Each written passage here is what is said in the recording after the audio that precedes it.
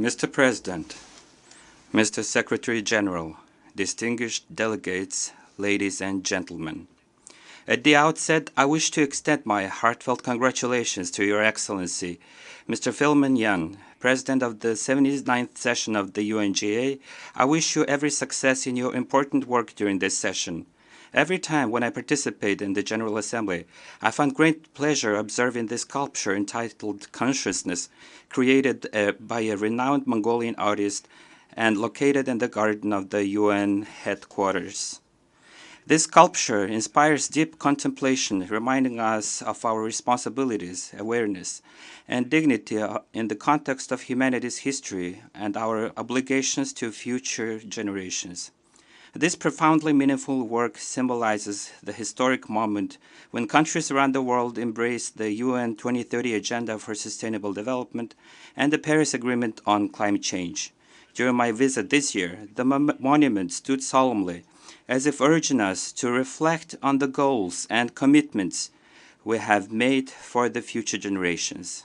Unfortunately, as we approach the time to assess the implementation of these documents, we recognize that our efforts and the progress we have achieved are insufficient. For instance, although we are halfway through the timeline for the 2030 Agenda for Sustainable Development, progress on nearly half of the SDG targets remain inadequate, with 35% showing stagnation.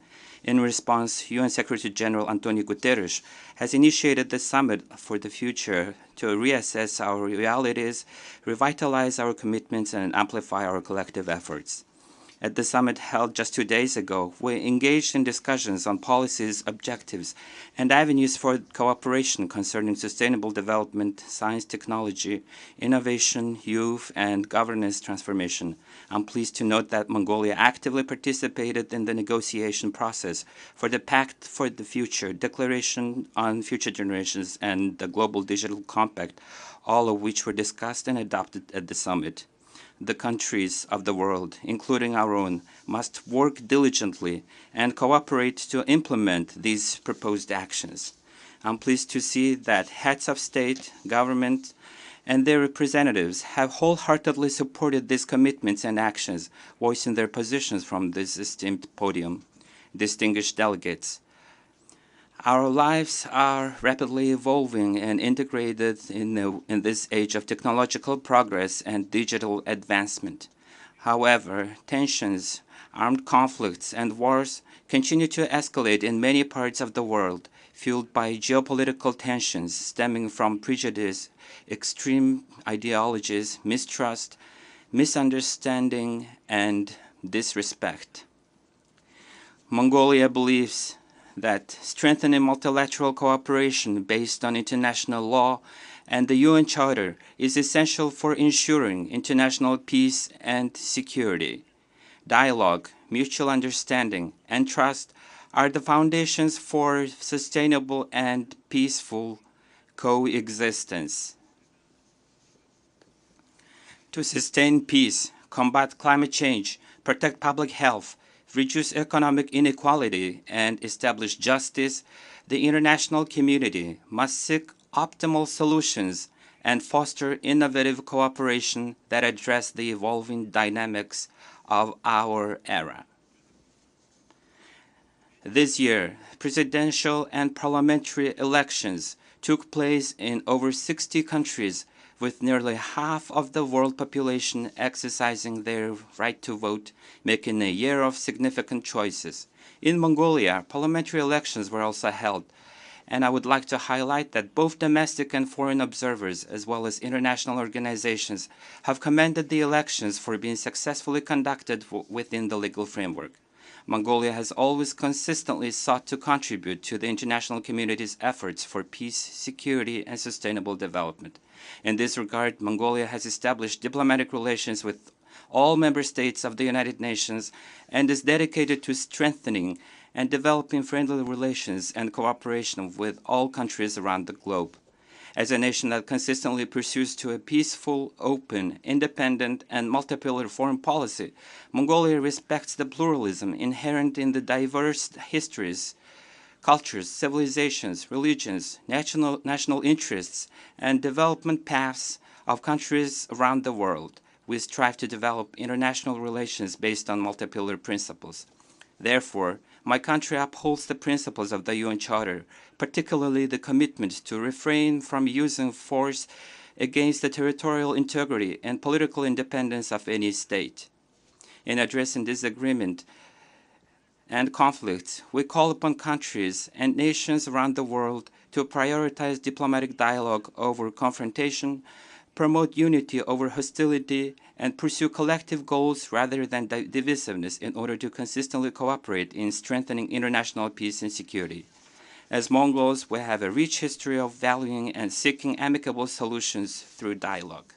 For centuries, Great Mongol Empire engaged through political and diplomatic means in its relations with neighboring, distant, allied, and adversarial nations. This included sending and receiving envoys and ambassadors, concluding agreements, fostering friendship, and negotiating, which are the practices that remain as the cornerstone of Mongolia's current foreign policy. The Gerege serves as a historical evidence of this legacy. It represents the origins of credentials handed to envoys or modern diplomatic passports, having been used by Mongols since the 13th century in their relationship with other nations.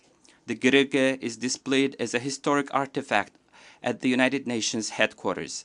In 2000, UN Secretary General Kofi Annan remarked that Gerege is an invaluable heritage gifted by Mongols to the international community, emphasizing that we have a lot to learn from the wisdom of Mongolian ancestors.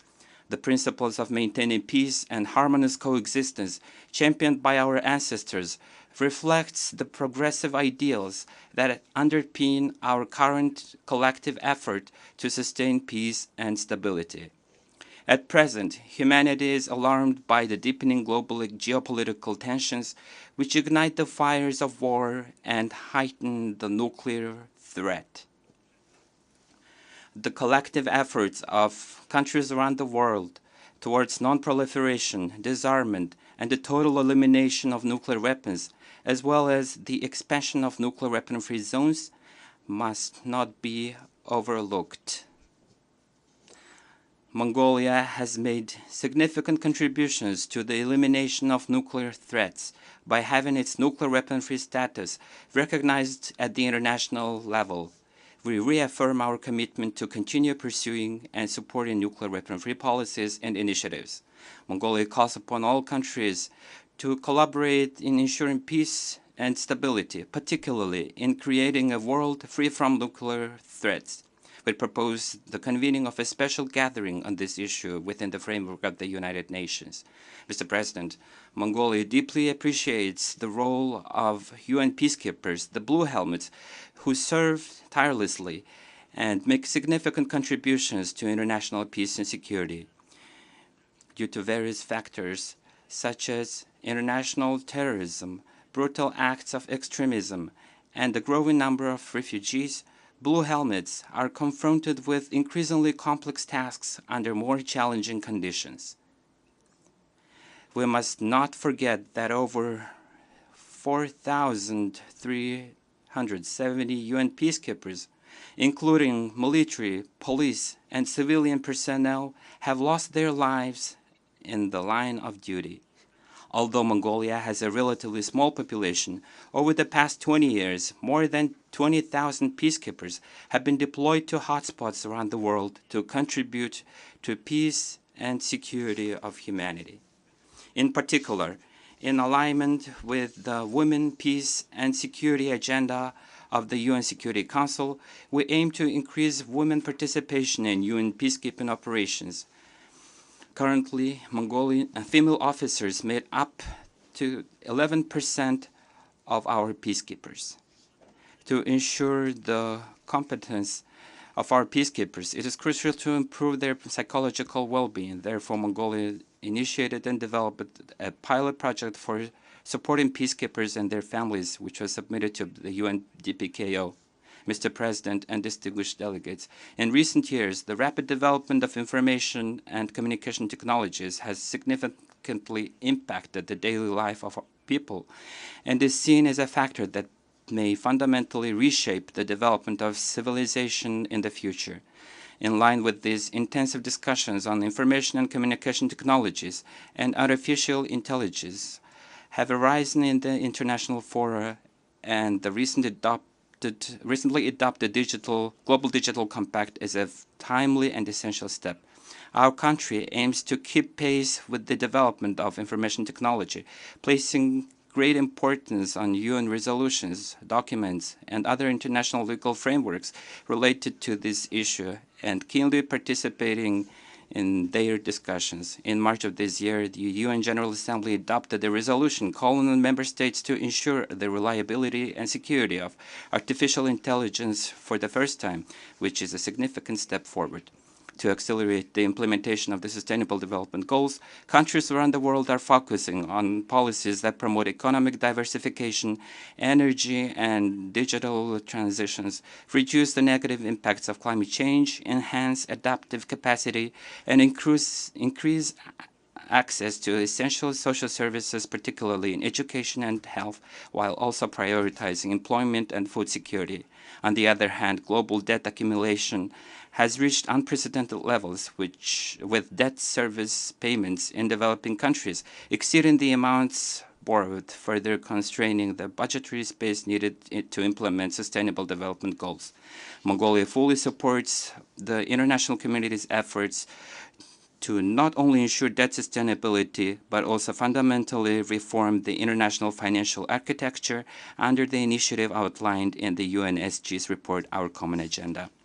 Distinguished delegates, in the early years of the 21st century, ideological conflicts that divide the world became history, while traditional military threats receded and non-traditional threats such as climate change, pandemics, terrorism, cybercrime, and refugees gained increasing attention.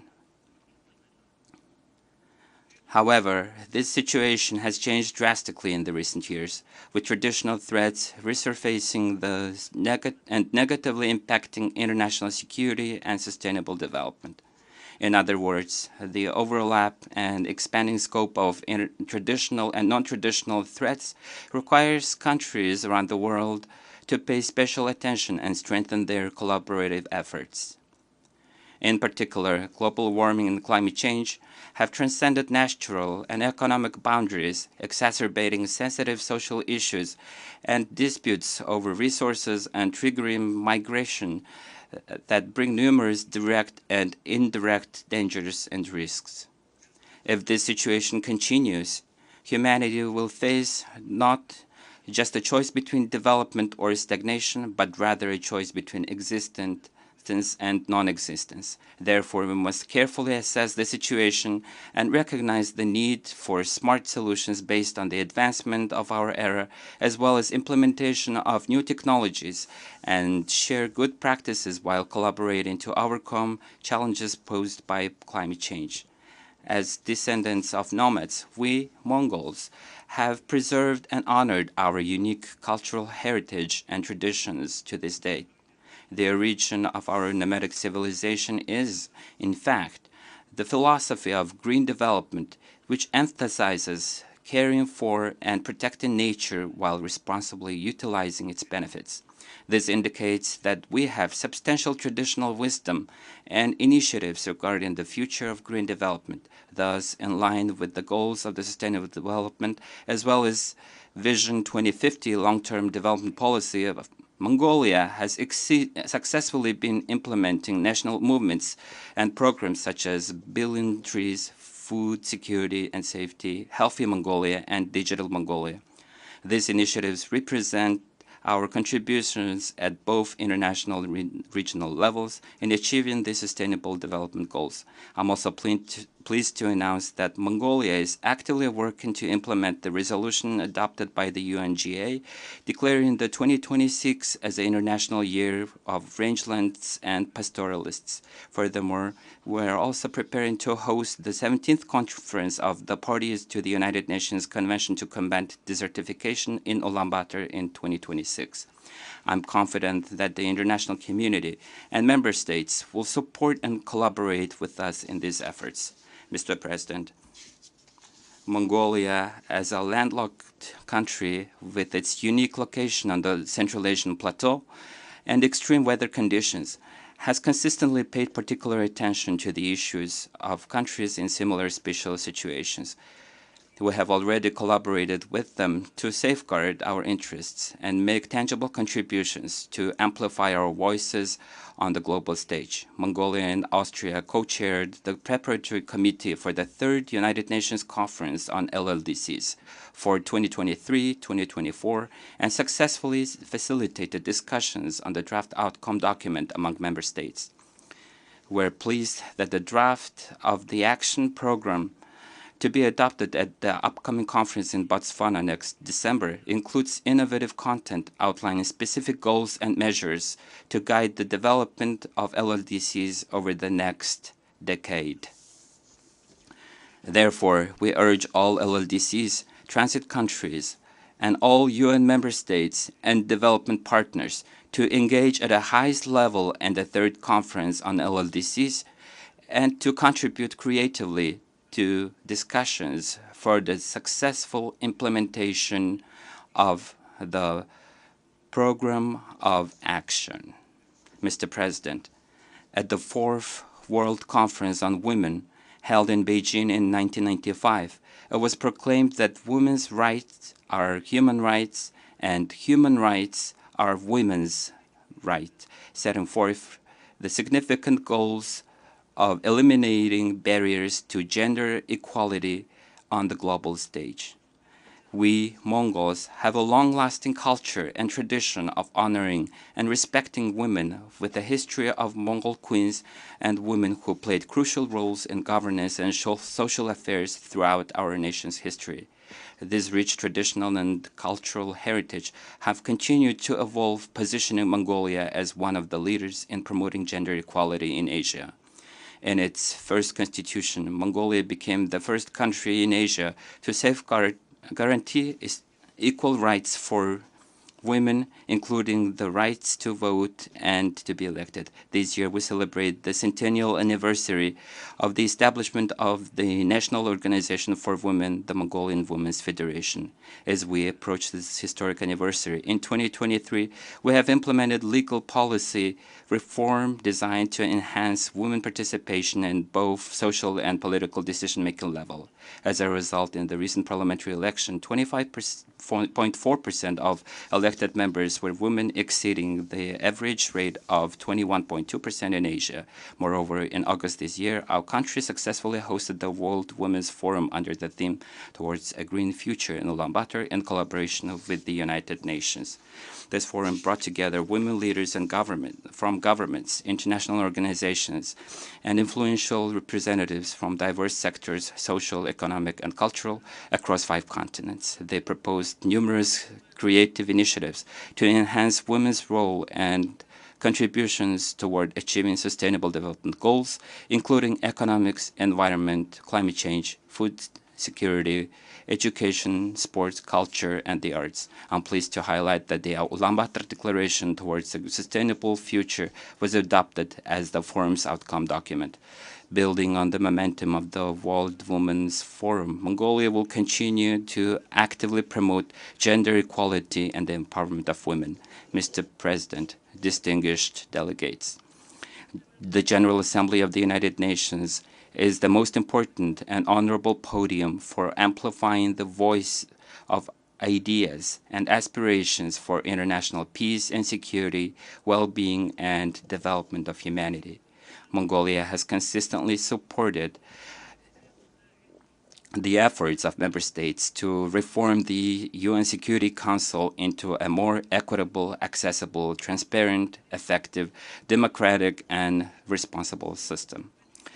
We also strongly advocate for further strengthening the United Nations' central role and coordination in global affairs. Our country believes that any international challenges and misunderstandings should be addressed through mutual understanding, trust, respect, and dialogue, and resolved within the framework of international legal norms. Therefore, I call on you, heads of states, governments, and distinguished delegates, to demonstrate exceptional leadership and make meaningful contributions to strengthen trust, mutual respect, and cooperation among the nations of the world in the crucial pursuit of global peace, security, sustainable development, and the well-being of humanity. May the eternal blue sky bless us with peace throughout the world.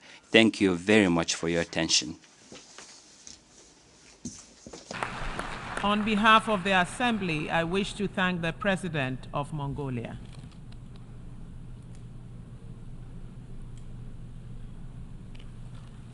The Assembly will hear an address by His Excellency Wavel Ramkalawan, President of the Republic of Seychelles.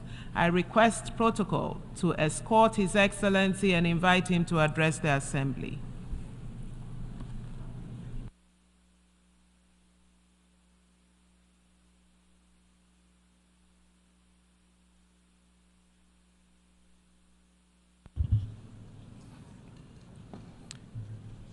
Mr. President, Excellencies, distinguished delegates, I would like first of all to extend my words of congratulations to Ambassador Yang on your election as President of the General Assembly for this 69th session. I wish also to thank Ambassador Francis for his diligent leadership during the 78th session. Mr. President, as the highest representatives of the peoples of the world, we meet every year in this institution, which promises to deliver peace, progress, and prosperity for all. We must be frank in our assessment of what we are doing for the people that we represent and their interests that we serve. For my people of the Seychelles, we must be critical of our approach to the challenges of today and plan for the challenges of tomorrow. The world is less secure than even just 1 year ago. Where we hoped that existing conflicts could be resolved, we find ourselves in a situation more tense and precarious. Flames stoked by competition and distrust threaten to engulf those who have no part in these conflicts, leaving us gripped by a fearful atmosphere of instability, exacerbated by the worry of expanded warfare. We are in danger of losing sight of the values that bring us together, that transcend borders and cultures, that are understood in all languages and present in all ideologies. We must revert to our foundational principles of dialogue and cooperation. Without a stable foundation, we cannot build our vision of a peaceful, prosperous, and sustainable world. Our focus is diverted from the challenges requiring our urgent and undivided attention, challenges affecting the core of people's lives and equally requiring solutions with people at their center. The climate crisis, ending poverty and hunger, ensuring that all have the indisputable right to a decent and dignified life. Our people have entrusted us to work together to find solutions. Mr. President, 79 years ago, the permanent members of the Security Council conferred upon themselves the great responsibility of ensuring international peace and security, to cooperate in good faith to save future generations from transgressions of the past. With this great responsibility comes the expectation that gross violations of the UN Charter be dealt with resolutely and impartially. We place our trust in them to act in the common interest, to prevent conflict and preserve human dignity. The consequences of conflict are felt beyond the direct and intolerable suffering of victims in war zones and those displaced by fighting. In such an interconnected world, we are all subjected to inflationary pressures, elevated commodity and energy prices, and other disruptive effects. Widened and prolonged conflict risks affecting smaller states like Seychelles, trying not to get caught in the crossfire. It is not our intention to lecture the world powers, nor attempt to prescribe solutions to complex issues. We simply wish to remind you of your duty and be reassured that geopolitics will not supersede human rights and international law. Since its formation in 1946, the Security Council has remained largely unchanged. Most of Africa was under colonial rule then. Seychelles joins the call for the UN and the Security Council to deliver the reform being appealed for by so many, with the objective not to hinder its work, but to bring inclusivity and perspective. It is time to correct one of the many injustices to which Africa has been subjected. Permanent membership of the world's primary peacekeeping institution is a necessity. The consideration by the Council of critical issues such as sea level rise brought by Malta last year and the broader climate security nexus has proven that it is capable of reflecting new realities. The proposal of the United States to include a rotating seat for small island developing states is a welcome and progressive one. Mr. President, climate change remains the foremost challenge facing humanity, and failure to address its effects will devastate current and future generations. As a small island state, Seychelles understands what it means to be vulnerable, a vulnerability that cannot be ignored in the future we see for ourselves. We are on the front lines of the climate crisis, which poses irreversible threats to our people, our economy, and our way of life. Rising sea levels, extreme weather events, and the degradation of our oceans are stark reminders of the urgent need for global action on climate change. We have all made commitments, pledges, and promises to achieve large-scale reductions of emissions, to keep the goal of limiting global warming to 1.5 degrees, to boost adaptation, to deal with extreme weather disasters, and build resilience to address future impacts. But words are nothing without deeds, and we have to act urgently, in unity, to make the necessary transition to a more sustainable future. It is a choice, conscious and intentional, to continue down this path and decide that business as usual in pursuit of short-term goals is acceptable. Mr. President, world military expenditure has increased for the 10th consecutive year, reaching $2.5 trillion in 2023. This makes even the highest estimates of the funds, $100 billion needed for loss and damage, seem modest and insignificant.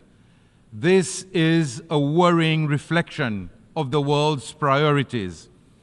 It is unfair for SIDS to suffer the consequences of these choices. We simply do not have the means to cope with the disastrous effects of climate change. Here I want to thank those who have contributed to the Loss and Damage Fund. The pledges made following COP28 should not be mere attempts to pacify us who have been calling for remediation. We hope to take it as a token of ongoing commitment and continued action given the expected rise in costs of dealing with climate change. As the Secretary General said yesterday, those who shoulder the blame should foot the bill. The international community cannot hope to advance sustainable development when some race ahead while others are left to struggle. No one should be left behind, lest we forsake future generations to a bleaker world. The obligations outlined in the Paris Agreement are the lifelines that give us a chance if all states did their utmost to adhere to them. Our reliance on fossil fuels is unsustainable and detrimental. We must accelerate energy transition towards renewables and mobilize investment in the technology and infrastructure to give us any prospect of real energy security. Seychelles' focus remains on nature-based solutions to combat climate change while ensuring economic sustainability and environmental preservation. Our blue bonds demonstrate the potential to harness capital markets for financing the sustainable use of marine resources.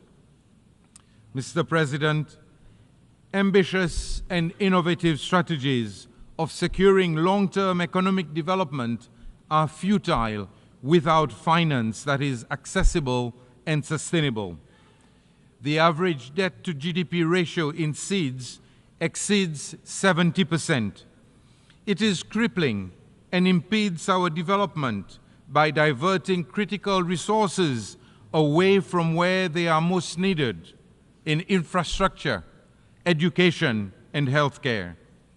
Our vulnerabilities have been expounded, yet our borrowing costs remain high. Instead of concessions, we are penalized for our vulnerability. It is time to move beyond discussion and implement real reforms in the international financial system to address the preclusion of some vulnerable countries, regardless of income status, from opportunities to meet development needs. We must also recognize the humanitarian consequences of economic policies. Our work in the multilateral system is undermined by unilateral coercive measures that are intended to leave economies crippled and governments unable to advance dignity for their own people. Mr. President, the multilateral system remains our best hope for addressing the challenges we face. As a small state, Seychelles believes in the United Nations, for we fear of a reality with no alternative. In a world more interconnected than ever, multilateralism is the network that links our shared values to achieve the vision that we have for our world, one that is defined by our common interests and not by our differences. We are here to solve problems, not exacerbate them, to listen and not to dismiss. We put our faith in this institution because we must prove to the world that we can work for it. But it is up to us to make it work. In 2023, we adopted the BBNJ agreement, and this year, Seychelles became the 4th state and the first in Africa to ratify it. We urge other countries to hasten its ratification so as not to delay its entry into force.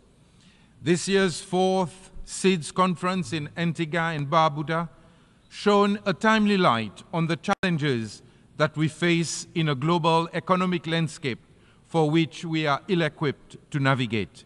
The Antigua and Barbuda agenda for SEEDS provides the blueprint for action over the next decade, and we call on the international community to commit to its implementation.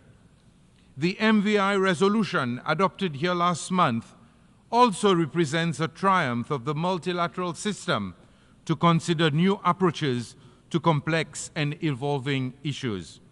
Its data and findings deliver the empirical grounding for what we know to be true, that a single-layered approach to development is no longer accurate nor adequate. A better understanding of precisely these multidimensional vulnerabilities will be crucial for the decisions that we take, and more importantly, those taken on our behalf. The Pact for the Future, just adopted, should rightly usher in a new era of engagement based on mutual interest and mutual respect. We must use it to bridge divisions between nations on critical issues of human rights, gender equality, and the rule of law. One that accelerates the implementation of the SDGs and shapes the international financial system more fairly. One that adapts responses to global crisis in a more coordinated way, and one that restores peace with a promise to preserving it in the future.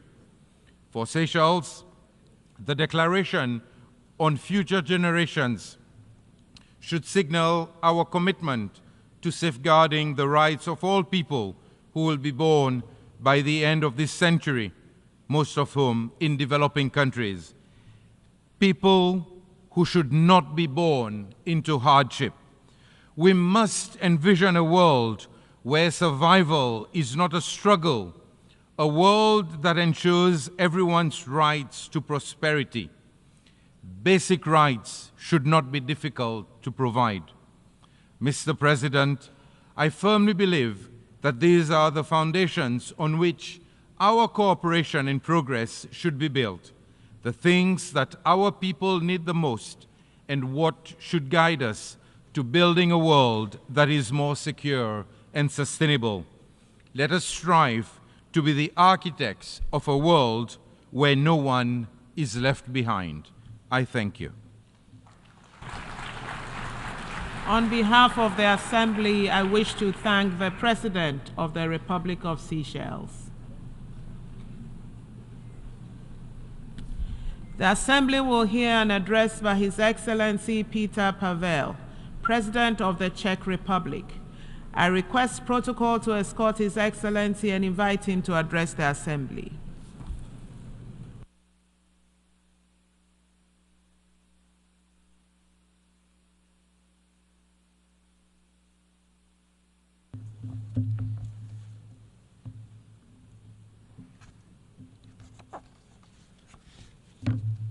Madam President, Excellencies, ladies and gentlemen, it is a true honor for me to address you today.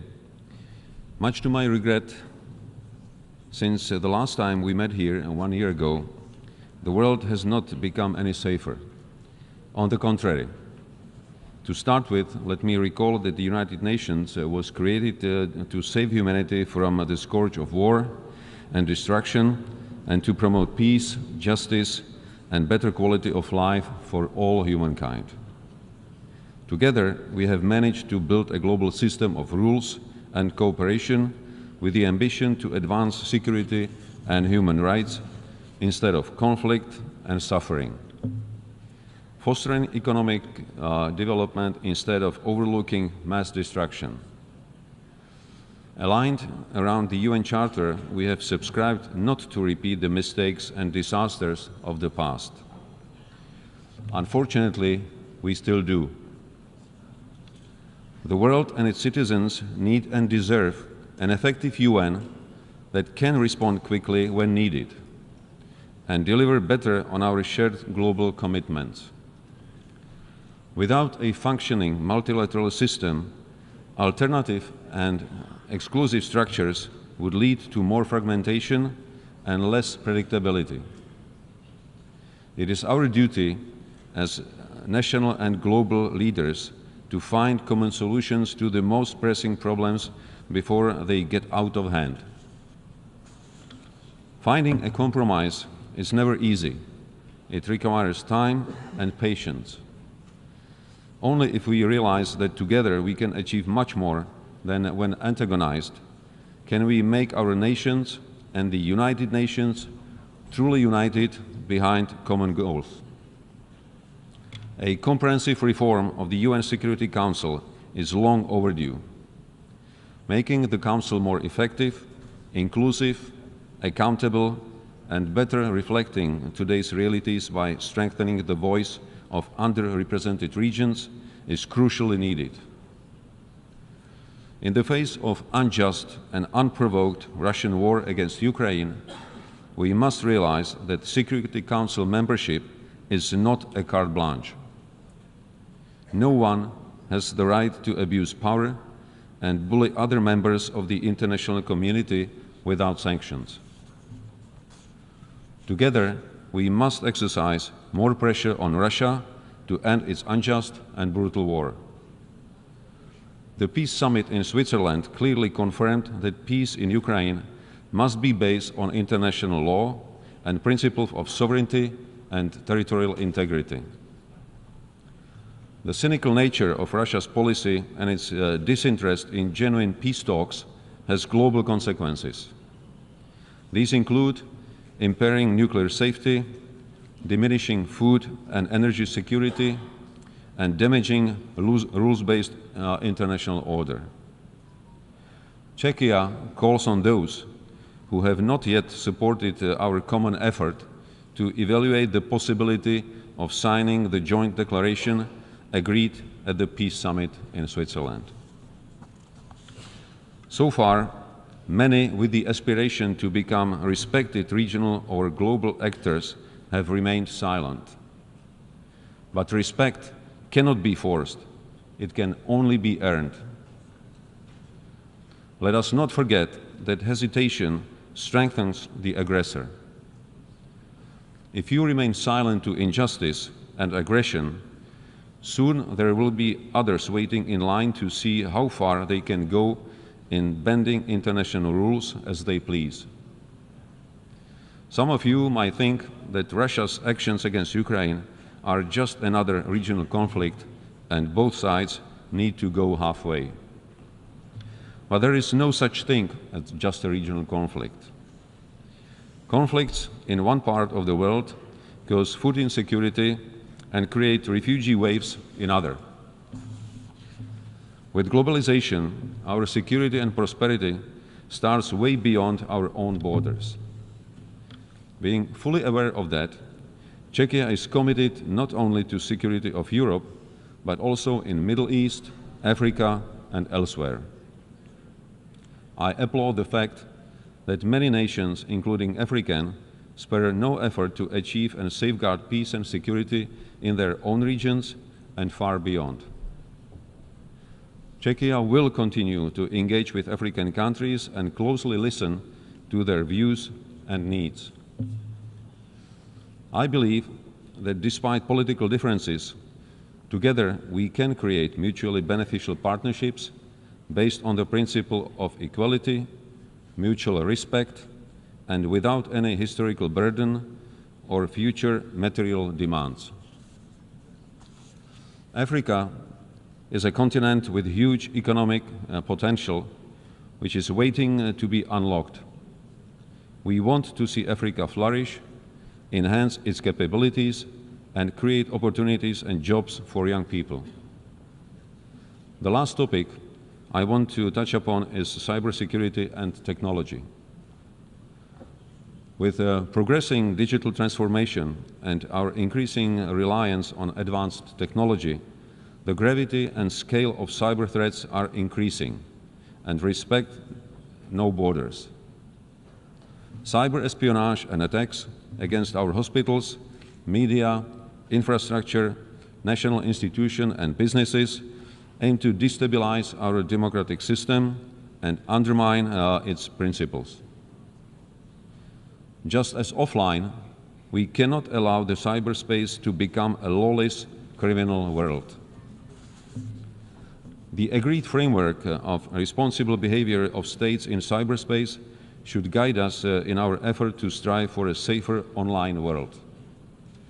The security of cyberspace will depend on the capacities and effort of all responsible states to enhance their own cyber capabilities. Czechia is taking its commitment to the protection of global cyberspace security very seriously. We will continue providing assistance to our partners in Africa, Asia, and South America so that together we can improve our resilience and to protect our citizens even better. Foreign interference and disinformation continue to present a challenge with a serious impact on democracy, security, and the rules-based international order. With rapid development of new technologies, protection and promotion of human rights continue to be vital for our societies. Emerging technologies will have an undisputable influence on the nature of our future conflicts, but also on peace. It is our duty to ensure that innovations, including artificial intelligence, autonomous systems, biotech, or quantum computing, fully conform to our ethical and human rights standards. Last year, Czechia, together with Mexico, the Maldives, the Netherlands, and South Africa, submitted a resolution on human rights in the context of digital technologies.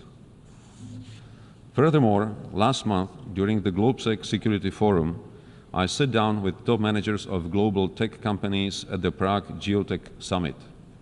I was glad to hear that they are fully aware of their responsibility and fully committed to contribute to the resilience of democracy. Madam President, ladies and gentlemen, the challenges we are facing are global, and we can only succeed if we fully commit ourselves to collective action and more cooperation. The quality of our governance will be judged by our actions and whether we leave this world in a better condition for future generations. I would like to thank everyone who is tirelessly working to make our planet a safer and more secure place for all. That is what really matters. Thank you for your attention. On behalf of the Assembly, I wish to thank the President of the Czech Republic. The Assembly will hear an address by His Excellency Volodymyr Zelensky, President of Ukraine. I request protocol to escort His Excellency and invite him to address the Assembly.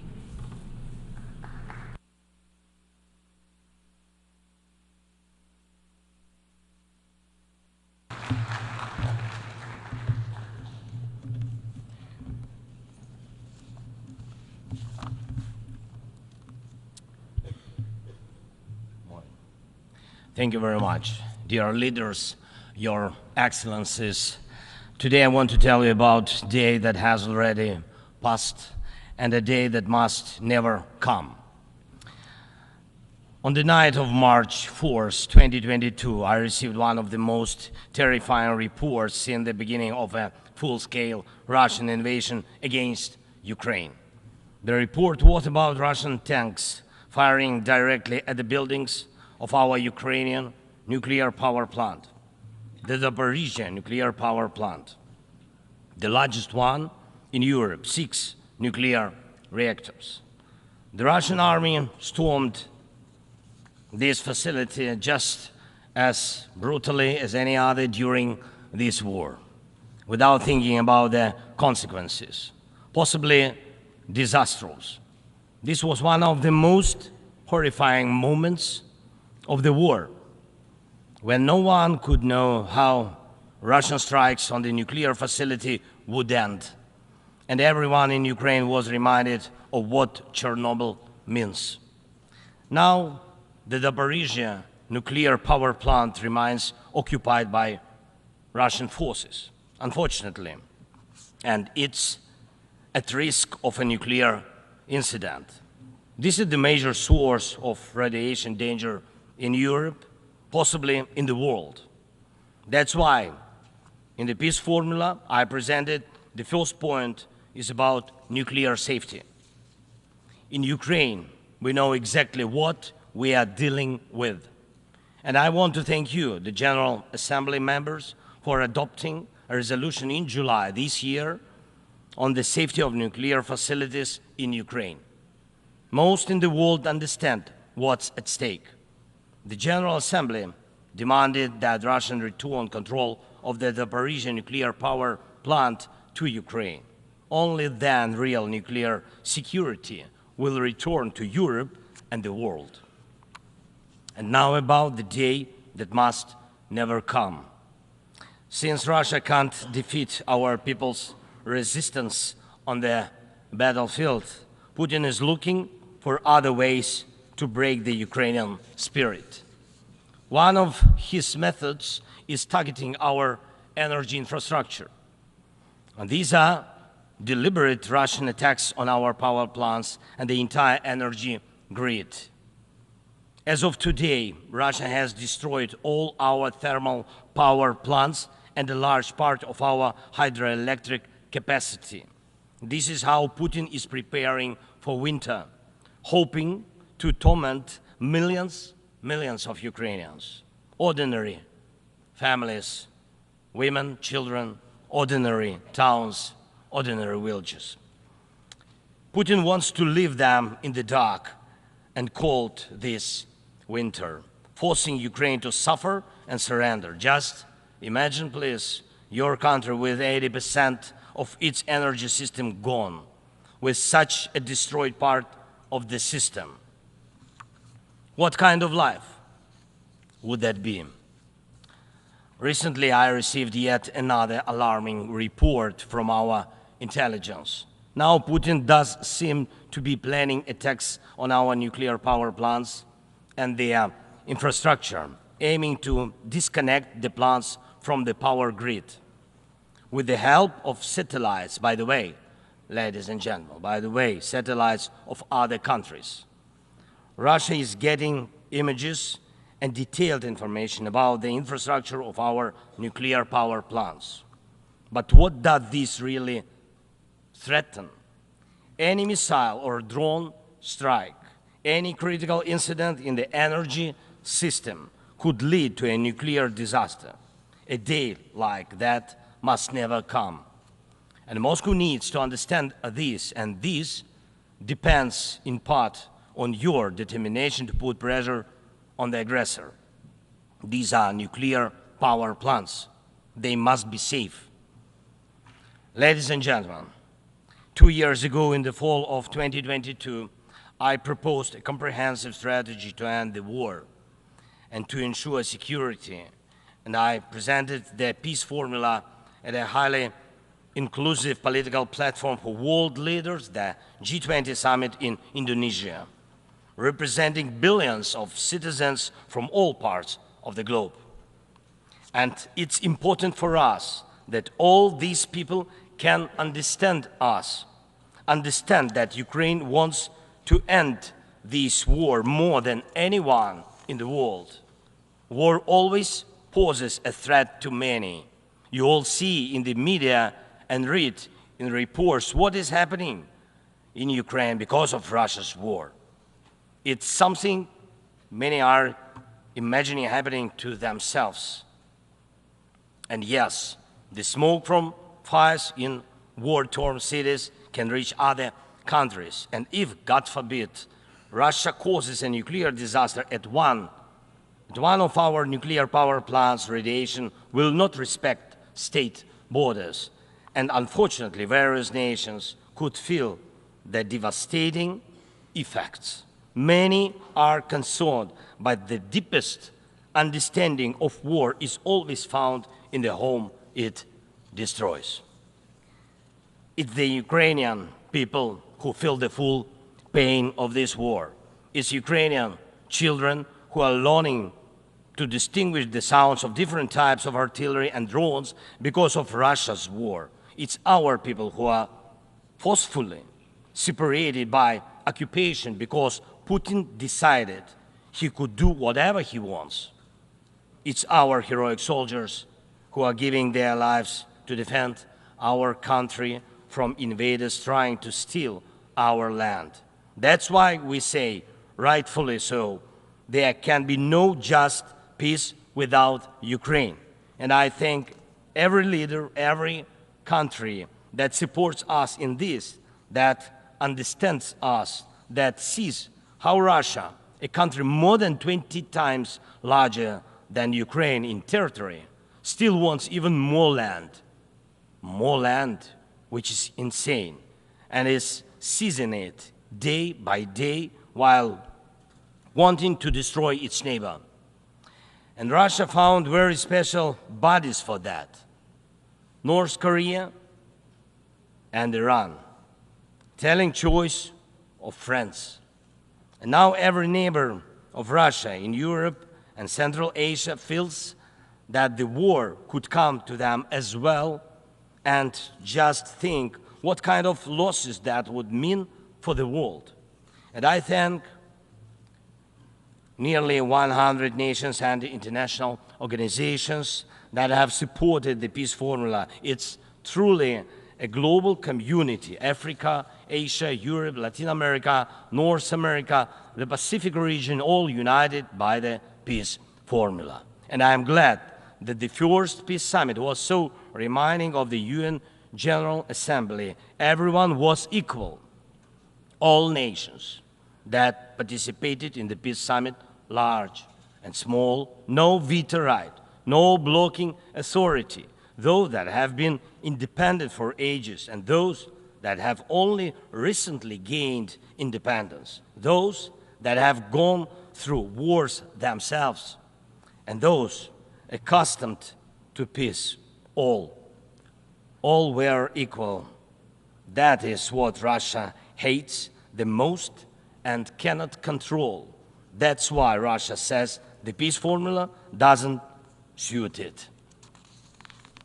Here at the UN, I've already met with leaders from India, Guatemala, Japan and Italy, Turkey and Finland, Canada, Paraguay, Slovenia, Germany and others, and my meetings will continue. These are different, absolutely, parts of the world and various political waves of life, but they share the same understanding. Peace is needed, and it must be a real, just peace.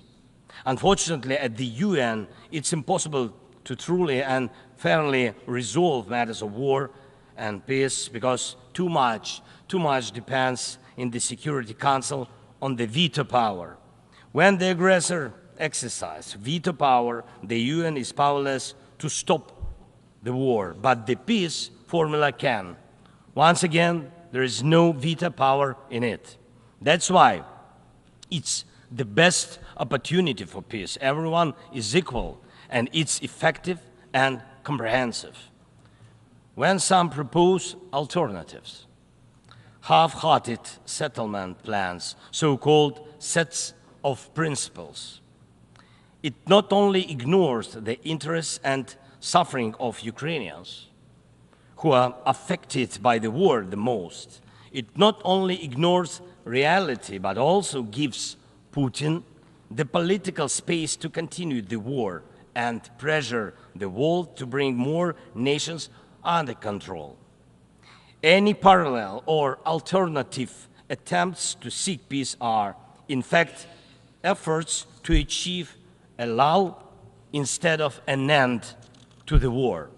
As a global initiative, the peace formula has already existed for 2 years, and maybe somebody wants a Nobel Prize for their political biography for frozen truths instead of real peace, but the only prizes Putin will give you in return are more suffering and disasters.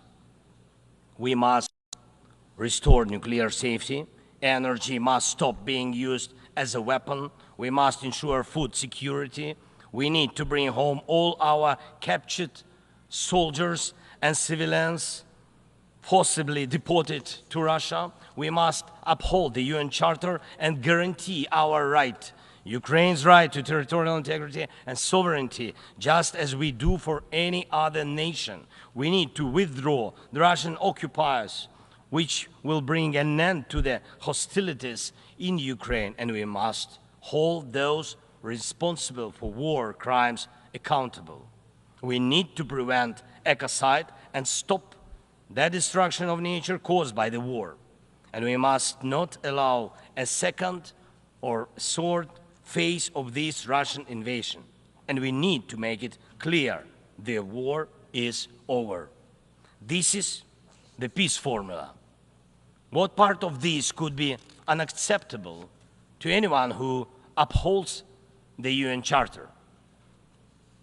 If someone in the world seeks alternatives to any of these points or tries to ignore any of them, it likely means they themselves want to do a part of what Putin is doing. The point they ignore reveals the desire they're hiding. And when the Chinese-Brazilian duo tries to grow into a choir of voices, with someone in Europe, with someone in Africa saying something alternative to a full and just peace, the question arises, what is the true interest? Everyone must understand you will not boost your power at Ukraine's expense. And the world has already been through colonial wars and conspiracies of great powers at the expense of those who are smaller. Every country, including China, Brazil, European nations, African nations, Middle East, all understand why this must remain in the past. And Ukrainians will never accept why anyone in the world believes that such a brutal colonial past, which suits no one today, can be imposed on Ukraine now instead of a normal, peaceful life. I want peace for my people, real peace and just peace. And I'm asking for your support from all nations of the world. We do not divide the world. I ask the same of you, do not divide the world. Be united nations. And that will bring us peace. Thank you. Slava Ukraini. On behalf of the Assembly, I wish to thank the President of Ukraine.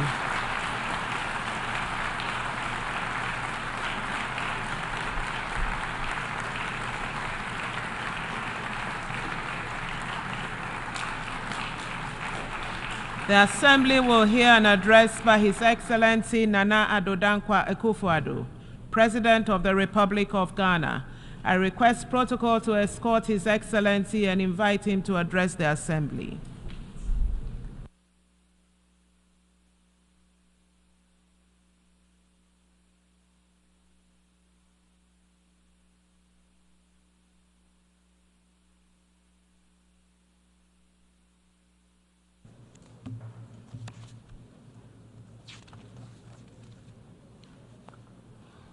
Madam President, Excellencies, ladies and gentlemen, I cannot help but reflect on the significance of this moment, as this will be my final opportunity to address the United Nations General Assembly as I enter the closing months of my presidency.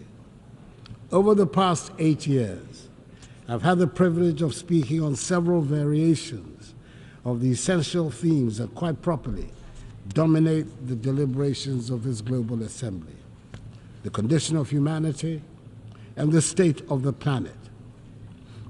Serving the people of Ghana, and by extension those of West Africa, Africa, and the world, has truly been the greatest blessing of my life. Indeed, being here this morning fills me with both pride and humility. Pride in the limited progress we have made together as nations, and humility in recognizing the challenges that still remain. My time as president has been deeply fulfilling, and I'm profoundly grateful for the trust placed in me by my fellow Ghanaians. It has been an honor to serve them and to contribute to advancing peace, security, and development on the global stage. Mr. President, Madam President, I'm here with a heart full of hope. yet mindful of the great challenges that still confront us. As President of the Republic of Ghana and as a citizen of the world, I'm acutely aware of the shared responsibility we carry. Our work here is nothing less than shaping the future of humanity, a future that will affect generations long after we are gone. Leaving no one behind, acting together for the advancement of peace, sustainable development, and human dignity for present and future generations, reminds us that the decisions we take here will define whether we rise to meet the hopes of billions or continue to let inequalities and injustice persist. We owe it to those who look to this body for leadership, to act, and not just to talk. The world we live in today is a stark, unfortunate contrast of privilege and hardship. For too long, the voices of those marginalized, those left behind, have been drowned out. They constitute the bulk of humanity. These are the voices of the poor, the displaced, the vulnerable. We cannot, in good conscience, leave them behind. They should be at the center of our discussions and our decisions. Africa, in particular, knows the cost of being left out. Yes, we're a continent rich in potential and resilient in the face of adversity, but we have also been disadvantaged by a global system that has generally treated us as an afterthought. We've been viewed merely as passive recipients of aid rather than as equal partners in global progress. The well-meaning promises of assistance have failed to materialize to bring about the long-term change we so passionately need. Such aid as is offered often comes with strings attached, limiting our ability to shape our own futures. Africa is not a continent of despair. She's full of great possibilities. She's required, however, to chart a new course of development. Our young population is filled with energy, creativity, and ambition. The people of Africa are not asking for handouts.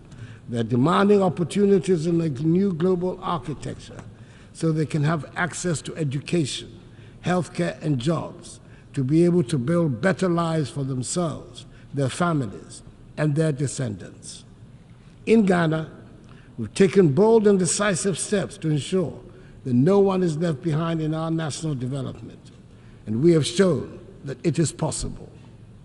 Our flagship free senior high school policy has benefited 5.7 million young people, many of whom would have been denied the opportunity to learn, to dream, and to succeed. This initiative has transformed the lives of millions, positioning the next generation of Ghanaians to take their place as leaders in the global economy. But this is just the beginning. We need a global commitment to ensure that every child, no matter where they are born, has access to quality education. A world where children are left unprepared for the challenges ahead is not a just world. Beyond education, we've also prioritized health care for our people. Through Agenda 111, my government has embarked on the largest ever healthcare infrastructure project in Ghana's history. This initiative is constructing 111 hospitals across the country, ensuring that even the most remote regions have access to modern healthcare facilities. This is part of our broader goal of ensuring that no one in Ghana is left without the basic right to health. We've also taken significant steps to boost food security and economic growth through the Program for Planting for Food and Jobs. This initiative has improved food production, created jobs, and enhanced incomes for millions of Ghanaians. It is a clear demonstration that with the right policies and investments, we can transform our agricultural sector and ensure that no one goes hungry. In the same vein, our one district, one factory policy is transforming the industrial landscape of the nation, generating the structural transformation of our economy, which is our major strategic objective. And in addition, Ghana has embraced in full the teachings of the Fourth Industrial Revolution and is actively pursuing an agenda of digitalization. Under my administration, we've revolutionized public service delivery by integrating technology into governance. From the introduction of the Ghana card, which has streamlined identification and access to services, to the digitalization of the country's land registry, these reforms have enhanced transparency, efficiency, and accountability. Digitalization has improved the lives of ordinary Ghanaians and has also laid the groundwork for sustainable economic growth in the digital age. And let us not forget the strides we have made in enhancing the rule of law and governance. Through reforms in the judicial system, strengthening our democratic institutions, and promoting transparency, Ghana continues to be a beacon of good governance in Africa. We have enacted laws and implemented policies that uphold the principles of accountability and ensure that every Ghanaian, regardless of their background, is protected by the rule of law. Madam President, it is impossible to address the challenges of today without speaking of the contradictions that exist within this global institution. We gather here to discuss peace, but wars continue to ravage nations. We speak of justice, yet justice endures. Take the Russian invasion of Ukraine, for instance. Millions of lives have been uprooted. Thousands have lost their lives, and yet the Security Council has struggled to respond decisively, just as it is struggling to make a decisive intervention in the tragic ongoing war in Gaza and the Lebanon. The structure of the Council reflects a world that no longer exists, and its failure to act in times of crisis raises a difficult question. What is the purpose of the Security Council if it cannot intervene when the world needs it most? Reforming the UN Security Council is a matter of fairness and necessity. The current structure, created in 1945, no longer reflects the realities of today's geopolitical and economic landscape. Africa, Latin America, and South Asia remain underrepresented despite their significant influence on global affairs. This lack of representation undermines the legitimacy of the Council's decisions, and the use of veto power by a few permanent members often paralyzes its ability to act effectively during crises. Reform is essential to ensure that the Council is more inclusive, democratic, and responsive to the complex challenges we face today. The world has changed, and the Security Council must change with it to maintain its relevance in promoting global peace and security. For years, I've championed the need to reform the Security Council as per the Eswatini Consensus, the common African position on UN reform, which calls for Africa to have permanent seats on the Council. It is incomprehensible that a continent of 1.4 billion people has no permanent voice in shaping decisions that affect global peace and security. The time for half measures is over. We need a Security Council that is fit for purpose in today's world. It is heartening, however, that finally the demand for reform has found acceptance by leaders of 2 of the 5 permanent members, President Joe Biden of the United States of America and President Emmanuel Macron of France. Hopefully, the others will soon follow suit. We must also recognize that the fight for peace goes beyond government actions. It is a fight for humanity itself. In Africa, we have often borne the brunt of conflicts, sending our troops to peacekeeping missions with limited support from the global community. While I'm pleased to see the UN now taking steps to finance peacekeeping in Africa, an outcome of Ghana's presidency of the UN Security Council, we must go further. Peacekeeping alone is not enough. We must address the potential causes of conflict, poverty, inequality, and lack of opportunity. True peace comes from investing in education, healthcare, and economic development. However, peace cannot be imposed from the outside. It must be built from within. African nations must take ownership of their security, and the African Union needs to strengthen itself to be able to respond swiftly to threats. Madam President, as I speak today, ongoing developments in West Africa are deeply troubling. Military coups in Mali, Guinea, Burkina Faso, and Niger threaten the democratic progress we have worked so hard to achieve within the ECOWAS community. These coups are stark reminders that democracy is indeed fragile and must be continually nurtured. In Ghana, however, we will remain resolute in our commitment to democracy. As my presidency draws to a close, I want to assure this Assembly that the upcoming 2024 elections in Ghana will be free, fair, and transparent. Ghanaians have demonstrated time and again in the last 3 decades their strong attachment to democracy, which they will not permit to be undermined. The Electoral Commission, supported by Ghana's security services, is well equipped to ensure that the will of the Ghanaian people is respected. Ghana has long been a beacon of democracy in Africa, and we intend to keep it that way. The 2024 elections will be proof of our enduring adherence to the rule of law, transparency, and the principles of democratic accountability that have guided our nation in recent decades. Madam President, we find ourselves at a pivotal moment in history. The decisions we make today will shape the future of our world.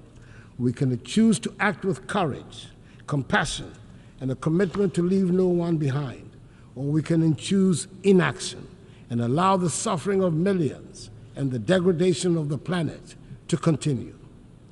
Let me end by reminding us all that the future is not something that simply happens. It is something we create. We have the power in this room to change the course of history. Let us not shy away from that responsibility. Let us act now, and let us act together. I wish you God's blessings in all your current and future deliberations, and I thank you for your attention. On behalf of the Assembly, I wish to thank the President of the Republic of Ghana.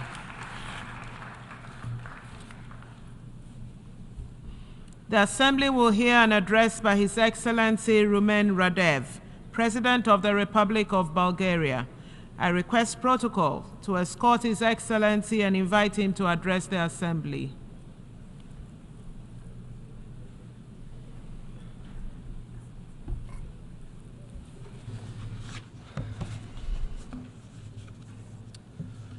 Excellencies, ladies and gentlemen, allow me at the outset to congratulate His Excellency Philemon Yang for his elections as the President of the 79th UN General Assembly session. I believe that under his leadership and through his vision, the international community will move forward on the agenda of strengthening the values of the UN Charter, an effort that the humanity now needs the most. Our world faces a range of complex problems, from the unprecedented challenges to the global peace and security, to the escalating climate crisis and the persistent inequalities. We are confronted with a complex array of issues that require our immediate attention and concerted effort. We need to light the spark that ignites change. With this in mind, my country approaches the 79th session of the UN General Assembly with renewed determination to promote multilateral and workable solutions achieved through negotiations and based on the UN Charter. We must follow the path for the sake of the survival of humankind and the future generations. Taking this into consideration, we praise the Pact of the Future as a move towards a vital transformation.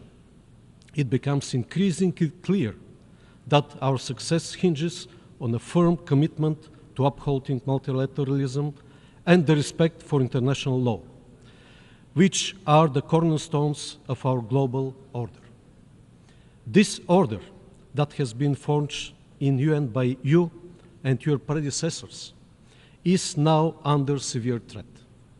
Bulgaria has been always committed to the values of multilateralism and will continue to be, using the accumulated experience from the successful Bulgarian presidency of the UN Economic and Social Council and our current mandate as a constructive member of the Human Rights Council. Excellencies, in 2015, all UN member states adopted with unanimity 17 Sustainable Development Goals, providing a shared blueprint for peace and prosperity for the whole planet. Nowadays, they remain more than ever topical and requiring full mobilization of international efforts. However, we must admit that the sheer deterioration of the international peace and security environment in the last years is threatening the fulfillment of our Sustainable Development Agenda, undermining the rules-based international order. Restoring and preserving the peace must not be seen but as the ultimate goal of the international community and is a basic prerequisite for the SDGs fulfillment. It has been 2.5 years since the Russian Federation unleashed a full-scale invasion of Ukraine. From the very beginning, Bulgaria strongly condemns this war, which led to hundreds of thousands of victims, enormous suffering, and destruction. Every single day of this war increases the risk of escalation in intensity and geographical scope, posing a substantial threat to the global peace and security. The side effects of the war are already gravely affecting the economies and social systems of many countries worldwide. That is why the international community should seek ways that lead to de-escalation and dialogue. We should support every diplomatic effort that pursues comprehensive, just, and lasting peace in Ukraine, in conformity with the United Nations Charter and the international law. Since the last year UN General Debate, we have witnessed a significant increase in instability across the Middle East. The conflict between Israel and Hamas after the Hamas brutal attack on Israel triggered a major deterioration of the security in the region with global projections. We must not forget the consequences which followed: tens of thousands dead and injured civilians in Gaza, the total destruction of vital infrastructure, and mass displacement of people. We call for immediate ceasefire, free access of humanitarian convoys, as well as release of all hostages held by Hamas. We are also deeply concerned about the recent development in Lebanon, bringing a qualitative, new and dangerous dimension in the conflict and increasing the risk of its regional enlargement. We call for refraining from use of force, for wisdom and de-escalation. The spiral of violence and the human suffering must come to an end. The only way to achieve sustainable and lasting peace in this region with its very fragile security landscape is the two-state solution. Amid the ongoing destabilization around different regions, the collective global goal for a world without nuclear threat remains more critical than ever. In line with the new agenda for peace, Bulgaria will maintain its commitment to uphold, protect, and strengthen the multilateral framework for disarmament, non-proliferation, and arms control. We remain dedicated to the universalization and full implementation of the Nuclear Non-Proliferation Treaty, recognizing it as the cornerstone of the global nuclear non-proliferation regime, which serves as the essential foundation for pursuing nuclear disarmament and plays a crucial role in the development of nuclear energy for peaceful purposes. As we address these challenges, prioritizing regional stability becomes vital. My country actively engages in political dialogue with Southeast European countries, driven by the conviction that the region's security, stability, and prosperity are crucial for the broader regional and international resilience. Bulgaria is a strong supporter of the European path of the Western Balkan countries. Our main priorities vis-à-vis the region are fostering good neighborliness, improving connectivity, protection of human rights, and combating ethnic discrimination. However, a serious challenge on this path are the new outbursts of incitements of hatred. Fighting and curbing the aggressive nationalistic rhetoric all over the region and concentrating on positive agenda on strengthening multi-ethnic societies and the rights of the constituent communities will prevent the evocation of the reminiscence of the troubled past of the region. Ladies and gentlemen, progress on achieving the Sustainable Development Goals is the greatest investment for the benefit of the present and future generations. Bulgaria keeps on contributing actively to this common effort through the steady implementation of the National Development Programme Bulgarian 2030 and of sustainable projects for development cooperation with partner countries, through supporting projects in education, healthcare, public infrastructure and services, as well as renewable energy solutions. We face a growing number of places around the world where worrying dynamics in terms of governance, democracy, and human rights emerge. As a present member of the Human Rights Council, we reaffirm our commitment to this noble cause. Bulgaria has never looked the other way, and this speaks up through our domestic policies, our membership in the Human Rights Council, our work as a co-chair of the Group of Friends of Children and Sustainable Development Goals, Vice President of UNICEF Bureau, member of the Executive Board of UN Women, and through our support for initiatives that empower the General Assembly and aim at accountability. Our advocacy for meaningful participation of civil society, youth and women in decision-making process across the United Nations system and domestically have already yielded results, and our youth delegate program inspires more young people to choose the path of active citizens. Bulgaria advocates for a human rights-based approach to sustainable development and looks forward to the inclusion of all stakeholders at the upcoming World Social Summit. Excellencies, we have focused on the peace among nations, but it is equally important to reconcile with the nature. Climate change is a threat multiplier for the implementation of all sustainable development goals. We urge enhanced action based on the global stocktake, more ambitious climate objectives, including the new finance goal at the 29th session of the United Nations Climate Change Conference. Earlier this year, Bulgaria hosted the 61st session of the Intergovernmental Panel on Climate Change, which gave impetus to the panel's 7th assessment cycle, including the production of the special report on climate change and cities.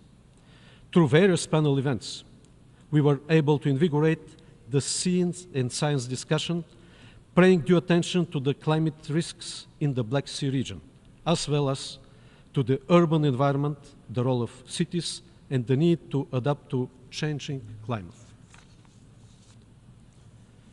Another challenge that brings a lot of opportunities as well is the need for an effective digital governance based on a multi-stakeholder and inclusive approach, aiming for a human-centric digital transformation and a safe and open digital future. In light of growing challenges to the principles of international law and the rules-based order established by the United Nations Charter, Bulgaria remains committed to strengthening the effectiveness and accountability of the United Nations Security Council. We support efforts to enhance transparency and accountability within this body, co-sponsoring the key UN General Assembly resolution on veto use. Bulgaria emphasizes the need for greater effectiveness and prioritizes securing an additional non-permanent seat for the group of Eastern European states in a reformed Council. Ladies and gentlemen, let us reaffirm our commitment to addressing these global challenges with firmness and determination. The action we take today will define the future, and with courage and unity, we will rise to meet the opportunities that lie ahead. Thank you for your attention. On behalf of the Assembly, I wish to thank the President of the Republic of Bulgaria. The Assembly will hear an address by His Excellency Chandri Kapesad Santoki, President of the Republic of Suriname. I request protocol to escort His Excellency and invite him to address the Assembly.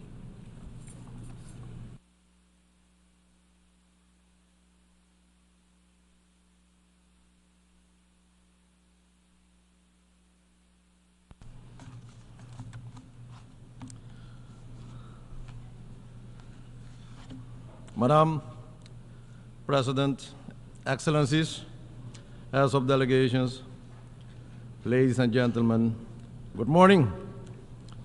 Madam President, this General Assembly is of historic significance as we embark on a process of recalibrating international relations and establishing a more effective multilateral framework.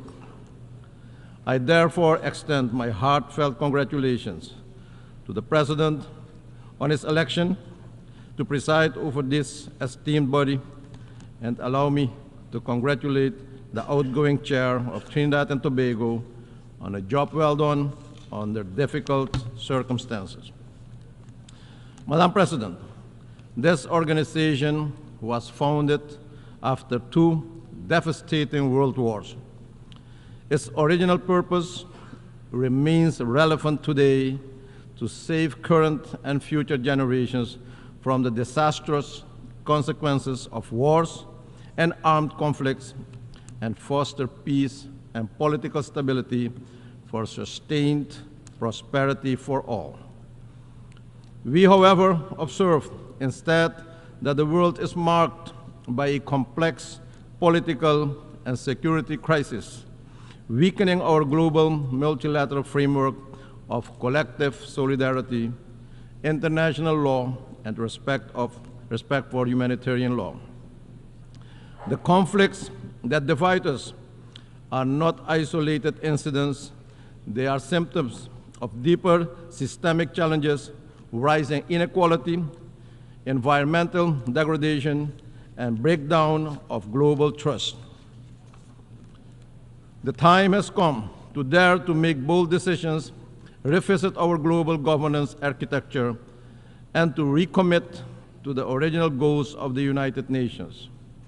Madam President, with statistics showing that countries are off track on the 2030 Agenda for Sustainable Development, while projections estimate that almost 600 million people will continue to live in extreme poverty in 2030, that is incumbent on us to close the gap between aspiration and financing. I wish to emphasize the urgent need for accelerated reforms and coordination within the international financial architecture, especially the international financial institutions. The Multidimensional Vulnerability Index, MVI, offers a comprehensive and inclusive framework that goes beyond traditional metrics to capture the true complexity of the vulnerabilities of small islands developing and low-lying coastal states. We urge that the MVI is embedded in the operations of the international financial institutions, especially the International Monetary Fund and the World Bank.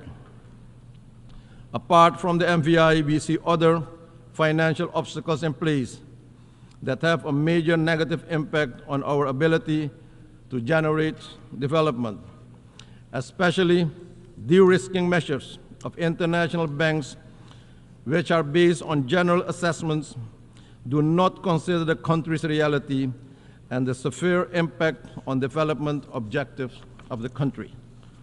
This must be addressed head-on if we want to be inclusive rather than exclusive. My country, Suriname, can attest to the importance of urgent need to reform the global financial and political system and to build greater trust in the multilateral system. Because of our ranking, we are not eligible for several global financial instruments to the detriment of my people.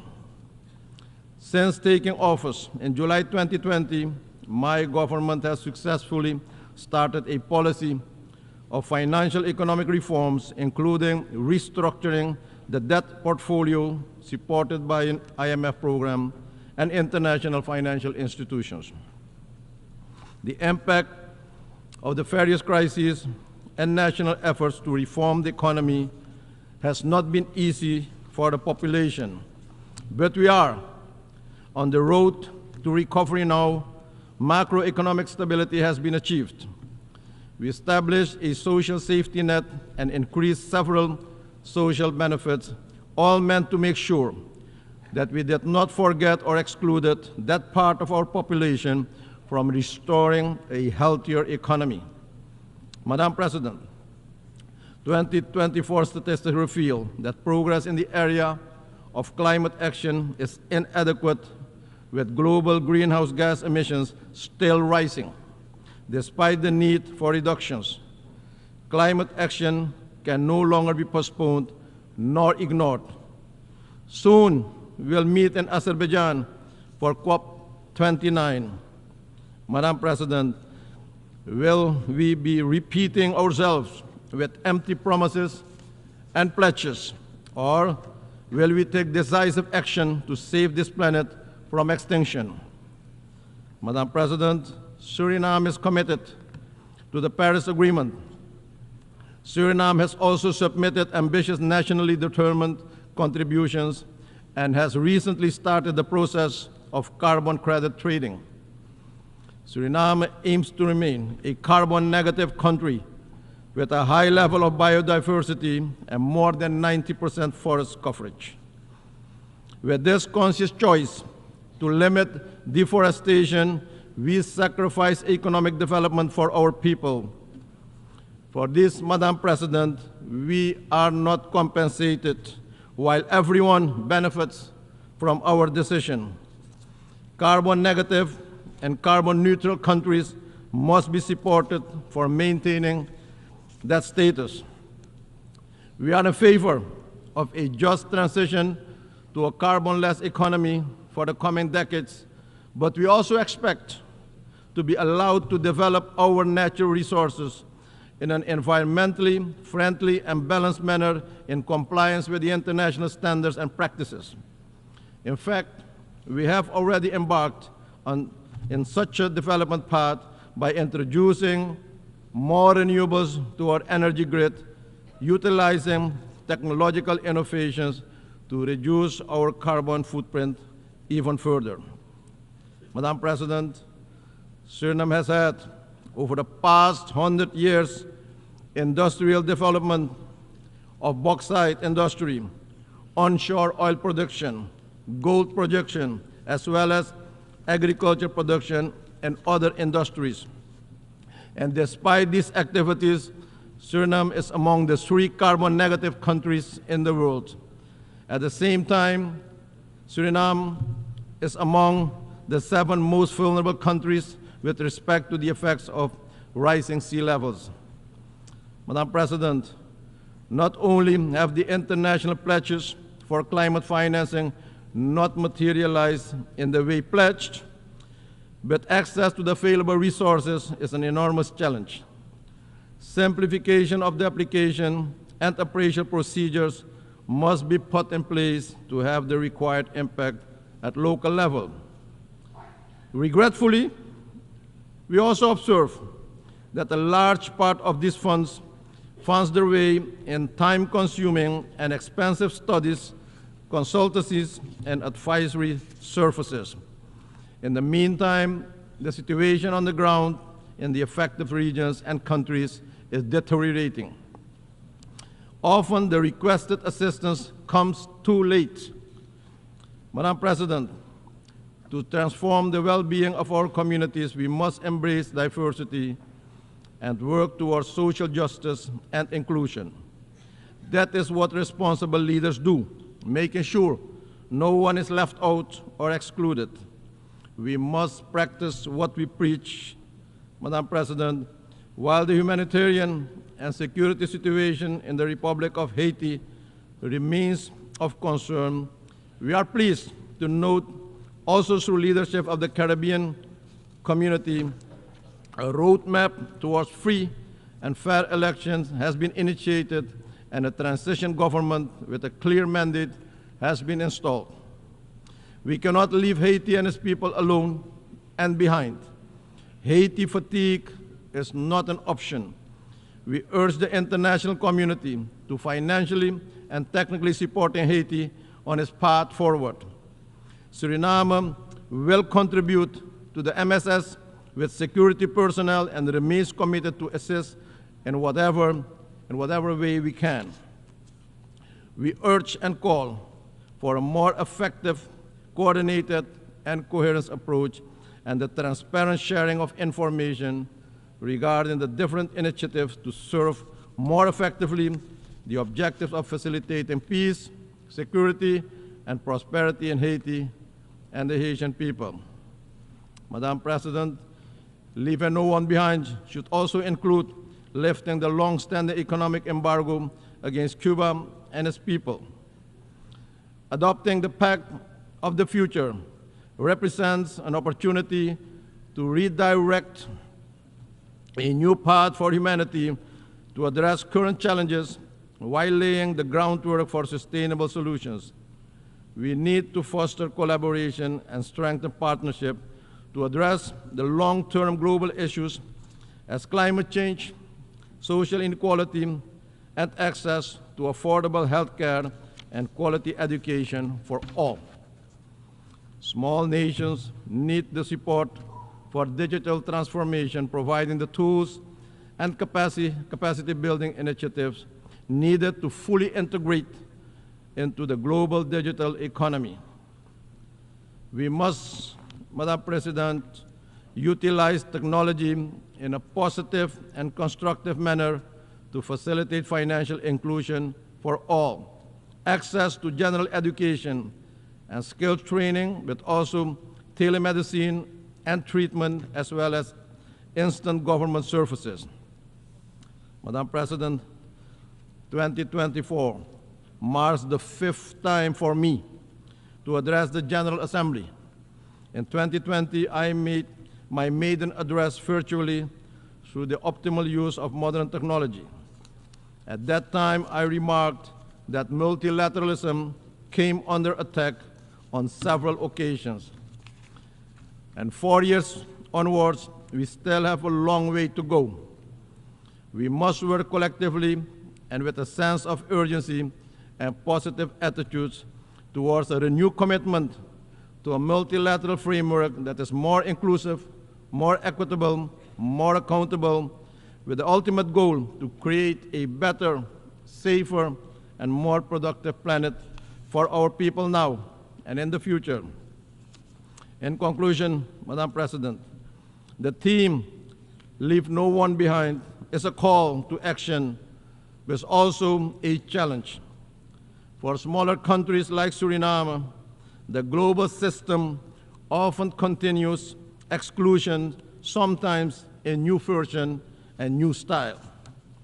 As we continue our renewed commitment to building a more just, inclusive, and equitable international system where accountability is important, and together, Madam President, we must ensure that no nation, no community, no individual, no woman, and no children is excluded or left behind from the promise of peace, prosperity, and dignity.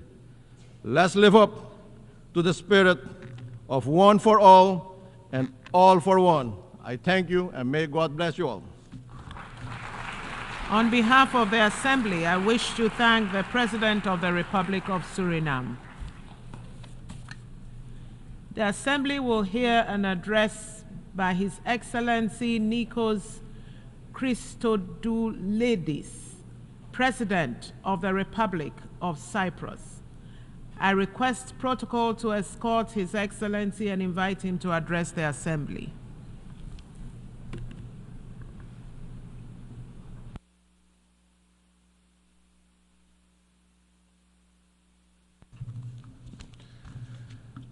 Madam President, Your Excellencies, ladies and gentlemen, at the outset, I wish to congratulate His Excellency Ambassador Philemon Yang for his election as President of the 79th session of the General Assembly.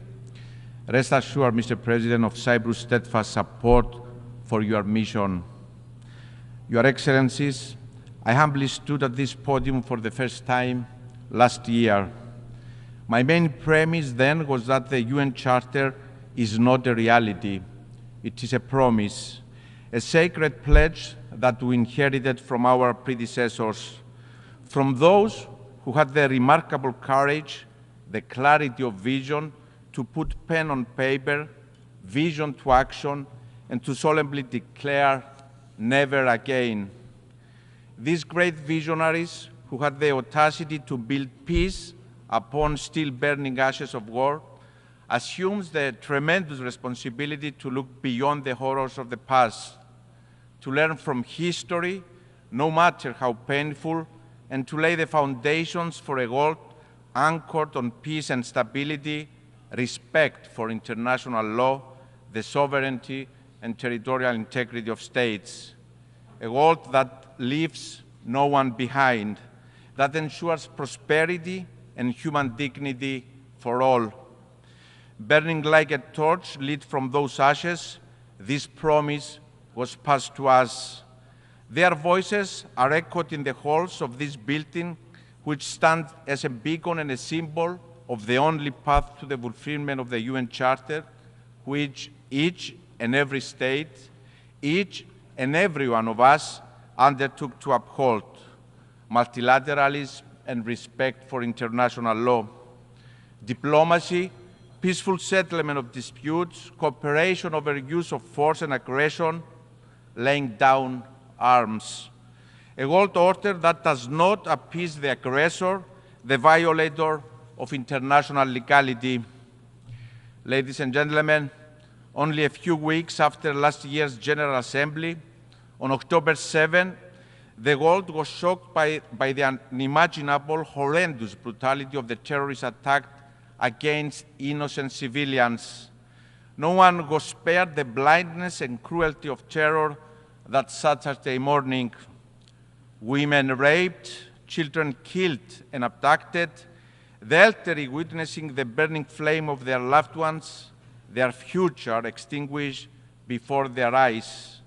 Their screams penetrating the hearts, forever changing the landscape of their lives, penetrating the conscience of humanity. There is never, ever any justification for terror. There is never, ever any justification for such blatant disregard for human life and dignity. No matter where it comes from, no matter whom it concerns us all. When rape is used as a weapon of war against women and girls, when children are abducted, our voice needs to be loud, clear, united, and unequivocal. Those are our daughters. Those are our children, and we failed them. Let me be clear. Ours is a mission for the innocent. Innocents know no country, age, race, nor religion. Human pain and human dignity is equal for all, and it must be upheld always in each and every context. Dear friends, in the immediate aftermath of the October 7 attack, and as the humanitarian situation in Gaza deteriorated, my country, the Republic of Cyprus, acted. We acted on our moral responsibility to help the innocent civilians of Gaza, men, women, children, suffering abhorrent conditions no human should ever endure. As a country that is an integral part of the region, Cyprus built on the long-standing bonds of friendship and trust with our neighbors. Fulfilling our duty as an anchor of stability in the turbulent sea, as the European Union's lighthouse in the Eastern Mediterranean, we delivered the Amalthea Maritime Corridor to the international community, a lifeline of hope and humanity. The Cyprus Humanitarian Corridor is a manifestation of the spirit and the letter of the UN Charter, cooperation and multilateralism. It aptly demonstrates the power of diplomacy, one of our most powerful tools. Cyprus worked closely with regional and international partners, with the United Arab Emirates, the United States, with the concrete support of the European Union, the United Nations, united by a shared vision. These guiding principles are the beacon of our engagement in international relations, the power of diplomacy as a force for good. We have consistently manifested this commitment and will continue to do so. Cyprus has acted time and time again as a regional evacuation hub at time of crisis, a safe bridge, a safe haven for civilians. Dear friends, the Palestinian children that have been orphaned, forced to live in tents with no access to the most basic items of existence, food, shelter, education, safety, are also our children. No child should ever endure such nightmare. They didn't cause this war. They do not deserve it. They suffer in silence. Their cries are haunting our conscience. We have also failed them. The situation in Gaza is a desperate cry for us to act decisively. We must do all that is in our power. We must act as leaders, as states, as international and regional organizations. My country has emphatically stressed the need for the respect of international humanitarian law, the protection of civilians, the rapid, safe, and unhindered flow of humanitarian aid into Gaza, for the immediate and unconditional release of all hostages. This war must end now. The suffering must stop now. We have also consistently underlined and acted on the imperative of avoiding further escalation and destabilization in our region, and of the vital importance of preventing regional escalation. We are deeply alarmed by the recent developments in our neighboring Lebanon and stress the need for restraint. A step back must be taken from the brink. Excellencies, the wider region of the Eastern Mediterranean and the greater Middle East, our neighborhood, is no doubt a turbulent region faced with a multitude of complex challenges. And yet, this neighborhood is so much more than the prevailing narrative. I will never accept the linear narrative of a region in turmoil. It is a narrative that ignores the complexities, but also the immense promise of the region and its people, the dynamics of opportunity and change that are unfolding. I have seen this journey closely, witnessing the full cooperation in the region, experience firsthand what countries of the region can achieve when they come together behind a common vision for the future, committed to multilateralism, always in respect of international legality. And I'm convinced that the Eastern Mediterranean and the wider Middle East can move decisively beyond the prevailing narrative of being a region in turmoil and become a hub of stability, peace, and cooperation. For the region to fulfill its promise, there has to be a path for lasting peace. There is an urgent need to reinvigorate the Middle East peace process and reach a political settlement in line with the relevant UN Security Council resolutions. There is no other path to walk. Out of tragedy and suffering of the last year, let us exert every effort to ensure there is lifeline to peace. There are no shortcuts, no alternatives or substitutes to a lasting peace. There are no frozen conflicts. The vacuum created in the absence of a viable peace becomes a breeding ground for crisis and conflict. We can never be complacent. This is a painful lesson recent history teaches us over and over again. The Russian invasion of Ukraine, a sovereign nation, came as yet another stark reminder of what is at stake if we don't defend and uphold the principles enshrined in the UN Charter. Cyprus strongly condemns any breach of international peace and security effected through military action by any state against the independence, sovereignty, and territorial integrity of another state. My country has stood in an unwavering manner since the first day of the Russian invasion on the right side of the history. Cyprus, my country, itself a victim of invasion and continuing occupation, has steadfastly supported the unity, territorial integrity, and sovereignty of Ukraine. Madam President, Your Excellencies, the torch for peace in Cyprus awaits to be lit. This year, on July 20th, we mourned 50 years since the Turkish invasion of Cyprus. Through use of force, Turkey occupies a sovereign European state. It violates the sovereignty and territorial integrity of an EU member state. 50 years, half a century of continuing Turkish occupation of approximately 37% of the territory of the Republic of Cyprus, of continuous violation of the UN Charter, international law, including international humanitarian and human rights law. 50 years that the displaced stoically await to return to their ancestral homes. 50 years that the mothers of the missing stoically await the remains of their loved ones to lay them to rest in peace. Half a century of blatant disregard of UN Security Council resolutions, resolutions that have also called for the return of the fenced town of Varosha to its lawful inhabitants and its transfer to the administration of the UN.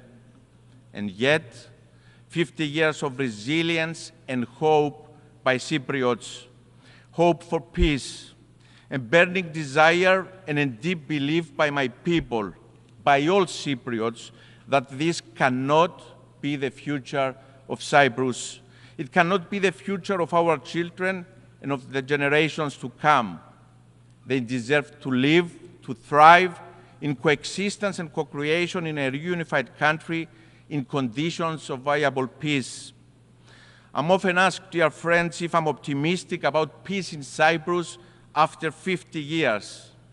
Let me recall the words of Jean Monnet, one of the inspired founders of the European Union, when he proclaimed that this is not the time for blind optimism or paralyzing pessimism. Now is the time to be determined. And so the answer is that I'm determined to work tirelessly and bravely for peace in Cyprus, to reunify my country and its people in a modern, viable European state with no troops of occupation, no foreign guarantees.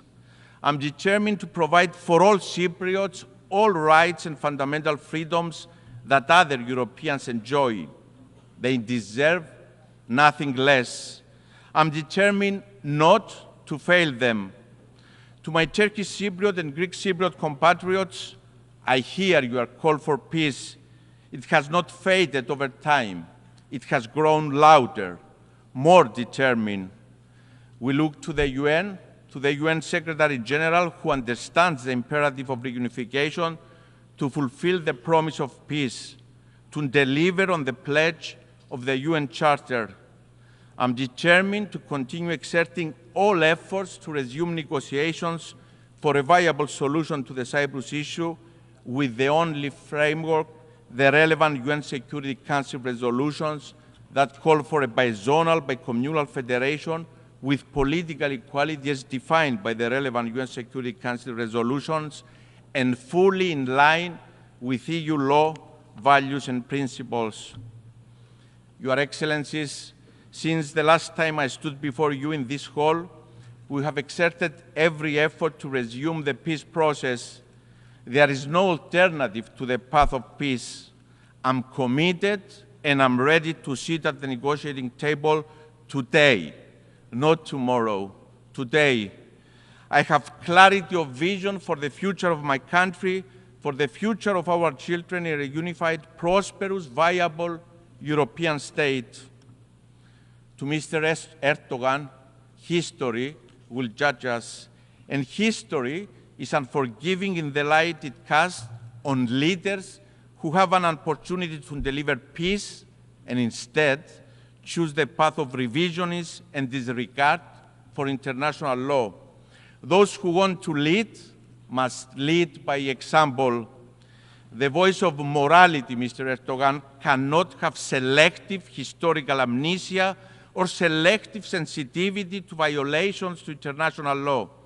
The aggressor, the violator of international law, cannot be the advocate of legality nor point the finger to others. On this podium yesterday, we heard Mr. Erdogan call for the disregard of the UN Charter, the violation of the UN Security Council resolutions and international law, including the UN Convention on the Law of the Sea. And my response, the response of the international community, is clear. Illegality stemming from invasion, aggression, and use of force cannot be recognized. International law is not a la carte. Its interpretation does not change depending on who is the violator. It applies equally to all contexts, to all countries. It applies to Turkey, a country that 50 years ago used force in violation of the UN Charter, invaded the sovereign state, and is an occupation force in Cyprus. It is an affront to this plenary to name an invasion a peace operation. Revisionists cannot change reality, not now, not ever. To Mr. Erdogan, I also say now is the time to deliver on your proclaimed commitment to international law and to peace. No country that believes in the moral superiority of its position refuses to sit on the negotiating table. I adamantly believe that we can carve a new path, one of peace, cooperation, and collaboration. We cannot change geography. It is an opportunity, not a curse. Turkey and Cyprus will always remain neighbors. Let us change the narrative. Let us transform our proximity into a promise. Let us build together a legacy of peace that can be transformative for the whole region. Ladies and gentlemen, in our common agenda, the Secretary General remarked that humanity faces a stark and urgent choice, and break down or break through. I welcome the Secretary General's new agenda for peace and support multilateral efforts towards peace and security. Collective action is urgently needed to address the changing nature of conflicts, including challenges posed by new technologies, the climate emergency, rising inequalities, and backtracking on human rights. Halfway to the deadline, it is alarming that our world is off track to achieve the 2030 Agenda for Sustainable Development. Despite some glimmers of hope, action, transformative solutions, and comprehensive reforms are urgently needed. The agendas and resolutions are in place. We don't need more words. We need action. Human rights constitute the backbone of the multilateral system, and it is a top priority for Cyprus foreign policy, guided by our long-lasting commitment to promoting, protecting, and fulfilling all human rights, as well as advancing and strengthening international human rights within the United Nations. Cyprus has announced its first ever candidacy for the Human Rights Council for the period 2025-27, with elections taking place this fall. Our candidature stems from our deep dedication to promoting, protecting, and fulfilling basic human rights for all, as well as advancing and strengthening international human rights within the United Nations system. Ladies and gentlemen, the world is at an inflection point. Our children, the generations to come, are watching, and they will hold us accountable. The decisions we make today, the courage and vision we transform into action, have the potential to change the trajectory of the world. We have an opportunity to come together and through multilateralism, by upholding the primacy of the UN Charter, to build a safer, more secure world. The nature of the challenges we face is such that no country can address it on its own. We need to come together. We, the peoples of the United Nations, determine. Thank you very much. On behalf of the Assembly, I wish to thank the President of the Republic of Cyprus. The Assembly will hear an address by His Excellency Peter Pellegrini, President of the Slovak Republic. I request protocol to escort His Excellency and invite him to address the Assembly.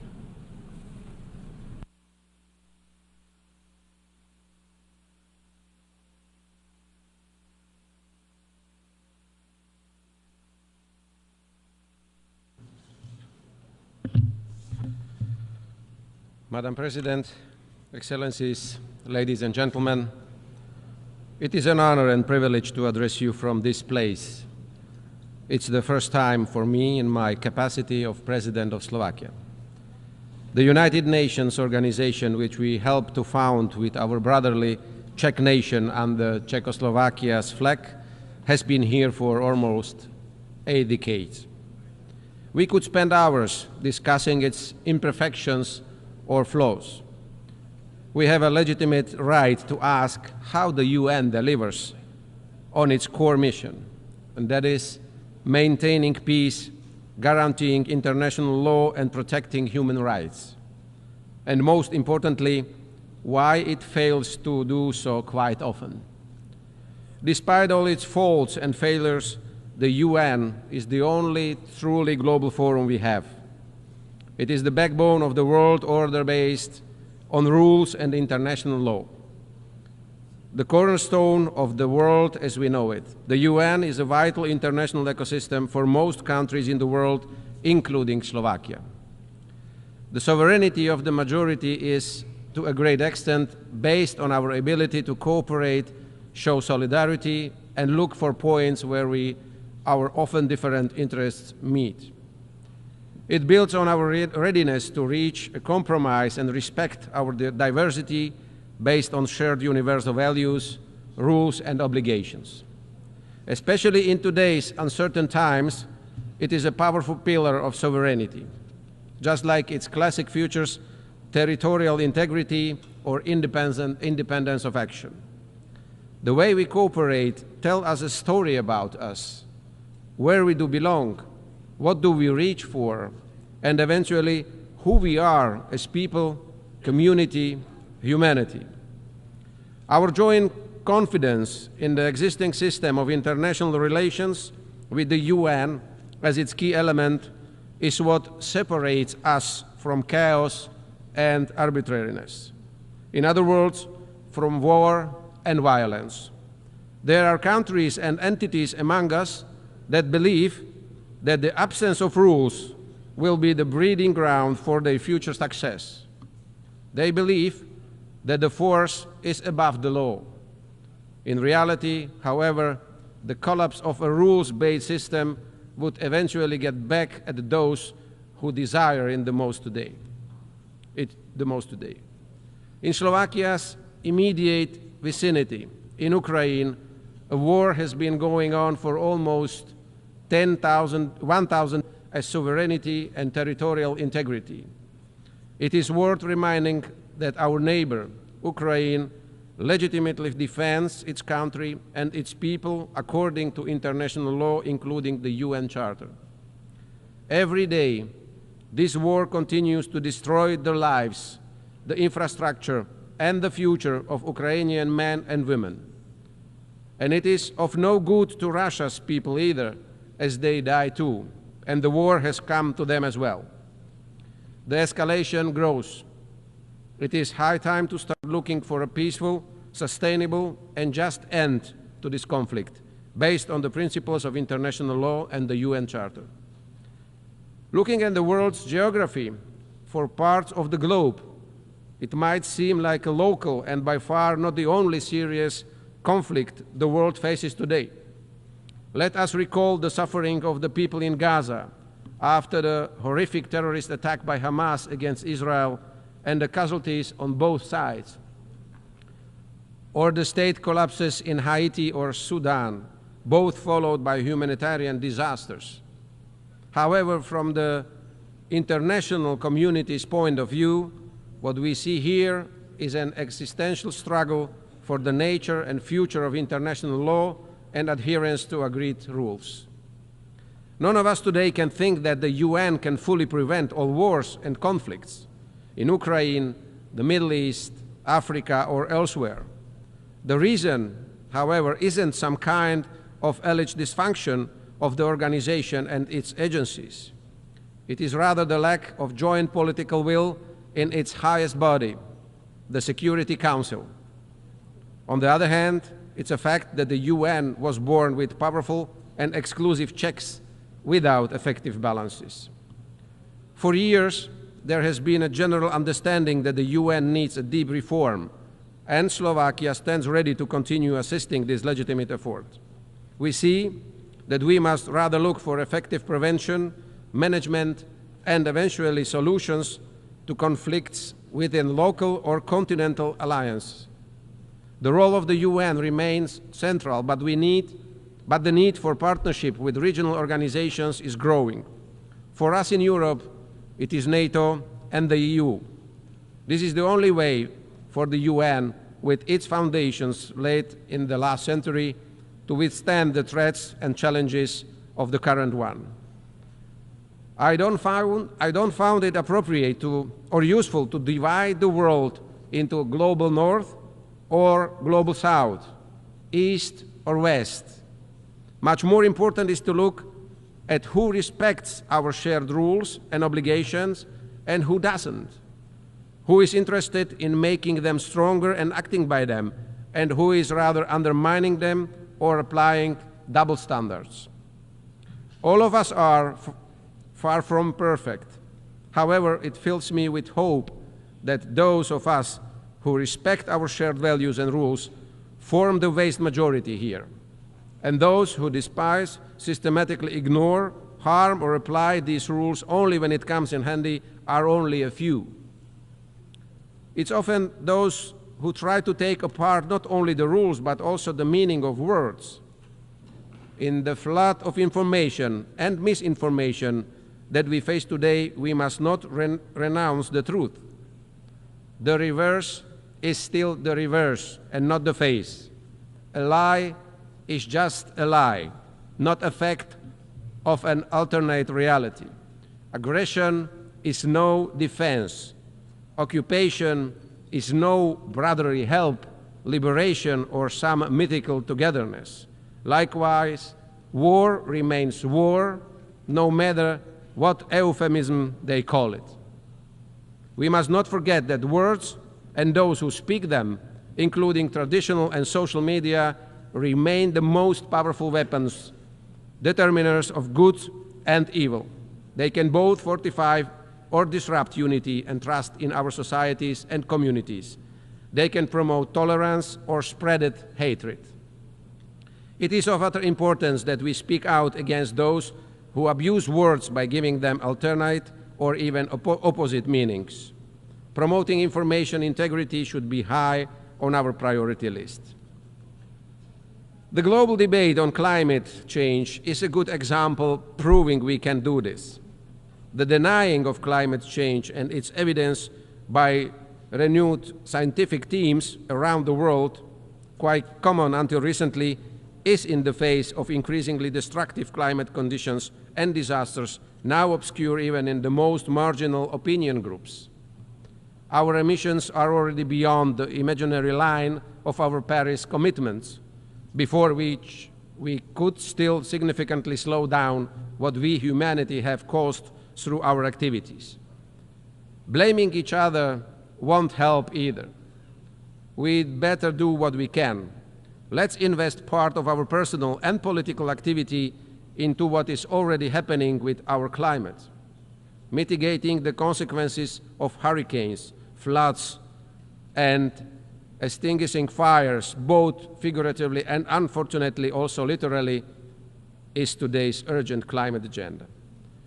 Protection of freedom, human rights, and human dignity for everyone, efforts to reduce poverty, strengthening food security, upgrading health, hygiene and vaccination standards, environmental protection, preservation of ecosystems and diversity. Here, along with the climate change mitigation, I see a huge area of action for the UN and its specialized agencies too. Practical and well-directed policies, coordination of different national development and assistance programs into regional synergies and successes, as well as comprehensive and expert evaluation of green transition efforts. That is what I expect from the UN of today. I am proud that Slovakia belongs not only in Europe, but also globally to the leaders in compliance with the joint climate commitments. I believe the UN should also pay much more attention to the technological and digital aspects of our lives. Today, it's almost equally important as our physical identities. What I have in mind is no global regulation. That is a task for regional actors. I rather think of the widest possible involvement of new technologies into everything that the UN has been working on. My point is that the whole world should more evenly benefit from technological progress. It should become one of the main engines of social progress and a way to level differences and promote gender equality. All of this is also a part of the basic mission of the UN. Another pressing problem in front of many countries and the entire international community is migration. It is a phenomenon that divides us rather than unites us, an agenda on which elections are won or lost today. However, we should never forget that the most of our ancestors across Europe were refugees too, when they fled before war, poverty, or persecution during Nazism or communism. There is no magic formula for addressing illegal migration. It is, however, clear that many aspects of migration need clear rules, transparent procedures, and effective policies, measures which will help the source, transit, as well as target countries. And it is also legitimate to appropriately address all security risks that in particular the illegal migration brings. But what we need in the first place is a calm, pragmatic, and realistic dialogue leading to the cooperation of all concerned parties, which not only deals with the consequences, but above all with the causes of illegal migration as well as those who aid and profit from it. Excellencies, ladies and gentlemen, Slovakia has a long-term been an active member of the UN. In the spirit of all these issues, priorities, and challenges that I mentioned today, Slovakia is preparing as a candidate for a non-permanent seat in the UN Security Council in 2028 and 2029.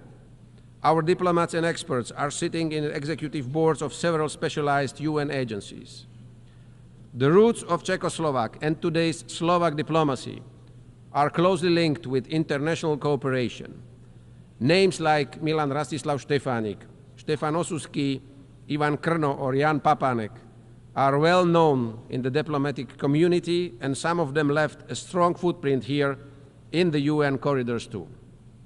The last one, Jan Papanek, was Czechoslovakia's delegate at the San Francisco conference and was one of the 14 people who formulated the final text of the charter that gave birth to this organization. All these prominent Slovak diplomats had one thing in common. They all were true and convinced multilateralists. And it is to multilateralism that we, to a large extent, owe our modern statehood and identity. It's therefore up to us, the leaders of this world, to stress in communication to our citizens that the building blocks and rules of the international community, which we have been lying together for almost 8 decades since 1945, have no sustainable alternative. It is our task to say and repeat that we must not bring them down, but on the contrary, fix and bolster them. Multilateralism, just like the world around us, is complex and has many diverse and often opposing layers. It requires a lot of patience, and it often brings frustration and bitterness. However, it's also the most precious generational wealth that we can rely to our posterity. It's up to us in what condition and how well or ill prepared for the future we will jointly pass it on. Thank you very much. On behalf of the Assembly, I wish to thank the President of the Slovak Republic. The Assembly will hear an address by His Excellency Nangolo Mbumba, President of the Republic of Namibia. I request protocol to escort His Excellency and invite him to address the Assembly.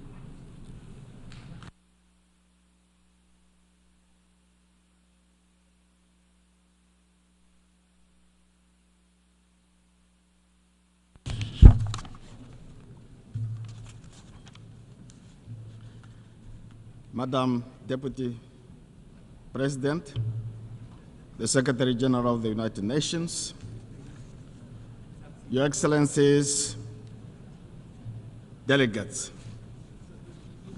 Namibia congratulates His Excellency Philemon Yang, President of the General Assembly.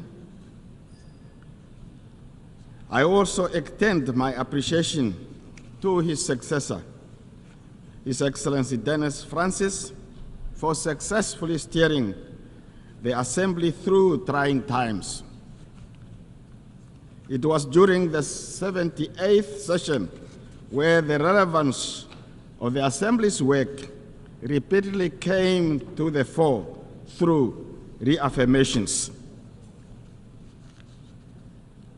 The theme for this general debate, leaving no one behind, acting together for the advancement of peace, sustainable development, and human dignity for present and future generations, aligns perfectly well with our shared aspiration for effective international cooperation. In this regard, the adoption of the Pact for the Future and its annexes on the 23rd of this month, 2024, is encouraging. Namibia is proud to have served alongside Germany as a co-facilitator of the Summit of the Future. I congratulate all delegates for their commitment that brought the pact to fruition, all of you. Namibia's interest in the Pact for Future is grounded in the understanding that multilateral institutions, including the Security Council of the United Nations, do not represent African needs and aspirations. The institution created in 1945 must better respond to today's challenges. At the core of the pact is this recognition and the urgency for profound global transformation. At the heart of our quest to rebuild trust in multilateralism is a legitimate demand to be recognized as equal partners partners who can be trusted, partners in the fight against war, against poverty, against global injustices and inequalities. Mr. President, Namibia is particularly concerned about the impact of climate change. Changes in ocean temperature have affected our fish stocks with potential long-term consequences for our livelihoods, ecosystems, and tourism. Namibia and the rest of SADC region are going through an El Niño phenomena which has adversely impacted our food security. In this regard, Namibia has to declare a state of emergency to address the severe effect of drought. As we approach the 30th anniversary of the Beijing Declaration, we are presented with a renewed opportunity to strengthen gender equality. Namibia remains among the top 9 countries globally that have close to 80% of gender gap. In the past 12 months, we have achieved perfect parity in the National Assembly, where 50% of representatives are women. Namibia is preparing for the 8th Presidential and National Assembly elections on 27 November 2024. Political parties, including the ruling party, which I represent, have nominated female candidates. We hope that the United Nations will have a female Secretary General in the near future. Namibia is working to develop a sustainable energy mix to support its ambitious industrialization agenda and to contribute to the world's efforts to combat climate change. We are establishing green industrialization ecosystem for decarbonizing industries that find it difficult to lower their greenhouse emissions.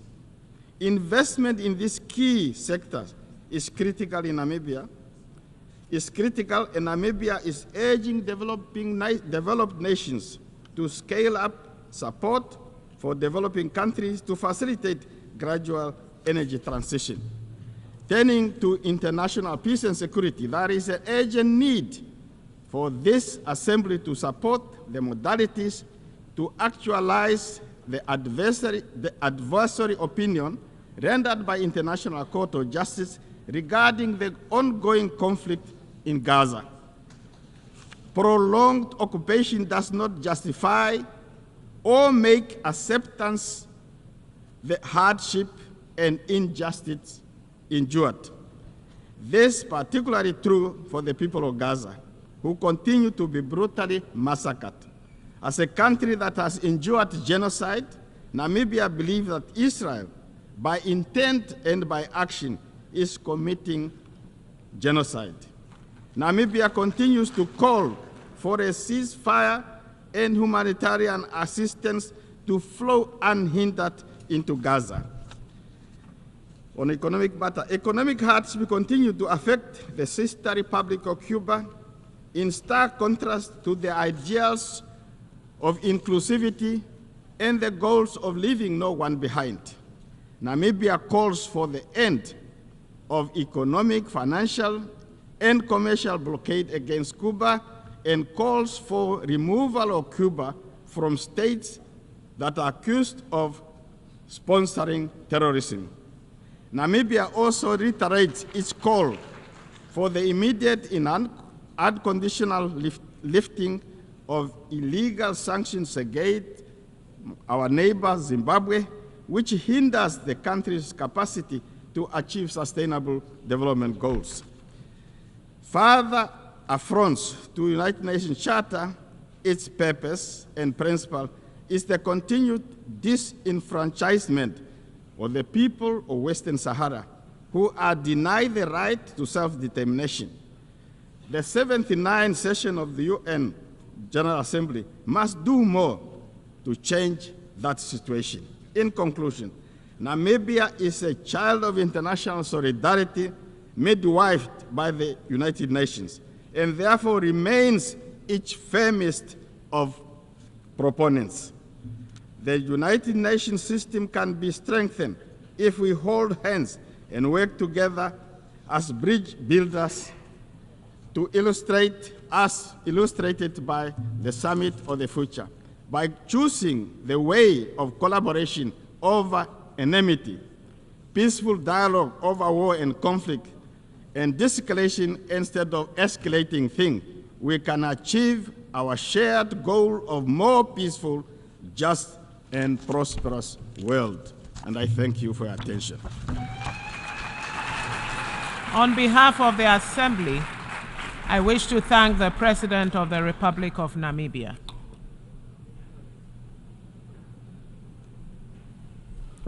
The Assembly will hear an address by His Excellency Mohamed Yunus Menfi, President of the Presidential Council of the State of Libya. I request protocol to escort His Excellency and invite him to address the Assembly.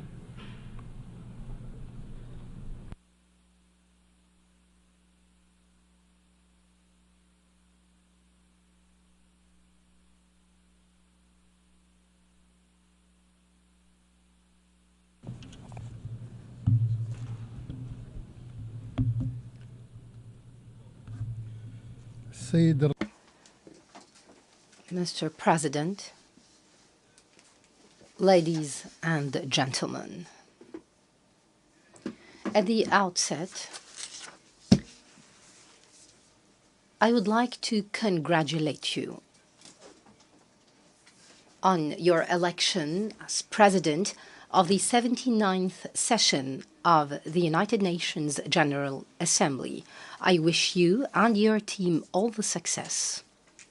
I would also like to express my thanks and appreciation to Mr. Dennis Francis for his excellent stewardship of the previous session. Thanks are also due to His Excellency the Secretary General Antonio Guterres for his continuous effort to promote international peace and security, as well as his good offices to achieve the noble objectives of the United Nations and his role in promoting human rights. Madam President, ladies and gentlemen, Libya has suffered for over more than a decade from successive transitional periods tainted with unjustified conflicts and wars among brothers. They were fueled by foreign interference aimed at weakening the state, deepening divisions, and controlling its natural resources, as well as its political and social decision. This necessitates a strong stance today to regain control. Challenges are huge and complex before us. However, we're still trying to reach consensual solutions to unite our words and ranks and gather all parties around one table to find a national solution. However, this institutional division that is a result of the systematic obstruction by some political parties and the subsequent conflict over privileges and prerogatives led to the escalation of this institutional and political crises. It further complicated the political landscape.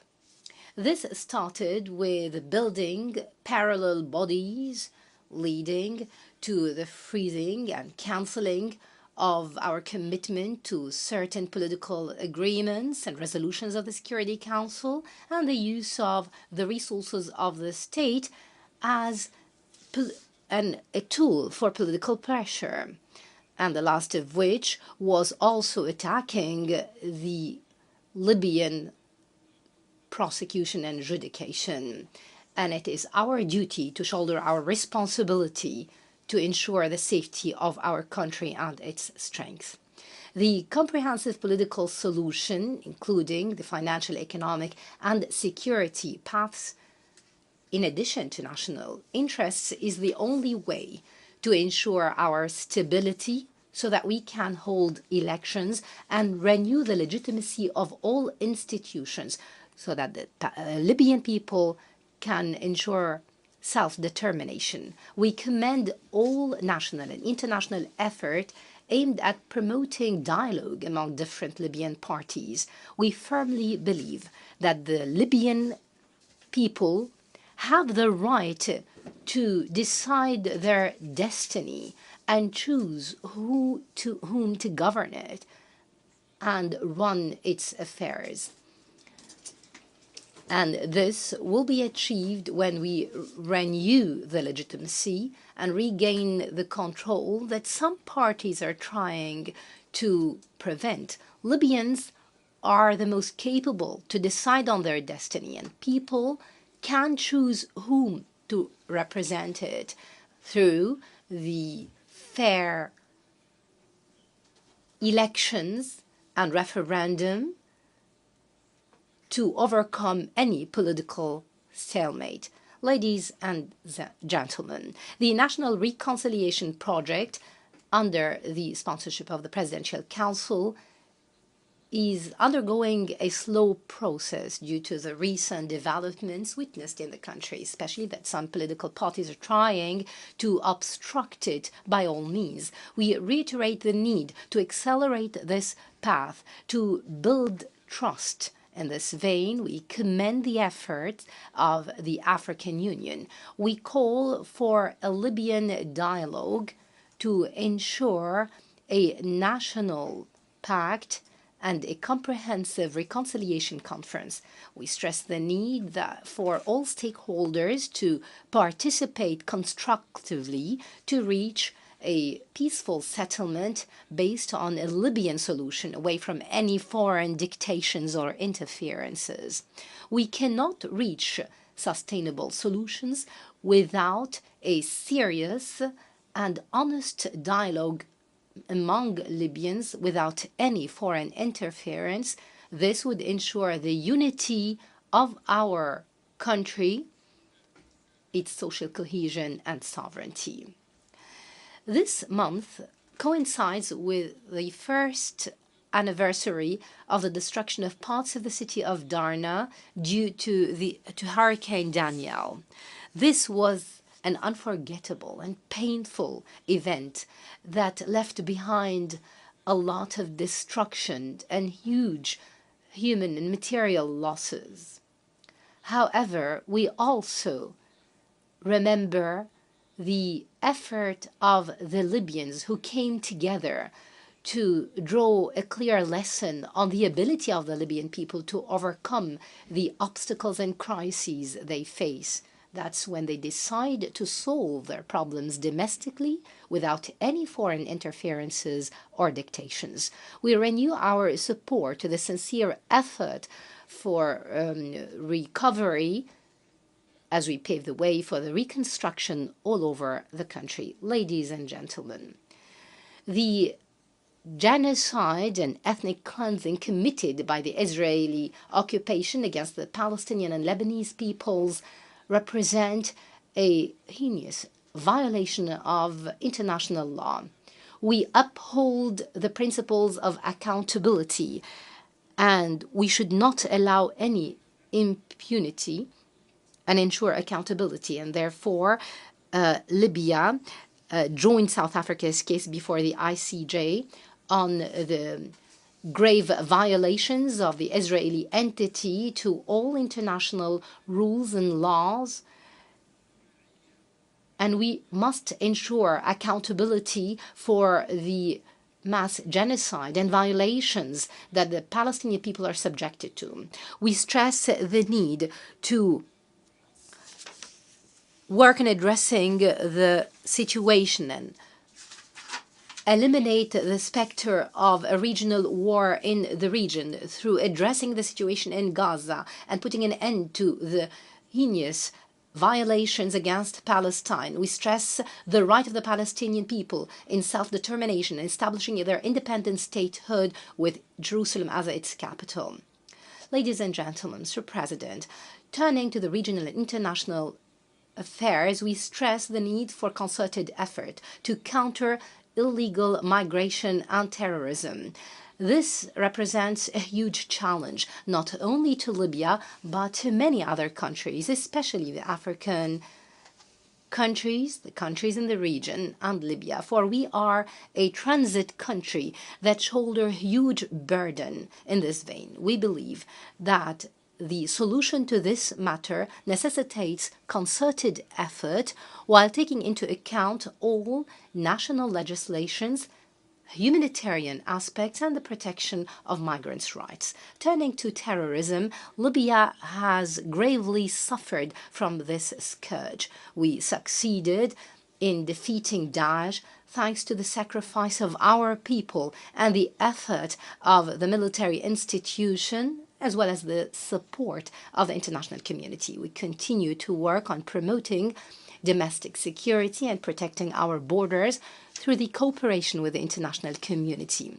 We endeavor to establish security centers to coordinate effort among different national security forces and the neighboring countries. Combating terrorism is not a mere military confrontation. It's a multifaceted phenomenon that requires greater concerted local and international effort and a comprehensive approach that addresses its different dimensions. And despite the efforts of the United Nations in this vein, we believe in need to develop national mechanisms to counter these challenges away from any negative interferences. Ladies and gentlemen, I stress that it's high time to close ranks and build bridges of unity. Let's make our solidarity the cornerstone of our homeland, this generous homeland and people who love life.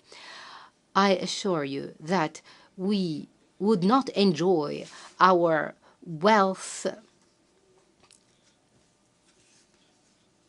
if the seeds of strife and discord continue to thrive among us. Our unity is the path to our stability. It's the hope that would carry our children into a better future. I urge you to uphold our national unity and take off the interference that aims at undermining our endeavors. History bears witness to the greatness of this people, the Libyan people, who was a source of inspiration to nations and peoples for decades.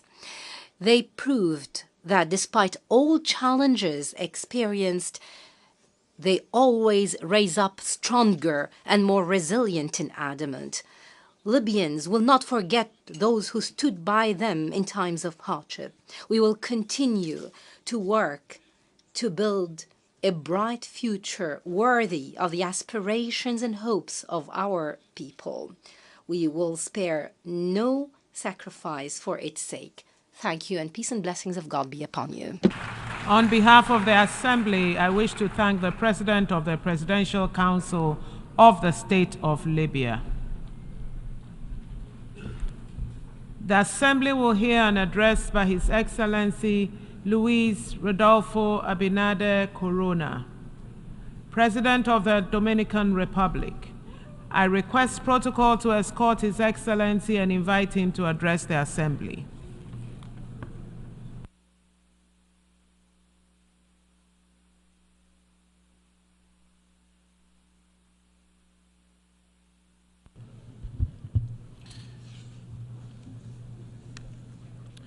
Excelentísimo señor. Your Excellency, Mr. Philemon Yang, President of the 79th session of the UN General Assembly, Your Excellency, Mr. Antonio Guterres, United Nations Secretary General, heads of state and government, distinguished heads of delegation, ladies and gentlemen. I wish, on behalf of the Dominican people, to express my congratulations to Mr. Philemon Yang on his election as President of this Assembly. In turn, I would like to thank him for his work and thank the Secretary-General for the successful organisation of this 79th session and in particular for the recently closed Summit of the Future. This ambitious effort stressed the need to bolster international financing to ensure that we can attain the Sustainable Development Goals, the SDGs. It demonstrates the sincere determination to work for a present and future of peace, civic well-being, respect for human rights, and democratic values. I'd like to emphasize that in the Dominican Republic, we have made considerable headway in the SDGs in poverty reduction, food security, energy sustainability, public safety, and climate action, just to cite a few examples. By way of example, monetary poverty shrank from 25.8% in 2019 to 23% in 2023. This despite the pandemic and the effects of the war. And in the first half of this year, it fell to 18.9%, which is the lowest level in our history. Over the 4 years of our administration, we have more than doubled spending on social protection. Our agricultural policy has been key to guaranteeing food security and maintaining profitability for Dominican farmers.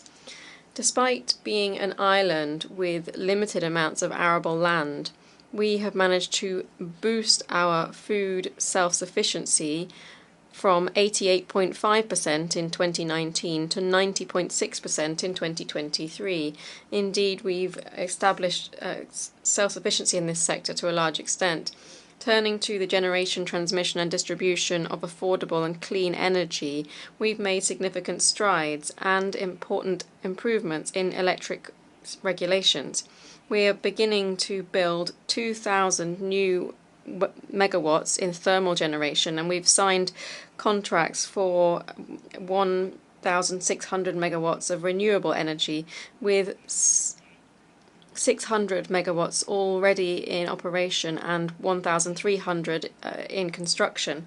By the end of 2027, for the first time, we will have a surplus generation capacity of over 15%. This will guarantee greater stability, sustainability, and prices for our energy supply. Public safety has also seen a considerable improvement. In 2022, the murder rate in our country stood at 13.2 for every 100,000 inhabitants. In 2023, it fell to 11.5, and in 2024, so far, it stands at 9.9. This figure is below the average for Latin America and the Caribbean, which, according to UN data, is 17.2. We stand steadfast in our commitment to tackle the triple planetary crisis: climate change, biodiversity loss, and pollution. Playing a fundamental role in establishing the Fund for Loss and Damage Fund and achieving the target of 30 by 30 in protecting our marine areas. All of these crucial topics warrant our full attention. However, the resurgence of war and unchecked violence mean that we are forced to focus on this regrettable emergency. Since its adoption in 1945, the United Nations Charter has served us well. But after 7 decades, a series of challenges have built up which now threaten to spill over the existing institutional framework, as was stressed by the Secretary-General in his opening statement.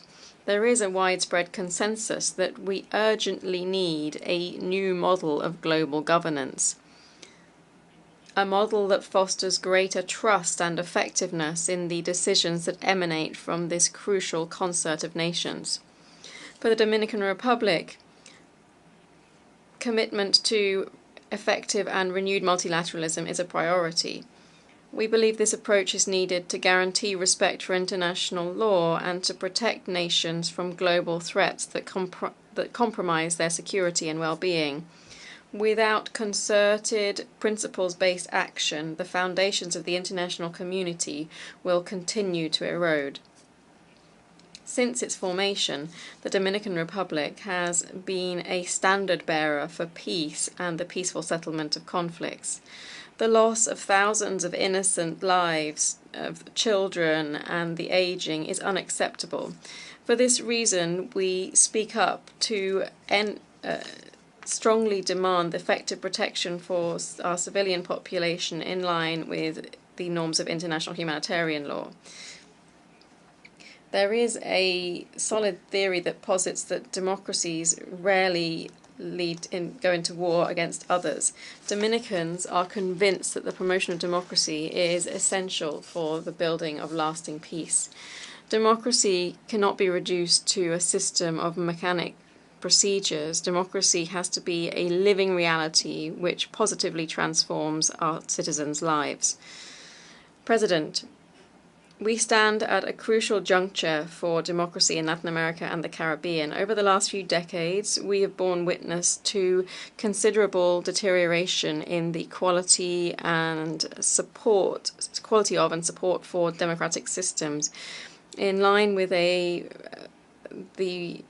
according to the Latino Barometer poll, support for democracy has fallen significantly from between 2010 and 2023, and at the same time authoritarianism increased. Many factors have impacted this decline, including the effects of frequent economic global crises, which have become cyclical since the end of the 1990s. Another factor is also that citizens are not seeing the tangible benefits of democracy and are very concerned by personalism and corruption, which undermine trust in democratic institutions. In light of this, a clear propensity to remain in power stands out, which in the case of Latin America has taken the form of indefinite re-election, which over the last 30 years has eroded democracy. One example of this is the crisis in Venezuela, which combines a concentration of power, persecution of the opposition, and censure of the media. Without due transparency of the electoral process and without necessary documentation, the crisis will further worsen. We continue to insist on the publication of all electoral records and their verification by impartial institutions in respect for the results of the popular will in Venezuela. Without the publication of these documents, a legitimate winner will not be able to be declared. Transfers of power are essential to guaranteeing responsible and genuinely participatory politics. Democracy is based on a founding principle. The loser has to accept their defeat and exercise true, faithful, constructive opposition. Another democratic principle establishes that the winner must not bully nor crush their adversary. Democracy cannot be exercised solely by and for the winners. The majority has to be treated with respect, and the minority has to be included, including equal rights and ensuring that they are treated with equity and justice. On the 19th of May, the Dominican people re-elected me at the first round for a second and final presidential mandate, which led to a qualified majority in both chambers of the Congress. I'm looking ahead to strengthening Dominican democracy, and to this end I presented a constitutional reform to the Dominican Congress, which will comprehensively limit presidential re-elections to 2 consecutive terms and no more. This reform aims to leave a legacy of greater political and social stability to future generations, and aims to establish a general principle that is clear and robust. That power is always transitory and must be there to serve the people. Mr. President, every democracy needs to make a commitment to defending human rights. It is fundamental to protecting dignity and the freedom of every individual, and to provide legitimacy to political power. The Dominican government is profoundly committed to protecting human rights at a national and international level. This commitment is an integral part of our foreign policy. This establishes the promotion and defense of human rights as one of its main pillars. Here there can be no horse trading nor factions, just principles. For this reason, the crisis in Haiti warrants particular attention. For more than 3 years now, the instability in our neighbouring country has put significant pressure on our own security. We have firmly been asking for the involvement of the international community to show its sustained leadership in stabilizing Haiti. This is a strategic need for security in my country and across the whole region. The Dominican state has shouldered a high responsibility in the Haitian crisis, far more than should be expected of it, by providing essential services to a large amount of the population from our neighboring country. In 2023, medical appointments to Haitian immigrants represented 9.9% of the total medical appointments provided in our national health system. In addition, there are currently around 200,000 foreign minors in our Dominican public education system, of which it is thought that 147,000 are Haitian in origin. These figures reflect the supportive commitment shown by the Dominican Republic, but we can't do it alone. After a long struggle for the adoption of various resolutions within the Security Council, we finally began to see a path towards stability with the establishment of the Transitional Presidential Council and the arrival of the Multinational Security Support Mission in Haiti. We take this opportunity to express our thanks to Kenya and to President Ruto, which has provided the majority of the personnel supporting the Haitian National Police. We further thank the United States, which has shouldered most of the financial and logistics burden. Likewise, we thank Jamaica, Bahamas, and El Salvador that have already sent their contributions. Further, we thank CARICOM for its efforts towards dialogue and agreement and consultation in Haiti. The Dominican Republic has made its own contribution by providing emergency health services to the Multinational Security Support Mission. To date, only 400 of the MSS troops have been deployed out of a minimum of 1,000 that are needed to ensure that the force can be effective. We need this to be established so that the free, fair and transparent elections can be held. Ladies and gentlemen, we've reached this point with great sacrifices, but practically 1 year from the holding of elections in Haiti, the conditions are still not in place for us to do so. We cannot allow the efforts that have been made to date to fail. If that were to happen, Haiti's collapse would be imminent, and the consequences of that would affect the entire region. This mission is an exceptional source of hope for the establishment of normality in Haiti. A failure could lead to us needing to take drastic measures to protect our national security. It's unacceptable that at this stage of the game, some of the countries that have had an impact on the Haitian situation or that have committed to resolving it have not fully kept their promises. While my country's national security is implicated, I will not let up in my demands for stability in Haiti. President, the Dominican Republic and the government that I preside will continue cooperating with the international community in a supportive, committed manner to meet the Sustainable Development Goals.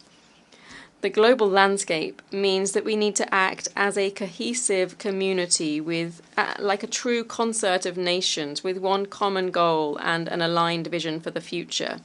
We'll be judged by history, not only in terms of the speeches that we give in these illustrious halls, but also, more importantly, for the actions that we undertake in practice.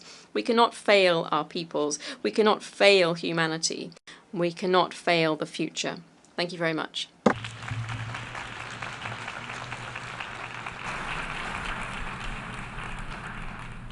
On behalf of the Assembly, I wish to thank the President of the Dominican Republic. The Assembly will hear an address by His Excellency Klaus Werner Iohannis, President of Romania. I request protocol to escort His Excellency and invite him to address the Assembly.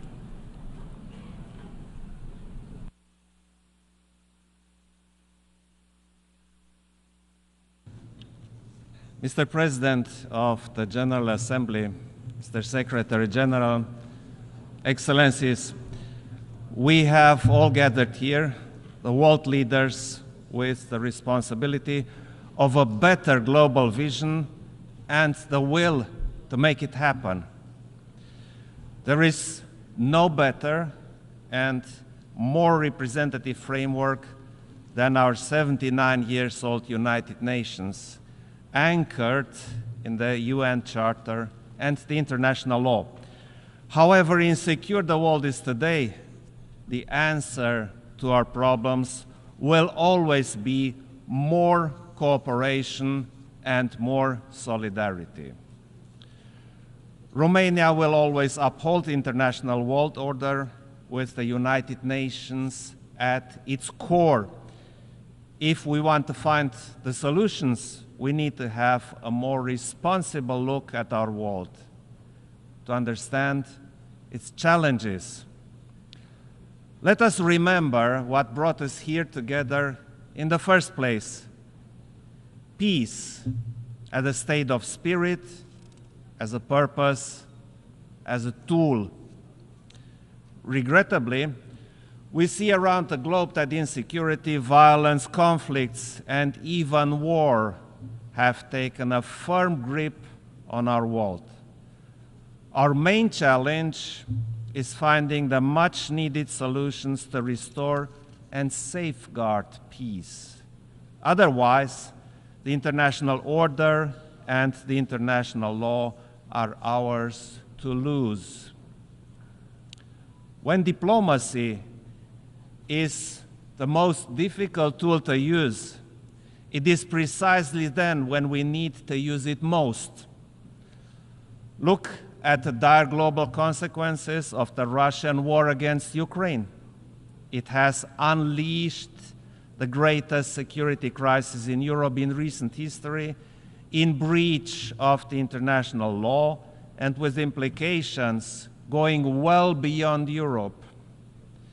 In this context, Romania has extended a strong, multidimensional support for Ukraine and its people, and we are committed to maintain it for as long as it is needed.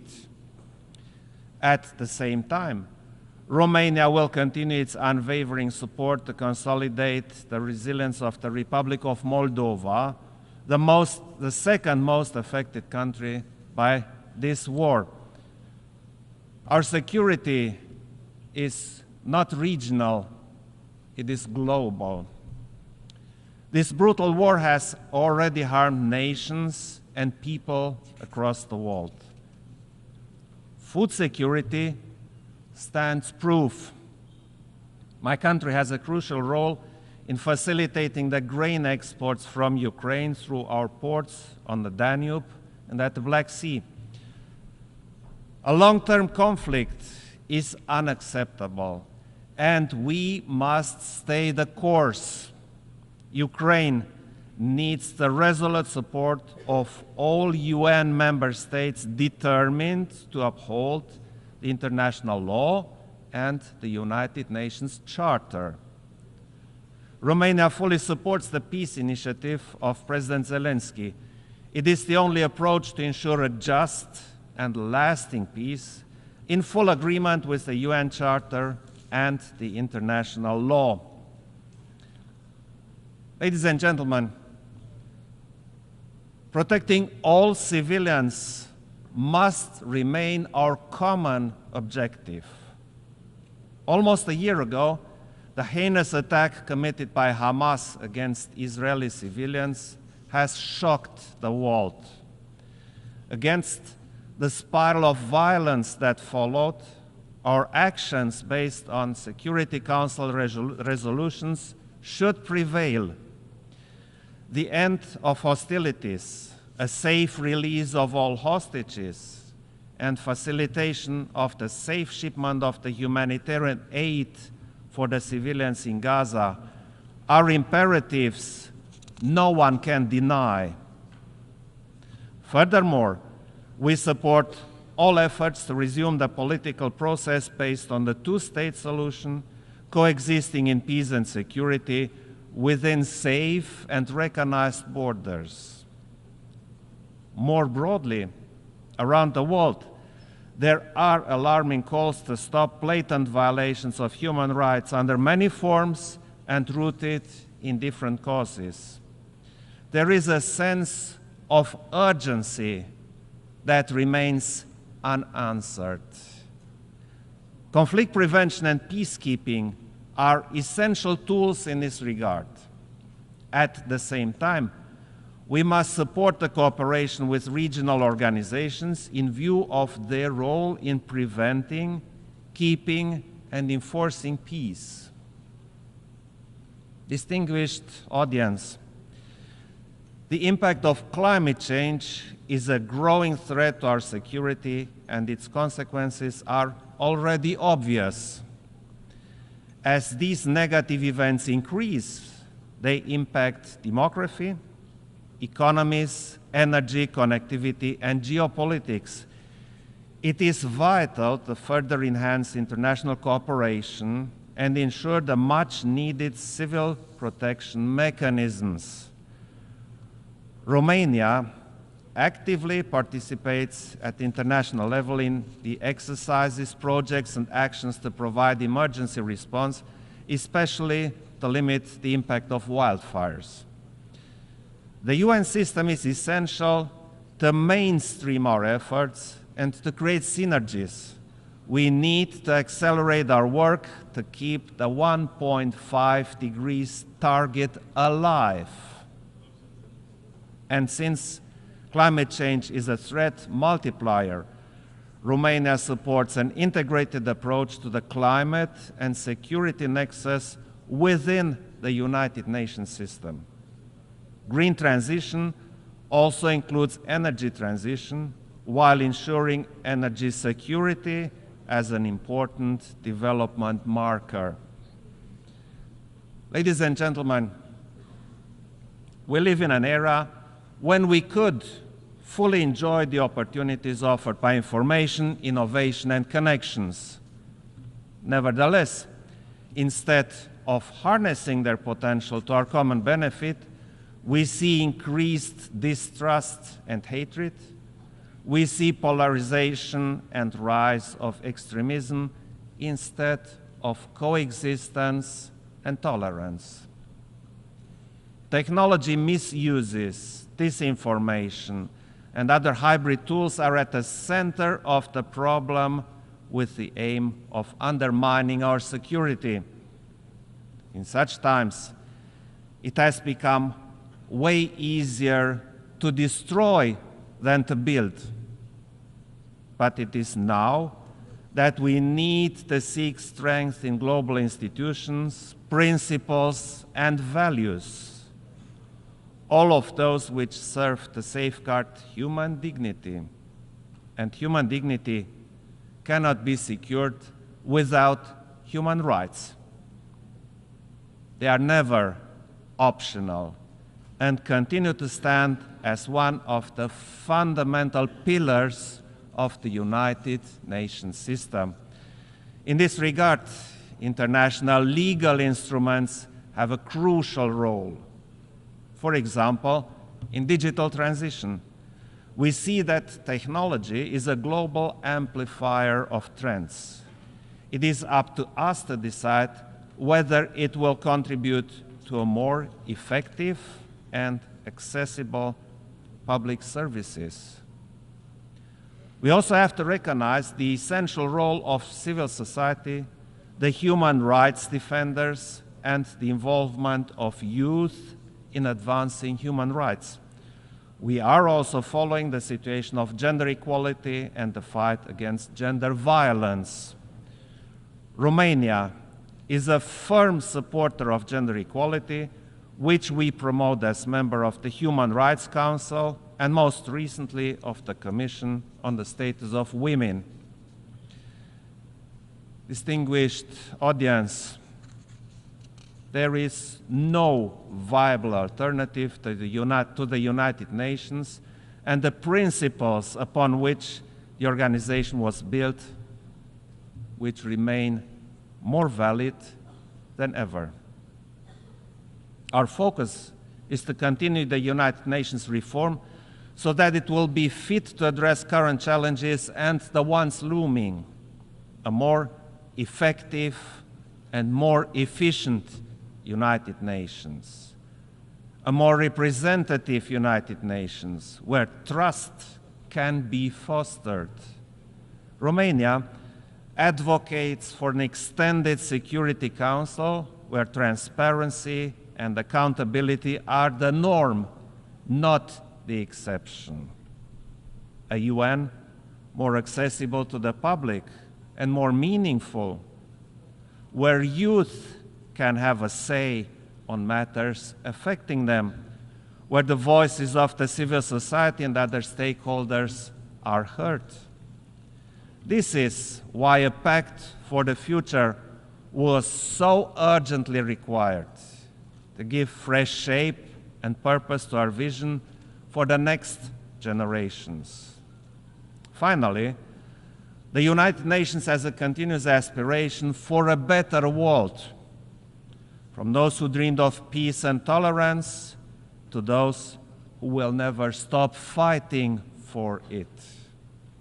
A world where sovereignty, territorial integrity, international law, and human rights are respected, where each country can choose its own path with dignity and free from aggression, where every citizen is safe and free. This is our credo, and this is our call for action. Thank you very much.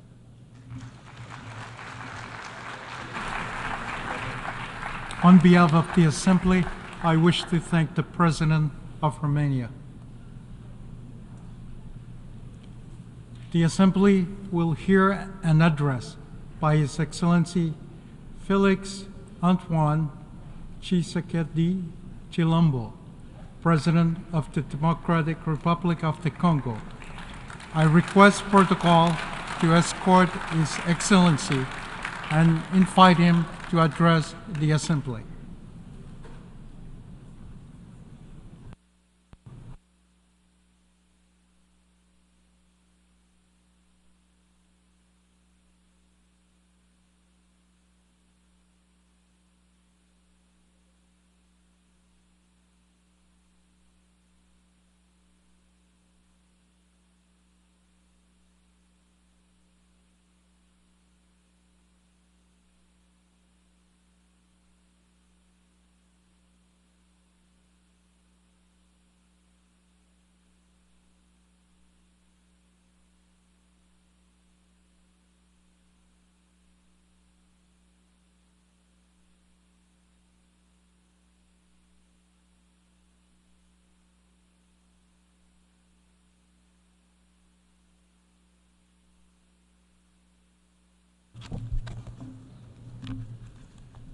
Monsieur le Président de l'Assemblée. President of the United Nations General Assembly, it is an immense honour for me to speak to you today for the first time since the Congolese people vested once again their trust in me, electing me for a second term as President of our nation. Having had the opportunity to speak to you before in the past, I'm particularly moved to be able to do it again at this significant moment for our country.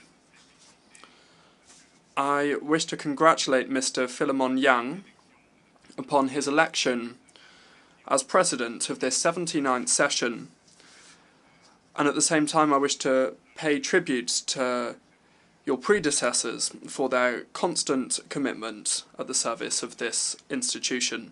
The theme of this session, leaving no one behind, acting together for the advancement of peace, sustainable development and human dignity for present and future generations, is a theme that particularly resonates with our aspirations in the Democratic Republic of Congo. Mr. President, United Nations Secretary General, heads of state and government, heads of delegation, multilateralism and the respect for a global rules-based system have been the essential pillars that have supported peace, security, health and prosperity the world over the last 80 years. The United Nations embody these fundamental values and remains an essential actor when it comes to the major challenges that humanity must overcome, whether it comes to guaranteeing security or addressing climate change or fighting against poverty. This reality requires strengthened multilateral cooperation.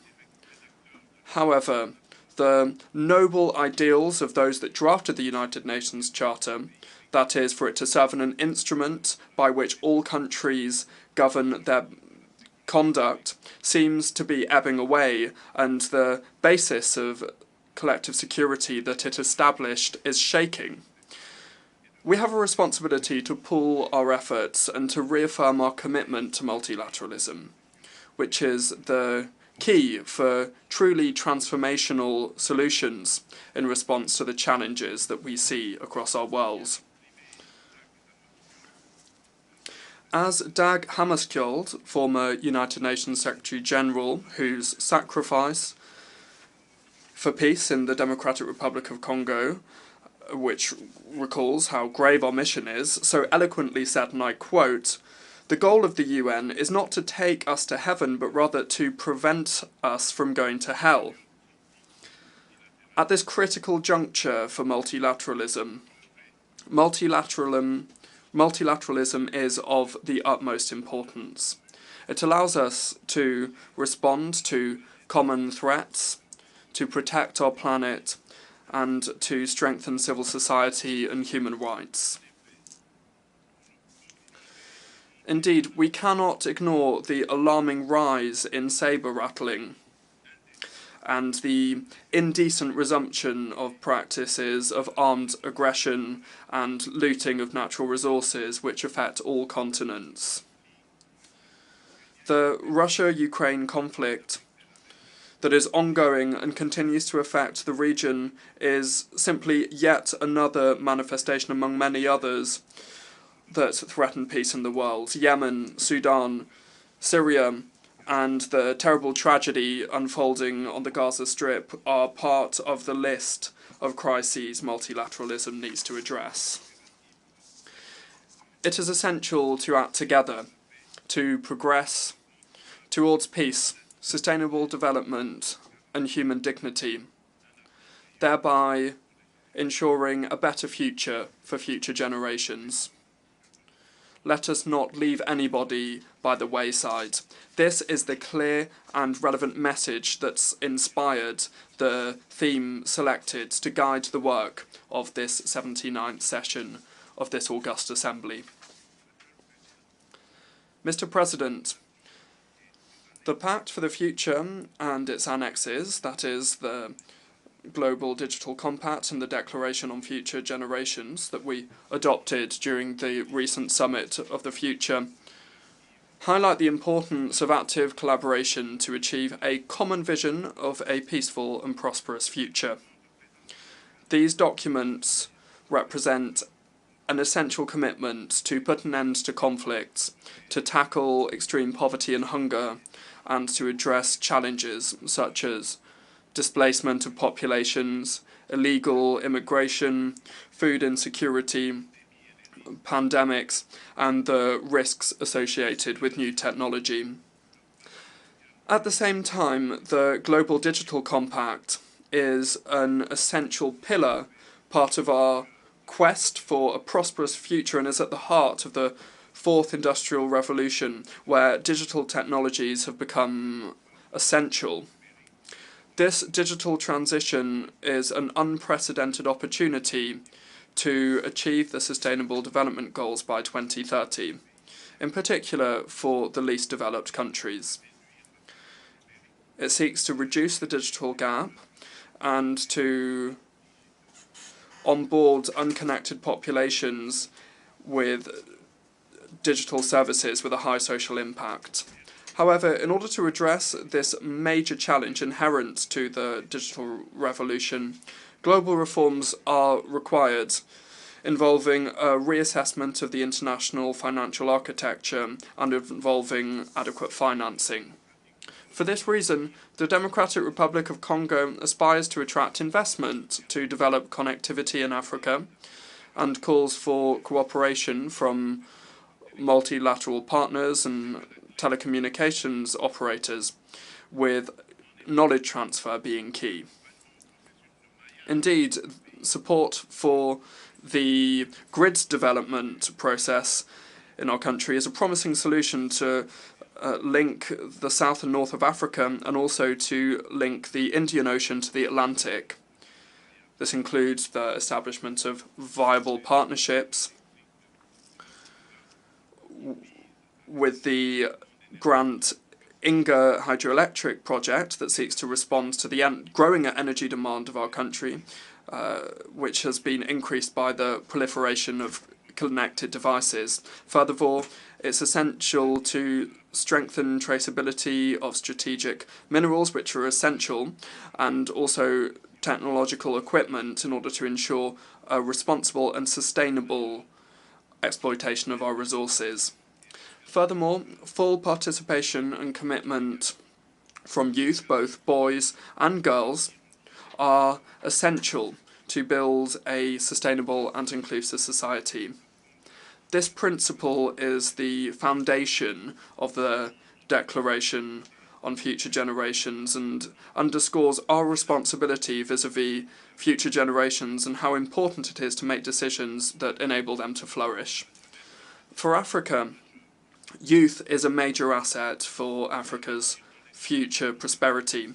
Investing in education, in particular in STEM subjects, that's science, technology, engineering and mathematics, and creating conducive environments for innovation are crucial.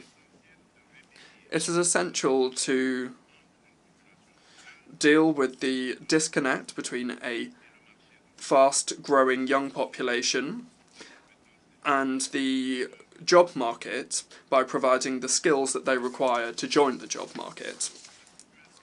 Mr. President, the situation in the east of the Democratic Republic of the Congo is particularly concerning.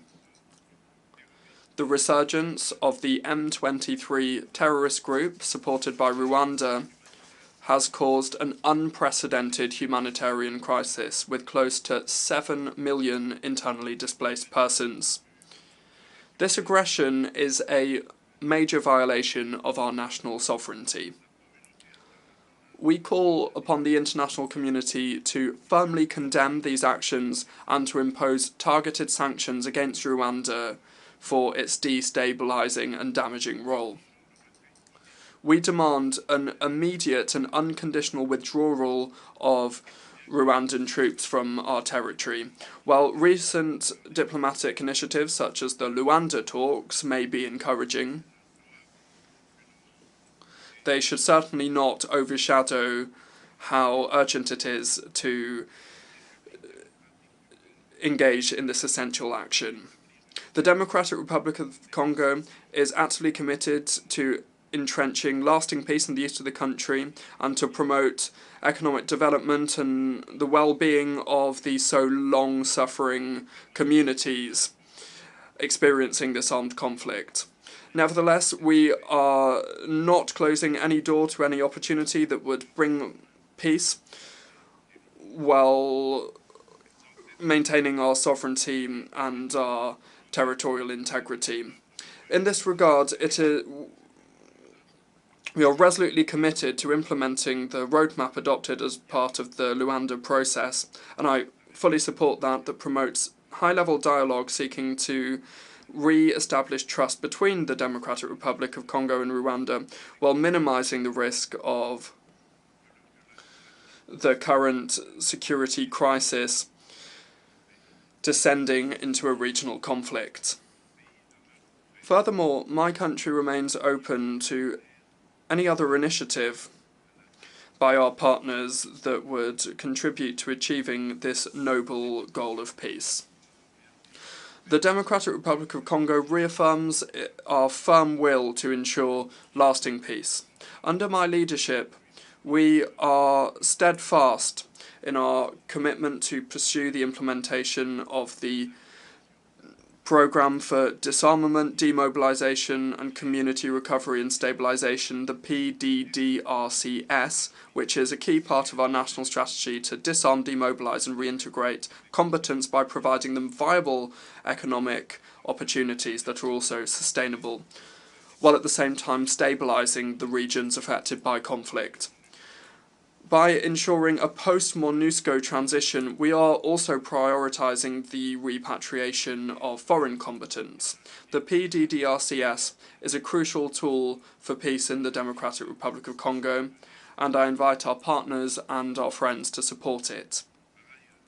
Furthermore, thousands of victims of the genocide for economic gain in the Democratic Republic of Congo, in short, the Genocost, continue to suffer from the devastating consequences of a past marked by violence and impunity.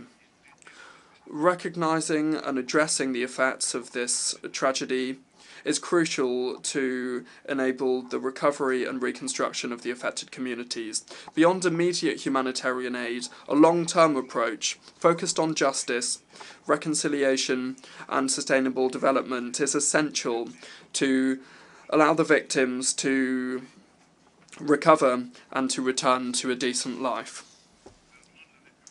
Therefore, the government of the Democratic Republic of Congo decided to make the 2nd of August National Day, the Genocost Day, which is dedicated to the victims of the odious crimes perpetrated by rebels supported by multinational corporations and states in the region.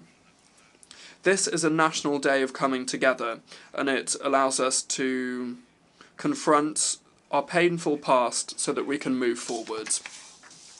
It's essential to strengthen the historic conscience of our country and to affirm the determination of our nation to prevent such barbarous acts from repeating. President, terrorism is a serious threat to international peace and security, and it affects all the regions of the world. Having raged in Asia, in Western Europe and in North America, this scourge now seems to be entrenching itself in Africa. As a member of the Global Coalition Against the Islamic State, the DRC urges the United Nations to ramp up its efforts to implement the recommendations of this organisation, in particular when it comes to the Akaba process. Terrorism, which is raging in the east of our country, is closely linked to the looting and illegal exploitation of our natural resources. These criminal activities are nourishing insecurity and financing armed groups, exacerbating conflicts in the Great Lakes region. It is therefore essential for the United Nations to envisage severe sanctions against those responsible for these economic crimes in order to break this vicious circle and to foster peace, sustainable development and human dignity for future generations.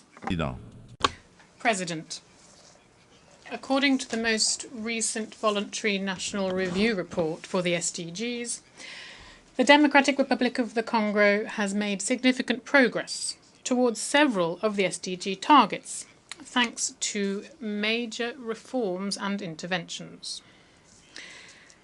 Since 2019, the government has had in place ambitious reforms to ensure free basic education, which has allowed more than 4 million children to attend school.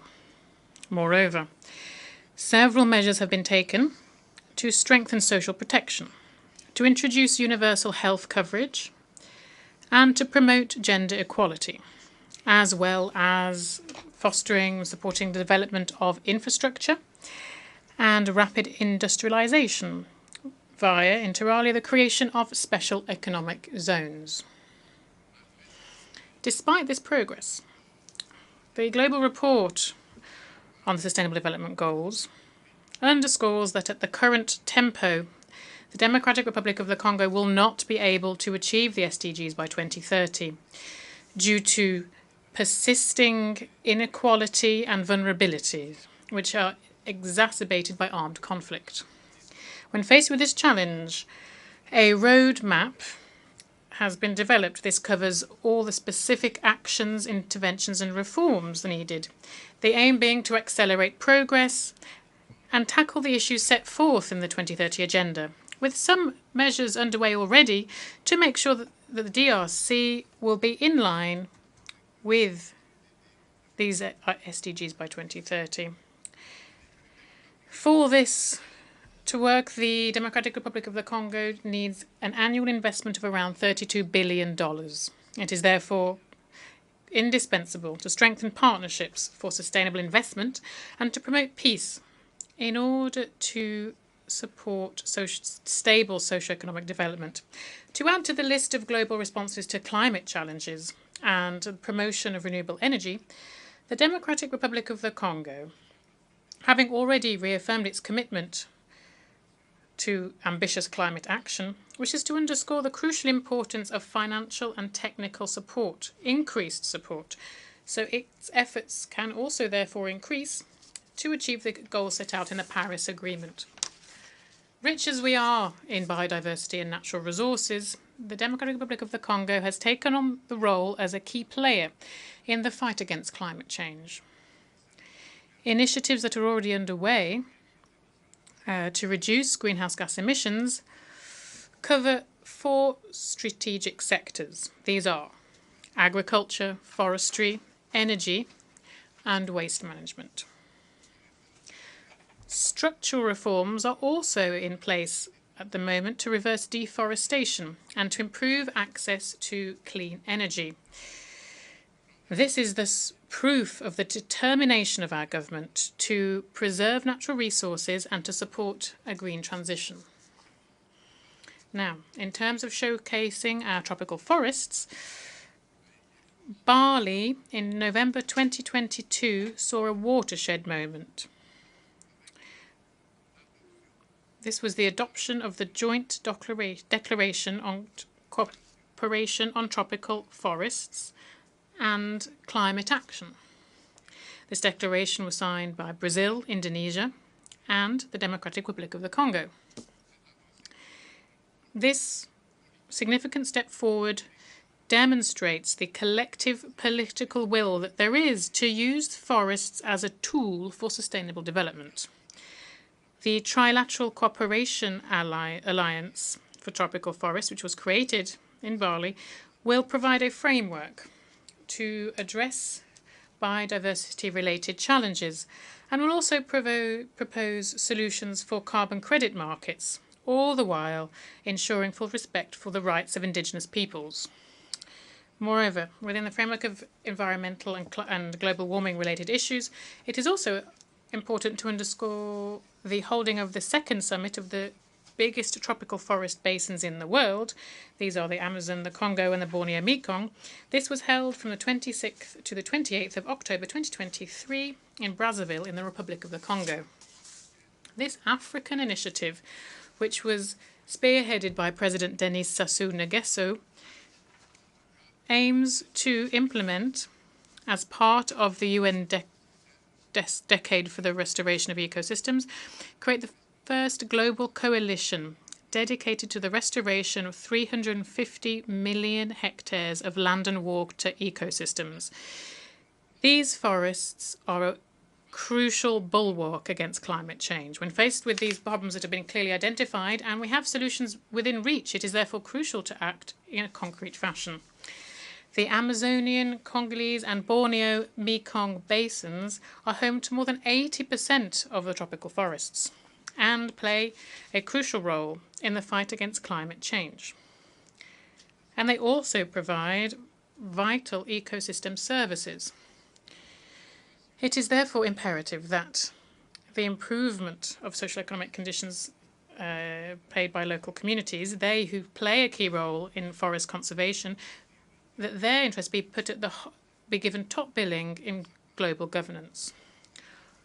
For its part, the Democratic Republic of the Congo has created judicial instruments and institutional tools that seek to strengthen its position on the global carbon markets.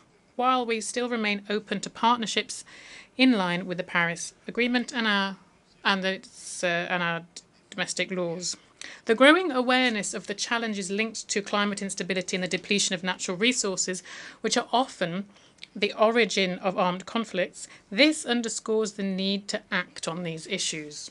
It is therefore crucial to recognise the link between climate change, environmental degradation and security in order to foster proactive action to mitigate these risks through sustainable practices.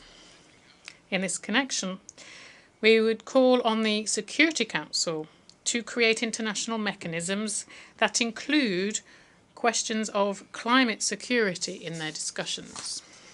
President, faced with a major energy challenge, the world indeed is facing a major energy challenge. Systems that are based on fossil fuels are responsible for significant greenhouse gas emissions, and thus they exacerbate climate change. Without resolute efforts to promote renewable energy, we risk facing even more grave crises. For example, extreme weather, conflicts linked to natural resources, and we are seeing some of this already. The Democratic Republic of the Congo has abundant resources, including essential ores and minerals such as cobalt, lithium, nickel, and graphite, to name but a few. These could facilitate a sustainable energy transition. We would appeal for international cooperation to develop the necessary technology and infrastructure for this. Our vision is to transform the exploitation of our resources into a tool for inclusive and sustainable development, all the while improving education, health, and infrastructure.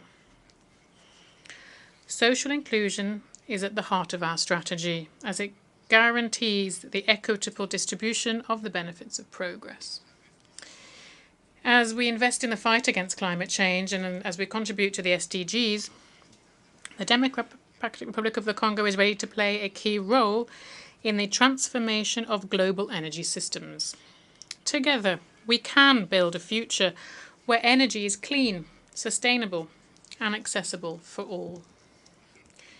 President, I would also like to touch on the crucial question of gender equality. Although equal participation of men and women in political life is something that is internationally recognized, in practice there is still a chasm between legal equality and the reality in how power is held. Women's concerns deserve to be integrated in the major decisions that affect our society. In the Democratic Republic of the Congo, we are determined to change mentalities, to overcome the social barriers that are hampering women from prospering. It is also crucial to involve men in this process so we can transform social trends and we can showcase their role in women's success. On a national level, the Congolese constitution enshrines parity. Thus, the government has also created a strategy to fight gender-based violence, a strategy that is focused on prevention, protection, and also reparation for victims. This strategy is reflected in our National Fund for Reparation of Victims of Conflict-Related Sexual Violence and Crimes Against Peace and Security, which goes by FONAREV.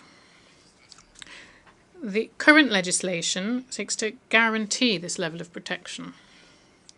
Here I wish to underscore significant progress that's been made in terms of women's participation in decision-making, with the appointment for the first time in our history of a woman as Prime Minister and Head of Government.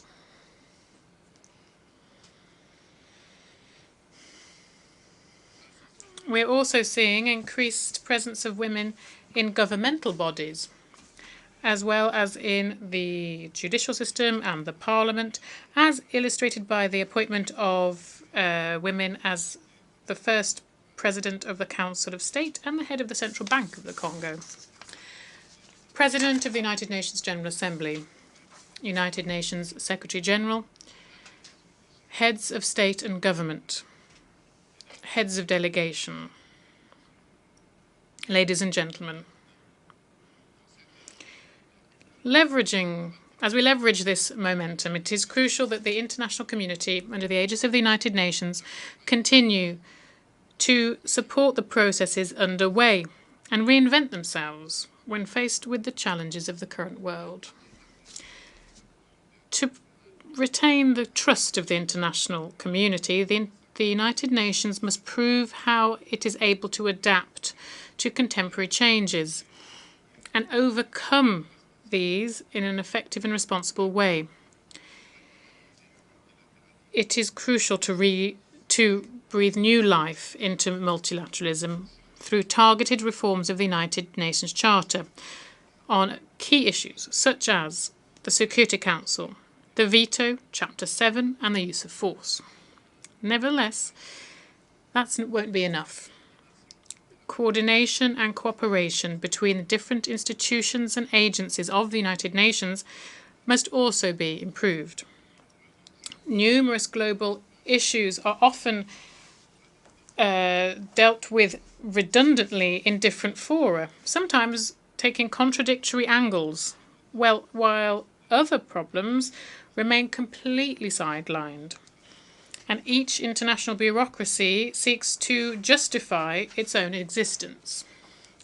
In this connection, while we commend the support of the United States, I would reiterate with strength on behalf of all African countries the request for 2 permanent seats at the Security Council for African countries.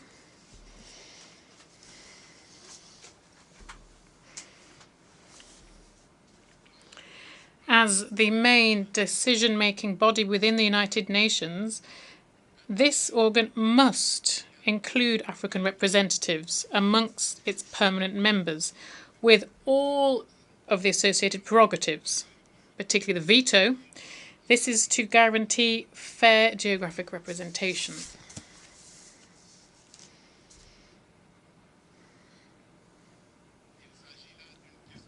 This is a question of justice.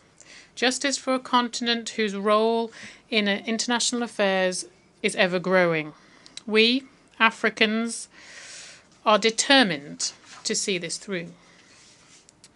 Finally, I wish to conclude by recalling that following more than 3 decades of absence from the Security Council, the Democratic Republic of the Congo is once again submitting its candidacy, supported by the African Union and by the Southern African Development Community, SADC, for the post of an elected member for the 2026-2027 period. This will be during the elections which will be held in New York in June 2025. The Democratic Republic of the Congo has already filled this function between 1982 and 1983, and 1990 and 1991. And during these 2 periods, we worked to promote peace, security, and stability in Africa and around the world.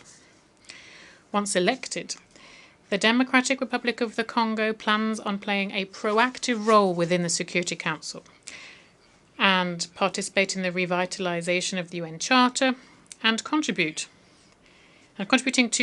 in a constructive way to the debates and actions related to this. My country, therefore, requests the support of all member states as we come up to these elections. At a time when multilateralism is being so sorely tested, the Democratic Republic of the Congo reaffirms its tireless commitment to the international community. And it is ready to shoulder with honour and responsibility the mission to forge a future where peace and cooperation prevail over conflict and division. Nelson Mandela said, and I quote, "None of us acting alone can achieve success." End of quote.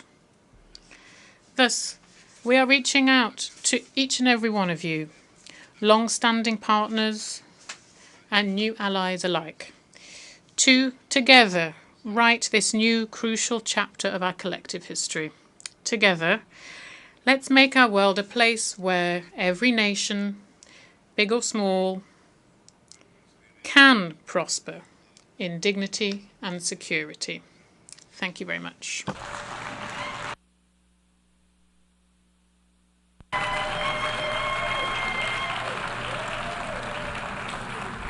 On behalf of the Assembly, I wish to thank the President of the Democratic Republic of the Congo.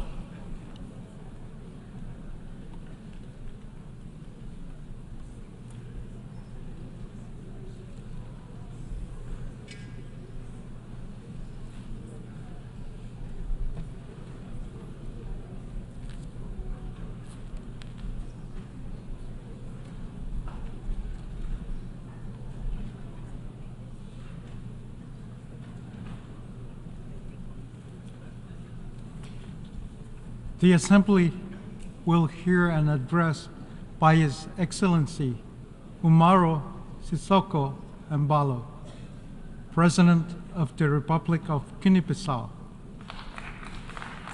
I request protocol to escort His Excellency and invite him to address the Assembly.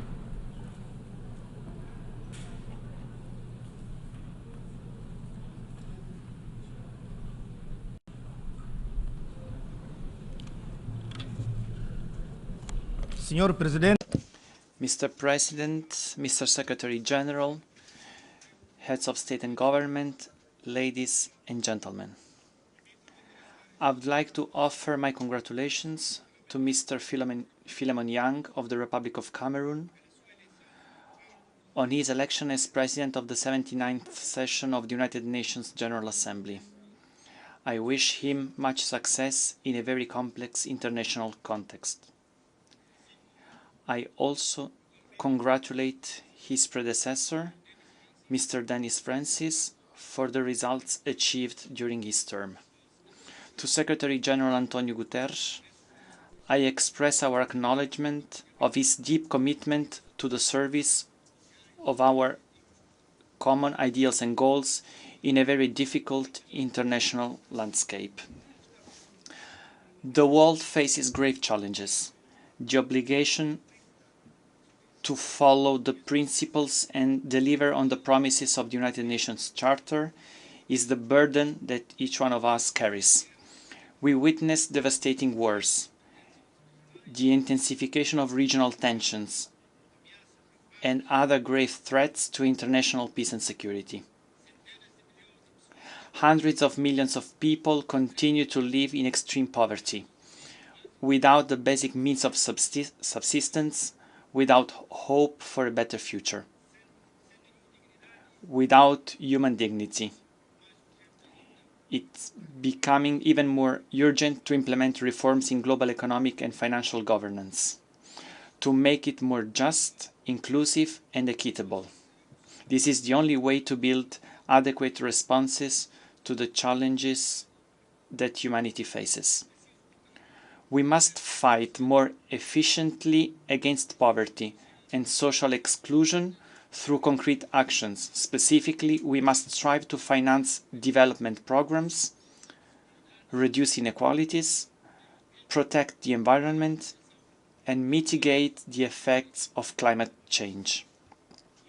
Mr. President, 8 decades after the establishment of the UN in 1945, we live today in a totally different world. We continue to call for reform of the United Nations Security Council, which must consider the interests of Africa under the terms of the Ezulwini Consensus and the Sirte Declarations of Heads of State and Government of the African Union. We must reform the international financial architecture in order to promote greater inclusion, particularly in Africa, and to consider the African continent's role and contribution to the world economy. In this context, we welcome the Summit of the Future. We hope that the Compact for the Future can drive collective efforts to achieve the Sustainable Development Goals, SDGs, and Agenda 2063, the Africa we want, of the African Union. As a member of the Global Working Group on Social Protection for Nutrition, Human Capital and Local Economic Development of the Group of 7+, G7+, we will work together with the other distinguished members on eradicating hunger and progressively achieving all Sustainable Development Goals, SDGs. Mr. President, the President of the Republic of Guinea-Bissau, we are committed to fostering dialogue, national reconciliation, consolidation of democracy and the rule of law, as well as our country's sustainable development. Despite the negative impact of the challenging world economic and financial situation, the economy of Guinea-Bissau continues to grow as a result of sound public policies. The practice of accountability has provided greater transparency in the state's economic and financial management. We have adopted measures that, though difficult, were shown to be necessary to drive the private sector and to create a more solid foundation for an economy that is dynamic and inclusive. We are promoting greater participation of women and youth entrepreneurs. We are investing on building and improvement of basic infrastructure, such as roads and other projects. We declared war on corruption and organized crime. We were able to restore trust in our relations with international financial institutions and other bilateral and multilateral partners. We continue to place faith in strengthening Guinea-Bissau's bonds of friendship and cooperation with the world. We remain steadfast on the policy of peace building and peaceful resolution of conflicts in West Africa and in the world in general. It was to this end that in recent months I made visits of friendship and work to Russia, Ukraine, Israel and Palestine.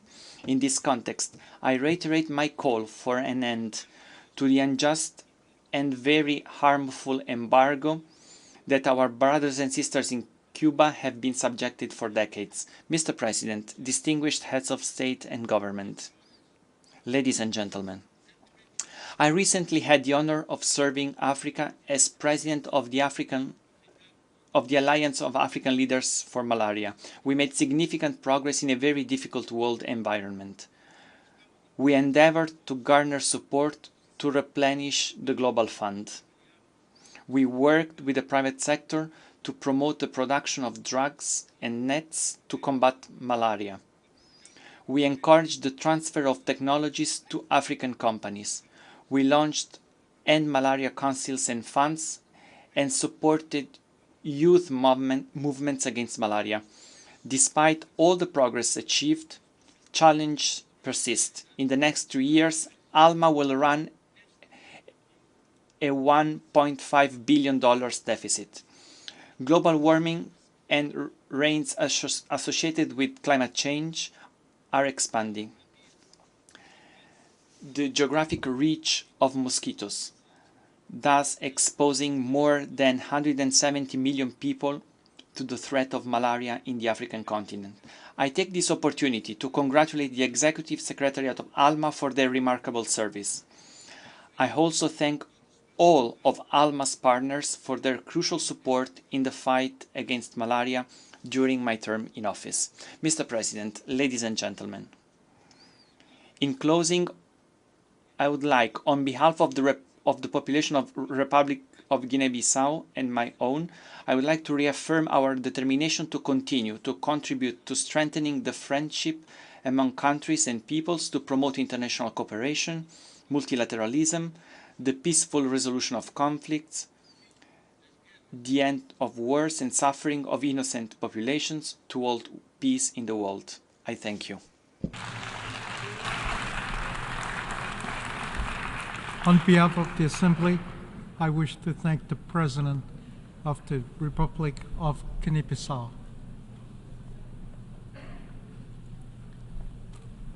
The Assembly will hear an address by His Excellency Jose Maria Pereira, Neves, President of the Republic of Cabo Verde. I request Protocol to escort His Excellency and invite him to address the Assembly.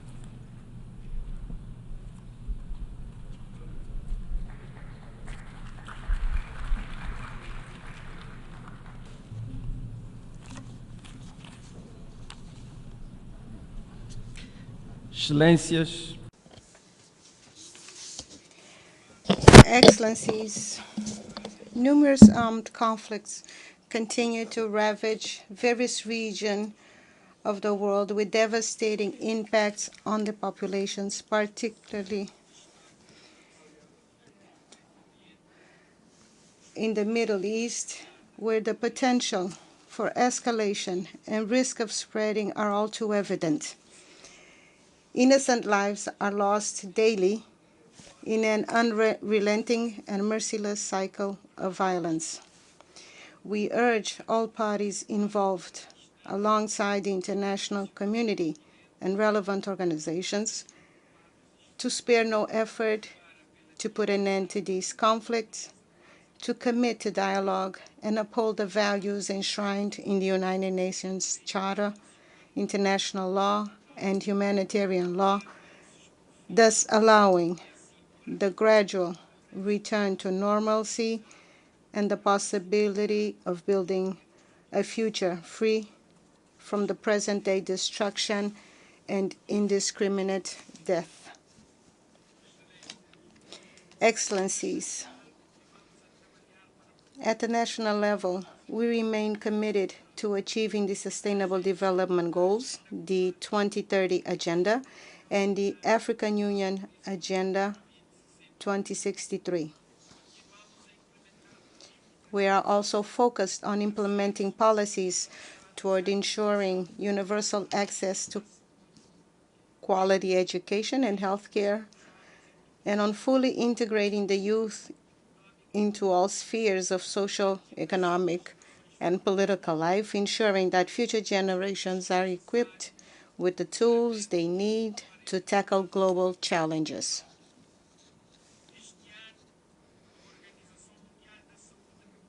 This year, we proudly received a certification from the World Health Organization as a malaria-free country, a comforting and encouraging testament to our commitment to health and healthcare as a fundamental right for all. While many nations, especially in Africa, are still grappling with this terrible disease, we have a unique opportunity to eradicate preventable and treatable ailments. Ailments that have long plagued humanity, causing suffering, hindering progress, and trapping millions in poverty. To achieve this goal, I call on the upcoming IDA 21 Global Fund restructuring meeting to be held in Paris next month to prioritize funding through a dedicated budget line aimed at eliminating diseases. Microbial pathogens and antimicrobial resistance also pose significant threats to global health. Thus, understanding and managing microbial activity is crucial for addressing challenges related to disease control, food security, environmental conservation, and climate change. In this troubled and challenging international landscape, where multiple crises continue to impact people and the planet, I reaffirm Cabo Verde's firm commitment to being an active and constructive member of the United Nations and tirelessly championing the universal values contained in its charter. Among these crises, climate change disproportionately affects vulnerable nations, especially small island developing states. We look to COP29 to yield urgent and tangible progress on key climate issues, particularly as a deadline for significant emissions reductions approaches. Our people, especially communities in small island developing states, seek bolder commitments, namely from high-emission countries, and swift implementation of climate policies and funding mechanisms that are not only ambitious, but also equitable and effective. The rising sea levels, also caused by climate change, require immediate and special attention. The challenge is multidimensional and extends far beyond island and coastal populations. It affects all continents and regions, leaving no one immune to this catastrophe in the making. We therefore welcome today's high-level meeting on addressing the existential threats posed by sea level rise. Last year, on the sidelines of the 78th General Assembly, the agreement on biodiversity beyond national jurisdiction was opened for signature, representing an international milestone in the conservation and sustainable use of marine biodiversity in areas beyond national jurisdiction, that is, in the high seas, which constitute about 60% of the world's oceans. And I am proud to say that Cabo Verde, my country, signed this agreement on its first day and is currently finalizing the ratification process. I call on all nations who have not yet done so to also sign and ratify this important instrument for the conservation of life in our oceans. As an ocean nation, Cabo Verde has a tiny land territory in comparison to the immensity of its maritime territory. Therefore, I did not hesitate to accept UNESCO's honorable invitation to become patron of the United Nations Decade of Ocean Science Alliance for Sustainable Development for 2021-2023. As an ocean nation, heavily dependent on marine resources, our role in the Ocean Decade focuses on local and global actions to promote sustainable ocean management. We have been focused on the importance of sustainable ocean management, particularly for small island developing states that are very vulnerable to climate change and the degradation of marine ecosystems. For 3 consecutive years, we have hosted international ocean conferences to foster partnerships between governments, the private sector, scientists, and civil society to advance ocean science and create innovative solutions to ocean challenges. Thus, it is important to bring together key stakeholders in order to boost collaborative solutions for the oceans, help develop research capacities to study the impact of climate change, ocean acidification, and promote knowledge sharing and technology transfer to improve ocean monitoring and observation systems.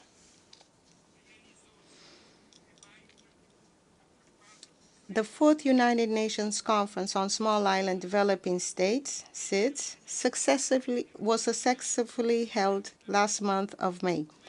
However, to ensure greater resilience and sustainability of small island developing states, we must urgently begin implementing the Antigua and Barbuda Plan of Action. Cabo Verde remains committed to playing an active role within the SIDS community, and in the first quarter of 2025, we will host a high-level meeting for the Atlantic, Indian, and South China Sea regions aimed at establishing a coordination mechanism for the subregion. At the SIDS-4 conference, we also expressed our readiness to host the 5th United Nations Conference on SIDS in 2034. As a small island developing state, we face substantial challenges that affect our macroeconomic systems. Even if we dedicated our entire state budget to sustainable development and climate action, it would still fall short of the necessary funding targets. In most small island developing states, this situation is exacerbated by a significant lack of capacity to navigate new financial tools. While reforms to the global financial architecture evolve slowly, there is an urgent need to accelerate development processes. We must swiftly and significantly scale up technical assistance and capacity building efforts in financing sustainable development to ensure that the global South is not left behind. We here welcome the recent approval of the Multidimensional Vulnerability Index, MVI, which is crucial, particularly for SIDS and other vulnerable groups, as it provides a comprehensive and differentiated way of assessing our development needs and challenges, thus enabling a broader and more accurate understanding of how various factors influence the development of countries. In my capacity as the African Union champion for natural and cultural heritage, and in line with the policies of the government of Cabo Verde, I have been tirelessly advocating for the protection, promotion, and sustainable management of Africa's rich natural and cultural heritage, which is highly vulnerable to climate change. It is essential that we continue to raise awareness on the need to safeguard our ecosystems, historical landmarks, traditional knowledge, and intangible cultural practices. It is thus urgent for us to promote African identity through the promotion of African languages, traditional arts, and all the plurality of cultural expressions, reinforcing the continent's diverse cultural history and its contributions to global culture and human heritage is vital. The restitution of cultural assets, such as artifacts, works of art, and sacred objects, which are an integral part of the cultural identity, history, and traditions of the communities from which they originate, is of vital importance not only for Africa, but for many other regions of the world.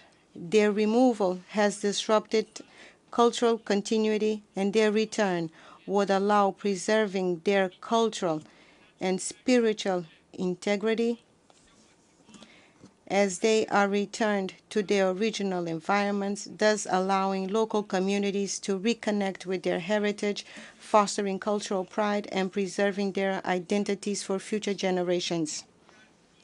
I am pleased to announce that in 2025, we will host a high-level meeting in Cabo Verde focused on Atlantic Creoleness, or the Atlantic dimension of Creole, bringing together scholars of Creole languages, artists, writers, filmmakers, men and women of culture, and world leaders. They will represent the plurality of geographical spaces, of affirmation of Atlantic dimension of Creole, a construction of which Africans and their descendants were an integral part of.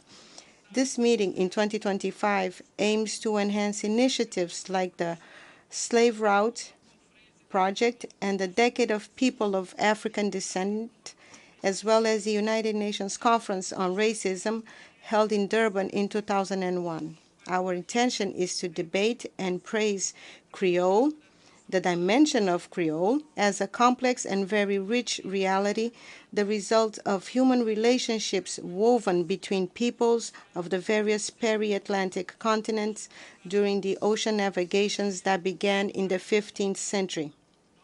From these encounters, new forms of culture and organization of society emerged and lasted over time, representing a particularly fruitful moment of social and cultural innovation.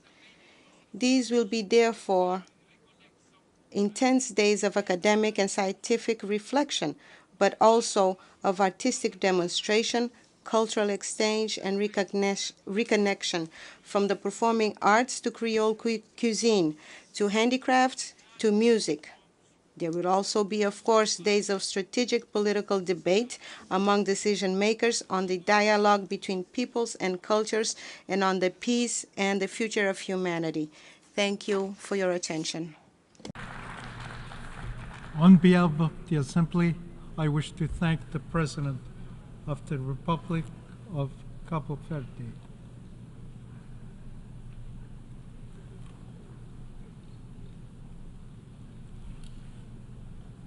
The Assembly will hear an address by Her Excellency Iris Samara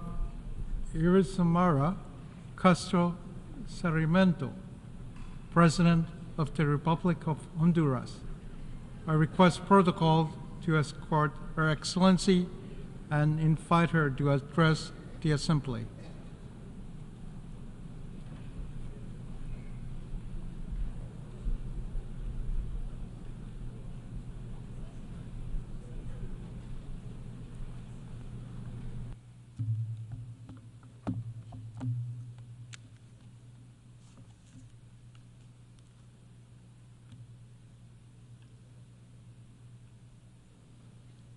Señor Presidente, President of the General Assembly, United Nations Secretary General, distinguished presidents, prime ministers, and dignitaries representing the countries of this great assembly of the United Nations. I speak to you from this rostrum as President of Honduras, as the representative of a people who have resisted oppression, exploitation, and structural violence imposed against us for centuries.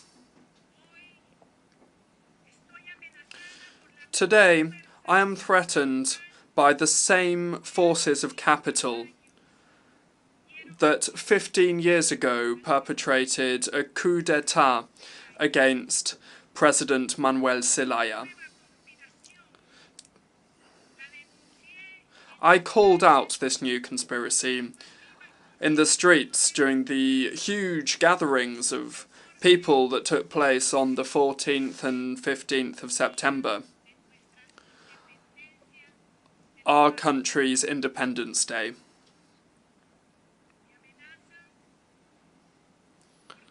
I'm being threatened because I have brought in structural changes to the economic model, and because I have called out the unfair taxation regime that perpetuates inequalities, that gives to the most powerful and that exploits the poorest.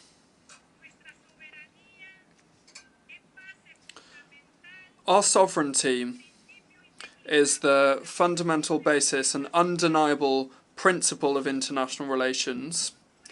However, in Honduras, they continue to impose colonial practices, interference, economic, media, and political domination against us. Supranational powers and some multinational corporations are the result of corrupt public-private elites that have no other goal than to increase their capital. Globalization has failed in its mission to bring prosperity to people.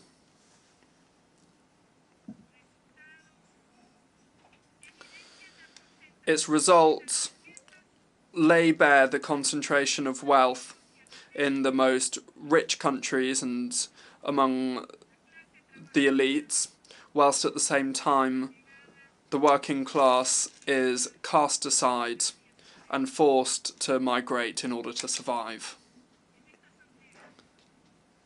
At this assembly, the majority of leaders from Latin America and the Caribbean have called out global capitalism as the main factor responsible for the destruction of natural resources and as the oppressor of the conditions of life of humanity. Accumulation of economic gain prevails above human interest, and the role of international financial bodies with their loans with conditions attached to them and fiscal and financial income are things that only aggravate the situation of poverty and dependency of our countries.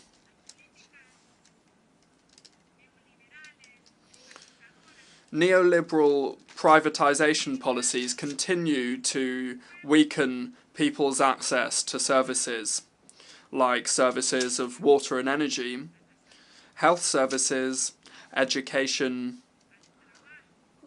work, social security, free trade agreements imposed against our peoples undermine our sovereignty and remove the ability of our producers to compete on an equal footing, causing the cost of living to increase on a daily basis. Peace, justice, freedom, and democracy remain foundational values of our country. Therefore, we cannot accept them being held hostage by the 10 most powerful families in Honduras, who are the ones that have grabbed our main economic resources and that are refusing to accept the changes that I'm bringing in. We need to strengthen our democratic system through popular consultations and through the real, direct and effective participation of our people. The International Model Cities Project, the ZEDE project, that was selling off chunks of our country as a loot, really, for multinational capital, and that was something that was supported by stakeholders in the previous narco regime, has been cancelled definitively by my social democratic government. Today, I wish to express my gratitude to the Supreme Court of Justice for its historic ruling, and also to the National Congress for their support.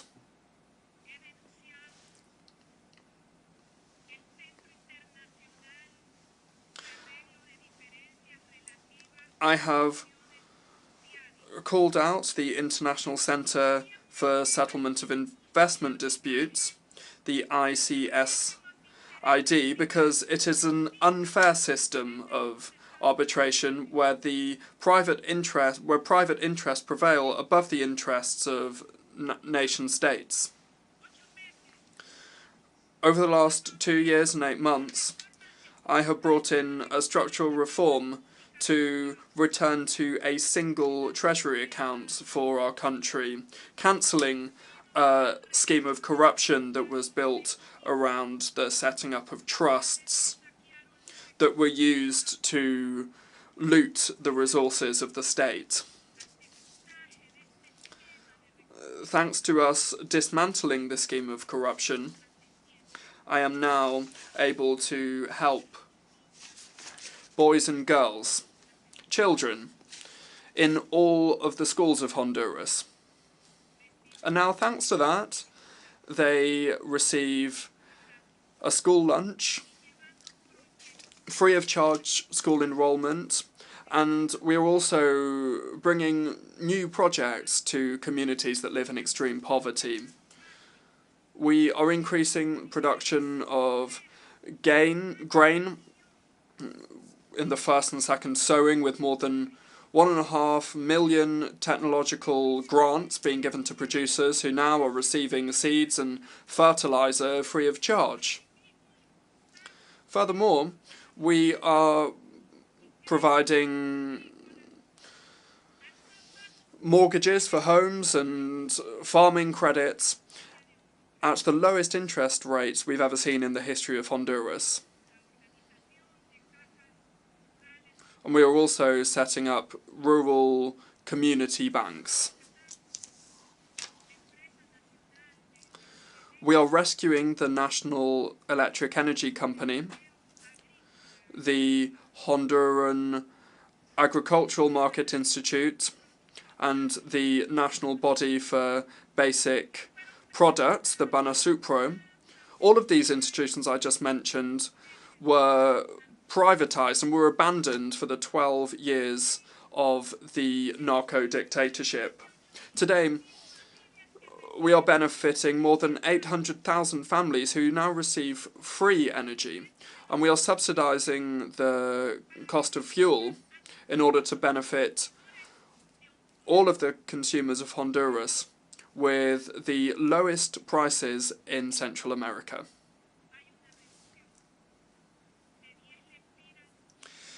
There's a reduction of 10 lempiras for each gallon of fuel sold. Investment in infrastructure is at its highest level in the history of our country.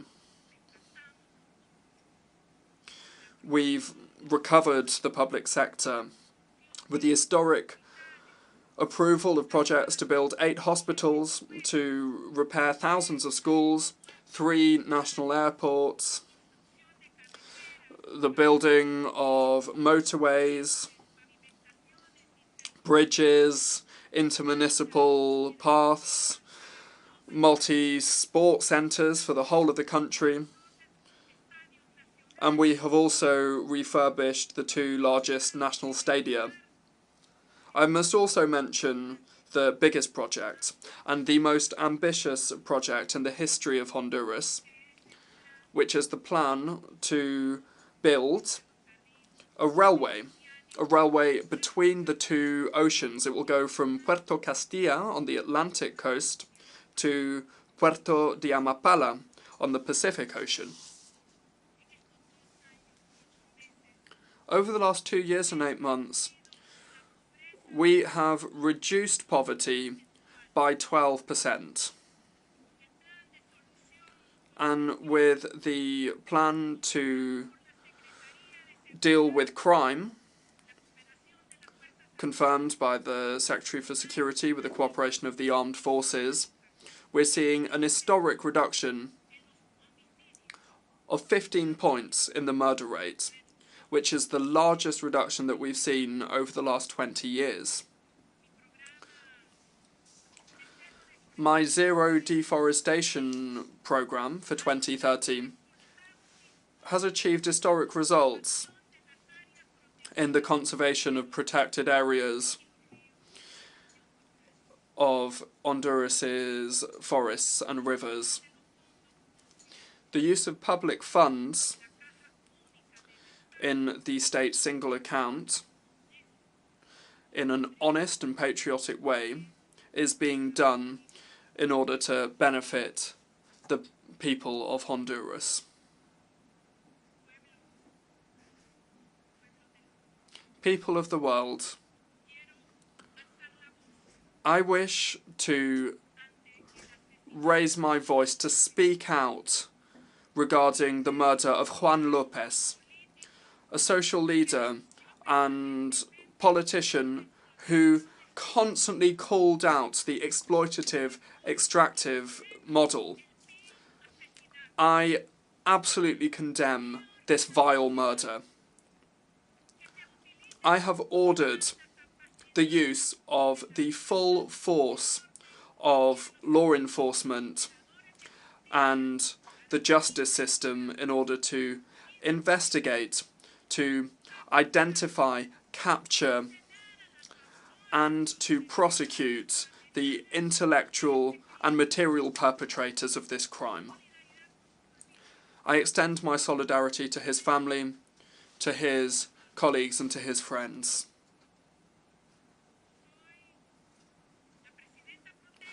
I am the pro tempore president of the Community of Latin American and Caribbean States, CELAC, with 33 different countries there. As president of Honduras, my first action was to call out and condemn the genocide against the Palestinian people.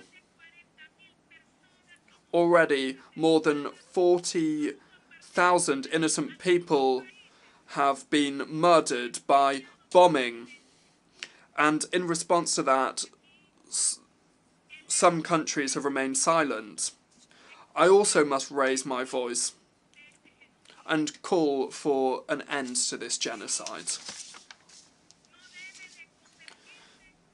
Lebanon must not become another Gaza Strip. We demand an immediate ceasefire in Lebanon. The Haitian people are calling for our cooperation and solidarity as an organisation of countries in the Latin America and the Caribbean. Haiti is the first motherland to have been freed from colonialism, and it deserves our full attention.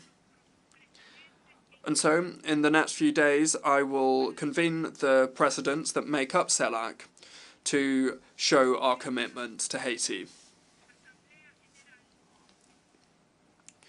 This General Assembly, for more than 30 years, with an overwhelming majority, has rejected the inhumane embargo imposed against the people of Cuba. This terrible embargo begun in 1960, and since 1992, this General Assembly has sent out more than 30 resolutions calling for the United States to put an end to this cruel embargo. I also call for an end to the unfair blockade imposed against the kindred peoples of Nicaragua and Venezuela.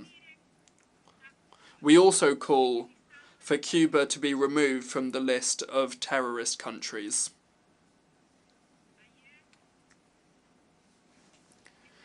Yesterday, I delivered to the Secretary General, Mr. Antonio Guterres, the agreement that formalises the UN support to fight against corruption and impunity.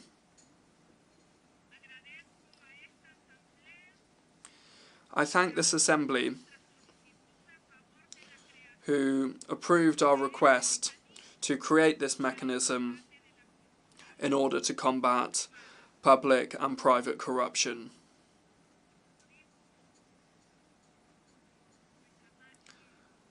As Berta Cáceres, our martyr, said, she was a brave woman and a defender of our natural resources and of our indigenous peoples.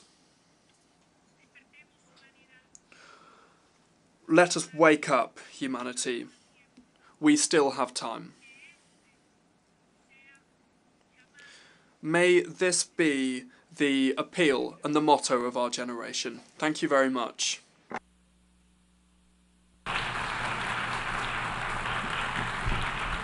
On behalf of the Assembly, I wish to thank the President of the Republic of Honduras.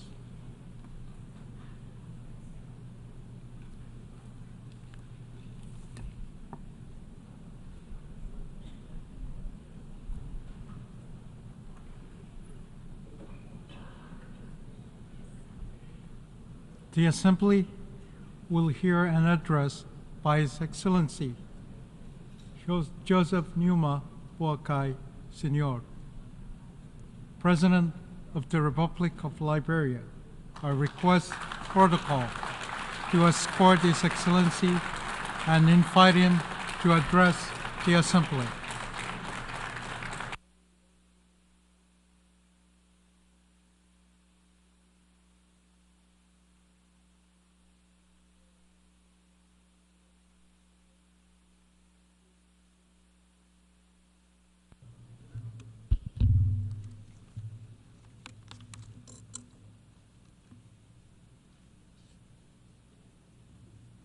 His Excellency Philemon Yagan, President of the 79th session of the United Nations General Assembly, His Excellency Mr. Antonio Guterres, Secretary General of the United Nations, Excellencies, Heads of State and Government, Ambassadors, Heads of Delegations, and esteemed delegates, distinguished ladies and gentlemen.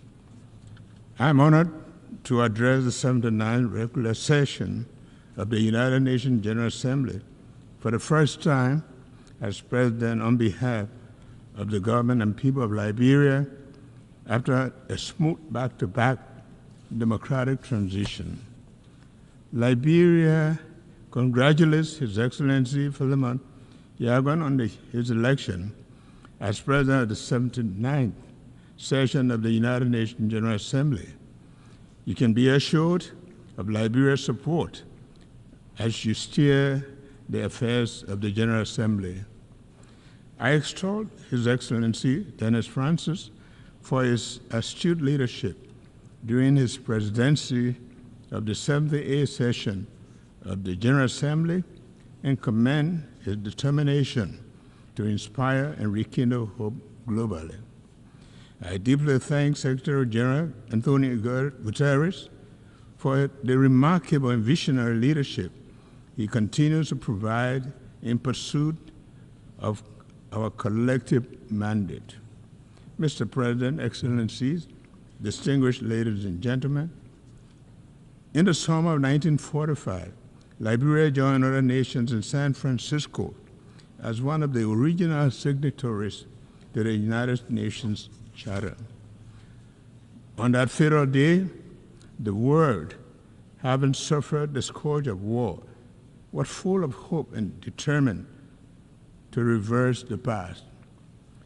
Nearly 80 years on, and reflecting on the preamble of the United Nations Charter, which declares our commitment to promote social progress and better standard of life and larger freedom, we ask the question, has our reaffirmation of faith in the dignity and worth of human person made 8 decades ago, had been realized? We must admit that the world has changed and the frontiers that we now embrace are different. In it, greed, insensitivity to the poor, the international drug epidemic, money laundering, dynamics of climate change, and the impact of social media must compel us to rethink our approach to global peace and security. Our beloved United Nations must undergo the institutional and philosophical reflections required to respond to the new age. As we assemble under this theme, unity in diversity for advancement of peace, sustainable development, and human dignity for everyone, everywhere, it is important to recognize the shared values and collective efforts that come from our unity with diversity. We must acknowledge these as essential for the advancement of peace, sustainable development, and the inherent dignity of every human being worldwide. By doing so, we can build a better world where no one is left behind. Like many nations gathered at this assembly, Liberia recommits to the Sustainable Development Goals.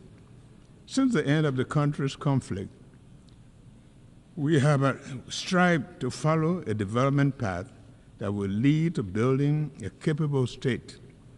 12 years ago, we dared to dream of a future within the realm of possibility, harboring core national aspiration to transform the future.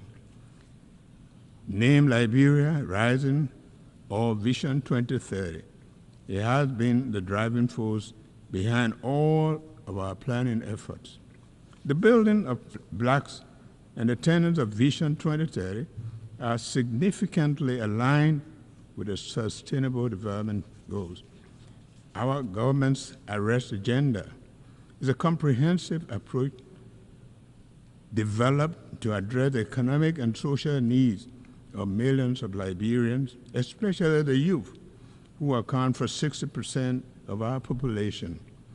With emphasis on agriculture, roads, infrastructure, development, justice, and the rule of law, education, sanitation, health, and tourism, the agenda had mainstreamed the SDGs as is designed to take Liberia to the finish line of the 2030 Sustainable Development Goals. The fight against poverty, the promotion of human dignity, a steadfast commitment. Despite our progress, poverty remains a significant challenge, with over half of our population living below the poverty line. The Sustainable Development Goals aim to eradicate poverty in all forms by 2030, ensure social protection for the poor and vulnerable, improve the access to essential services. Liberia is dedicated to assessing the levels and the causes of poverty and implementing strategies to reduce it and promote shared prosperity. My government also acknowledges the pressing need to address maternal and newborn mortality by implementing robust monitoring and evaluation of health services in the country to accelerate the reduction of maternal and newborn mortality. We are particularly blessed and pleased with the United Nations HC Joint Mission to Liberia this year, which concluded a commitment to combat the high burden of increasing newborn deaths. We welcome the United Nations General Assembly's decision to declare July 25th as the International Day of Women and Girls of African Descent this year. This significant milestone acknowledges that women and girls of African descent have unique opportunities, but they also have challenges that the global fight against slavery and racism is necessary to achieve gender equality. Liberia credits its credentials by producing the first woman president of the United Nations General Assembly, Angie Brooks Randall, and first female president of Africa, President Ellen Johnson Sirleaf. Liberia has witnessed and continues to witness the immense contribution of women and girls of African descent in politics, culture, and every area of societal development. Excellencies, distinguished ladies and gentlemen, Liberia has enjoyed uninterrupted peace for almost 2 decades, following the 14 years of civil conflict. During this time, we have held 4 democratic elections, with last year's election marking the 4th since the return to democratic order in 2006. In January this year, Liberia achieved a historic milestone by peacefully transitioning from one democratic government to the other. This progress is significant because before the 2018 transition, the last democratic transition occurred in 1944, about 74 years earlier. We are gradually fostering and solidifying our democratic culture ensuring that democracy is here to stay in Liberia. Now it is time for our people to reap the democratic dividends. The rule of law is fundamental for peace, justice, strong institution, and dignity for human person. Liberia is taking significant strides towards openness, transparency, and accountability by empowering and supporting transparent institutions. Our government is committed to implementing audit recommendations by the General Audit Commission to restore public and donors' confidence in the governance system and improve regional and international cooperation.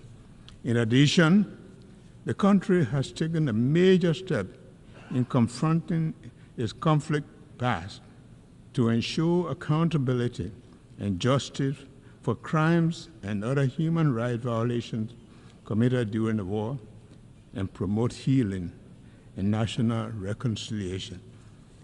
A significant development in our transitional justice process was the signing on May 2, 2024 of the Executive Order 131 to create the Office of Establishment of War and Economic Crime Court for Liberia, a key recommendation from the Truth and Reconciliation process in Liberia.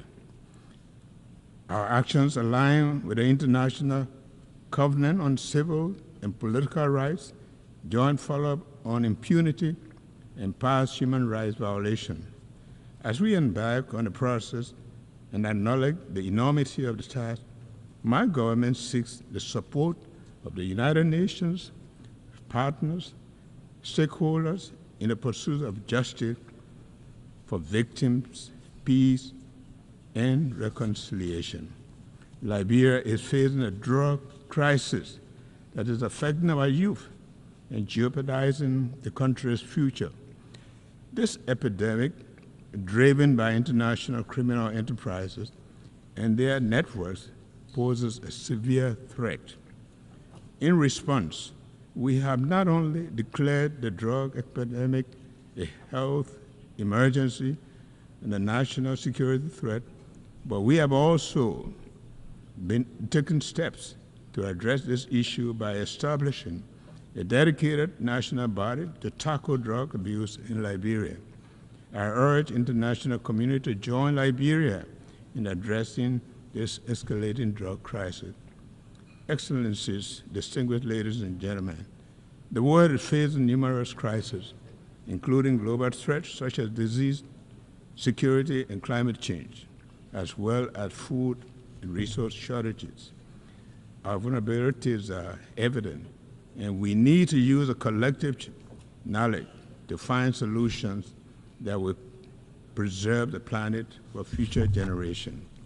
Climate change is undeniably real, and its threat to our environment and the way of life is becoming increasingly apparent.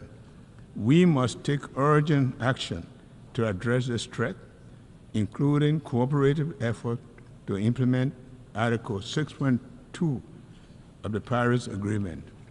Liberia, as the most forested country in West Africa, with over half of the land covered by forests, plays a vital role in biodiversity and environmental sustainability. As a result, our country is taking important steps to lead conversation on climate action. My government has called on our legislators and stakeholders to begin looking at the Paris Agreement, particularly under Article 6, to help advance actions towards establishing Liberia's nationally determined contribution to combat climate change. While we take these actions, we are mindful of the need to build capacity and invest in critical areas of our economy, such as using alternative financing for investment in the blue and green economy and technological transfer to support these climate actions. Excellencies, distinguished ladies and gentlemen, The goals we set for ourselves and the future are better served on the foundation of peace and security. Having enjoyed peace for over 2 decades following a long-running conflict, we aim to promote peace and stability at home, in the region, and globally. The threat of conflict to our shared world underscores the importance of collaborative efforts to foster regional and global stability and peace. Therefore, we support all the UN's effort to address peace and security issues worldwide. Liberia is concerned about escalating security challenges in the West African region, including terrorism and economic and political instability. These pose significant threat to regional peace.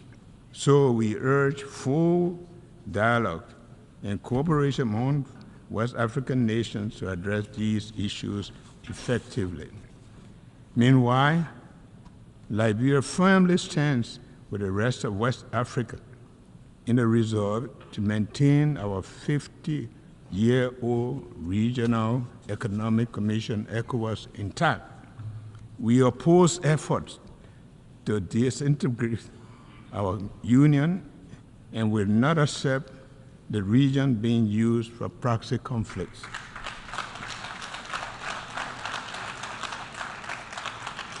We look at the AU and the UN to support us in keeping the regional body united. Similarly, at a global level, we call for an immediate ceasefire in the Middle East to provide civilians an essential humanitarian relief. We urge both Israel and the Palestinians to engage in negotiations towards lasting peace, including a two-state solution. Additionally, we see the ongoing conflict in the Ukraine as a threat to global peace and security. Therefore, there is an urgent need for a peaceful resolution that also respects Ukraine's territorial integrity. Mr. President, Excellency, distinguished ladies and gentlemen, this year's Assembly is a pivotal moment for Liberia's bid to ascend to the African non-permanent seat of the United Nations Security Council 2026.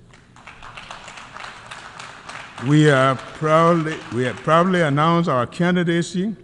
We look forward to the support of the member states to vote Liberia overwhelmingly to the seat of the Security Council. We can work with Council members to promote peace, justice, and security. Liberia is dedicated to promoting sustainable growth and ensuring human dignity for all.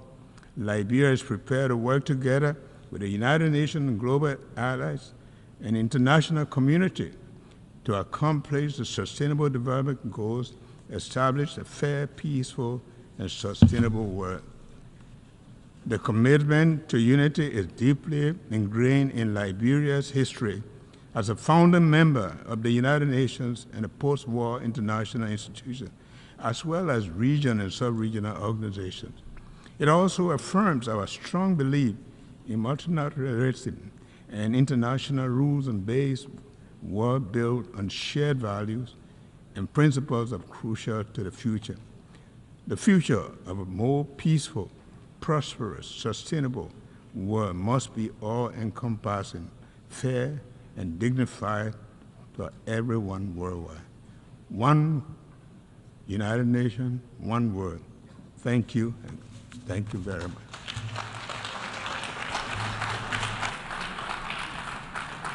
On behalf of the Assembly, I wish to thank the President of the Republic of Liberia.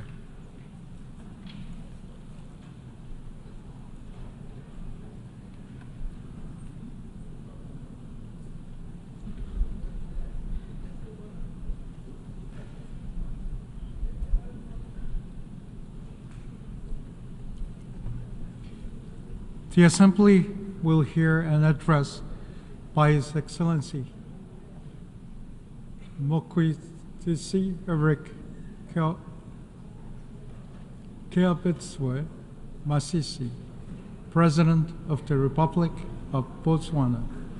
I request protocol to escort His Excellency and invite him to address the Assembly.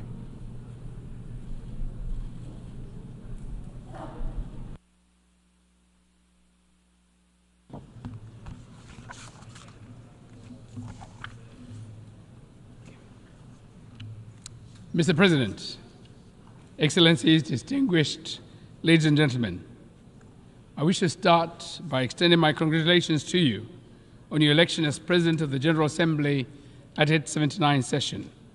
You can be assured of Botswana's full support as you steer the work of this august House.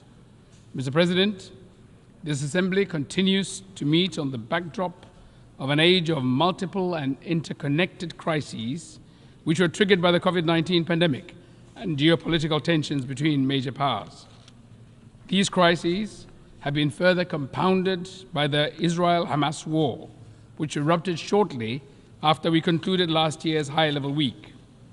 The attacks on innocent civilians on both sides are unacceptable and thus stand condemned. In the same vein, we wish to express our deep concern of the situation in the Gaza Strip, where the war has resulted in catastrophic humanitarian crises and unprecedented fatalities for civilians, children, and humanitarian workers. I should also register Botswana's concern regarding the loss of lives of the United Nations Relief and Works Agency for Palestinian Refugees in the Northeast, UNRWA personnel. I take this opportunity to pay tribute to UNRWA personnel and all humanitarian workers and their commitment to deliver aid, save lives, and alleviate suffering in Gaza and elsewhere. We owe them a debt of gratitude, and they deserve our full protection. Botswana also abhors attacks on UNRWA installations and condemns disinformation and misinformation campaigns against this life-saving General Assembly mandated agency. Botswana firmly supports the work of UNRWA, which entails providing humanitarian and development assistance and protection to Palestine refugees pending the just resolution of the question of the Palestinian question. In this regard, Botswana is proud to be among the countries that joined the Statement of Shared Commitments on UNRWA, which reaffirms support for the agency, its mandate, its staff, and highlights its indispensable role during this difficult time. Mr. President, we wish to reiterate the centrality of the two-state solution in resolving the Israeli-Palestinian conflict and the attainment of a just, comprehensive, and lasting peace. We therefore urge parties to commit to a political process that will pave the way for the realization of the two-state solution in which Palestine and Israel live side by side in peace and security based on the pre-1967 borders. Mr. President, the war in Ukraine also rages on, with no indication of an end in sight. We continue to underscore the need to respect the sovereignty and territorial integrity of Ukraine in line with the United Nations Charter and international law. We also call on parties to give diplomacy and dialogue a chance and to seek a peaceful resolution. In Africa, the guns still have not gone silent. We continue to grapple with armed conflict, terrorism, and potentially explosive geopolitical tensions.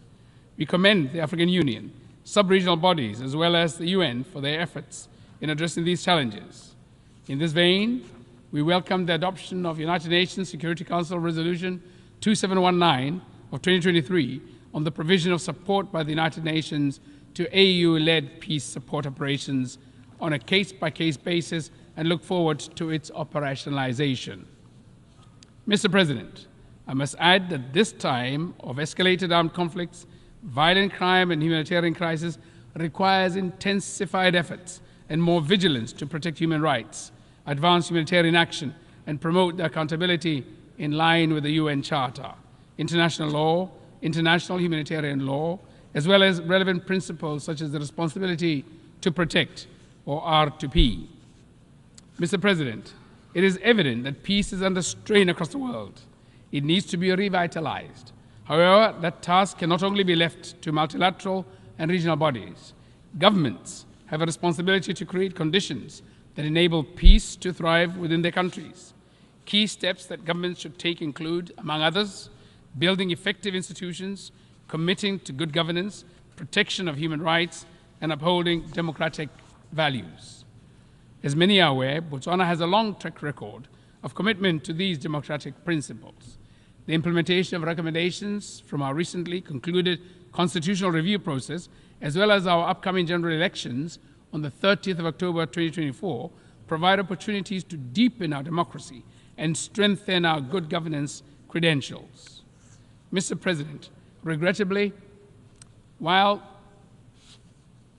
on the one hand, the scourge of war rages on the other hand, the promises of sustainable development is in great peril.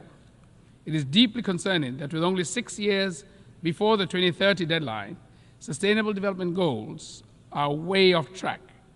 We learned from the latest Sustainable Development Goals report that only 17% of the goals are on track, while the rest range from moderate progress to stagnation and even regression. There's a lot of work to do. We must take inspiration from and build on the success achieved in the reduction in global child mortality, prevention of HIV infections, attaining girls' parity with boys in education, increased access to energy and the internet, while also scaling up action and investments in areas which are lagging far behind, particularly poverty eradication. The levels of extreme poverty remain disturbingly high, but we cannot attain sustainable development without eradicating poverty in all its forms and manifestations. Poverty eradication is the sine qua non of sustainable development. A comprehensive approach will be required to move the needle in the fight against poverty. We therefore endorse the call for comprehensive social protection systems and inclusive economic policies. Pro-poor policies should also be complemented and reinforced by policies which spur inclusive economic growth and create sustainable employment. Policy interventions that aim to leave no one behind ought to be matched by adequate SDG financing. In this vein, my delegation reiterates the call for predictable, sustainable, and sufficient development finance to developing countries from all funding sources. In addition to livelihood issues, progress should also be accelerated in addressing other forms of inequality within countries, especially gender inequality. Meaningful action is needed to empower women and girls in areas where they are left behind and to combat harmful cultural practices and gender-based violence.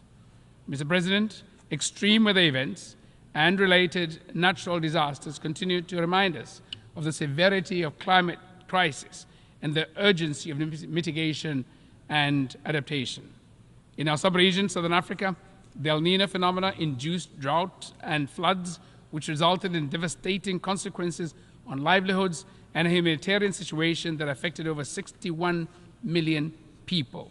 I take this opportunity to reiterate the Southern Africa Development Community's SADC regional humanitarian appeal of at least $5.5 billion aimed at augmenting domestic resources of the affected member states, including efforts to resource mobilization from national, regional, and international partners in response to the impacts of El Niño-induced drought and floods. I cannot overemphasize the need for adequate climate finance for effective climate action. We continue to remind developed countries of their annual $100 billion commitment in climate finance for developing countries until 2025 and call for a more ambitious goal thereafter. Mr. President, efforts at attaining sustainable development ought to be redoubled in countries in special situations, in particular small island developing states, SIDS, least developing countries, LDCs, and landlocked developing countries, LLDCs, which are disproportionately affected by development challenges. Botswana, as an LDC and current chair of the group of LLDCs at the UN, is deeply concerned by enormity of challenges faced by LLDCs in their effort to implement the 2030 Agenda and its SDGs. With no direct territorial access to the sea, LLDCs struggle with international trade, connectivity, and economic development. Our countries are cut off from the global marketplace and without the means to develop adequate transport and logistics infrastructure, and inevitably face significant challenges in achieving the Sustainable Development Goals. The forthcoming third United Nations Conference on Landlocked Developing Countries, LLDCs 3, from 10th to 13th December in 2024 in Gaborone, Botswana, under the theme Driving Progress Through Partnerships, will provide an opportunity to effectively address these challenges in an ambitious, action-oriented, and forward-looking program of action. I therefore invite transit countries, development partners, and other stakeholders to join us in the beautiful and vibrant Gaborone as we shape the future for our 32 member countries. Mr. President, as you rightly observe, it is only when we act together that we can effectively deliver meaningful progress for people, planet, prosperity, and peace while leaving no one behind. Without a doubt, the United Nations-led multilateral system remains an indispensable platform for the effective global action that this moment demands. It is therefore of paramount importance that the multilateral framework remains fit for purpose. The onus is on us as member states to ensure that our intergovernmental processes enable rather than stifle effective multinational action and international cooperation. We must not allow the current geopolitical tensions and great power rivalries to get in the way of progress.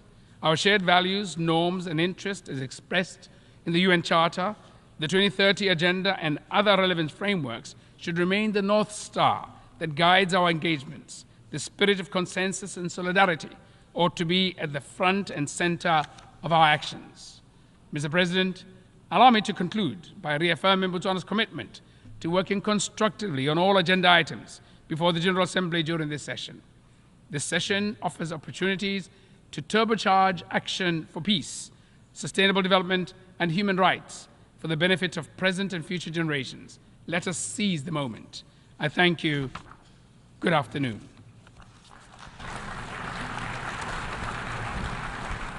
On behalf of the Assembly, I wish to thank the President of the Republic of Botswana.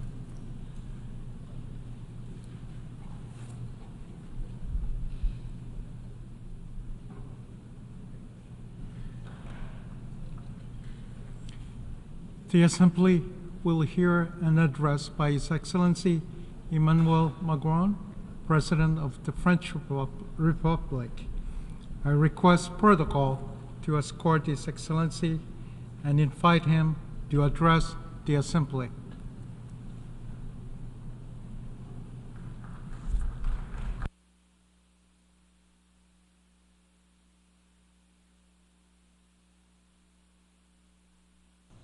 Monsieur le Président. President of the General Assembly, heads of state and government, ministers, ambassadors, ladies and gentlemen. I'm speaking here on behalf of a country who will never forget what nations are capable of doing when they are united. Freedom. And France has just paid tribute indeed this year to the peoples of America, Europe, Africa, Asia, and Oceania, who allowed us to liberate ourselves from the Nazi grip. Progress and peace also. France, with its peoples, have created a community of free states, sovereign states, able to engage with each other and to understand what is essential. Also, hope. Much like we've seen in recent times during the Paralympic and Olympic Games that France hosted this year, with beauty, enthusiasm, and the support of the peoples. However, despite this, the Olympic truce that we wanted here did not come to life. However, the danger of words without action and impotent diplomacy are before us every day. However, our organization is facing the biggest convergence of crisis possibly ever after its 8 decades of existence. And the feeling of a loss of control is growing when faced with wars, with climate change, increasing inequality, injustice. And every day humanity seems to be more fragmented at a time when the circumstances would require us to find common responses, strong, effective responses to these two words, United Nations, need to embody hope once again. And what must we do for this? We need to find this essential bedrock of this, and that's what I wanted to touch on briefly. Above all, first and foremost, we need to restore the terms of trust and respect between peoples. And here I can see them often trampled in our debates. To do this, we need to pay equal attention to those who are suffering. As I mentioned here 2 years ago, in fact. Let's stave off the possibility of having double standards. One life is equal to another. The civilian protection is an imperative norm and must remain our North Star at a time when this year we are marking the 75th anniversary of the Geneva Conventions.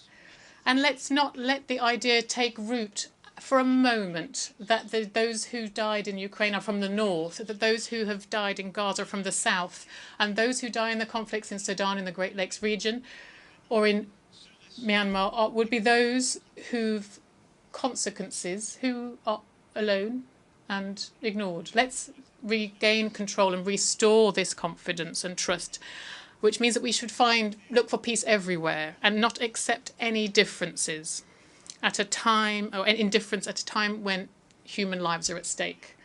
Let's not accept any difference being made when territorial integrity and the sovereignty of states is at stake either.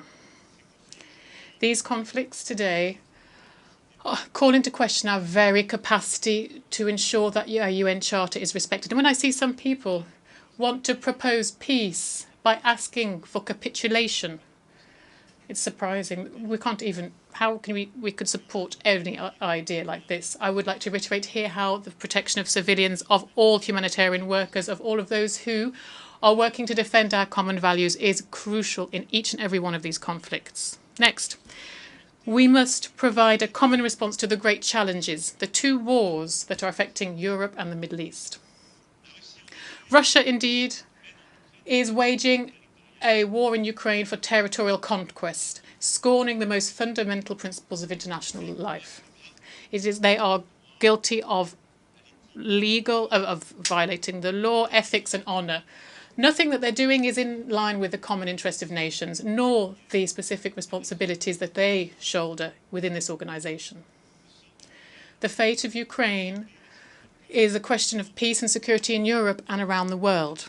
Because who could still believe that they are protected from their bigger neighbours, the violent neighbours, those avid ones? If we let Russia win this as if nothing happened, no one could do that. It is therefore in our common interest and the common interest of nations that Ukraine be restored in its legitimate rights as soon as possible and that just and lasting peace be built. France will continue to do everything in its power so that Ukraine can hold strong, be out of danger and obtain justice. France will continue to provide it with the equipment that is necessary for its defence, and with its allies and partners that are closest to them, France will support the remarkable resistance of the Ukrainian people and will commit to their lasting security. Let us look for peace. France will join its forces with all of those sincere partners to build solid peace in Ukraine, for Ukraine and for Europe. I know that for many of us, the key issues are elsewhere. There's a long list of forgotten wars, unjust victories, badly negotiated resolutions, or perhaps resolutions that are never implemented. I am not forgetting any of them, even if I can't list them all here. President Tshisekedi, who spoke earlier at this tribune, said that the situation in the Great Lanes, and I will go back to him and President Kagame in a few days, we'll cover that. That is of concern to us as well. And in Armenia, Prime Minister, which France stands strongly shoulder to shoulder with the pressure from Azerbaijan and territorial intentions, the international community must be there so that peace negotiations are successful. And so that the internationally recognised borders are preserved.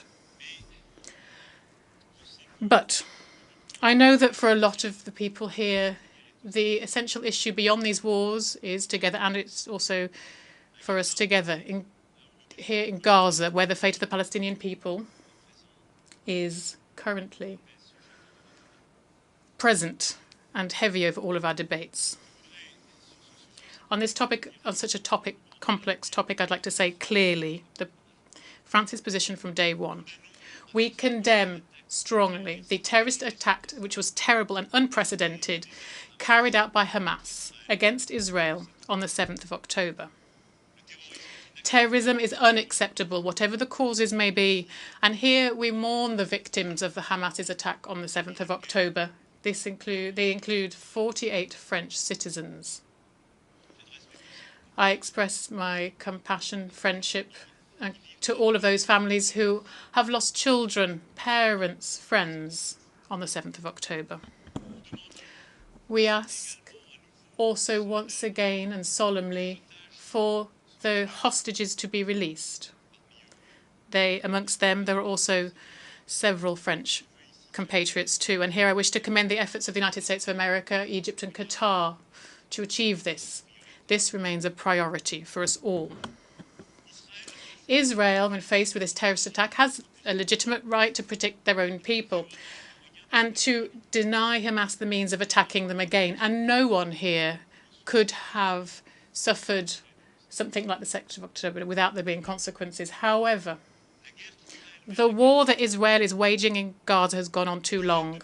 The tens of thousands of civilian victims in Palestine cannot be justified. There is no explanation possible for this. There are too many innocent people who have died, and we mourn them too. And those people who have died are an outrage for humanity and a dangerous source of hatred, resentment, which threatens and will threaten everyone's security, including that of Israel tomorrow. So this war needs to stop, and a ceasefire needs to happen as soon as possible, at the same time as the hostages are released. And humanitarian assistance needs to arrive en masse in Gaza. This is a position that we have held since October 2023, where the resolutions with many of us. Let's hold the first humanitarian. We held a humanitarian conference for Gaza in November 2023 in Gaza. It's now a question of political will, given the destruction of the military capacity of Hamas, and it is imperative that a new page is turned in Gaza for the guns to be silent, for humanitarian workers to return, and for civilians to finally be protected. France will participate in any initiatives that will save lives and would allow for everyone's safety to be protected. The deployment of an international mission must open the way for the implementation of the two-state solution. It is up to the Security Council to take a position on this. And also, without further ado, the necessary provisions need to be taken to preserve the link between Gaza and the West Bank, to restore Palestinian Authority and its functions, and also to ensure the reconstruction of the territory, and to once again make life possible, quite simply. France will ensure everything can be done so that Palestinian people can finally have a state side by side with Israel. The conditions for just and lasting peace are well known. We just need to open the way for this, and the path towards this must be as short as possible. France will therefore is committed to the two-state solution and will renew its action so finally it can benefit the people and meet their legitimate aspirations. A Palestinian state should be created, given all the necessary security guarantees for Israel. So we should build the reciprocal recognition and common security guarantees for all in the region. And we'll be working on this over the next weeks with Israelis and Palestinians, with all our regional and international partners as well. And at this time, at the moment, the main risk is that of an escalation. I extend my brotherly thoughts to Lebanon and the Lebanese people. Hezbollah, for too long, has been running an untenable risk of dragging Lebanon into a war. Israel cannot, without consequence, just expand its operations to Lebanon. France demands that everyone respect their obligations along the blue line. We will therefore act to ensure a diplomatic voice can be heard, a voice that is indispensable for sparing civilians and preventing a regional conflagration. We cannot have a war in Lebanon. There cannot be a war in Lebanon. This is why we urge Israel to cease this escalation in Lebanon, and we urge Hezbollah to cease the missile launches to Israel. We urge all of those who provide them with the means to do so to stop doing so.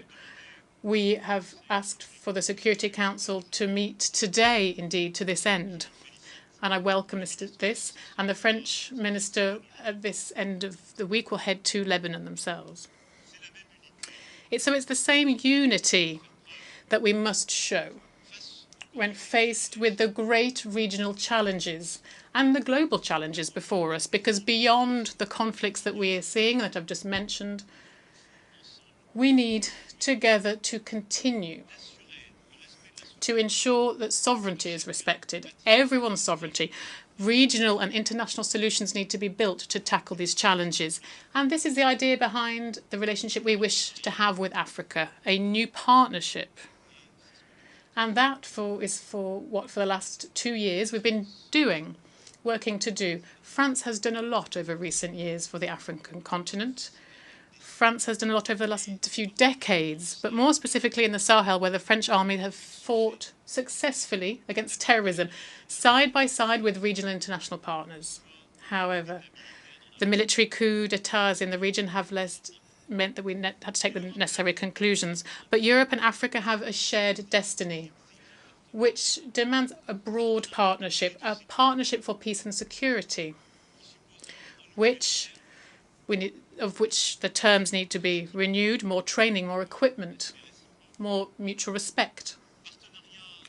Also, there's partnerships that is underpinned by economic, energy, sport aspects, as well as cultural, memory aspects.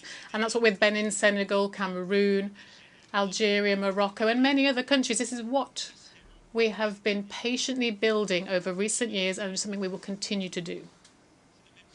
So this is the same philosophy that for the last 6 years we've been embodying in order to build a partnership with the Indo-Pacific region, where France has an ambition to contribute to the respect for international law, without which there'll be no prosperity. In this region, which has seen over recent years much development, a lot of people try to trample on rules and impose their wills by force. France is proposing an alternative, not to replace anything, but to give states in the region once again the possibility to choose their partners on a project-by-project basis.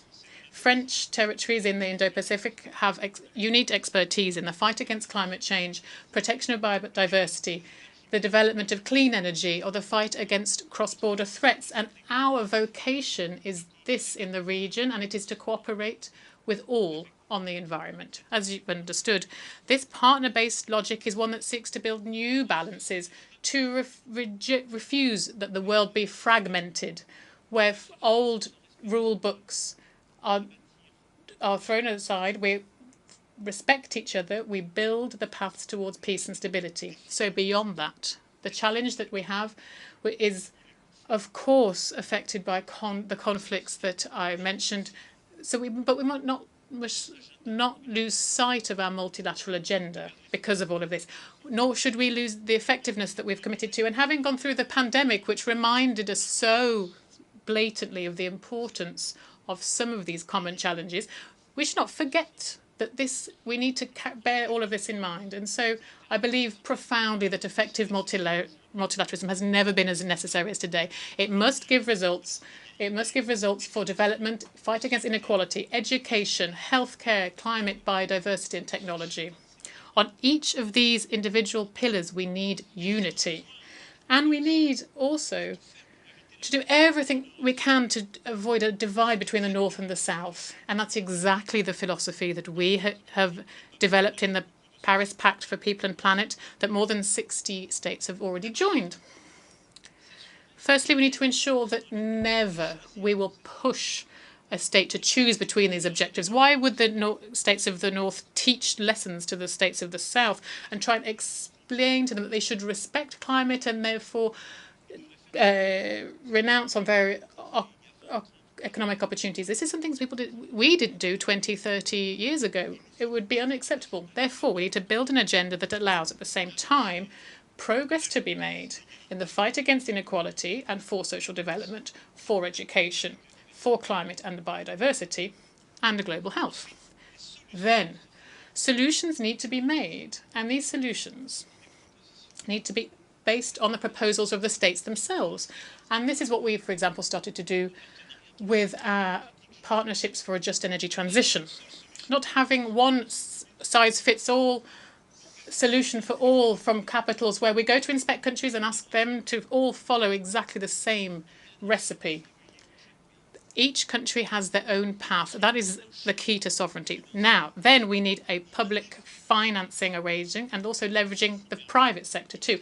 And that meant that this is what allowed us 3 years ago to properly support the IMF's special drawing rights and to obtain the reallocation of more than 100 billion special drawing rights for the benefit of the countries who need that most urgently, particularly in Africa. This was a silent revolution, but it was crucial. And this is why, with this pact, we were here with his members here on the effective authority of President Macky Sall and with the support of the United Nations, of the OECD, and organisations concerned. This is why we wish to pursue these reforms and carry out far-reaching reform of multilateral banks, of our financial institutions. We launched this objective for shared financing, bringing together development banks from across the world, including those whose agendas aren't quite aligned. We need to work on this common financing agenda so that we can meet the objectives that I mentioned. And we together, and I hope in the months to come, as soon as then, we will be able to carry out this reform of the World Bank and the IMF, firstly to renew its membership. These institutions were built at a time when many of you weren't independent. So the structure of capital needs to be restructured to make it stronger. The World Bank and the IMF were only conceived, balanced, calibrated at a time when the challenges were very different, when the global economy wasn't as big, where the population was completely different. So we need to lift these absurd taboos of blockages caused sometimes by the biggest countries, which are prevent others from receiving money because they could be diluted. We need to give the capacity to act to these institutions so that they can then fund that countries of the South need. And this reform is of imperious necessity for our credibility as a whole. And I'm saying to all of the richest countries and those who are around us on the table, if you decide not to do that, well, you'll see in the next few years, you'll see an alternative order emerge. They will forget your agenda. If you decide not to do this, and then we will be accused of cynicism and hegemony, and perhaps not wrongly. This reform of financial multilateralism is indispensable to address these challenges. We also need to pursue our climate biodiversity agendas too. We have upcoming COPs, very important, all of them, and France will play its part, particularly with Costa Rica convening for the United Nations an important meeting for oceans in Nice in June 2025. Here we'll have the UN Oceans Conference, and we will continue work on this. And I hope that a lot of you here will be able to ratify what we've managed to achieve over recent years, particularly the Treaty on the Protection of the High Seas. This is crucial. And we're also continuing to make progress on the question of water. That's also indispensable with the new One Planet Summit on water. This is alongside Kazakhstan and Saudi Arabia. I won't go into detail, of course, on all of the topics that are necessary, but I do wish to recall that how pressing an issue artificial intelligence is. It's important for all states here to coordinate on this. We need to foster innovation, of course. We need to ensure that the innovation and artificial intelligence need to make sure it's accessible to all peoples and countries of the planet, and so it doesn't fuel more division and inequality. But we also need all of this to be developed within an ethical, democratic framework created by the peoples of the planet that is resolute. We cannot let some people, a few private actors who are on the cutting edge of this innovation at the moment, think about the future of this for our peoples. This is why France, in February 2025, will convene the next Action Summit for Artificial Intelligence.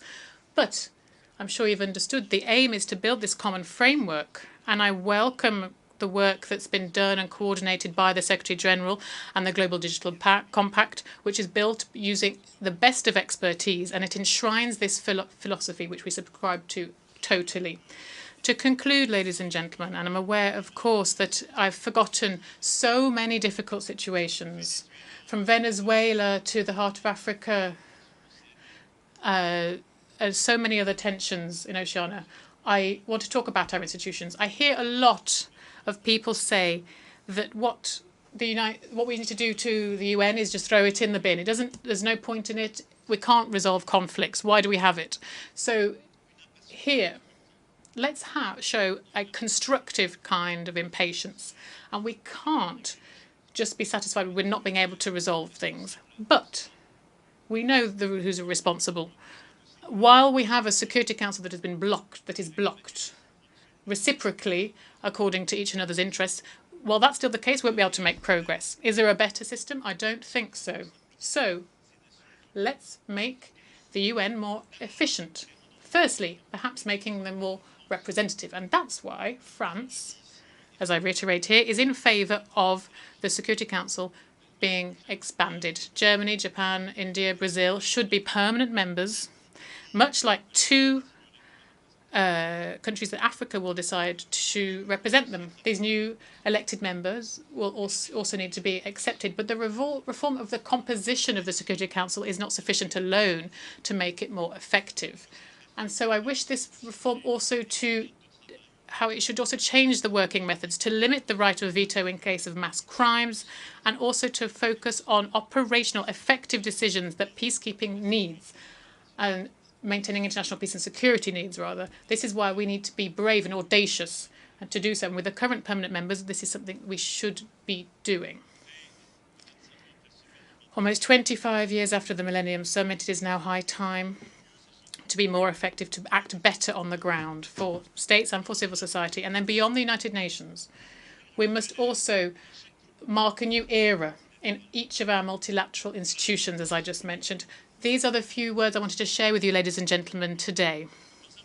At a grave time of our world order, here where so many conflicts seem unresolvable, I will say that France will continue to carry this voice that is loyal to its values, that is demanding, that refuses to oversimplify the context, and that France will continue to defend the simple values principles that we've always defended.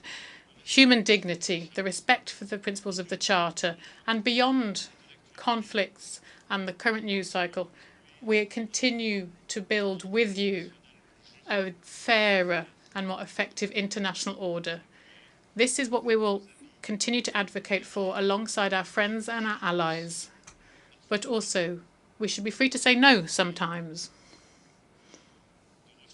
We should sometimes be able to refuse the cynicism of the time, or some things that seem obvious but are not. Thank you very much for your attention.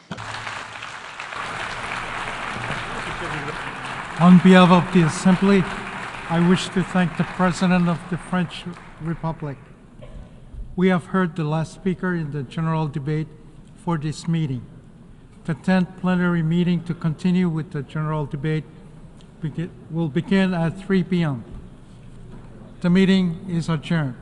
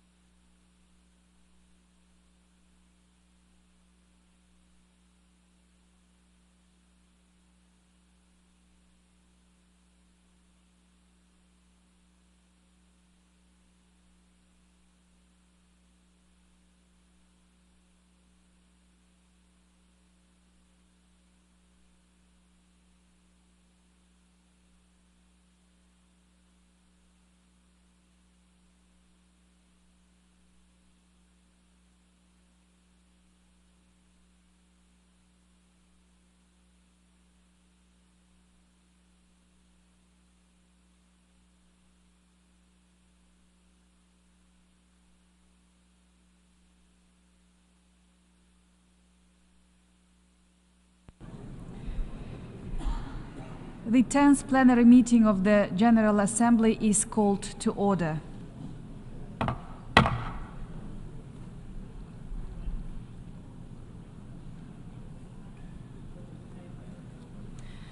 The Assembly will hear an address by His Excellency Denis Bechirovic, Chairman of the Presidency of Bosnia and Herzegovina.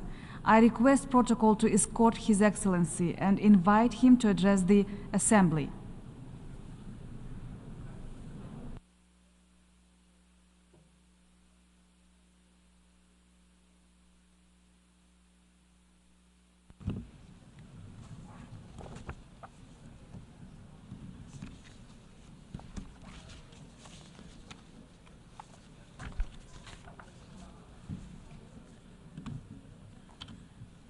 Dear President of the United Nations General Assembly, Excellencies, ladies and gentlemen, it is a special honor for me to address the 79th session of the United Nations General Assembly as the Chairman of the Presidency of Bosnia and Herzegovina. Allow me, Mr. President, to wish you every success in the complex and challenging times of today. Also, I congratulate former President Mr. Denis Francis for successfully presiding over the 78th UN General Assembly session. Esteemed President, it is a great honor to serve the invincible state of Bosnia and Herzegovina, one of the oldest countries of Europe. We are proud that Bosnia has been mentioned in historical sources for 1,075 years now. For centuries, my country has demonstrated resilience, courage, and strength of unity in diversity. Bosnia and Herzegovina was not created in Dayton in 1995, but rather the Dayton Peace Agreement confirmed the continuity of the state of Bosnia and Herzegovina. These are unquestionable historical and legal facts. Bosnia and Herzegovina has made great progress since the end of the war in 1995. We rebuilt the country destroyed by the war. We united the defense system, the judiciary, the tax system, and numerous other institutions. Today, Bosnia and Herzegovina is at the doorstep of European Union and NATO. Bosnia and Herzegovina is actively working to become a NATO and the EU member. These are our strategic foreign policy goals, which were unanimously defined by the state authorities of Bosnia and Herzegovina. Ladies and gentlemen, the entire world is facing numerous challenges and threats. Unfortunately, we live in a world of injustice, insecurity, and intolerance. Never in history has a human had more power and at the same time felt as insecure as he does today. In the past 2 years, we faced new difficult challenges, especially security-related ones. The strengthening of authoritarian populism, the aggression against Ukraine, and the suffering of Gaza have brought humanity into a deep crisis full of uncertainty and fear. The world is seriously threatened by poverty, disease, natural disasters, wars, and injustice. It is estimated that one person dies of hunger every 4 seconds. The fact that millions of children in the world live in extreme poverty is particularly sad. A reasonable question arises: why have we allowed an incomparably greater investments in weapons than in eradicating poverty? It's time for everyone to realize that human lives are more important than guns. Otherwise, I fear that we are collectively headed for a global catastrophe. Regarding climate change, Bosnia and Herzegovina is fully aware of the global situation and is determined to contribute to the global efforts. We are committed to the transition to renewable energy sources and reduction of harmful gas emissions. Terrorism is a serious threat. Countering this threat requires joint and dedicated efforts. The world must have a consensus on fight against terrorism. Bosnia and Herzegovina continues to show a determined commitment to the fight against terrorism. Ladies and gentlemen, we cannot solve the problems of modern humanity without addressing the causes. The course of history is not something we can stop. However, we can influence its flow. Therefore, I suggest we now focus on preserving the role of the United Nations as the global center of coordination and cooperation, the importance of the UN Charter reaffirming, strengthening the multilateral system in accordance with international law, intensifying the UN reform process, common work to strengthen the credibility of the United Nations, effective implementation of the Agenda 2030 and its sustainable development goals, rebuilding trust and cooperation among nations on key global issues, giving a chance to mutual trust, inclusiveness, and a democratic vision of leadership, and strengthening preventive diplomacy in times of geopolitical fragmentation of the world. Together, we should open the space for creative global cooperation instead of geopolitics of rivalry and conflict in the 21st century. Conflicts and destruction are not in our civilization's core. We should be building a culture of dialogue, cooperation, and peace. Peace and stability have no alternative. Ladies and gentlemen, humanity is once again facing severe moral and political crisis. UN's response to Ukraine and Gaza was inadequate as it was during the aggression in Bosnia and Herzegovina from 1992 to 1995. The Russian aggression on Ukraine is a flagrant example of violation of the UN Charter and international law. That is why we reiterate our firm condemnation of Russian aggression and the support to the independence, sovereignty, and territorial integrity of Ukraine. The suffering and hardship of Palestinian children and civilians is terrifying. Gaza is a heavy defeat of collective humanity in the 21st century. All human lives are equally valuable. Civilized people must fight for the human rights of all, regardless of their racial, religious, ethnic, or other affiliation. Bosnia and Herzegovina is the only European country where genocide was committed after the Second World War. This was ruled by the highest courts of the United Nations.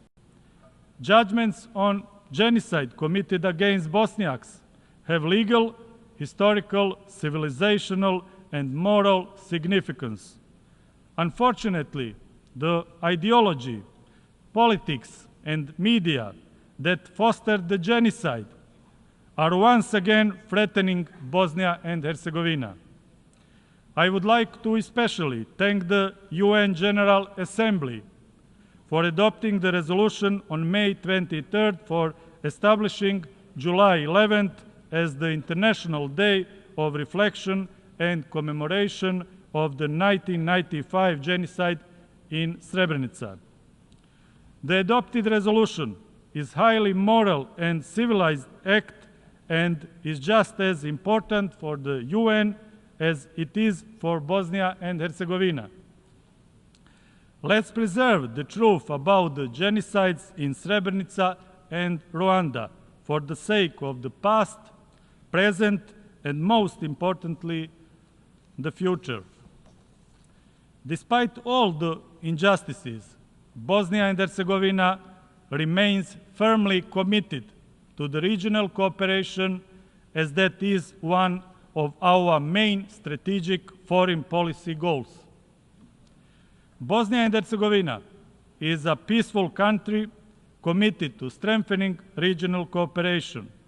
That is why we actively participate in numerous regional initiatives. For the peaceful future of the Western Balkans, it is crucial that all countries acknowledge there is to be no changes of states' borders. Those who try to do differently risk a dangerous destabilization of the region with unforeseeable consequences. Ladies and gentlemen, here at the podium of the UN General Assembly, I want to publicly warn the global audience that once again the leadership of Republic of Serbia is threatening the sovereignty and territorial integrity of Bosnia and Herzegovina. The greater state aspirations of Serbia toward the territories of other countries in the region are the essential reason why Bosnia and Herzegovina and the Western Balkans are exposed to new dangers. One evidence of this is the destructive declaration by the so-called All-Serb Assembly adopted in Belgrade on June 8 this year. It is not just a declarative act, but a dangerous greater state program document that threatens the Dayton Peace Agreement and the state of Bosnia and Herzegovina. The content of this declaration directly contradicts the democratic and civilized well-established procedures, international and national law, the fundamental principles of the European Union, and the principles that are the foundation of relations between the UN members. This declaration is a threat to regional peace and to the independence, sovereignty, and territorial integrity of Bosnia and Herzegovina. Ladies and gentlemen, finally, as the chairman of the presidency of Bosnia and Herzegovina, I want to emphasize that I am proud of my heroic and dignified homeland, Bosnia and Herzegovina. My country achieved a civilizational and moral victory in the previous decades, despite genocide, the crimes against humanity, and activities of joint criminal enterprises. People in my country want peace and cooperation. We stand for humanity and solidarity. Bosnia and Herzegovina is a global story of hope, courage, and unity. We will protect Bosnia and Herzegovina and its unity in diversity. In this way, we also contribute to global unity. Thank you for your attention.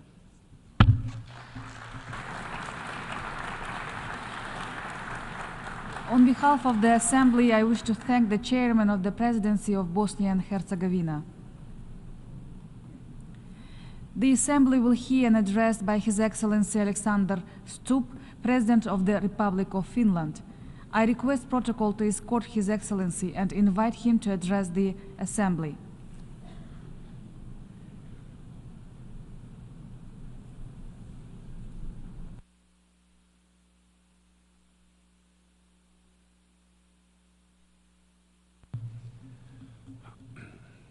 Madam President, Excellencies, ladies and gentlemen, the UN was founded 79 years ago.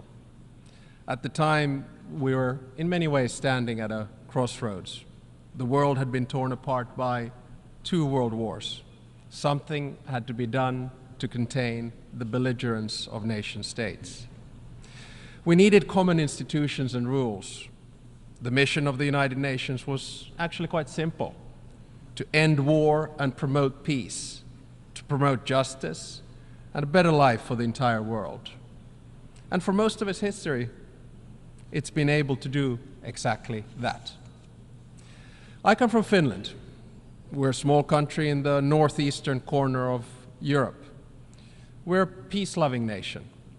Our recovery from World War II and our rise from one of the poorest countries in Europe to one of the wealthiest and safest and, yes, happiest countries in the world is closely linked to the success of the United Nations. Our ability to demonstrate dignity, act with respect, promote compromise has played a critical role in our success story. We are a free and open society. We understand the value of this institution as we've first-hand experience of what it can bestow on a country and its citizens at its best. I think that today, in many ways, we're again standing at a crossroads, and I have to admit that I'm worried. Divisions between countries and blocs are widening. Our shared understanding of the world has dwindled, and it's been replaced by narratives that fuel controversy, conflict, and hatred. The number of ongoing conflicts is the highest since the Cold War, and the number of states involved in them is on the rise, especially in 3 hotspots: Palestine, Ukraine, and Sudan. Human suffering has long since reached a point that should be unacceptable in this room. The paradox, of course, is that many countries are rejecting multilateral cooperation precisely at a time when we need it more than ever. In my speech today, I will focus on 3 points, and I'll try to be as concrete and constructive as possible. First, on what unites rather than divides us. Second, on how to end the current wars. Third, on how to reform the UN and to reflect the world that we live in today. By adopting the Pact on the Future on Monday here, I think we proved that the UN works. And I have to say that my address here today is to all of us collectively, not to anyone individually. I'm not into blame games or whataboutism. We are all responsible. We are all a part of the problem as well as the solution. So, first, let us focus on what unites rather than divides us. When the Cold War ended, many of us, myself included, believed in the thesis of the end of history, namely that most of the world's roughly 200 nation states would revert towards some kind of form of peace, prosperity, and harmonious coexistence. There was a strong belief that freedom, democracy, and globalization would win the day, that technological development, free trade, open information would automatically lead to global development and stability for all. But it did not. The problem was that we forgot the dark sides of mankind, including power, actually need to be contained in international institutions like the UN. We assumed too much and did too little. The things that were supposed to bring us together, like trade, interdependence, and information, are now tearing us apart. We must turn the tide and focus on how we can find common solutions to common global problems. Now, the biggest challenges in the world, climate change, technology, sustainable development, and conflict, are precisely the ones that we must work on together. We need the UN more than ever. We must get back to the trajectory where our common challenges drive cooperation instead of conflict. We must look for win-win solutions for all rather than zero-sum games benefiting the few. To mitigate and adapt climate change and to halt biodiversity, we need to work together. Our future depends on our response to these challenges in very concrete terms. We cannot respond to the very tangible concerns of small islands, developing states, only by planning. We need results. If we do not solve the climate challenge, the crises that follow become unsolvable. The same goes for technology. Some 30 years ago, we thought that digitalization, artificial intelligence, robotization, and biotechnology would automatically deliver a better world for us. That technology would be a force for good only. We forgot that all disruptive technologies work in both directions, good and bad. So in many ways, we're slipping away from the Sustainable Development Goals. Global poverty is on the increase. When basic needs from nutrition to security are not met, it is impossible to focus on the vision for the future. We've made progress on many accounts, but we need to make sure that the fundamental rights that we have all agreed on together apply to everyone at all levels, regions, nations, peoples, and individuals. We need to ensure that the rights of women and girls are respected. The rights of gender and sexual minorities need to be protected globally. No matter which region we come from then, our rhetoric and actions are often inconsistent. We say one thing, and then we do another. Right now, we are at a stage where we must do what we say and work together. So let us focus on what unites us rather than separates us. My second point is about conflict.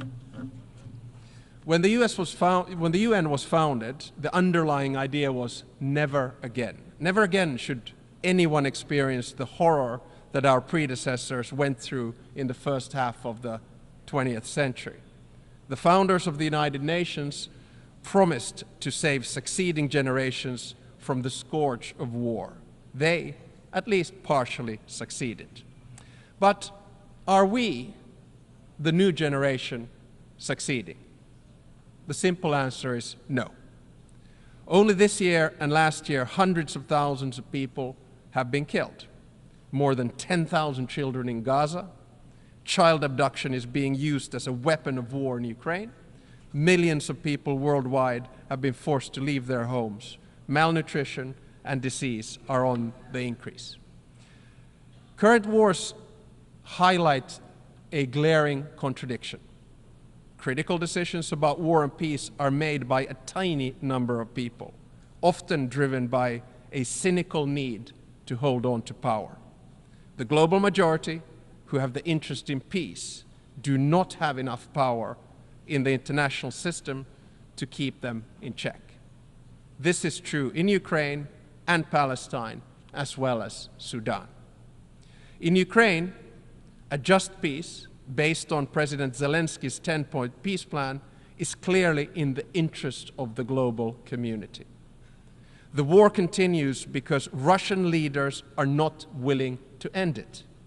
While Russia is doing its best to blame others for its own aggression, we systematically revert to the principles of international law and the UN Charter. Neither Russia nor any other country has a historical right to anyone else's region or people. The core of the UN Charter is respect for sovereignty and territorial integrity. Finland condemns, in the strongest possible terms, the Russian aggression in Ukraine. Finland equally condemns the attempts to manipulate the global information space to destroy the principles that have sustained world peace for decades. I call on President Putin to end this war and end it now. In Palestine, we must ask ourselves whose interests are driving the war. Peace meets the interests of the global majority and the Palestinians and the Israelis. A ceasefire, a two-state solution, and regional security arrangements would ensure stability as well as economic and societal development across the region. International law holds the key to a solution that would keep both Palestinians and Israelis safe. After the most recent tragedies, there's no other direction but forward, and we must find a solution. There are no more excuses. This war needs to end, and it needs to end now. In Sudan, regardless of which of the groups who are fighting will finally win the war, the victims of that war will be the civilians and the transition to civilian rule built by them.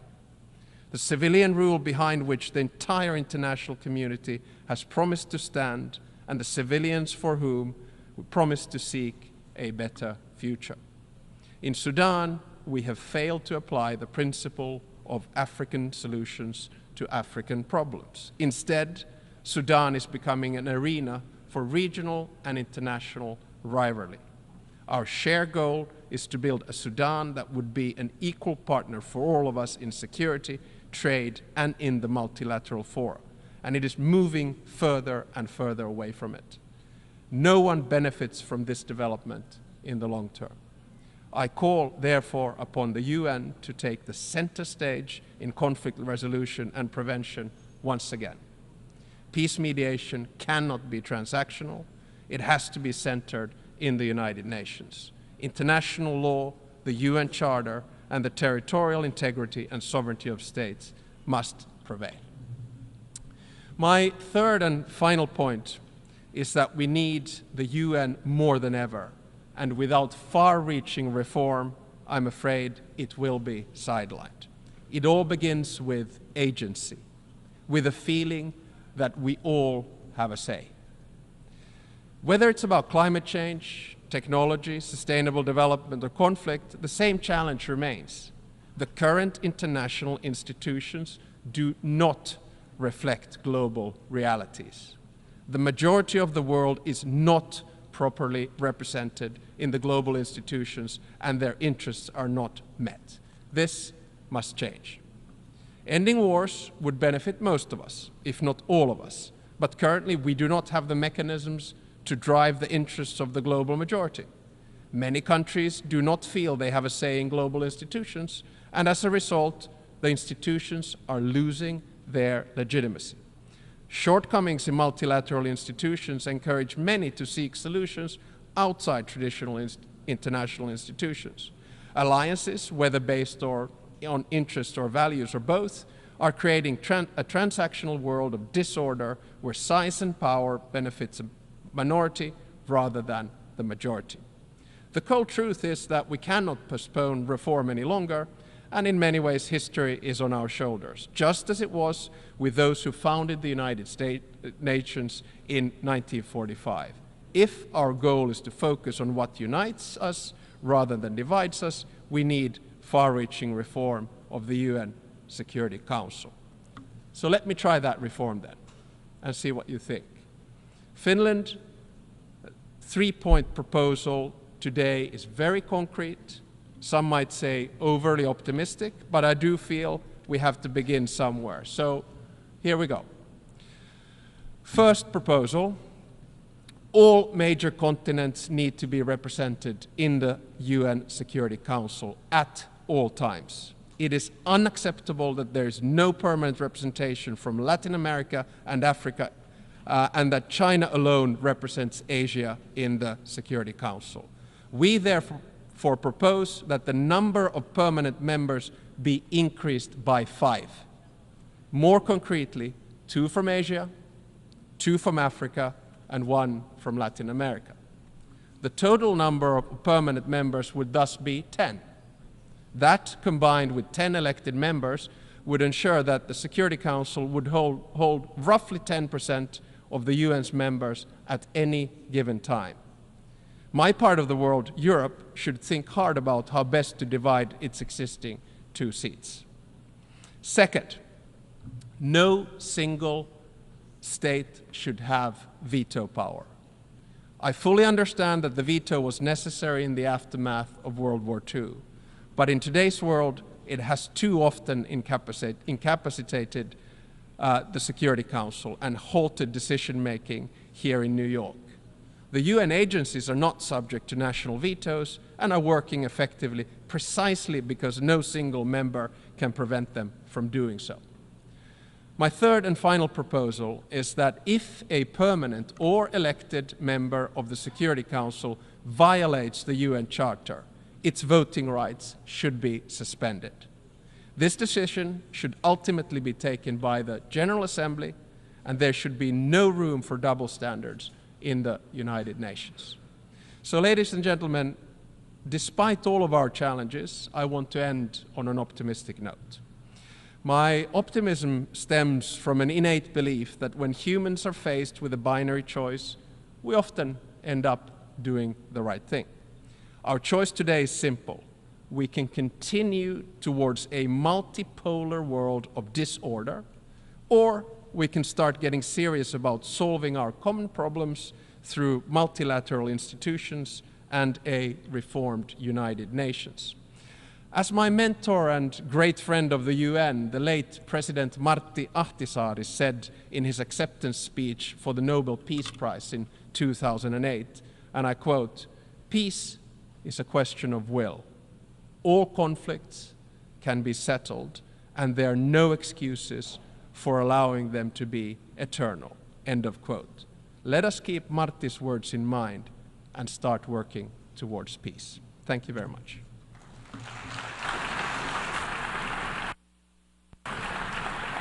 On behalf of the Assembly, I wish to thank the President of the Republic of Finland. The Assembly will hear an address by His Excellency Mohamed Irfan Ali, President of the Cooperative Republic of Guyana. I request protocol to escort His Excellency and invite him to address the Assembly.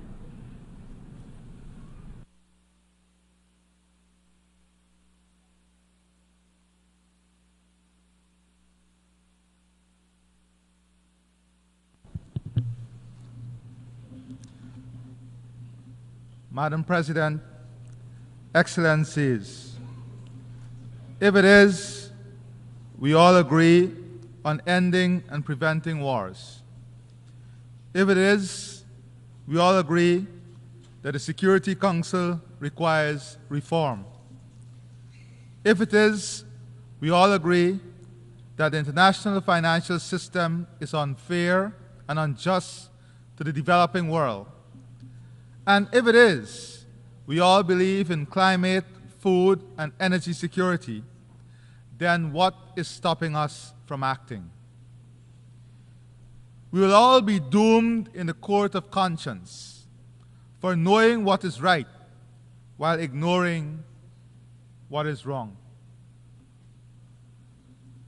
Madam President, of the myriad of challenges confronting our world, climate change threatens our very existence, adversely affecting development across all countries. Rising sea levels and temperatures, severe natural disasters, and shifting and extreme weather patterns disrupt agriculture and food security, threaten water supply, and displace communities. These impacts are particularly devastating for small island developing states. Each year, we make the annual pilgrimage to COP, filled with hope for tangible outcomes. And each year, we are regaled and renewed unkept promises are the order of the day. This cycle of hope, followed by disappointment, cannot continue if the Sustainable Development Goals are to be met. We must break free from this pattern of empty pledges. We must unequivocally and immediately fulfill all pledges for the sake of our planet and the future of all its inhabitants. Let me tell you about my country, Guyana, a country that is 83,000 square miles, 86% of which is tropical forests. Guyana has the second highest percentage forest cover on Earth and one of the lowest deforestation rate. Our forest stores 19.5 gigatons of carbon and sequesters more than 153 million tons annually. According to WWF, Guyana is one of the world's most important countries for biodiversity density. It straddles two of the richest biodiversity zones, the Guyana Shield and the Amazon. As a country, we are dedicated to the preservation of this vital global asset. I especially salute the indigenous peoples of Guyana, the Amerindians, who are the foremost stewards of this great natural heritage. We recognize their leadership, and 15% of all revenues earned from carbon sales are directly transferred to our indigenous communities.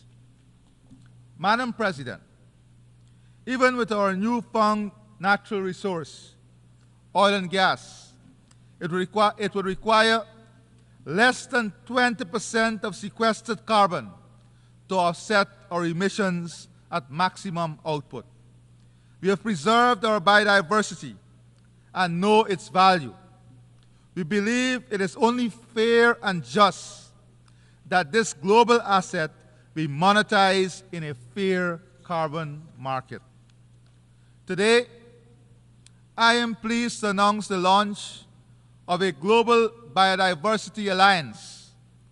We will convene the first Global Biodiversity Alliance Summit in 2025, which will focus on creating a market for biodiversity credits, scaling biodiversity conservation debt swaps, accelerating biodiversity bonds, establishing a blueprint for biodiversity taxonomies, and promoting nature-positive action.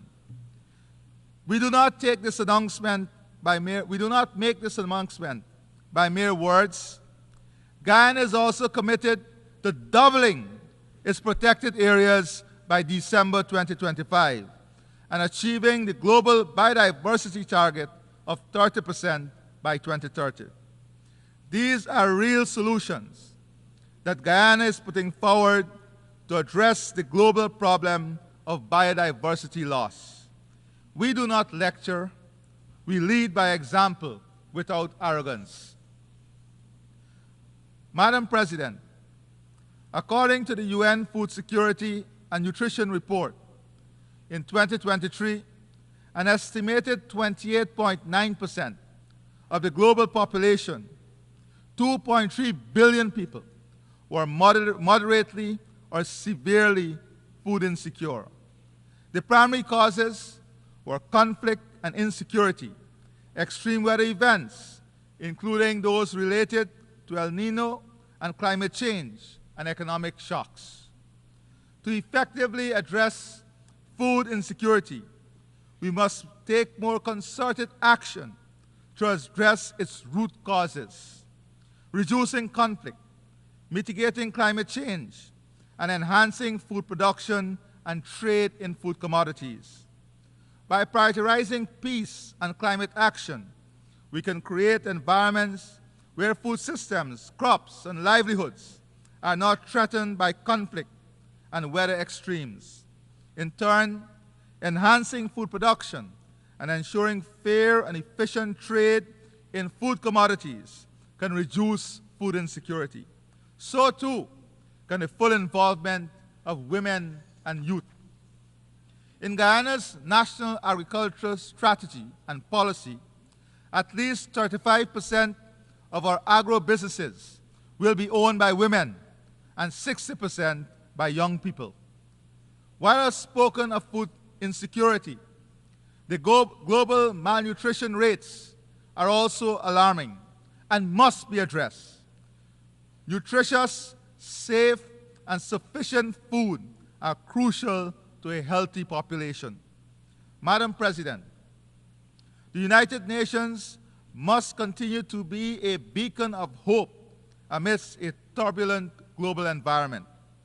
The theme of this year's assembly, and I quote, "Leaving no one behind, acting together for the advancement of peace, sustainable development, and human dignity for present and future generations," end of quote, resonates with the vision set out in the United Nations Charter.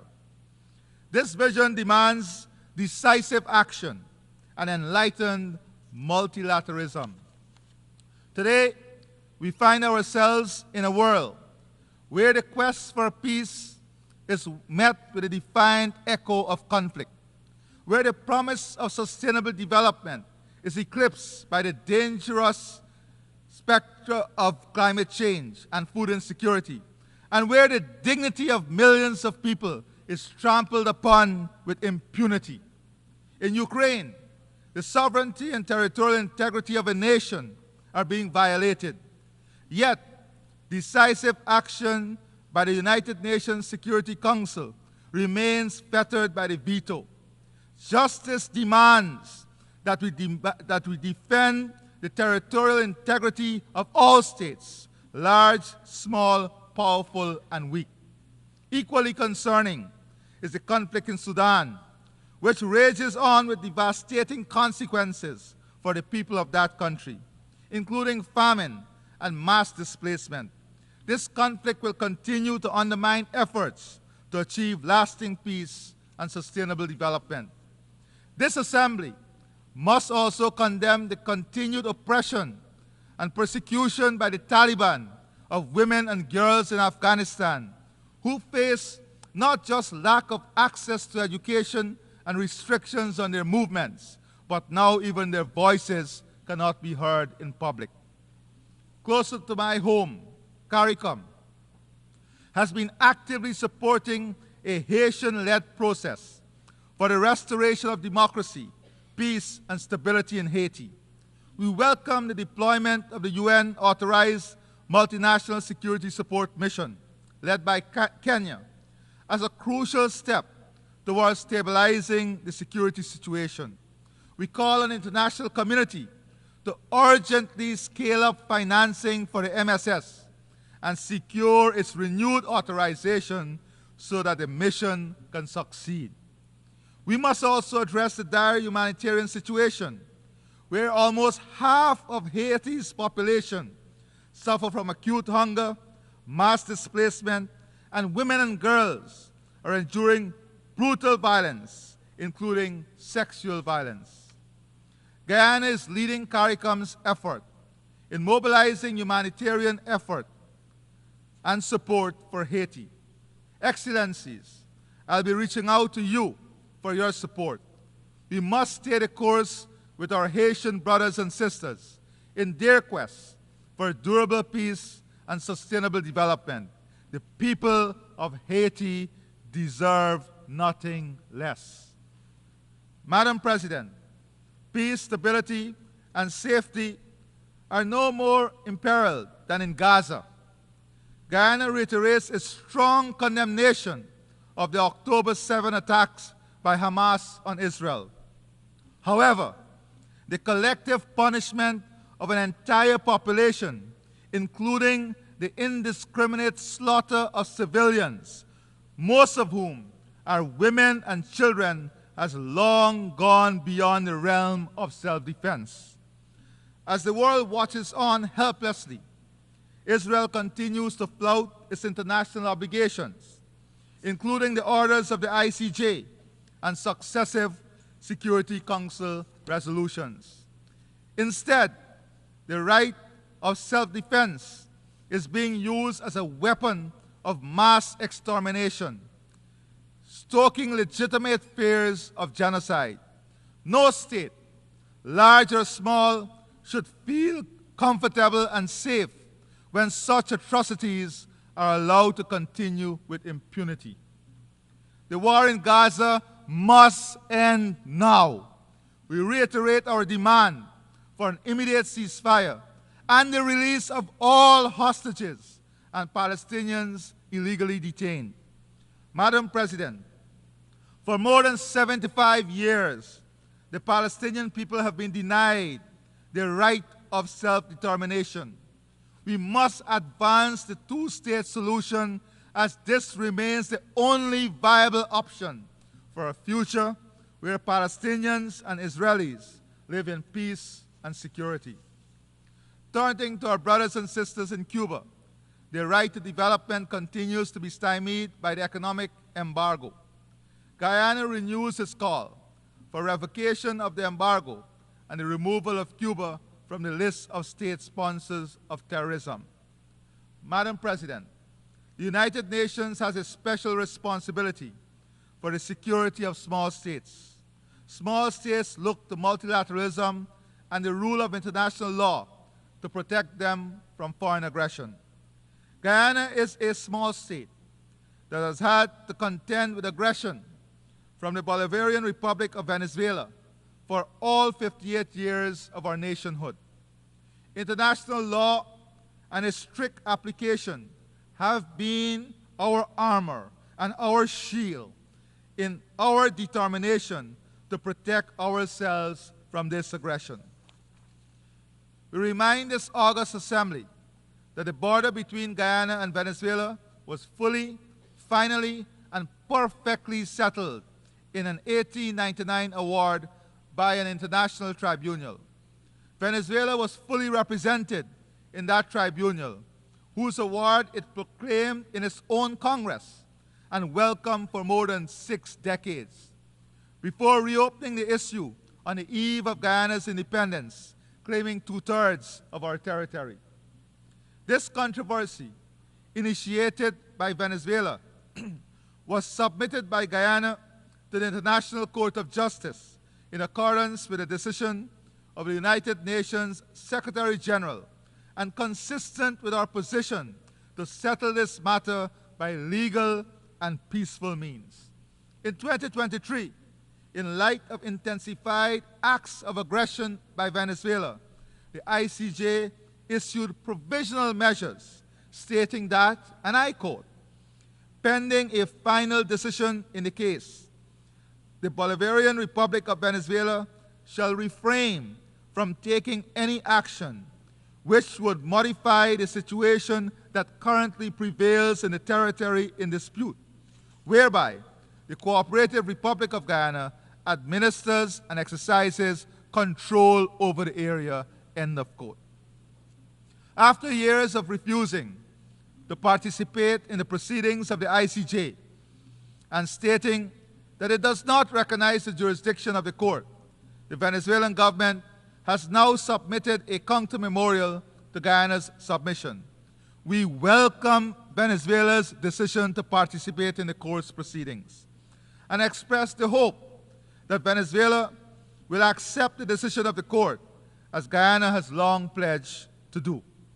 I reaffirm Guyana's unwavering commitment to a peaceful resolution of this long-standing controversy in full conformity with international law and the principles set forth in the United Nations Charter.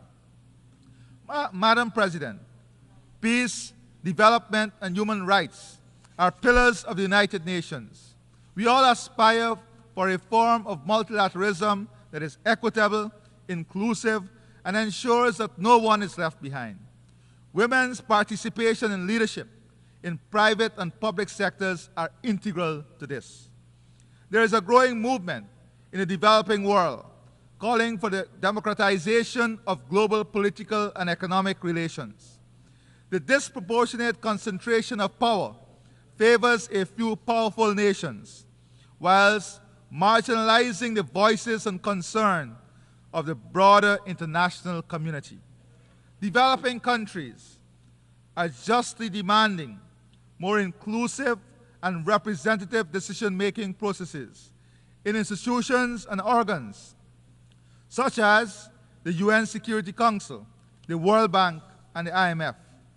The World Trade Organization must also be reformed to ensure fairer trade for developing countries.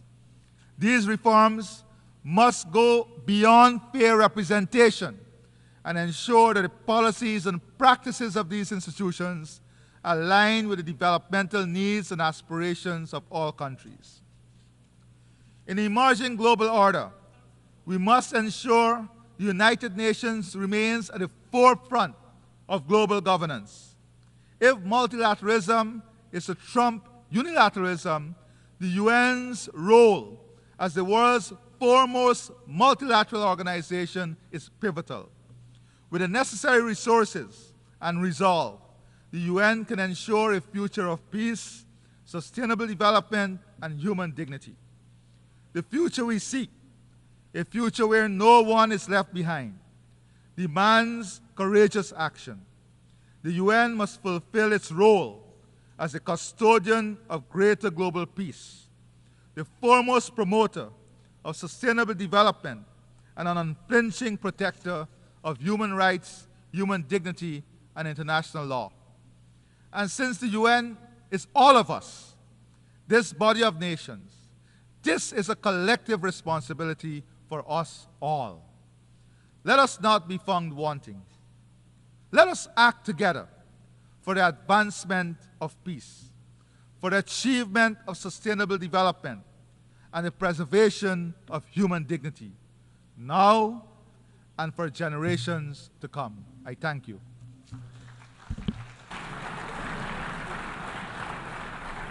On behalf of the Assembly, I wish to thank the President of the Cooperative Republic of Guyana.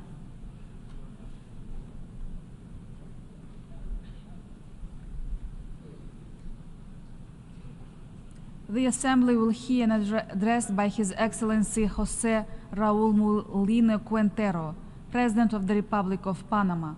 I request protocol to escort His Excellency and invite him to address the Assembly.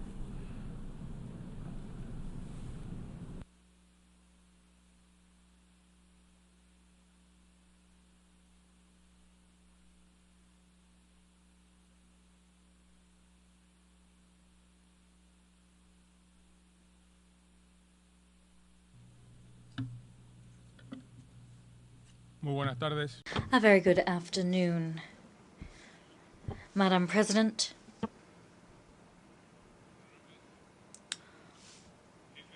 honorable heads of delegation, ladies and gentlemen. Just over 2 months ago, I assumed the presidency of the Republic of Panama. Over the next 5 years of my mandate, I will have to face down on behalf of all Panamanians major challenges, several of which affect not only my country, but the hemisphere as a whole.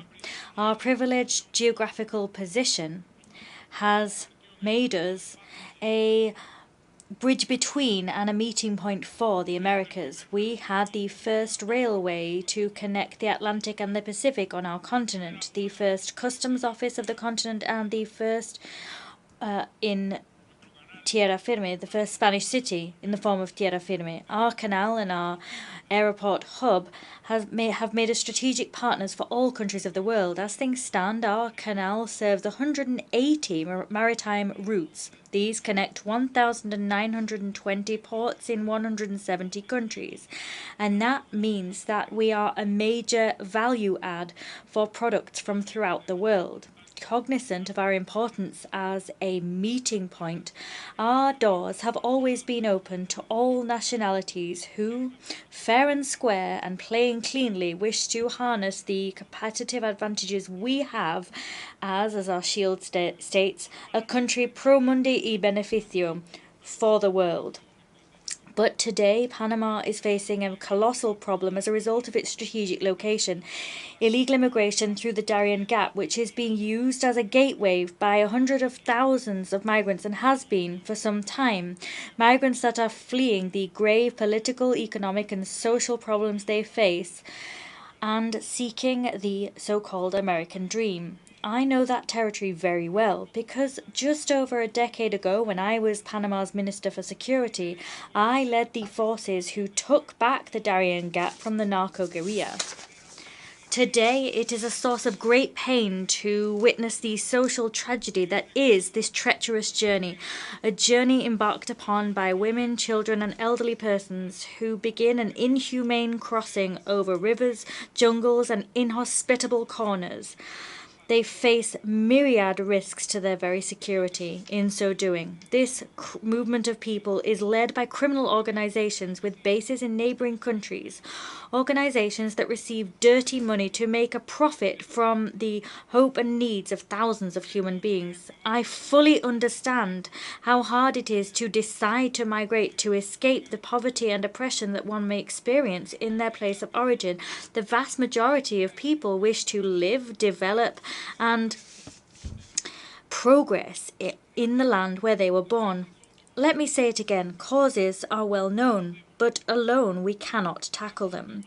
We are already facing too many social and financial problems as a nation. We do not have the resources or the material possibilities to solve the migration crisis alone. Illegal migration through Panama is part of a colossal global problem, and it must be in the United Nations where this problem is front and center of an agenda. We are proud of being a country which connects myriad global trade routes, but we will not agree to be used as a transit point for illegal immigrants, because that brings with it social, human and environmental costs for our territory. Panama is today paying a high environmental cost as a result of that illegal flow of persons. They are causing severe damage to our biodiversity. I want to say to you that there is a huge difference between analysing this problem from within forests such as this in the midst of Manhattan. There's a great difference between that and being a first-hand witness of the drama that I have been. Seeing children being orphaned by the harshness of a crossing through the jungle would wreak havoc and tear apart the soul of the coldest analyst who was to study these questions from the comfort of an office. These aren't standalone problems for the Darien Gap, or to give you another example, for the Mediterranean. What we're talking about is a complex system of organised crime that is making profit from human misfortune. In 2023, the Darien Gap saw the entry of more than 500,000 illegal immigrants. That accounts for, or is equivalent to, 12% of Panama's total population. If the same thing had happened in the United States, that would have meant the entry of 40 million illegal immigrants in 1 year. In other words, a number 20 times higher than that seen today. Another example, Italy.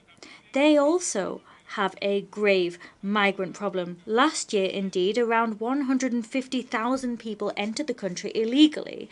If we were to scale this up to Panamanian proportions, we'd be talking about the entry of 7 million people illegally to this European country. Ladies and gentlemen, what I'm asking you is to really take stock of the magnitude of what's happened, because our sense is that we don't have the international support that we need to face a situation which is so distressing from a humanitarian point of view, so costly from a financial perspective, so perilous for our security, and so alarming if you look at the environmental devastation which it leaves in its wake. And it's precisely this environmental destruction that I want to talk about now. Darien is one of the largest neotropical forests in the world. When 500,000 people pass through it and leave tons of waste over the years, some of which is highly polluting, such as batteries and plastic waste, that has serious environmental consequences. Moreover, and it's painful to say the following, decomposing bodies are left by the side of the road or in rivers. Not everyone survives this horrific 20-day odyssey through the jungle. It falls to Panama to address a problem which is not our own, but we do what we can with the resources that we have. No one could visualize, far less would they accept, 500,000 people leaving rubbish and waste without any type of planning or proper management in the Black Forest in Germany or in the Yellowstone National Park here in the United States. 500,000 souls, irregular migrants, moving without documents or oversight. Perhaps the reason for the lack of outrage at a global level at the devastation of our Darien region, the major green lung of the region, is because it is in an inhospitable corner of the border between Panama and Colombia. I do understand that part of the responsibility for this situation falls on the shoulders of previous governments in our country that did not show the resolve or the strength necessary to place this issue on the global agenda. But that has all changed. This president will speak out about this problem and will use every international forum to demand a shared effort to halt the flow of illegal migration. Madam President, in Panama today, we have the new border of the United States because Darien is the corridor traveled by those who seek in this country a better life. Panama has always been on the side of peace and the progress of nations. Today needs the help and support of those countries that it has historically supported in this and other fora. We need concrete cooperation and full frontal cooperation to avoid our territory being used as the beginning of a dream which often is one trumped up by criminal organizations linked to drug trafficking and trafficking persons. Political instability is one cause of mass migration. When there are grave institutional crises that exist over time, their immediate consequence is the fleeing of their citizens. Venezuela is a specific example of the above. It is for that reason that I now want to talk about our regional political situation, which incidentally is the major driver of the migration crisis we're experiencing. The increasing breakdown of the Venezuela's institutional system has led to a stampede of 8 million Venezuelans, according to data back from the UN Refugee Agency. Behind this figure is a genuine migration tragedy. International organizations haven't provided a resolute or credible response to this problem throughout the years. Recent events in Venezuela have further tarnished the country's already dishonored institutions. Let us be clear. Awarding oneself a triumph without publishing vote counts is like wanting to win a trial without presenting any evidence. Wanting to win without publishing vote tallies is like losing and not accepting the results. In fact, the current regime has lost the support of its staunchest defenders in the region, or, in the very best of scenarios, it has received fragile and tenuous support expressed only as silence. It is resoundingly clear that the current regime will not leave power, nor will it recognize its defeat. As such, I call upon the appropriate organizations to take resolute actions against the manifestly anti-democratic behaviors and attitudes seen. I want to emphasize here that this is not an ideological issue. We're not talking about a simple difference in schools of thought. What we're talking about is strictly heeding the people's will that is the mother of all wills. Panama is open to dialogue with the rest of countries, any country in which there is respect for the political and representational system arising from every country's national constitutions. I'm bringing up the Venezuelan issue here because it's very difficult for me to talk about health and the environment when 8 million of our neighbours have been forced to flee their home, fleeing the poverty besetting a country that should have been an economic power. How can we talk about regional sustainable development as we witness this interminable political crisis face the whole continent? I can't look at everything through a rose-tinted lens in my speech when what we have is the spilt crimson blood of immigrants risking their lives in our jungle pursuing a dream of liberty. As they move through the Darien Gap, they contaminate the region, leaving a trail of destruction and desolation in their wake, and it's up to us to pick up, repair, and pay for all of that. If you really care about sustainable development, I ask you as member states to staunchly defend the environment and establish precise mechanisms to redress the damage that has occurred in the Darien Gap. I'm talking not only about the environmental damage, but I'm also asking you to tackle the causes that led to that led to this migration, such as the self-proclaimed triumph of the current Venezuelan regime. As a third point, I want to talk about the unjust discriminatory lists that my country has been placed upon, lists that are cobbled together by tyrannies and which put us together with tyrannies that have committed the worst atrocities. We are put on lists with countries that don't open their doors to the world, that don't respect democracy, that foster terrorism. We don't agree to being part of these lists that are drawn up by the private interests of nations that themselves can't succeed in being competitive or attractive to their fellow citizens. Panama will not allow this affront, far less after all the efforts we've made. We've made significant reforms to our financial and legal systems in recent years to meet the most stringent standards of transparency and prevention of money laundering and other organised crime. But that hasn't been enough. Our nation has demonstrated its readiness to work with international organisations, and we've signed many tax information exchange treaties with myriad countries. That wasn't enough either. As a consequence, the measures that we've been forced to take whilst waved in front of us has been the false promise of being delisted. These measures have been catastrophic for our economies. And yet we still haven't been able to get ourselves removed from these reckless lists. Panama is not a tax haven, nothing like it.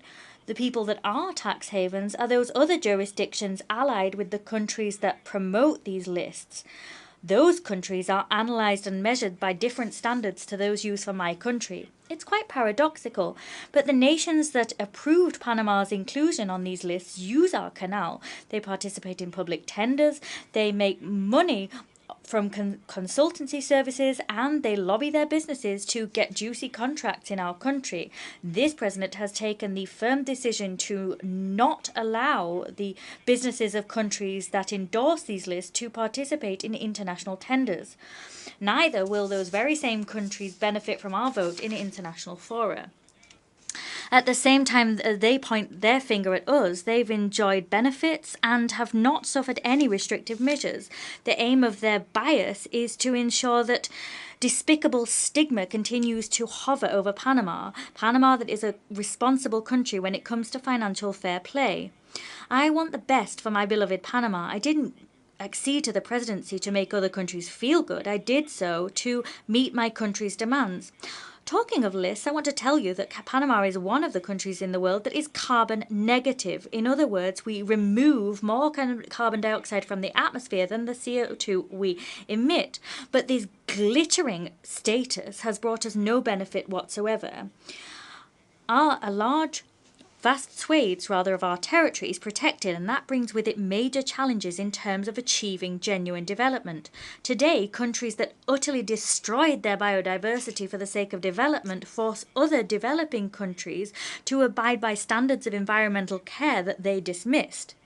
This produces an imbalance in terms of opportunities for progress. On the one hand, we're forced to maintain our forests in a primary state, and on the other hand, fingers are pointed to us and we're placed on lists which make it difficult for investment to arrive and which stymie the development of a globally competitive financial system. We do not accept the rules of this game.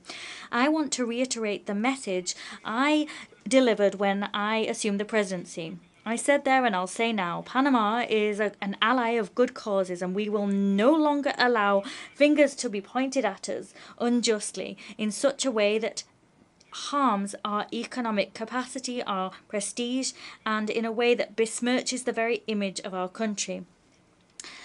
I'd like to say to you what an honour it is for the Panamanian people to become non-permanent members of the Security Council, as we will do in January this year. That will be the 6th time in history.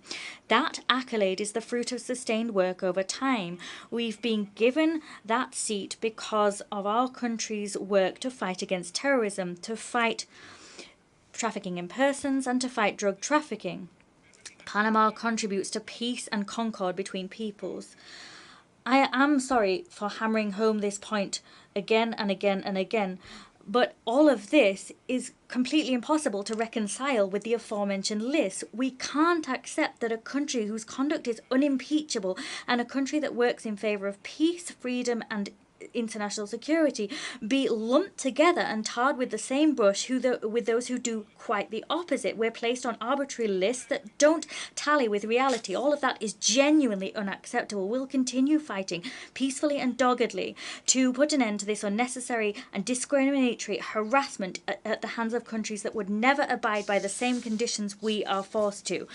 To conclude, I'd like to say that we'll continue building a country that is at the service of humankind. We'll care for our biodiversity in the face of adversity. We'll defend our democracy in spite of concrete threats today hovering over our region. Panama will continue connecting global trade, fighting for freedom, being a part of the world, and calling for the respect that we give and the respect that we deserve as an upstanding nation. We are a noble working people and we'll fight every day to make this world a better place to live. Distinguished members of this organization, Madam President, on behalf of Panama and all of the Panamanian people, many thanks for this opportunity.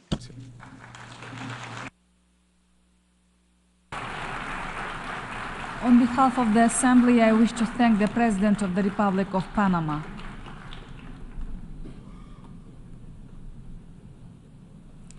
The Assembly will hear an address by His Excellency Faure Assazimna Nasingbe, President of the Togolese Republic. I request protocol to escort His Excellency and invite him to address the Assembly.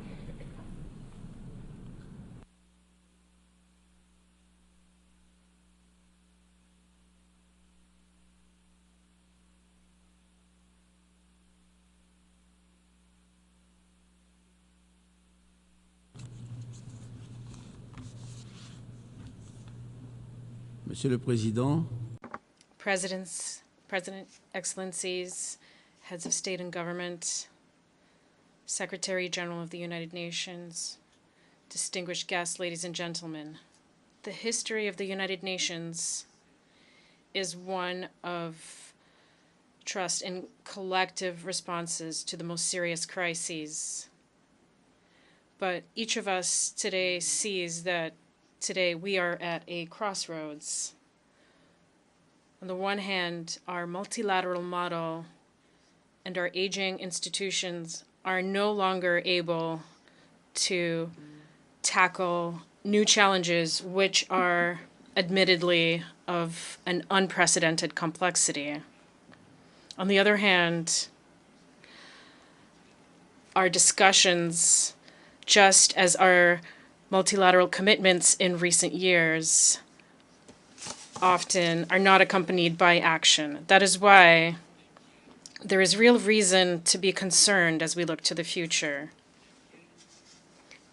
Concerned for the future of our planet, which is ravaged by complex crises.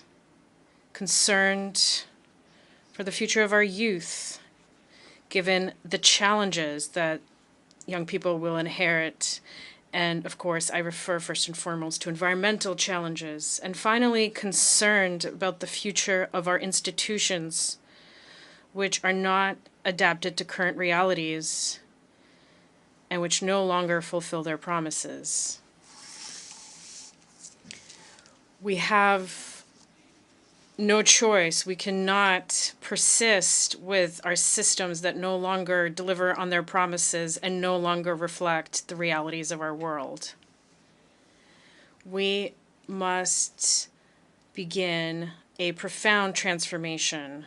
That is why I stand before you today with a clear conviction and vision for the future. My conviction is that another way is possible, a way forward where international cooperation is revitalized, is more inclusive and more respectful. And my vision is one of Africa that fully assumes its role as a strategic partner in building new rules for global governance. My first observation is that my country, Togo, looks to the future with hope and determination. In Togo, we are working on a type of development that will be sustainable but also equitable and inclusive. We know that in order to achieve this, we must build a strong, visionary state that ensures protection. We are doing this as a nation because this is our responsibility towards current and future generations. This requires large-scale investment in our education and healthcare systems. This requires reducing the digital divide. And this also requires a commitment to an environmental transition, as well as action in favor of gender equality. My second observation is that today, looking to the future means looking to Africa. Our continent is no longer just a developing region. It is also the future driver of global growth, because it is Africa that is home and will continue to be home for a long time to the majority of global youth. That is where the strongest development potential resides for emerging markets related to technological innovation and entrepreneurship. It is in Africa that the blue and green economies open up considerable opportunities for sustainable development. Our continent has a wealth of natural resources. When properly leveraged, they can transform Africa into a global hub for clean, renewable energy. And it is also in Africa that we must test out new partnership models that we require, specifically between the private and public sector. My third observation is that addressing the challenges of our times requires effective multilateral cooperation. Challenges in the food security and environmental realms go beyond what each country can address individually and alone. More and more, we are dealing with fundamentally asymmetric crises. These crises quickly and harshly affect regions of the world that are not directly responsible for the causes of those crises. That is why I reiterate my deep conviction. First, given these global threats, the only way to ensure a better future for current and future generations is to take collective and coordinated action, action by states. And this action, this collective action, must be carried out as part of revitalized global political frameworks. This is in particular true for our efforts when it comes to climate adaptation and resilience. Africa is a region that is one of the most vulnerable to the impacts of climate change. Even though Africa as a continent contributes the least to greenhouse gas emissions, the harmful impact of climate change seen in Africa in terms of food security and the migration challenges that this causes cannot be underestimated. If we do nothing, the issue of the environment will lead to major waves of migration towards the north, which is clearly something that is a common concern. But this need for collective action is also true when it comes to the challenge of peace and security. And that challenge is also a burden that can no longer be carried by Africans alone. In Western Africa, we face the persistent threat of terrorism.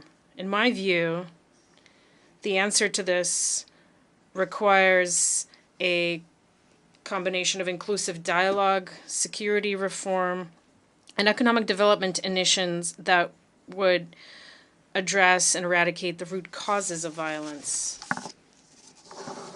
But we cannot tackle all of these challenges alone. Multilateral cooperation is necessary in order to face this collective threat. We all know that development, the climate transition, and security have all become issues that need to be tackled in a multilateral manner. But to do this, we must first refashion our model for international cooperation. And this brings me to my last observation. We cannot strengthen international cooperation without a new model for partnerships that is more equitable and more respectful towards African states. We urgently need to rethink our model of multilateralism in order to rebalance efforts in the context of international cooperation. And in that context, our continent, Africa, deserves particular attention. First of all, there needs to be more respect, dignity for African states on the international stage. It is time to recognize that we are strategic actors in our own right, capable of making a major contribution to global efforts towards peace, sustainable development, and human dignity. Respect for human dignity is not only a principle that must guide our daily actions within our borders. The respect for and dignity of our peoples must be recognized through their representation and the elevation of their voice, which must be heard and respected in international fora. And finally, we require a new model of international cooperation that is more broadly based on localization. Externally imposed so-called universal solutions can, it is true, have some advantages, but they do not always work. Despite the efforts made in recent years, international aid often remains disconnected from the needs and the capacities of the populations that receive this aid. Localization must be a major commitment to recognize local expertise while allowing states to play their rightful role in defining priorities and implementing programs. Togo is resolved to play a leading role in this transformation, and I call on all international stakeholders to support a more equitable and respectful cooperation. Excellencies, ladies and gentlemen, Africa is ready. It is ready to play its rightful role on the international stage, but it seeks to be respected, listened to, and supported in its efforts in an equitable way. Together, let us work on building a world where each nation and each individual can live in dignity, in harmony with others and with our planet. I thank you. On behalf of the Assembly, I wish to thank the President of the Togolese Republic.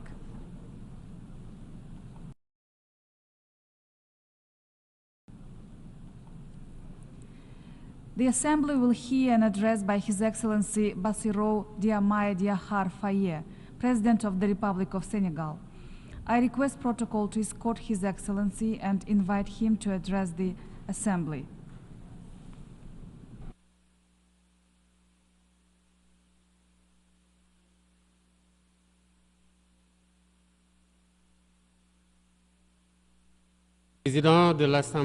President of the General Assembly, heads of state and government, Secretary General, Deputy Secretary General, ladies and gentlemen, distinguished guests.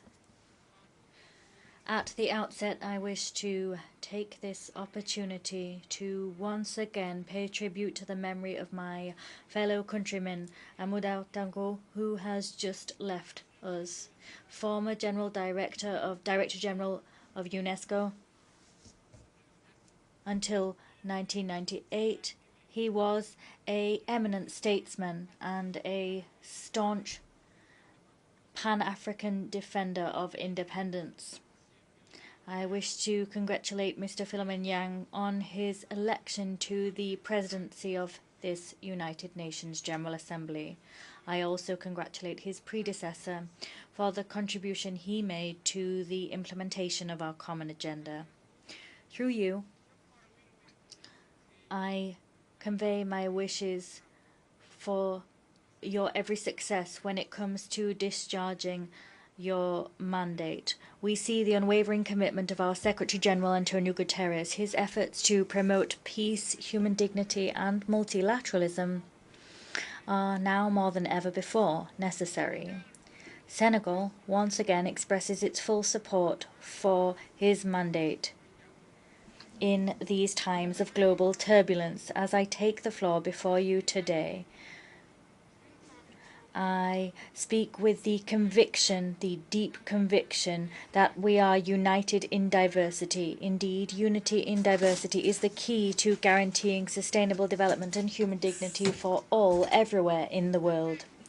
The theme of this session that will guide our discussion invites us to rethink our collective responsibility and to guarantee that the fundamental principles of the United Nations set more than around 8 decades ago contribute to upholding the promise of a fairer and more equitable world. Ladies and gentlemen, ours is a troubled world, a world in which the principles of the United Nations Charter, which talk about equality, justice, and the respect for human rights, are every day put to the test. Conflicts are spreading, inequalities are widening, and climate crises are rendering millions of people throughout the world even more vulnerable than they were before. Moreover, we are witnessing a worrying trend to call into question multilateralism at a time when humankind needs it more than ever before.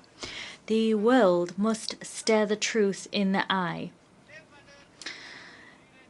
The ideals that we swore to defend are being trampled upon in all 4 corners of the globe, whether we're talking about Gaza, Tel Aviv, Dakar, or elsewhere. All human beings are equal in dignity, dignity which transcends borders, cultures, and religious affiliation. It is incumbent upon us all to ensure that this dignity be protected and respected for all human beings, regardless of who they are. This duty is the very essence of the United Nations. However, every day we see international law as the very foundations of international peace is violated. Resolutions adopted by this General Assembly are treated with flagrant disregard. We have repeated violence. The principles of the UN Charter are kicked to the corner, and we see the undermining of this very house of peace. Never before the foundations of the United Nations have been as shaky as they are now. We're seeing violence, fear, and uncertainty being sown. If we wish to vanquish the spectre of war and usher in a better world, well, it's high time to change our paradigms. It's high time to put human beings at the heart of our international agenda, as we're invited to do by the theme of this session. President, ladies and gentlemen, we no longer wish to stand idly by and watch the tragedy in the Sahel play out. Terrorist groups there are sowing terrorism. They're pillaging, they're killing innocent civilians. This region was once stable, and now it is in the grips of daily violence. At the same time, the United Nations, specifically the Security Council, it remains inactive all too often. Moreover, we can't allow the Sahel to become the theatre of foreign rivalries, clashes between which do nothing other than destabilize the region. Here, I must remind you that the peace and security of Africa are inextricably linked with global peace. It is vital that the Security Council better play its role as a guarantor of international peace and security. Once again, let me say that Senegal is deeply concerned by the tragic situation playing out in Palestine. Entire generations have grown up in Palestine in the shadow of oppression. They are deprived of their fundamental right to a viable state.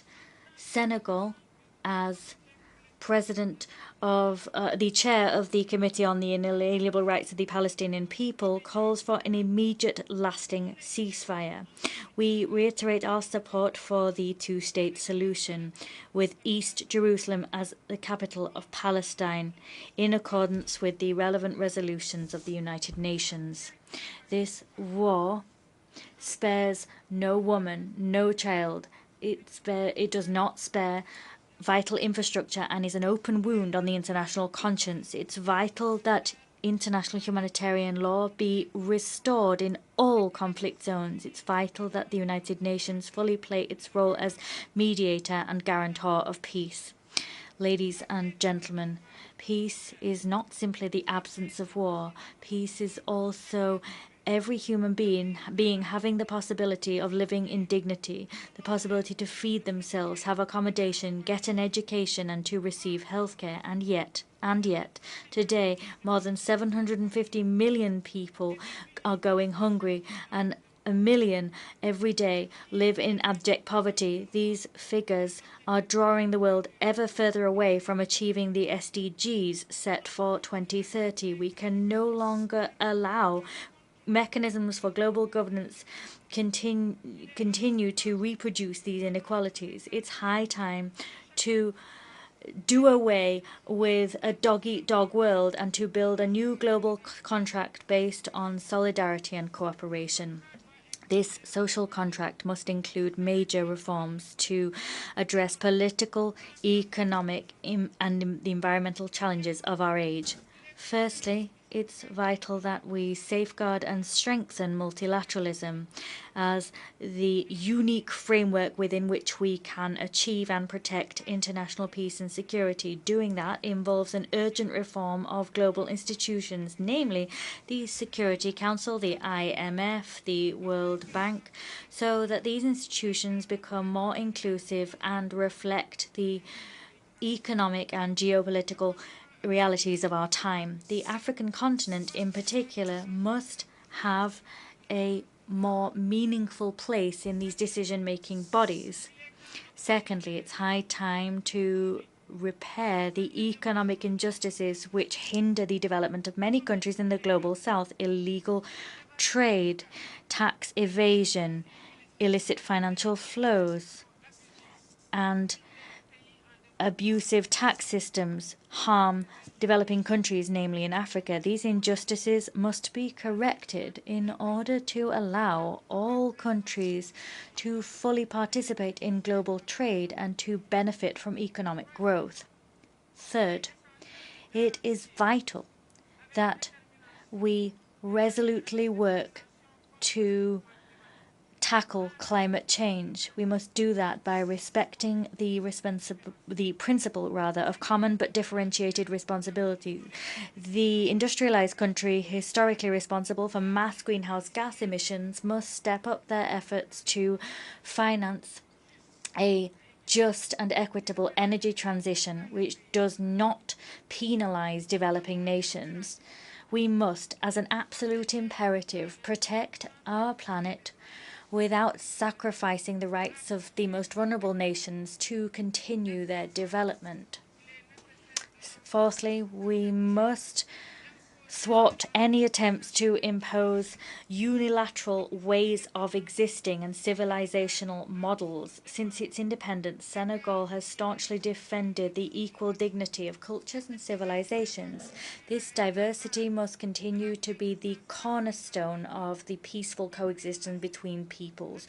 No nation should impose on others its practices or its values as universal. The respect for difference is the very foundation of peace and stability throughout the world. Ladies and gentlemen, Senegal is staunchly committed on this path. We've chosen to build a state wholly focused on sustainable development with ambitious initiatives in terms of clean energy, food sovereignty, and transparent governance. However, we know that to be successful in those endeavours, we need collective action and international solidarity. No country, however powerful it may be, can alone address the challenges threatening humankind. As such, we must act together, united in our diversity, to usher in a future in which human dignity is protected, where justice prevails, and where prosperity is shared. It is through cooperation and mutual respect that we will overcome the crises shaking the very foundations of our world. I thank you.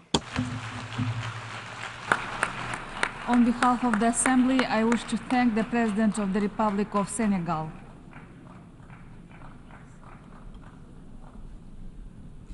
The Assembly will hear an address by Her Excellency Sylvanie Berton, President of the Commonwealth of Dominica. I request protocol to escort Her Excellency and invite her to address the Assembly.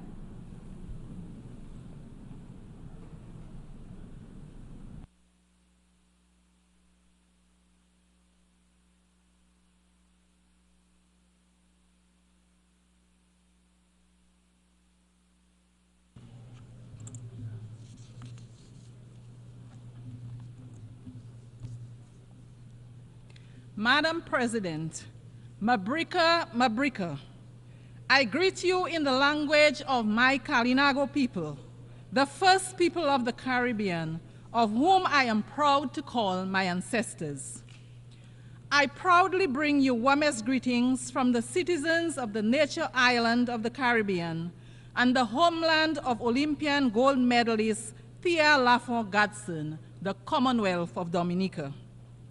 It is an extraordinary honor to address this august body in my capacity as the first female president of the Commonwealth of Dominica and as the first president of indigenous descent. Madam President,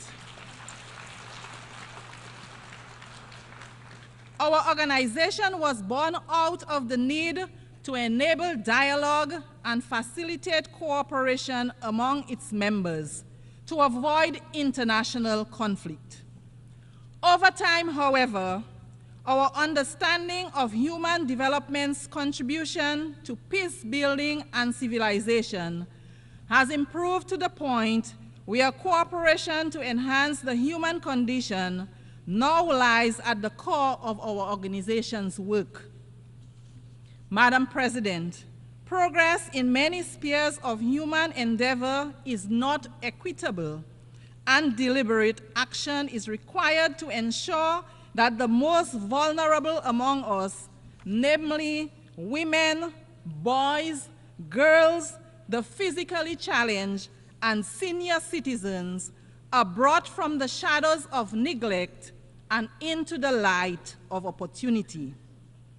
In essence, Excellencies, though we are a small nation, subject to the many challenges of growth and development, we insist that we continue to be our brother's keeper and join our voice with those who believe that no one, regardless of location, race, ethnicity, gender, or religion, no one is left behind in the relentless pursuit of advancement.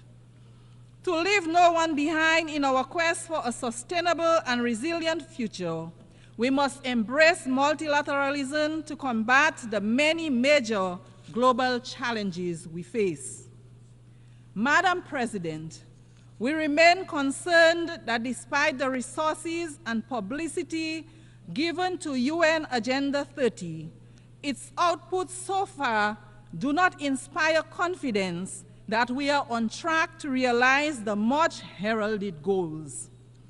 Alarmingly, the 2024 Sustainable Development Goals report indicates that far from building on the progress achieved during the first 5 years, and I quote, fully half of the 17 targets are showing minimal or moderate progress, while over 1/3 appear stalled or going in reverse.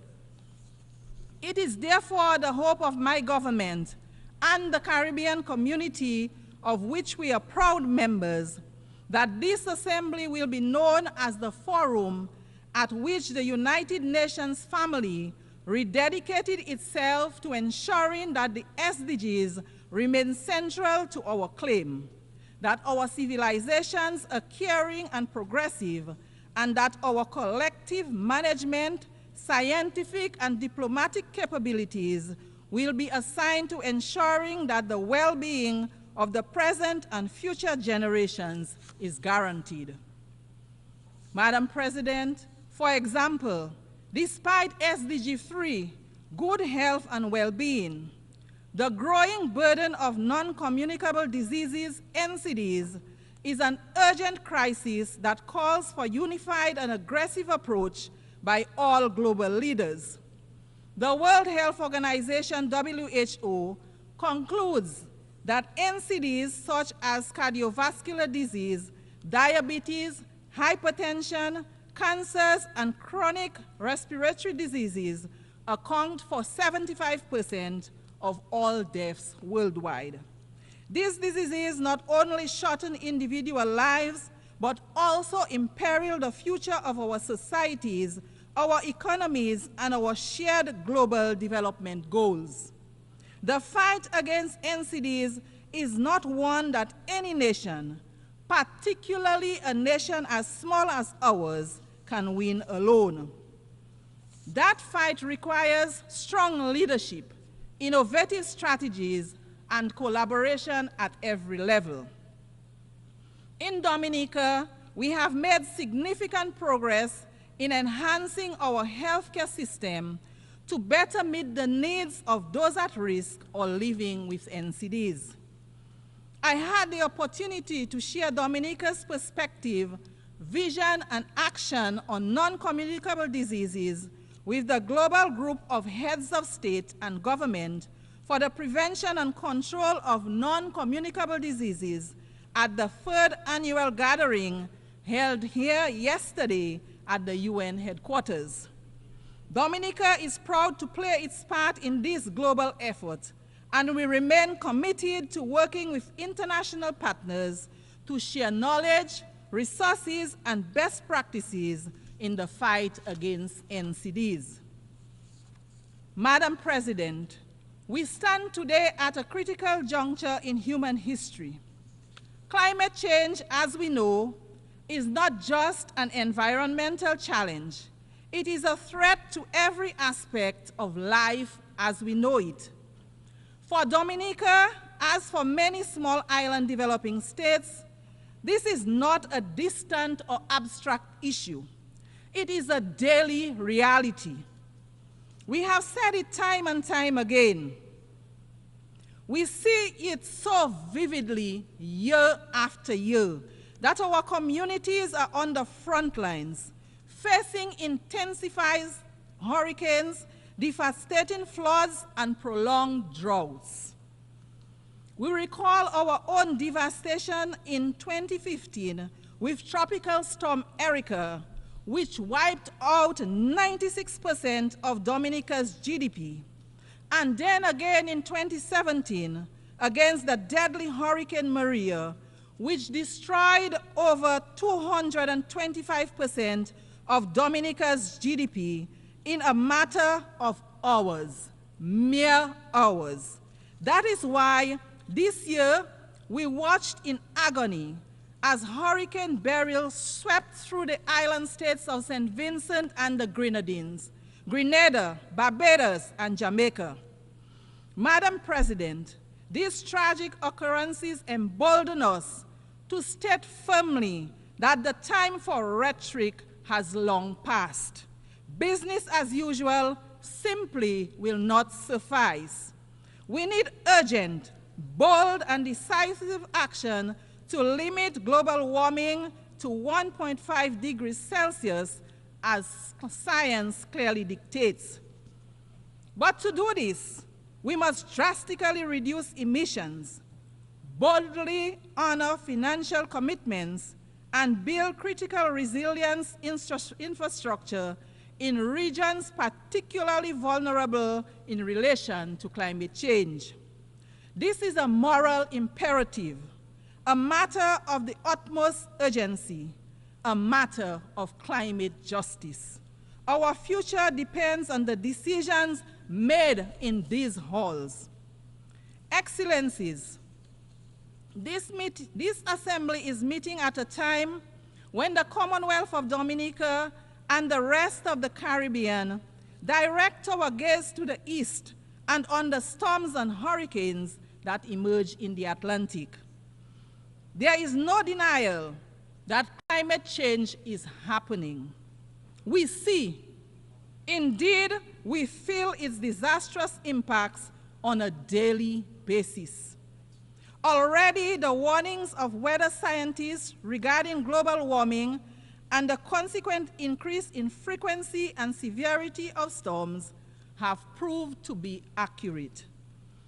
The government and people of Dominica stand in solidarity with our sister CARICOM nations and others adversely affected by this year's storms.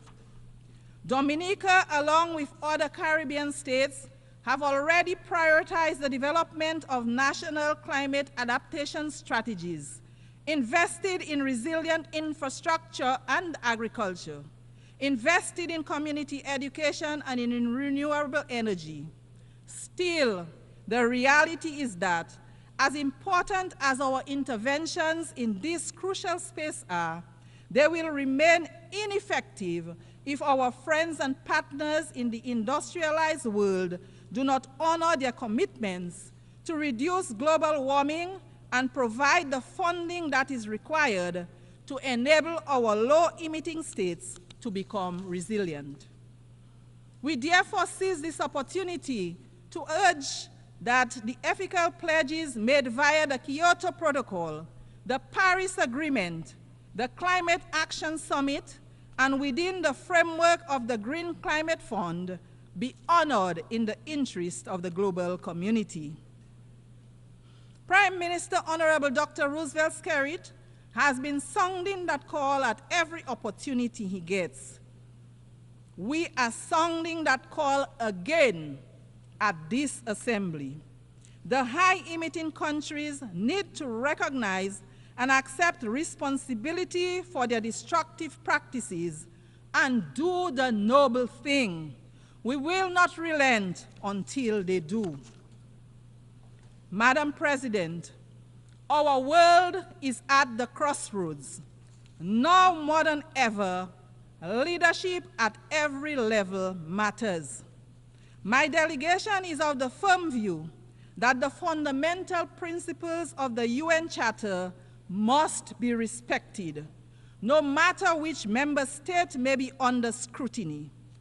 Madam President, this is no source of joy to my delegation, but these critical times demand that important truths be spoken frankly. Madam President, a glaring hypocrisy clouds this august body. When right seems to pass as wrong, wrong seems to pass as right, depending on which member state is being impacted. This practice of might makes right must be discontinued.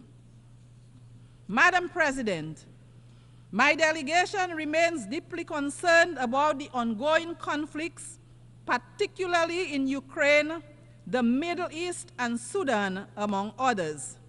We recognize the crucial role of peace in human development. We are convinced that war is futile. It is this conviction that impels us to urge that the fullest support be given to those entities that are engaged in promoting peace and reconciliation in the Middle East, Ukraine, and Sudan. Just a few examples of locations where war is setting back the human development gains achieved over the years. The continuing loss of innocent lives, particularly innocent lives of the most vulnerable among us, namely the innocent lives of women and children, is of dire concern. There is no winner in these conflicts. And if history has taught us anything, it is that the cost to rebuild after such terrifying and inhuman conflicts is extremely prohibitive. To this end, as long as these conflicts persist, my delegation will not cease to echo the call for an urgent end to these conflicts which have decimated the lives of so many innocent ones. Madam President, we stand in solidarity with the people of Haiti and insist with the other CARICOM member states that the current crisis being confronted by our sister CARICOM state in no way nullifies the entitlement of its people to the recognition of their sacred sovereignty and their right to be central in the search for a fair and durable peace. The government of Dominica remains convinced that the present challenges faced by our sister CARICOM state are in part related to the glorious contribution Haiti made to the quest for justice and freedom in our region and the world. Indeed, the current complexion of this august body would have been unimaginable without the heroic struggles of the Haitian people.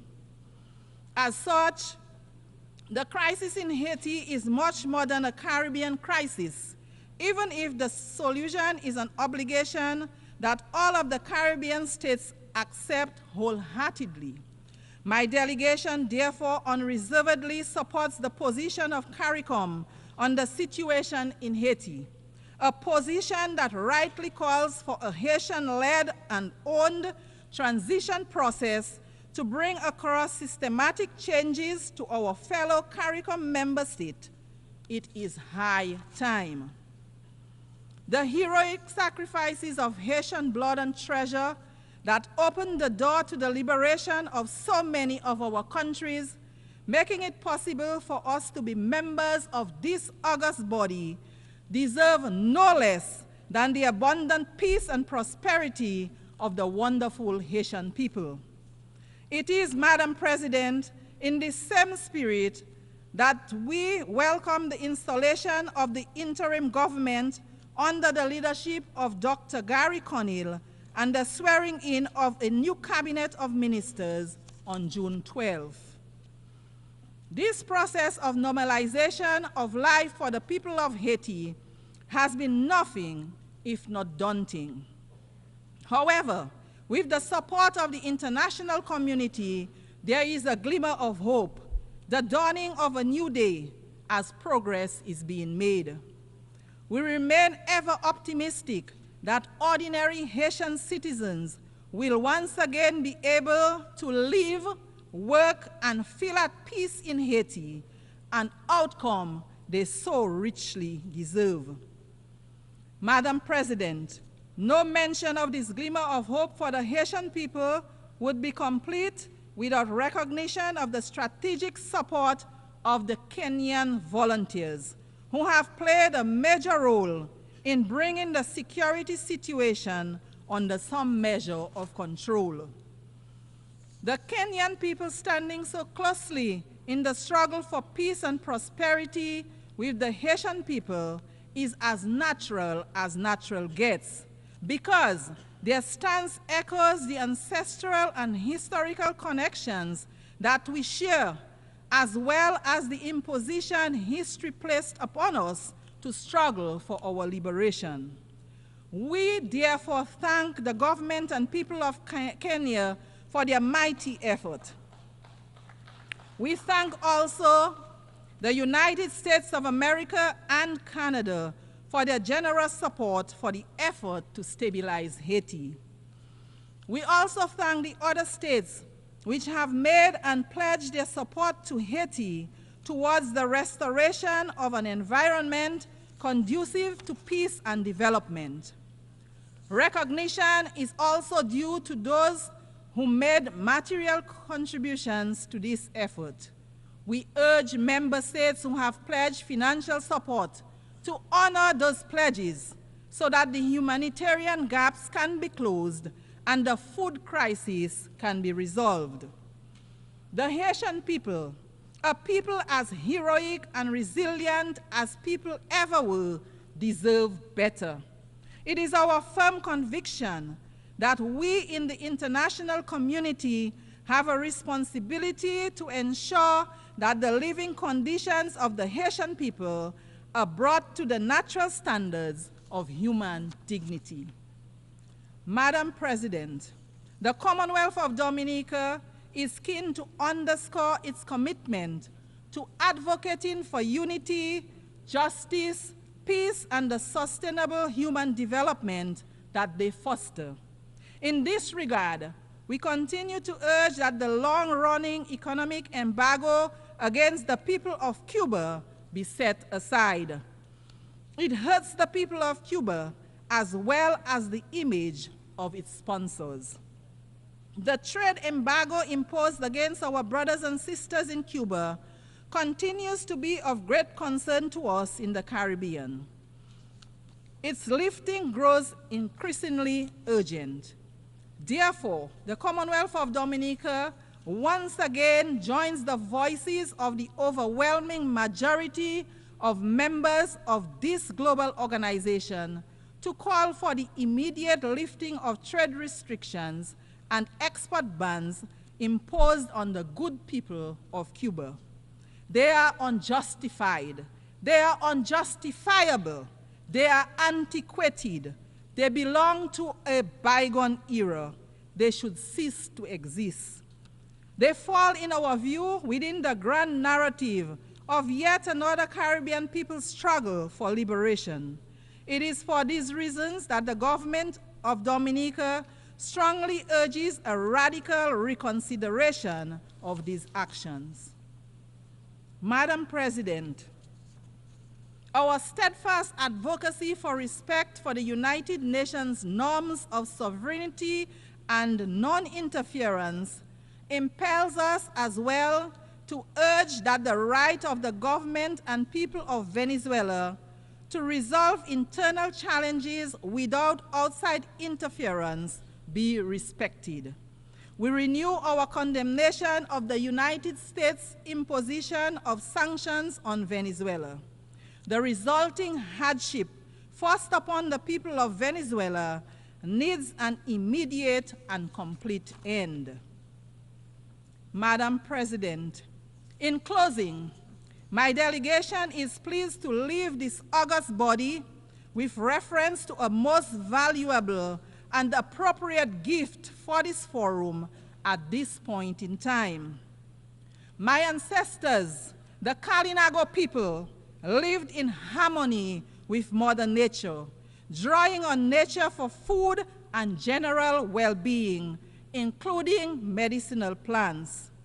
The benefits to a life in harmony with Mother Nature are many.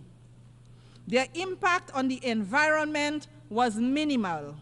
The benefits to human health were long, active lives with minimal burden of chronic diseases. My ancestors also lived a communal life marked by social cohesion. My delegation recommends this way of life of our Kalinago people to this body. Madam President, I wish Your Excellency and all the delegations participating in the 79th session every success in their deliberations. In the language of my Kalinago people, Ayahora, which means thank you. I thank you for the courtesy of your attention.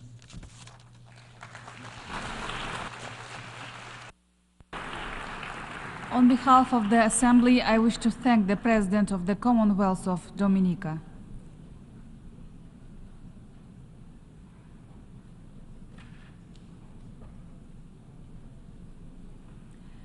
The Assembly will hear an address by Her Excellency Hilda Heine, President of the Republic of the Marshall Islands. I request protocol to escort Her Excellency and invite her to address the Assembly.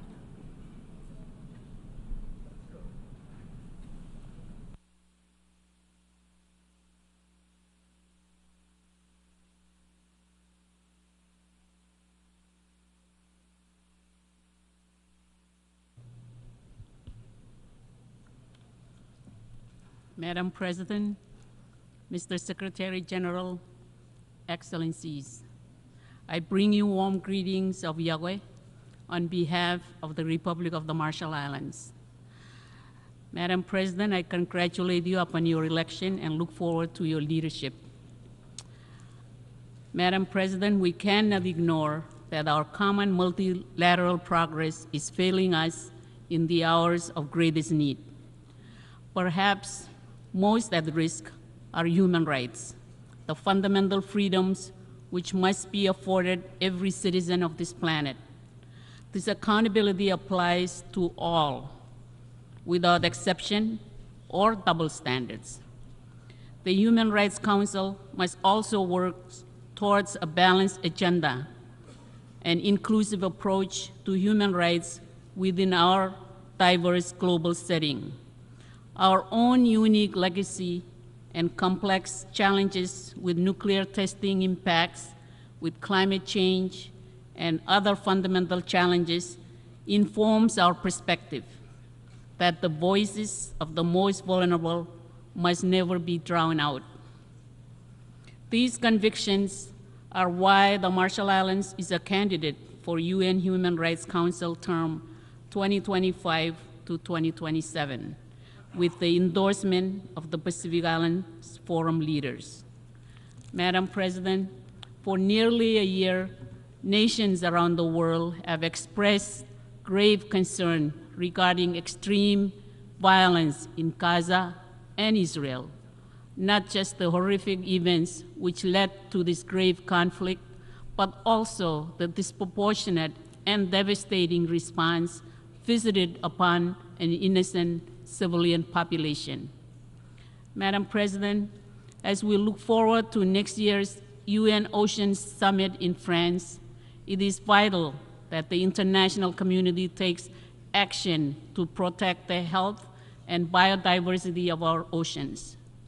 The youngest and future generations of islanders must not be robbed of the benefits we know today.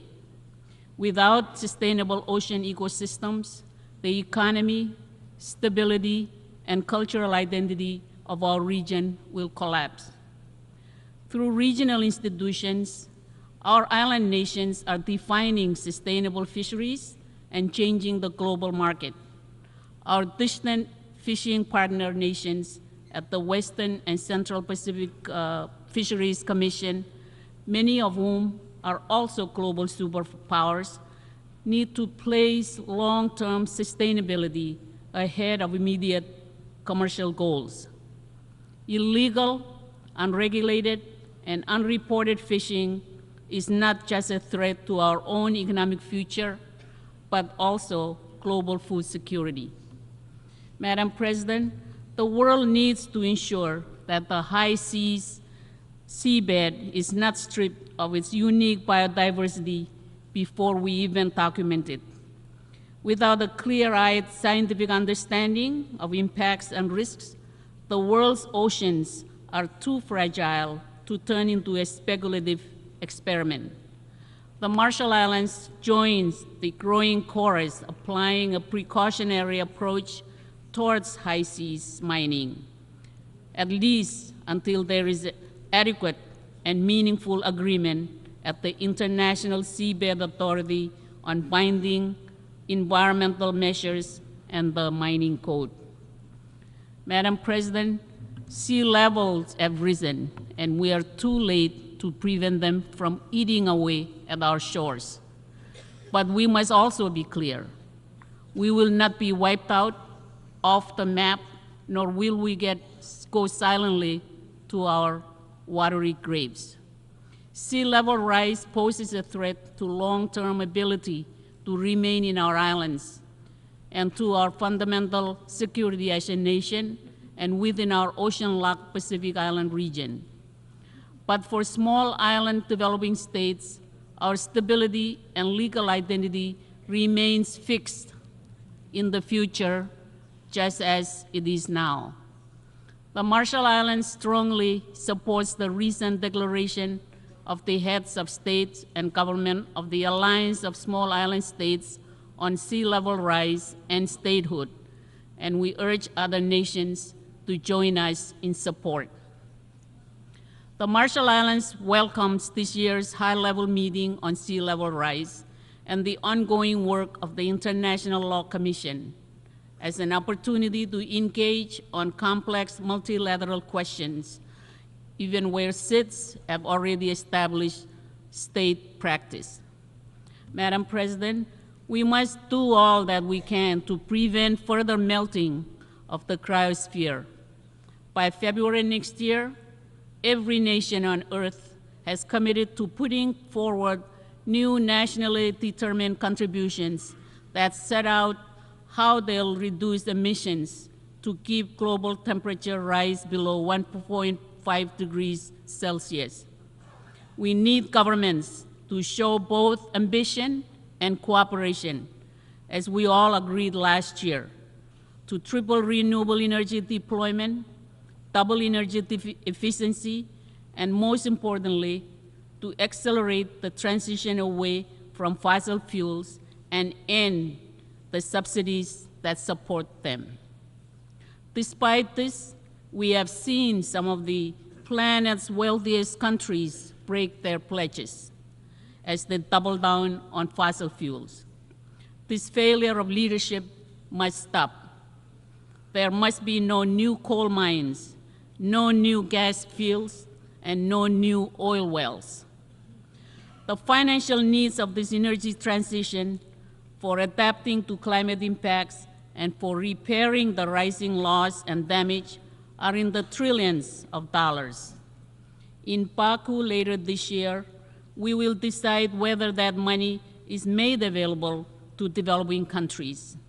We must see vastly increased contributions.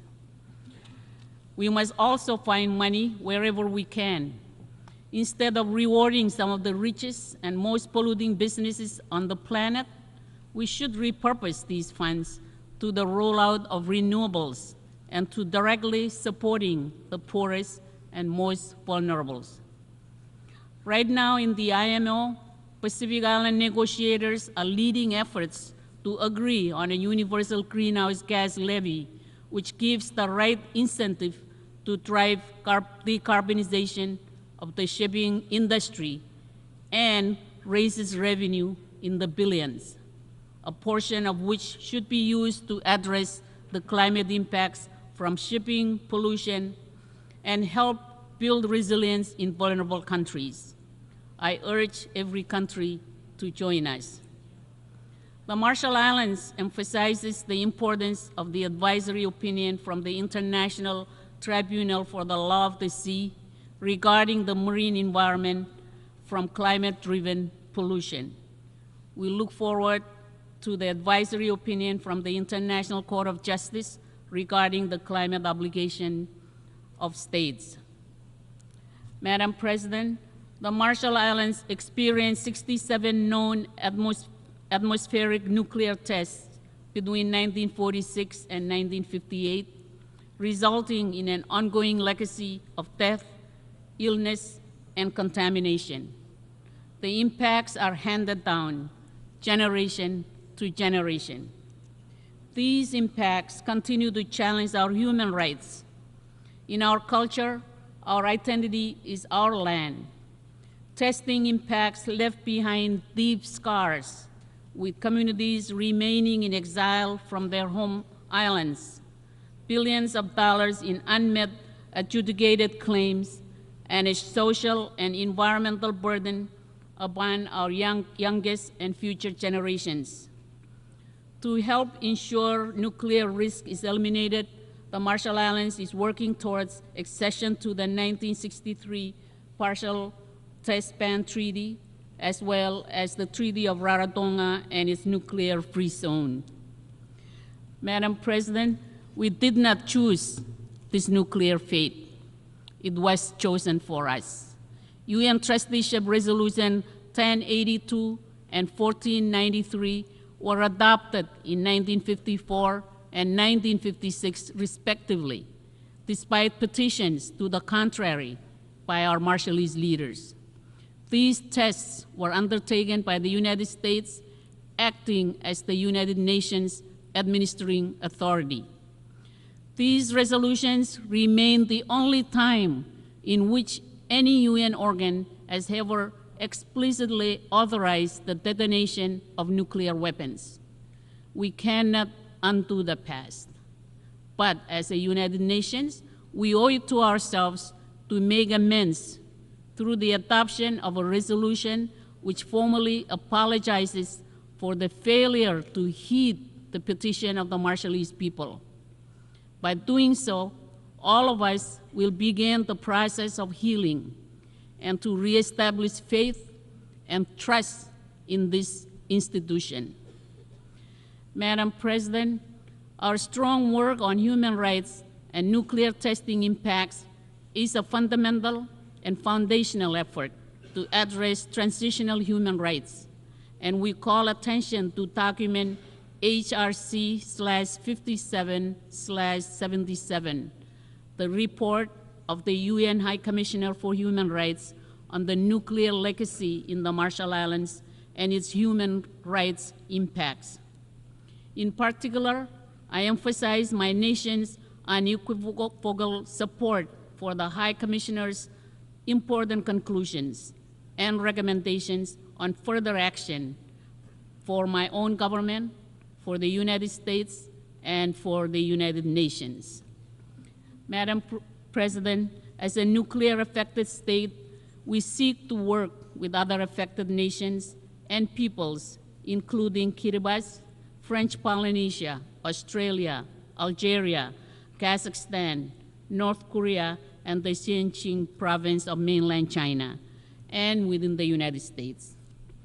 All should realize that the responsibility to fully address the harms resulting from the use, detonation, or testing of nuclear weapons lies, respectively, with the member states that have done so.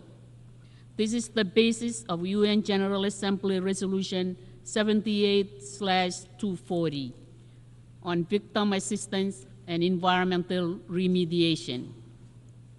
And all must know that the scars upon our collective lands and peoples are firm lessons for nuclear weapons elimination. Madam President, the Marshall Islands welcomes this year's adoption of the Antigua and Barbuda Agenda for SIDS as a companion to the 2050 strategy for the Blue Pacific continent. It is vital that island-driven strategies are better addressed. We are particularly pleased to welcome the strong efforts of the new UN Multi-Country Office for the North Pacific in the Federated States of Micronesia, and we look forward to a groundbreaking ceremony for the new UN complex. Madam President, this year's Triennial Conference of Pacific Women hosted in the Marshall Islands demonstrated the region's continued commitment to advancing gender equality with a focus on the health of women and girls, gender-responsive climate justice, and gender-based violence to strengthen and uplift women and girls across the Pacific. It is important in our work going forward that we progress national implementation at scale and builds intersections with UN Women and international system assistance, including as a full region and with the UN North Pacific Multi-Country Office.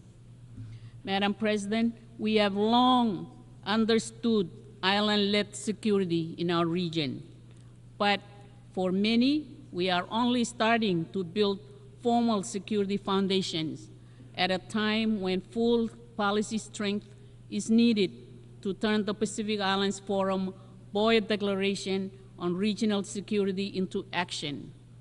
Recent UN action under the Secretary General's Peacebuilding Fund is a key step up to strengthen treatment of the link between climate and security. We now need to address with our own direct Pacific voices geopolitical tension to ensure that our democratic island priorities drive our future, free of external influence and coercion. Climate impacts pose a grave security challenge alone, but tackling them with core institutions under external stress, coupled with our underlying fragility, risks epic disaster. Madam President, Russia's continued aggression against Ukraine is a threat to basic democratic norms, human rights, and international accountability. As island democracies and as vulnerable nations in the shadow of changing geopolitics, the war in Ukraine is of great concern to the Pacific Islands, as though Eastern Europe was next door. Madam President, the Marshall Islands look forward to the upcoming high-level visit of the Pacific Islands Forum Troika Plus grouping to New Caledonia. In addition, we support ongoing forum engagement with Indonesia and West Papua to better understand stakeholders and to ensure human rights. Madam President, if we are truly serious that no one is left behind, the UN would not be blinded to Taiwan's efforts and partnership towards achievement of the SDGs. Only this independent, democratic government can represent its 23 million people. UN Resolution 2758 does not mention Taiwan and should not be used as a pretext to exclude Taiwan from participating meaningfully in the UN system. This resolution has been misused to threaten cross-strait and regional peace and security. This was never its original intent. It cannot serve as a sound basis to prohibit Taiwanese citizens and journalists from the UN premises. The UN Secretariat should maintain neutrality and should not be complicit in limiting media freedom. Madam President, as key risks worsen in and around the world, multilateralism must be strengthened. For small and vulnerable nations, the United Nations, despite all its faults, remains the only institution which offers us a vital platform to voice our concerns, issues, and at times seek shelter from the ravages of conflicts and climate change. The word multilateralism can be expressed in the Marshallese proverb, "Warin Kangal," meaning the coral where all the fish congregate to seek shelter and feed. Let us all nourish and maintain it for ourselves and future generations. Mr. President, the United Nations is that very coral, Warin Kangal. Let us leave no country behind. Thank you, and komoltada.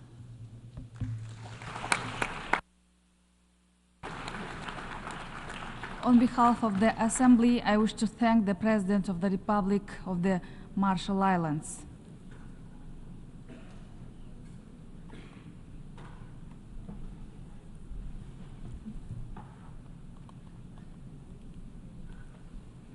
We shall now continue the general debate.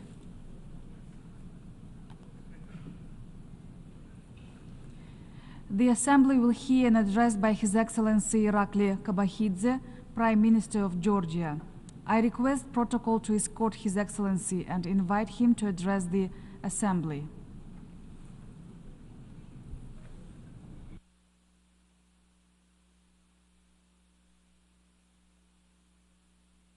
Madam President, Mr. Secretary General, esteemed colleagues, ladies and gentlemen, dear friends of my country, it's a great honor to be with you today to address so many different nations of the world. We are a government that believes Georgia inherently deserves to be a peaceful, stable, and developed country.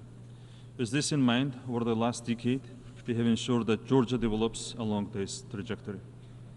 We have made some tough choices and were never afraid of the challenge. We never chose an easy path, and we always prioritized our nation and our people. As a result, we are reclaiming our nation's pride, the pride and dignity that a country with 3,000 years of history deserves. We gather here in times of unprecedented global challenges, when interlinking crises of escalating conflicts, climate change, and rising humanitarian needs remain complex. These challenges require bold actions. Georgia has never been afraid of bold actions.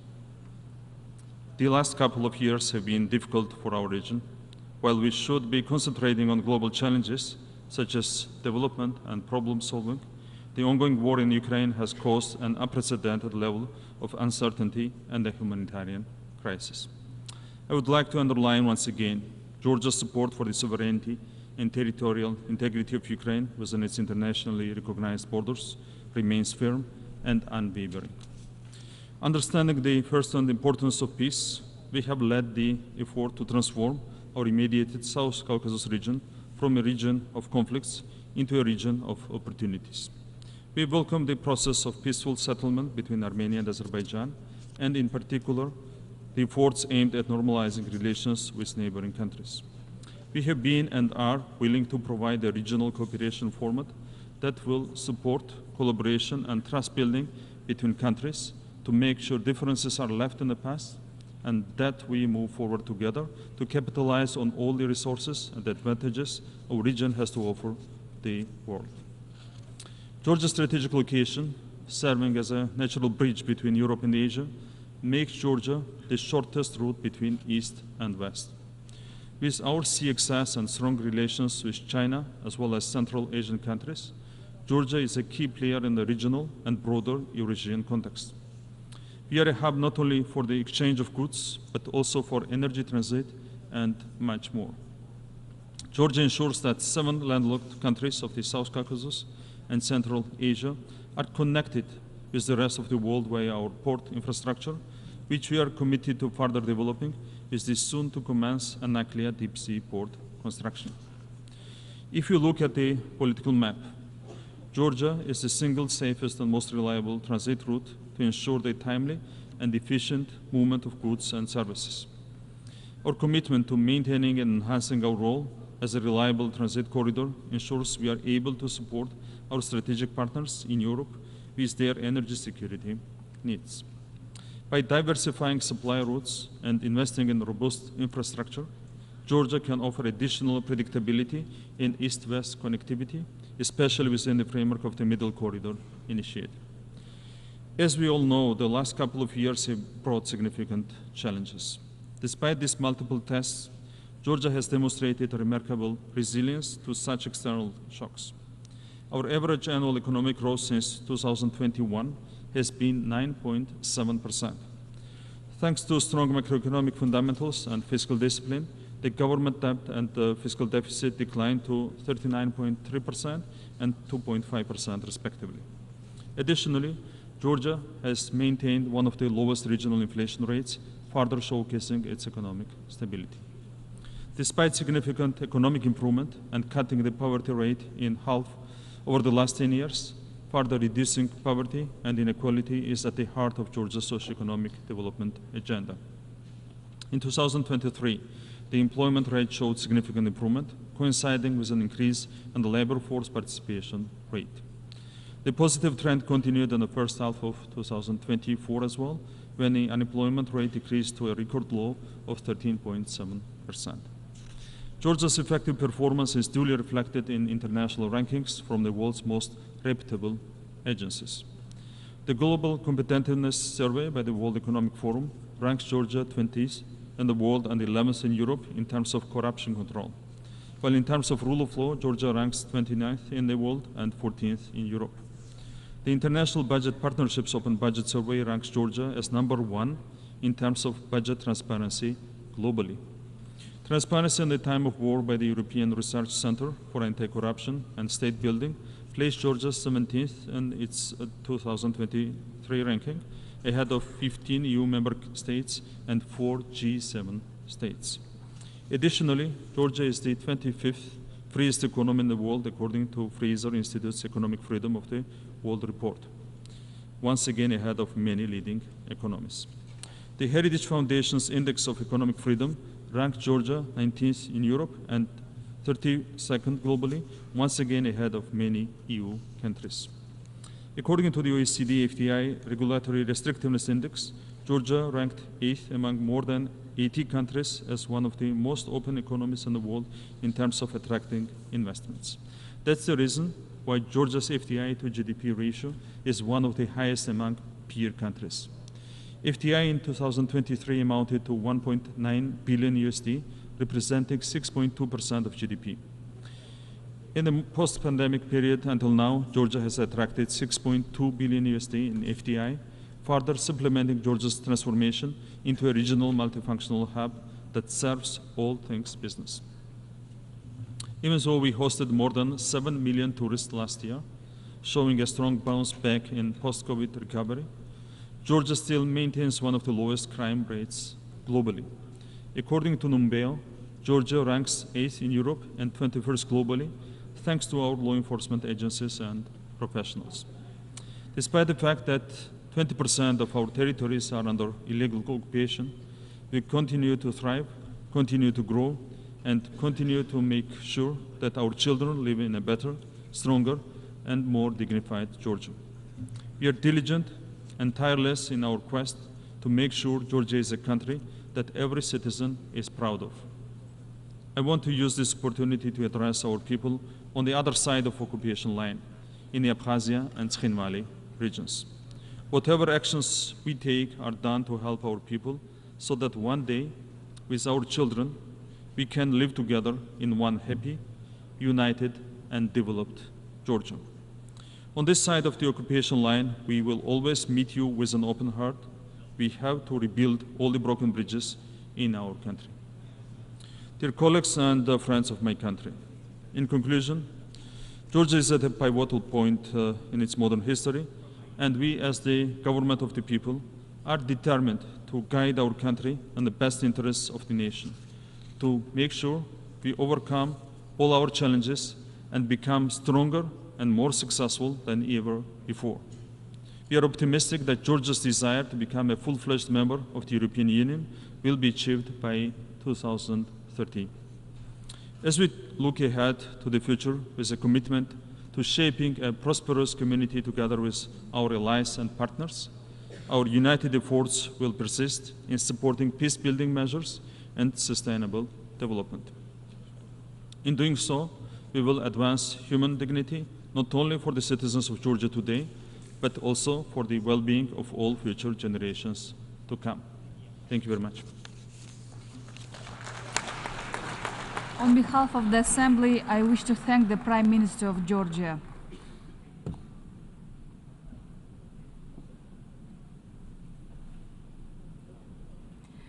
The Assembly will hear an address by His Excellency Pedro Sanchez Perez Castellón, President of the Government of Spain. I request protocol to escort His Excellency and invite him to address the Assembly.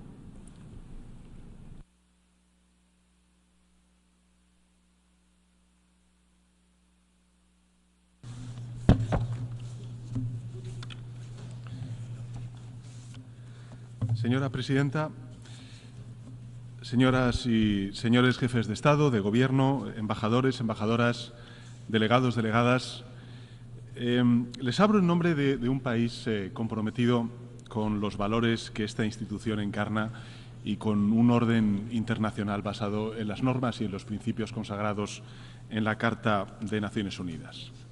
Un país, España, que cree en los mecanismos internacionales de rendición de cuentas, que lucha contra la impunidad desde el valor de la experiencia y la memoria histórica, un país defensor de instituciones como la Corte Internacional de Justicia, la Corte Penal Internacional, fundamentales para garantizar la paz, la seguridad y la justicia y la reparación de las víctimas.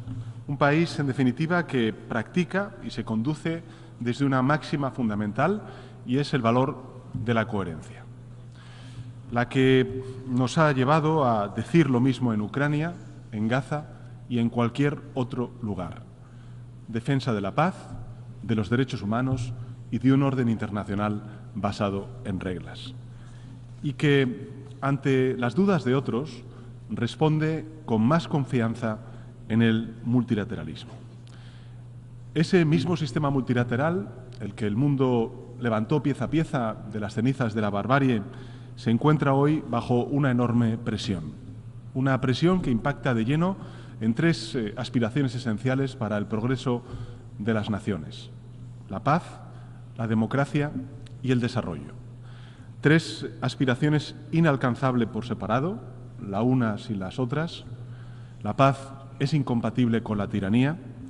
La democracia, a su vez, necesita proveer bienestar y desarrollo para legitimarse como lo que es, la forma de organización social y política más avanzada que el hombre ha creado en la historia. La paz sin democracia es la paz de las cárceles.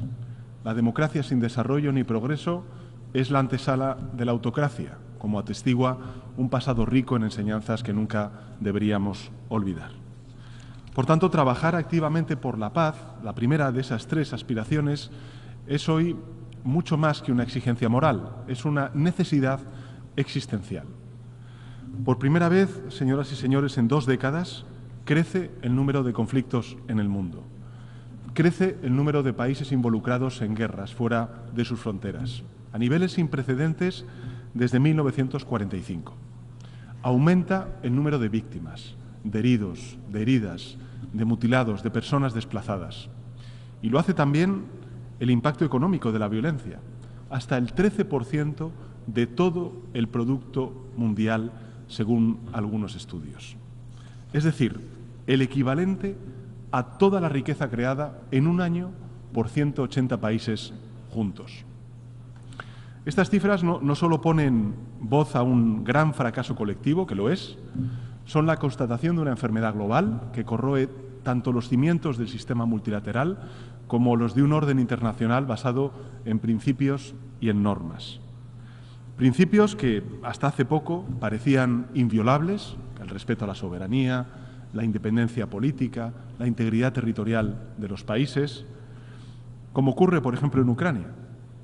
A esta hora, mientras estamos aquí, se cumplen 31 meses del inicio de una agresión que la Rusia de Putin dirige no solo contra el pueblo ucraniano, sino contra el conjunto de la comunidad internacional.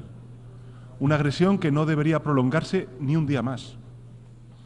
La reciente conferencia de paz en Ucrania, celebrada en Suiza, a mi juicio ha sentado las bases para construir una paz justa y duradera, respetuosa con el derecho internacional y con la Carta de Naciones Unidas, tal y como proclama la fórmula de paz del presidente Zelensky.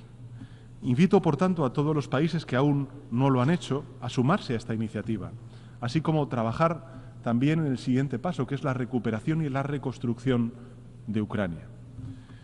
Este año España aumentará su financiación humanitaria y para el desminado en Ucrania hasta 14 millones de euros, y en el año 2025 la cooperación española incorporará una línea de trabajo específica sobre la recuperación y la reconstrucción centrada en la salud, en la energía y en el agua en Ucrania. Ocurre en Ucrania, pero ocurre también en Palestina, donde desde hace casi un año asistimos a una insoportable espiral de muerte y de devastación que ya se extiende, desgraciadamente, al Líbano. Esto supone una escalada del conflicto de la máxima gravedad y, por tanto, desde España condenamos con rotundidad la muerte de civiles inocentes, una vez más, y por ello quiero hacer un nuevo llamamiento a la desescalada, a la distensión y a la vía diplomática. El derecho internacional humanitario debe ser respetado, no solo poniendo fin a la guerra en Gaza, abordando las causas profundas del conflicto israelí-palestino. Podremos resolver con éxito el resto de focos de inestabilidad en esa región tan importante para la estabilidad del mundo. Todo lo que vemos a diario en Gaza y ahora, por desgracia, en el Líbano, nos hace reflexionar sobre la vigencia misma del derecho internacional humanitario, precisamente cuando celebramos el 75 aniversario de los convenios de Ginebra. España va a seguir volcando todos sus esfuerzos en la ayuda humanitaria a la población gazatí, con la UNRWA como actor clave sobre el terreno. Y, sin embargo, todo será insuficiente sin un alto el fuego. Y, por tanto, hacemos de nuevo un llamamiento a alcanzar un alto el fuego, a la liberación de todos los rehenes y al acceso a la ayuda humanitaria. Y, en todo caso, las evidencias son ya rotundas. No podemos volver a la situación anterior. Es imperativo, es urgente aplicar la solución de los dos Estados, de Israel y de Palestina, conviviendo uno junto a otro en paz y en seguridad. Es la única solución posible a un conflicto que dura ya décadas y que tantas vidas inocentes se ha cobrado. Y además, la opinión consultiva de la Corte Internacional de Justicia, pedida además por esta Asamblea General de Naciones Unidas, ha establecido la ilegalidad de la ocupación de territorios palestinos, una ocupación que debe terminar inmediatamente. Es el momento de trabajar en la fase de estabilización, que solo puede recaer en el gobierno de la Autoridad Palestina, a la que España está comprometida y determinada a apoyar y reforzar. Señoras y señores, como sabrán, España tomó la decisión de reconocer al Estado de Palestina el pasado 28 de mayo. Esta es una decisión compartida por la inmensa mayoría de la sociedad española y que solo persigue contribuir a la búsqueda de la paz en la región. Un anhelo que viene de muy lejos.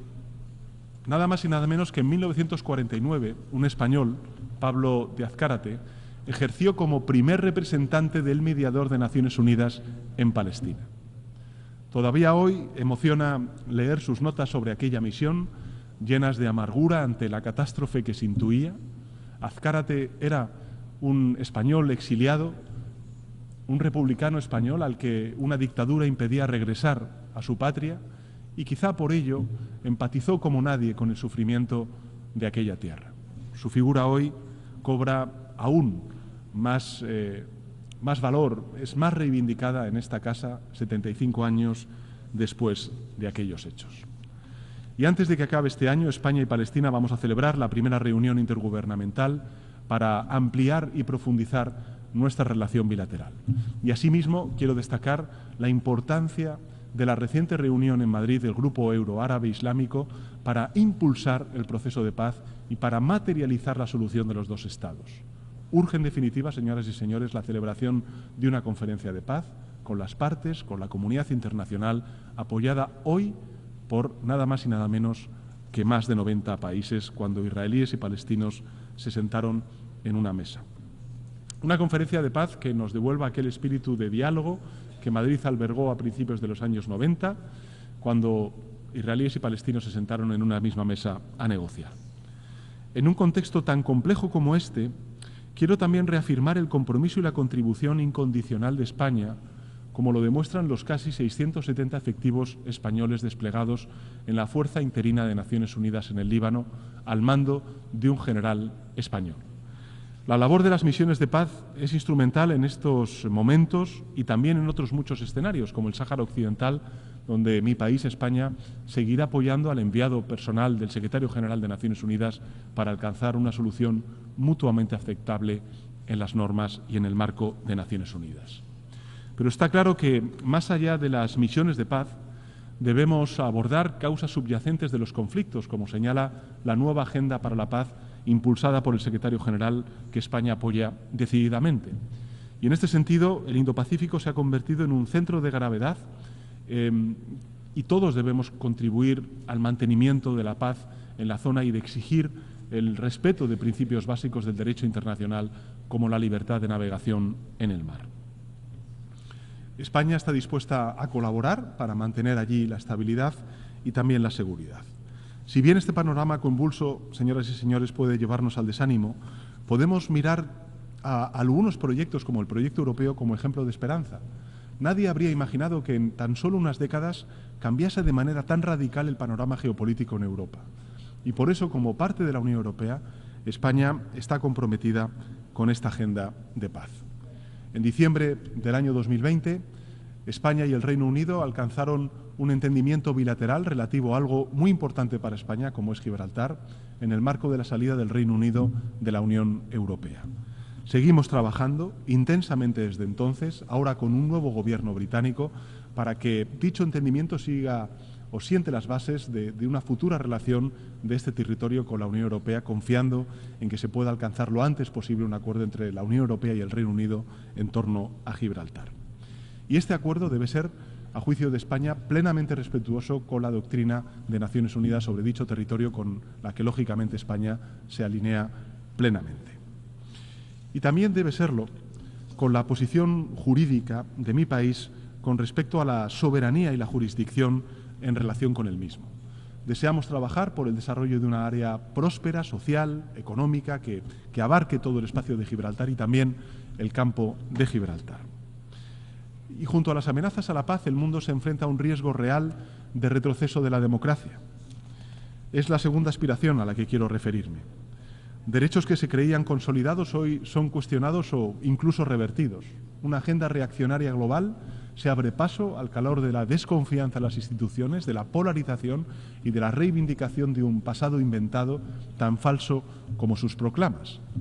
La democracia, por tanto, libra una batalla por su supervivencia. Y seamos claros, no deja de ceder terreno ante sus enemigos.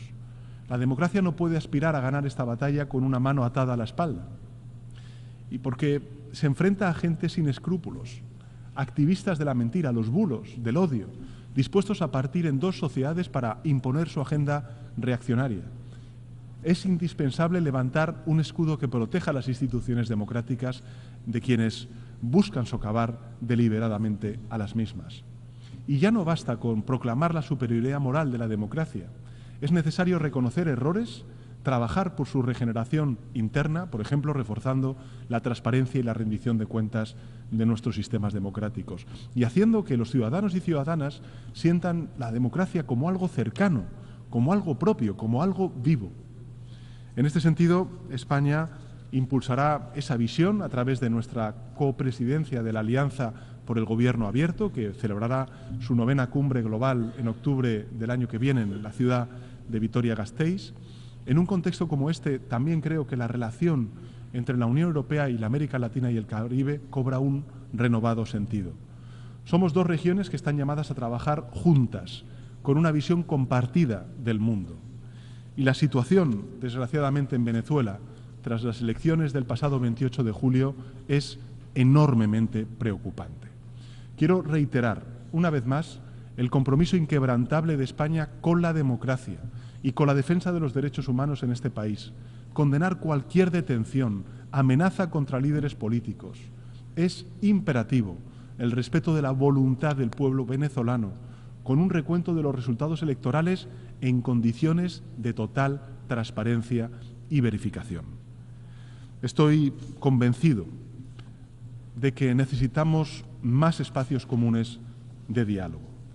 Y por eso España apoya la celebración de la próxima Cumbre Iberoamericana en noviembre en Cuenca, en Ecuador, y acogeremos la 30ª Cumbre Iberoamericana en el año 2026. Vamos a seguir practicando también una política exterior feminista. Lo vamos a hacer por coherencia, porque por encima de todo hablar de feminismo es hacerlo sobre derechos humanos. Y hoy, en ese sentido, quiero decir alto y claro que es el momento, que el momento es ahora.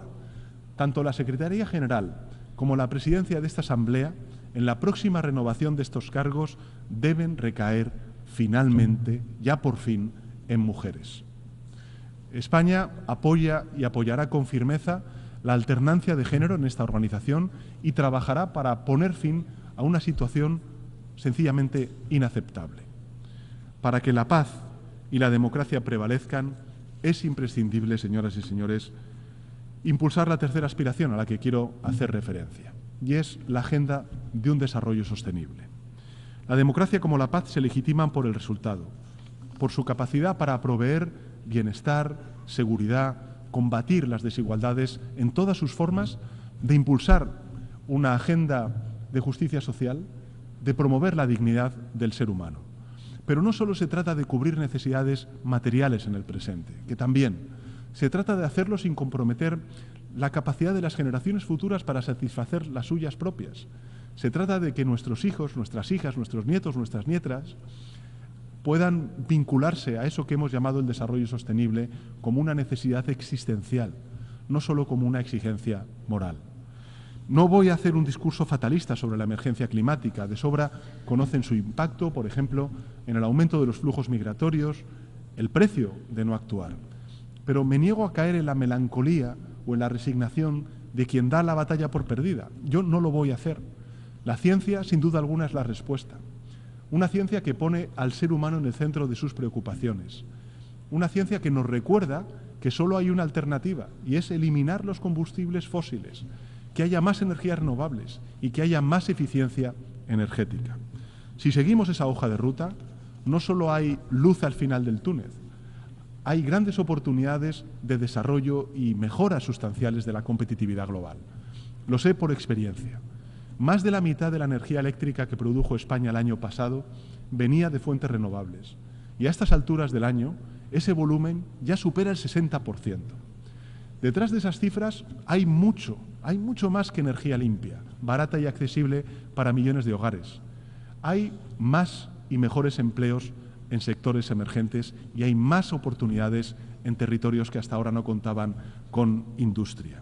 Por eso es tan importante reforzar la financiación internacional al desarrollo, para convertirla en una auténtica palanca de prosperidad para los países que la necesitan.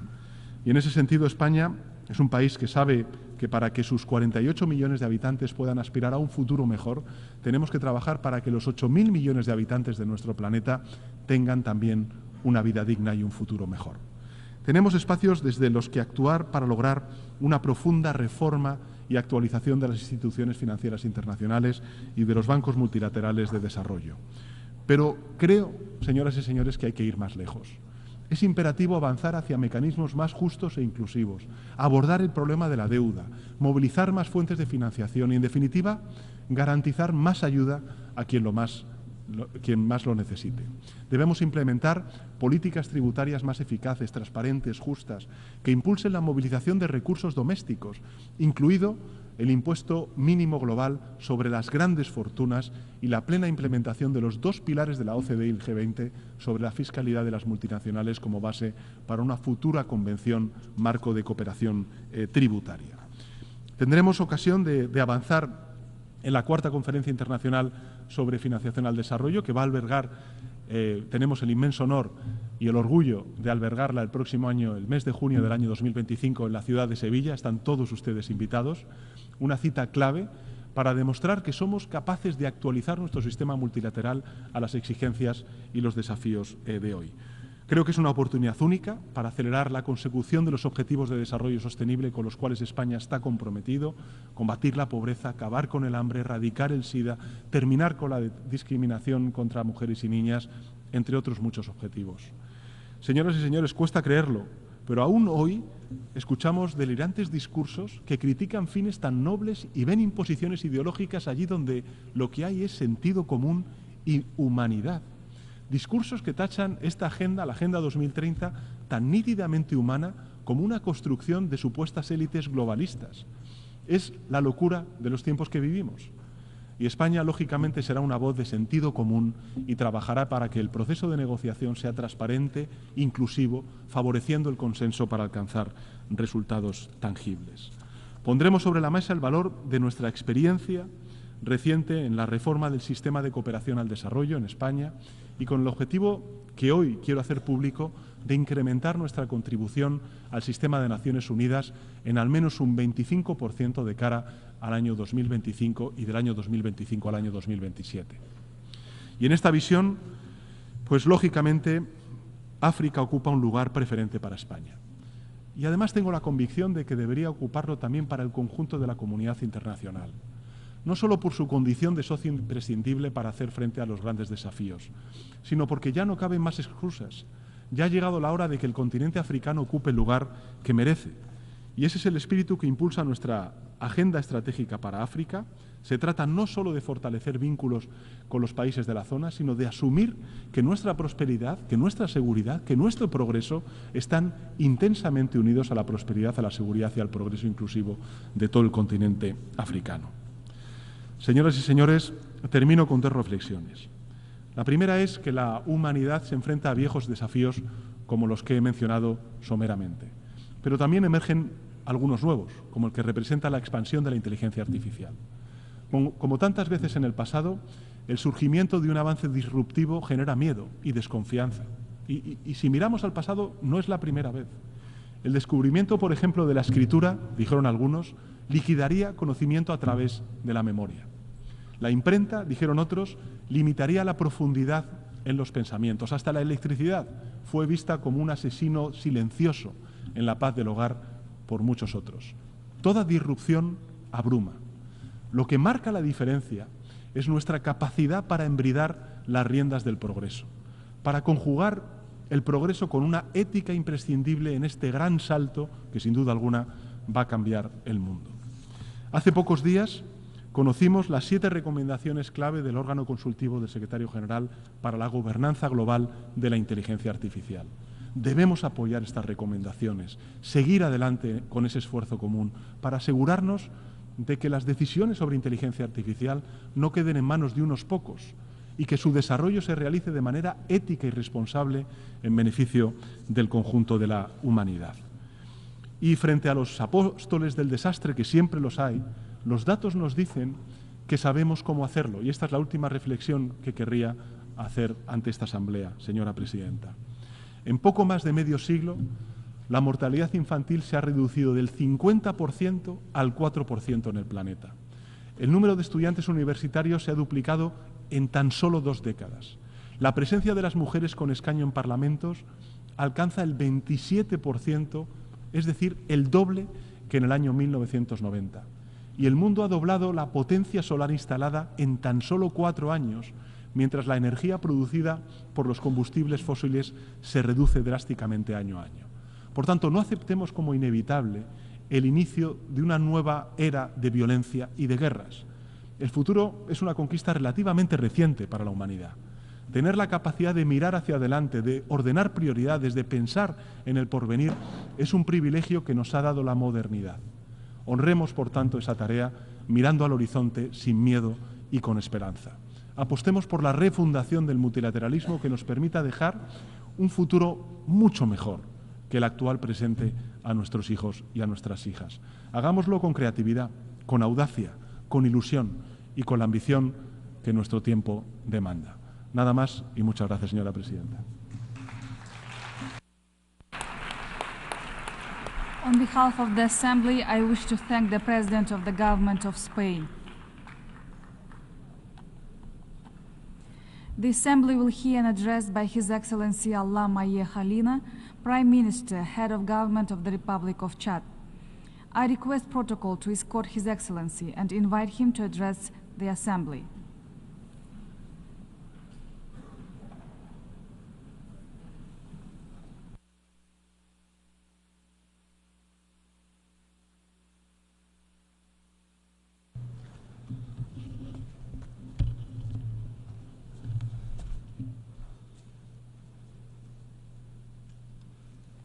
Madame la Présidente,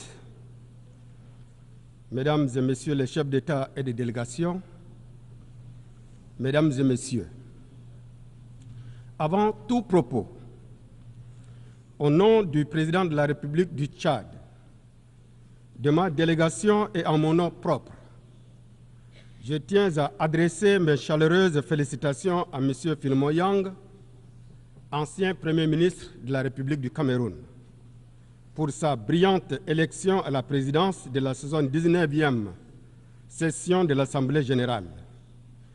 Je lui souhaite un plein succès dans sa mission et l'assure du soutien de la délégation tchadienne tout au long de son mandat. Je tiens également à exprimer nos sincères remerciements et nos vives félicitations à M. Denis Francis, président sortant de l'Assemblée générale, pour l'excellent travail accompli au cours de son mandat. Je voudrais aussi faire part de ma très haute appréciation et de mon soutien total à M. Antonio Guterres, le secrétaire général de l'ONU, pour son leadership et son engagement en faveur d'une organisation des Nations unies renouvelée, capable de répondre aux attentes des peuples du monde. Excellences, Mesdames et Messieurs, le thème de cette session, l'unité dans la diversité, pour l'avancement de la paix, du développement durable et de la dignité humaine, partout et pour tous, résonne profondément avec les aspirations et les défis que nous rencontrons au Tchad en Afrique et dans le monde entier. La promotion de la paix, du développement durable et de la dignité humaine ne doit pas rester un slogan ou un exercice rhétorique.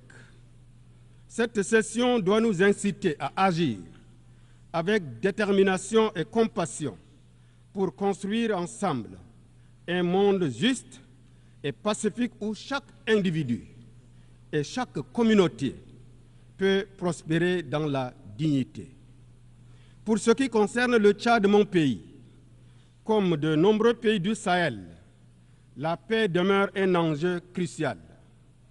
Bien que nous soyons confrontés à des défis, il est essentiel de reconnaître les efforts déployés par nos États face aux groupes terroristes dont les origines et les ressources restent obscures et qui menacent nos institutions, entravent nos efforts de développement et exacerbent la misère des populations. Le manque d'une réelle volonté de la communauté internationale à éradiquer le désastre terroriste dans le Sahel risquerait de faire passer l'Afrique tout entière sous le giron des groupes terroristes. Nous sommes convaincus qu'un engagement ferme de la communauté internationale est nécessaire pour faire face à ce défi. Ensemble, nous devons gagner cette lutte contre le terrorisme en renforçant notre coopération pour promouvoir la stabilité de notre continent et partant celle du destin commun de l'humanité. Excellences, Mesdames et Messieurs, à l'échéance de 2030, nous évaluerons ensemble l'agenda des Nations Unies sur le développement durable. Le Tchad, comme de nombreux pays africains, se trouve à un carrefour où convergent des défis multiples, notamment les changements climatiques qui menacent notre sécurité alimentaire, les sécheresses prolongées, la désertification et les inondations imprévisibles mettent à mal nos économies et les populations vulnérables.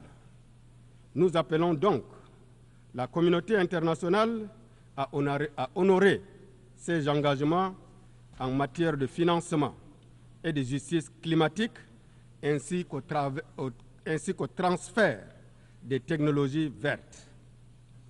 Le Tchad, sous la conduite du président Mahamat Idriss Déby Itno, élu démocratiquement sur la base d'un programme politique structuré, ambitieux et que j'ai l'insigne honneur de représenter à cette 79e session, travaille sans relâche pour améliorer l'accès à l'éducation, à l'eau potable, à l'énergie, aux soins de santé et aux opportunités économiques.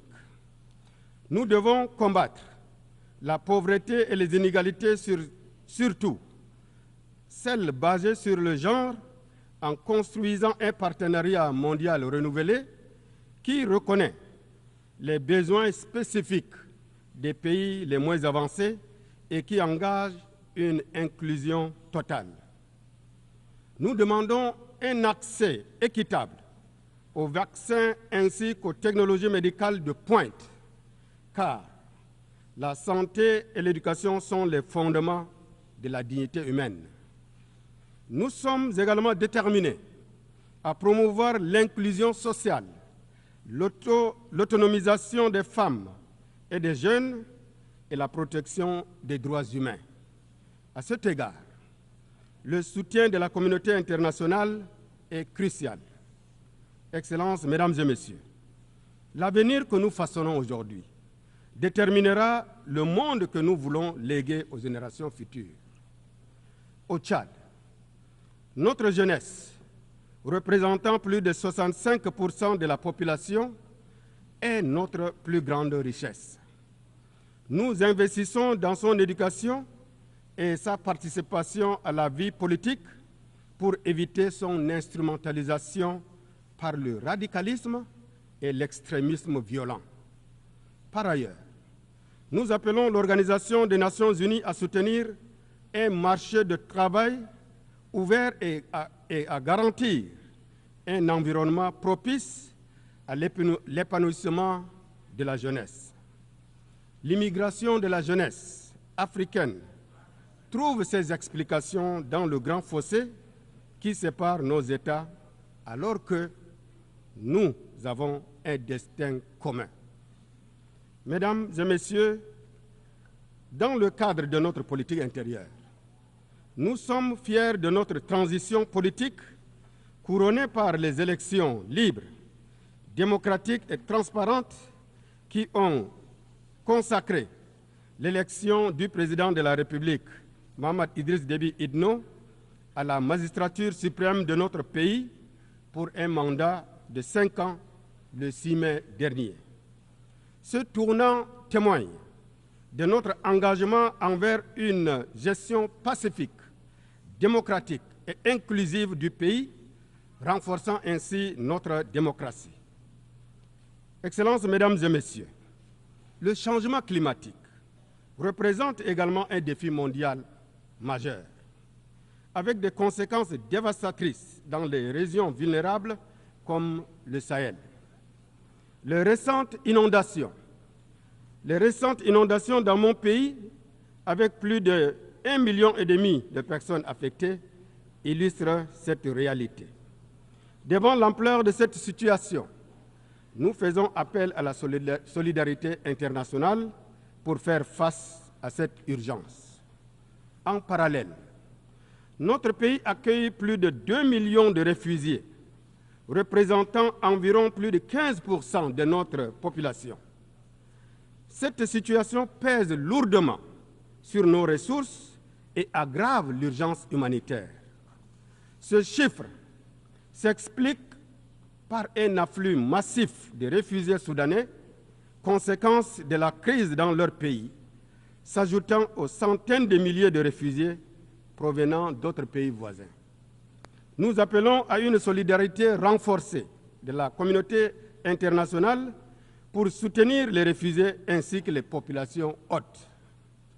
Excellences, Mesdames et Messieurs, la poursuite des hostilités au Soudan prolonge les souffrances des populations civiles soudanaises et aggrave la situation humanitaire tant dans les zones de combat que dans les pays voisins tels que le Tchad, qui continue de voir affluer chaque jour des nouveaux réfugiés. Le Tchad déplore que de nombreux appels à un cessez-le-feu ne soient pas entendus par les parties belligérantes. Mon pays est vivement préoccupé par la poursuite des affrontements au Soudan, accentuant la détérioration de la situation humanitaire et ses répercussions sur les pays voisins, dont le Tchad. Le Tchad réitère, une fois de plus, son appel pressant aux parties en conflit pour qu'elles cessent immédiatement les hostilités et facilitent un accès humanitaire sans entrave aux millions de victimes de cette guerre fratricide et renoue le dialogue politique. Le Tchad reste convaincu que la crise actuelle au Soudan ne saurait trouver de solution par les armes, mais par la voie pacifique, à travers un dialogue intersoudanais en vue d'une paix durable. Le Tchad réaffirme, enfin, son soutien à toutes les initiatives en cours pour restaurer la paix et la stabilité au Soudan. S'agissant de la crise libyenne, nous appelons toutes les parties à faire preuve de dépassement en vue de sortir de l'impasse politique dans laquelle le pays se trouve. Excellences, Mesdames et Messieurs, les conflits ne se limitent pas qu'à l'Afrique. La situation en Ukraine, tout comme le conflit israélo-palestinien, souligne les dangers de ces violences injustifiées qui font tant de victimes innocentes sur fond de tensions géopolitiques de plus en plus vives. En ce qui concerne le conflit israélo-palestinien, nous condamnons fermement les violences et exactions commises contre des civils innocents et réaffirmons notre engagement en faveur de la solution à deux États ainsi que le droit inaliénable du peuple palestinien à l'autodétermination, tout en appelant à une solution pacifique et négociée de ce conflit. Le monde ne peut rester insensible et avoir la conscience tranquille face aux images insoutenables qui nous proviennent de la bande de Gaza et d'autres localités palestiniennes. Ce conflit s'étend désormais au Liban, ce qui aggrave la situation régionale. Cette escalade menace sérieusement la paix et la stabilité non seulement pour les pays directement impliqués, mais aussi pour l'ensemble de la région. Le Tchad plaide pour la levée de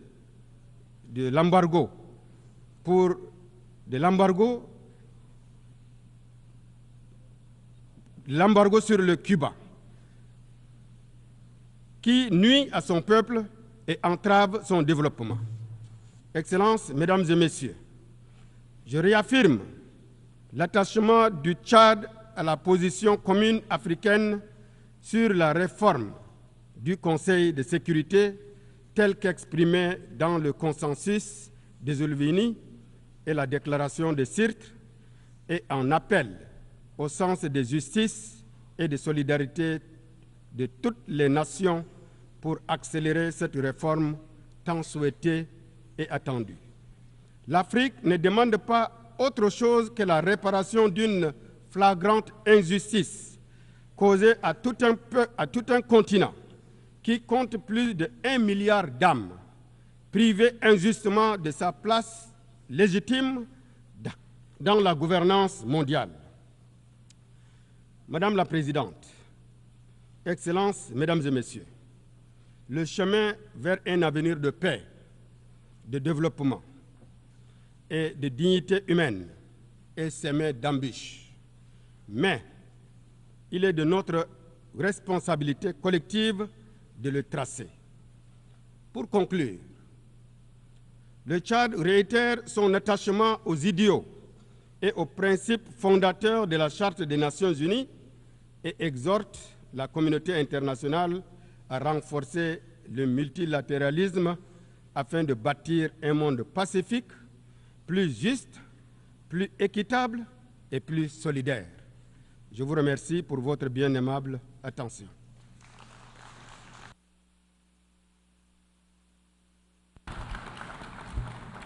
En nombre de la Asamblea doy las gracias al primer ministro y jefe de gobierno de la República del Chad.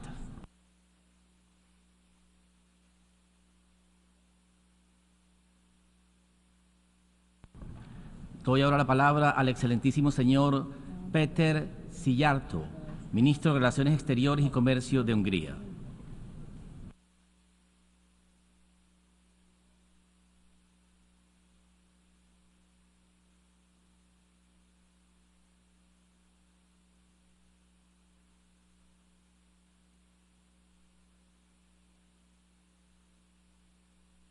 Permission, Your Excellencies, dear colleagues.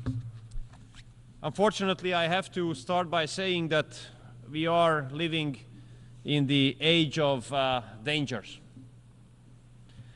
And 34 years ago, when we got rid of our communist oppressors and we shifted from a one-party dictatorship to parliamentary democracy, and we shifted from a planned communist economy to market economy, or 25 years ago when we joined NATO, or 21 years ago when we joined the European Union, we would not have thought that we will be faced once again with the phantom of Cold War. And similarly, a couple years ago, we would not have thought that war would return to Europe. And dear colleagues, Your Excellencies, nowadays this is the reality. We are faced with the phantom of the Cold War, and war returned to Europe. I'm representing Hungary, a country which is a neighboring country to Ukraine.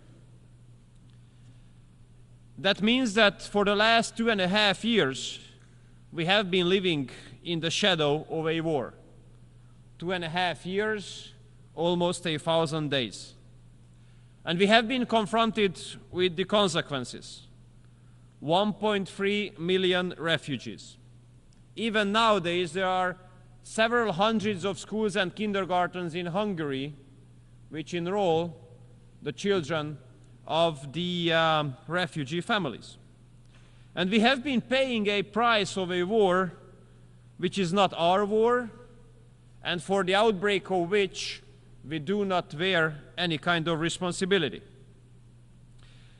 So I do believe that almost after 1,000 days, the real question is not what we do think about the war, but the real question is how peace could be made. Or even more precisely, Mr. President, the question is, which is the fastest way to peace? Because we have to pick that one, the fastest one. Because the later peace will be reached, the more people will die, the more destruction will take place, and more families will be torn apart. And we Hungarians don't want more destruction. We don't want more families to be torn apart. We don't want to see more videos about violent conscription. We don't want more people to die, especially putting into consideration the 150,000 Hungarians living in Ukraine, a community members of which have been mobilized to the Ukrainian army. Many of them have been deployed to the front line, and unfortunately, many of them have died already. And I think that after almost 1,000 days, this is high time to make an honest stock-taking and to analyze what has worked out and what has not worked out, what the international community or Europe has made as a reaction to the war. And if we are honest to ourselves, we have to say that practically nothing has worked out what international community and Europe has done as a reaction to this war. Nothing has worked out what was based on an assumption that there might be a solution at the battlefield. We have to raise the question honestly whether weapon deliveries have made any sense. And obviously they have made no sense. No sense because weapon deliveries have not changed the situation at the battlefield, and they have not brought us closer to peace either. Weapon deliveries have only increased the volume of weapons on both sides of the front line, causing more casualties and causing the prolongation of the war. And I do hope that those who are still thinking about delivering more weapons to Ukraine will consider this impact and this consequence as well.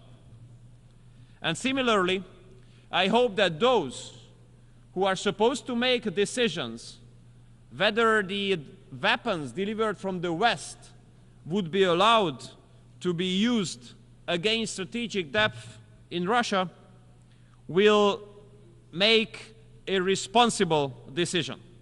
Because if Western weapons will be allowed to be targeted at strategic depth for Russia, that would cause a serious risk of escalation for sure. And I do believe that in case of such a crisis situation, we really have to put into consideration the weight, the significance of words. Because in such situation, words do have a much more serious significance than in peace times. And we are seriously concerned in Hungary about the open and shameless reference of possible use of nuclear weapons. So, dear colleagues, basically nothing has worked out of those measures which have been based on the assumption that there might be a battlefield solution. That means that solution must be looked after somewhere else. And if you raise the question, where should we look for this solution, then the answer is around the negotiating table. Therefore, Hungary argues in favor of an immediate ceasefire and the start of peace talks. This would be the fastest way to peace. And with this, with starting peace talks, many lives will be saved. I know it's easy to say, but very complicated to implement. Why? Because international liberal mainstream made peace as a cuss word. And whoever argues in favor of peace will be immediately attacked and stigmatized. And that's a huge mistake as well, that diplomacy is now being given a diverted definition. Many would like us to believe that diplomacy is only about talking to those with whom you agree 100%. This is not diplomacy, this is something else. This is not an achievement.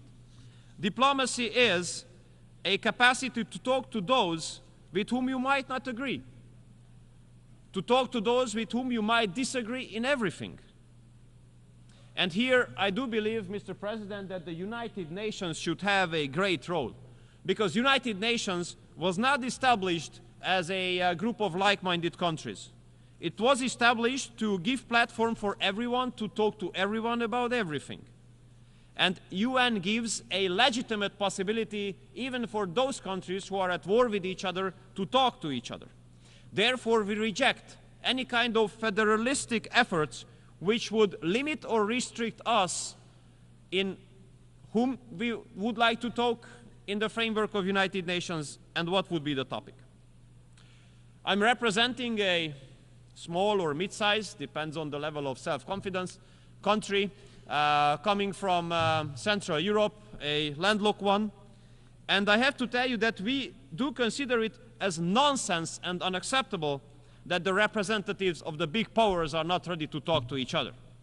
Because the fact that they don't talk to each other, that poses a serious security risk on us. And there's another risk that they don't talk to each other. If they don't talk to each other, then the world can easily be divided into blocks again. And that's a nightmare for us. Why? Because we have already experienced it once. We have lost 40 years of our lives, 4 decades, when the world was divided into blocks. Therefore, we have to speak very clearly. We don't want such kind of period to come back. We don't want the world to be divided into blocks again. And I would like to disillusion everybody. It would not only be us to lose everything, or almost everything, in case the world's going to be divided into blocks. Everybody would lose on that. I do believe that a civilized East to West cooperation could bring a lot of profit to the whole world. Therefore, we Hungarians argue in favor of connectivity. We wish the next period, the next part of global history would be not about a new Cold War, but would be about connectivity. And although we are a relatively small country, but we can serve as a good example. What a big growth potential is being represented by a civilized East to West cooperation. We have been carrying out a pragmatic, patriotic foreign policy based on common sense and aiming at reaching the national interests. And as an outcome of that, Hungary became a meeting point of East and West. The biggest corporates of the Eastern and Western economies are meeting in Hungary. Imagine in Hungary, the top German premium car makers and the top Chinese electric battery manufacturers are not only working together in one country, in one city, they are building their factories next to each other on the neighboring plots. So therefore, I have to underline that the strategies of those corporates which have a determining impact on continental economies cannot be successful without free global economic cooperation. Dear colleagues, it has not been a long time ago that that time Federal Chancellor of Germany was speaking about a economic and trade cooperation zone starting from Lisbon, ending at Vladivostok. And it has not been a long time ago that European political leaders spoke about Eurasian cooperation. Unfortunately, nowadays, we are far away. But it's not impossible to return there. But there's one very important major precondition. Global politics must change fundamentally. What would that mean? It means in our reading that global politics must come back to the basis of mutual respect. And dialogue and diplomacy must return as the major tools here. And this is absolutely not hopeless, because our experience here at the General Assembly, being convened in New York, our experiences do prove that the friends of peace are in majority in this chamber. And we Hungarians are proud to be part of this global majority for peace. And we are ready to support all global initiatives which are aiming at reaching peace. And we are ready to discuss all peace plans. And we consider it as unacceptable that some countries would like to give exclusivity to one or another peace plan, acting as if the other one would not exist. We absolutely want all peace plans to be discussed. And here I would like to commend the People's Republic of China and Brazil for putting together a plan. And we do hope that that plan will be on the agenda as well. Dear colleagues, if we could reach peace, it would not only save lives of the people, but would give a big support, a big help to many countries in the transatlantic community where I'm coming from, to get rid of the huge burden of hypocrisy. And I tell you why. Many Western colleagues of ours like to say that they got rid of the energy sources of Russia, for example. This is one of the biggest fake news ever, because the Western countries continued to do business with Russia just like others. They just simply deny it. If you look at the share of Russian gas in the LNG ports in western part of Europe, you might be surprised. Or if you have a look at the oil arriving to the western countries in Europe, where it comes from originally, you might be surprised as well. And if you look at who is the #1 uranium supplier of this very country, United States, you would be surprised as well. In order to avoid your homework to look for it, this is the Russian Federation. Dear colleagues, all these prove that economic sanctions are totally useless in this regard. They absolutely don't work out. They put much more harm on some European economies than on the Russian economy. Many Western countries and Western economies do evade the sanctions. So I think it's no wonder that we cannot recall any successful sanction mechanism in history. These sanctions do not make any sense as well. Dear colleagues, the war in Ukraine puts a serious security risk on Europe. But this is not the only security risk there. We in Europe have been faced with massive waves of illegal migration. And unfortunately, Brussels made a huge mistake there, because they wanted to manage migration instead of stopping it. And this approach has encouraged a massive number of people to hit the road, to pay thousands of euros to smugglers, and take the life hazard to come to Europe. But we Hungarians, we do stick to our own right to make a decision on our own, whom we allow to enter the territory of our country and whom we are ready to live together. And I think, Mr. President, that UN is the best place to recall international law. International law speaks very clearly. Everyone who has to escape from his or her home has the right to stay temporarily on the territory of the first safe country, but not on the second, on the third, or the fourth one. Therefore, Hungary will continue to stop the flow of illegal migration on its border.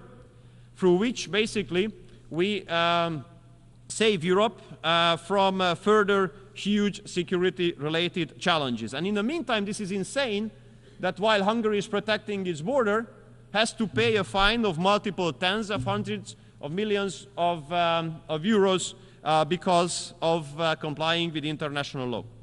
So my summary goes as follows, Mr. President. In the last 10 years, Hungary has carried out a pragmatic, patriotic foreign policy strategy aiming at national interest and guaranteeing the security of our own citizens.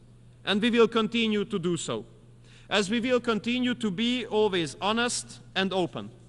And we will do always what we say, and we will always say what we think.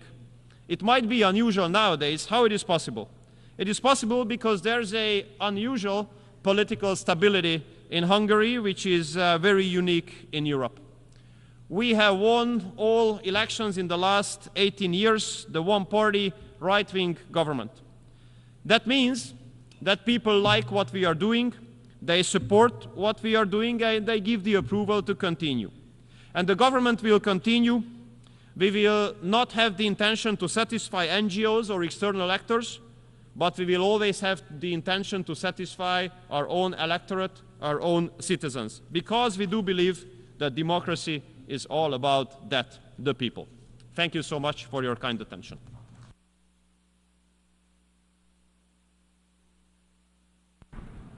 Doy las gracias al Ministro de Relaciones Exteriores y Comercio de Hungría.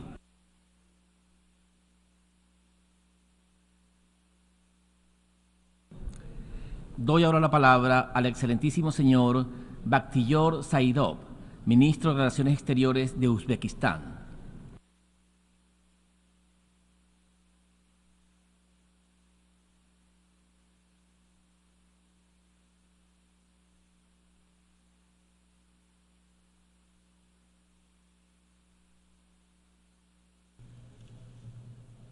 Dear Mr. President, Your Excellencies, ladies and gentlemen.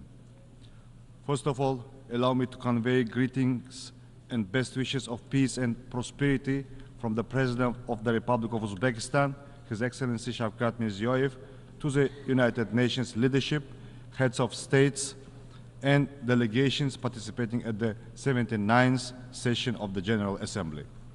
Let me also express my sincere gratitude for the opportunity to address this esteemed Assembly. I would like to thank the UN Secretary General, Mr. Antonio Guterres, for his firm focus on Central Asia. This was once again confirmed by his recent visit to our region, which laid a solid foundation for further expanding cooperation with the United Nations. Our debates are taking place at a time of escalating global challenges. Wars and conflicts, triple planetary climate crisis, worsening of the world economy and technological gap are affecting all countries without exception. We firmly believe that the United Nations must remain central in addressing the challenges of the 21st century. Resolving global issues at the national level is crucial for maintaining stability and the well-being and prosperity of our people. In this context, achieving the Sustainable Development Goals is very important. The consistent implementation of the SDGs has been identified by the President of our country as a cornerstone of Uzbekistan's state policy. Our Uzbekistan 2030 development strategy is fully aligned with SDGs. In recent years, Uzbekistan has made significant progress in poverty reduction, improving public access to education, transitioning to a green economy, and promoting gender equality. Our GDP has more than doubled, and the poverty rate has fallen almost 4 times in less than 10 years. We are taking solid steps to create jobs and improve the quality of human capital with the aim to reduce the unemployment rate from 11 to 7%. Full-scale implementation of the SDGs is impossible without attracting investments and advanced technologies. Uzbekistan is actively pursuing these goals leveraging our state resources and private sector.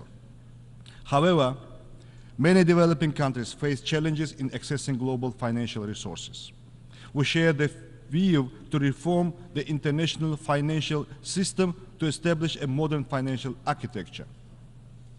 Humanity's future is closely linked to the development and application of modern technologies. New scientific advancements should bring people and nations closer together, not separate them. We proceed from the principle that access to technology is not a privilege, but a right for every person and every nation.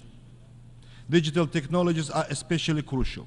We have adopted the Digital Uzbekistan 2030 strategy. We are rapidly advancing our IT sector. Yet, there is another side of the coin.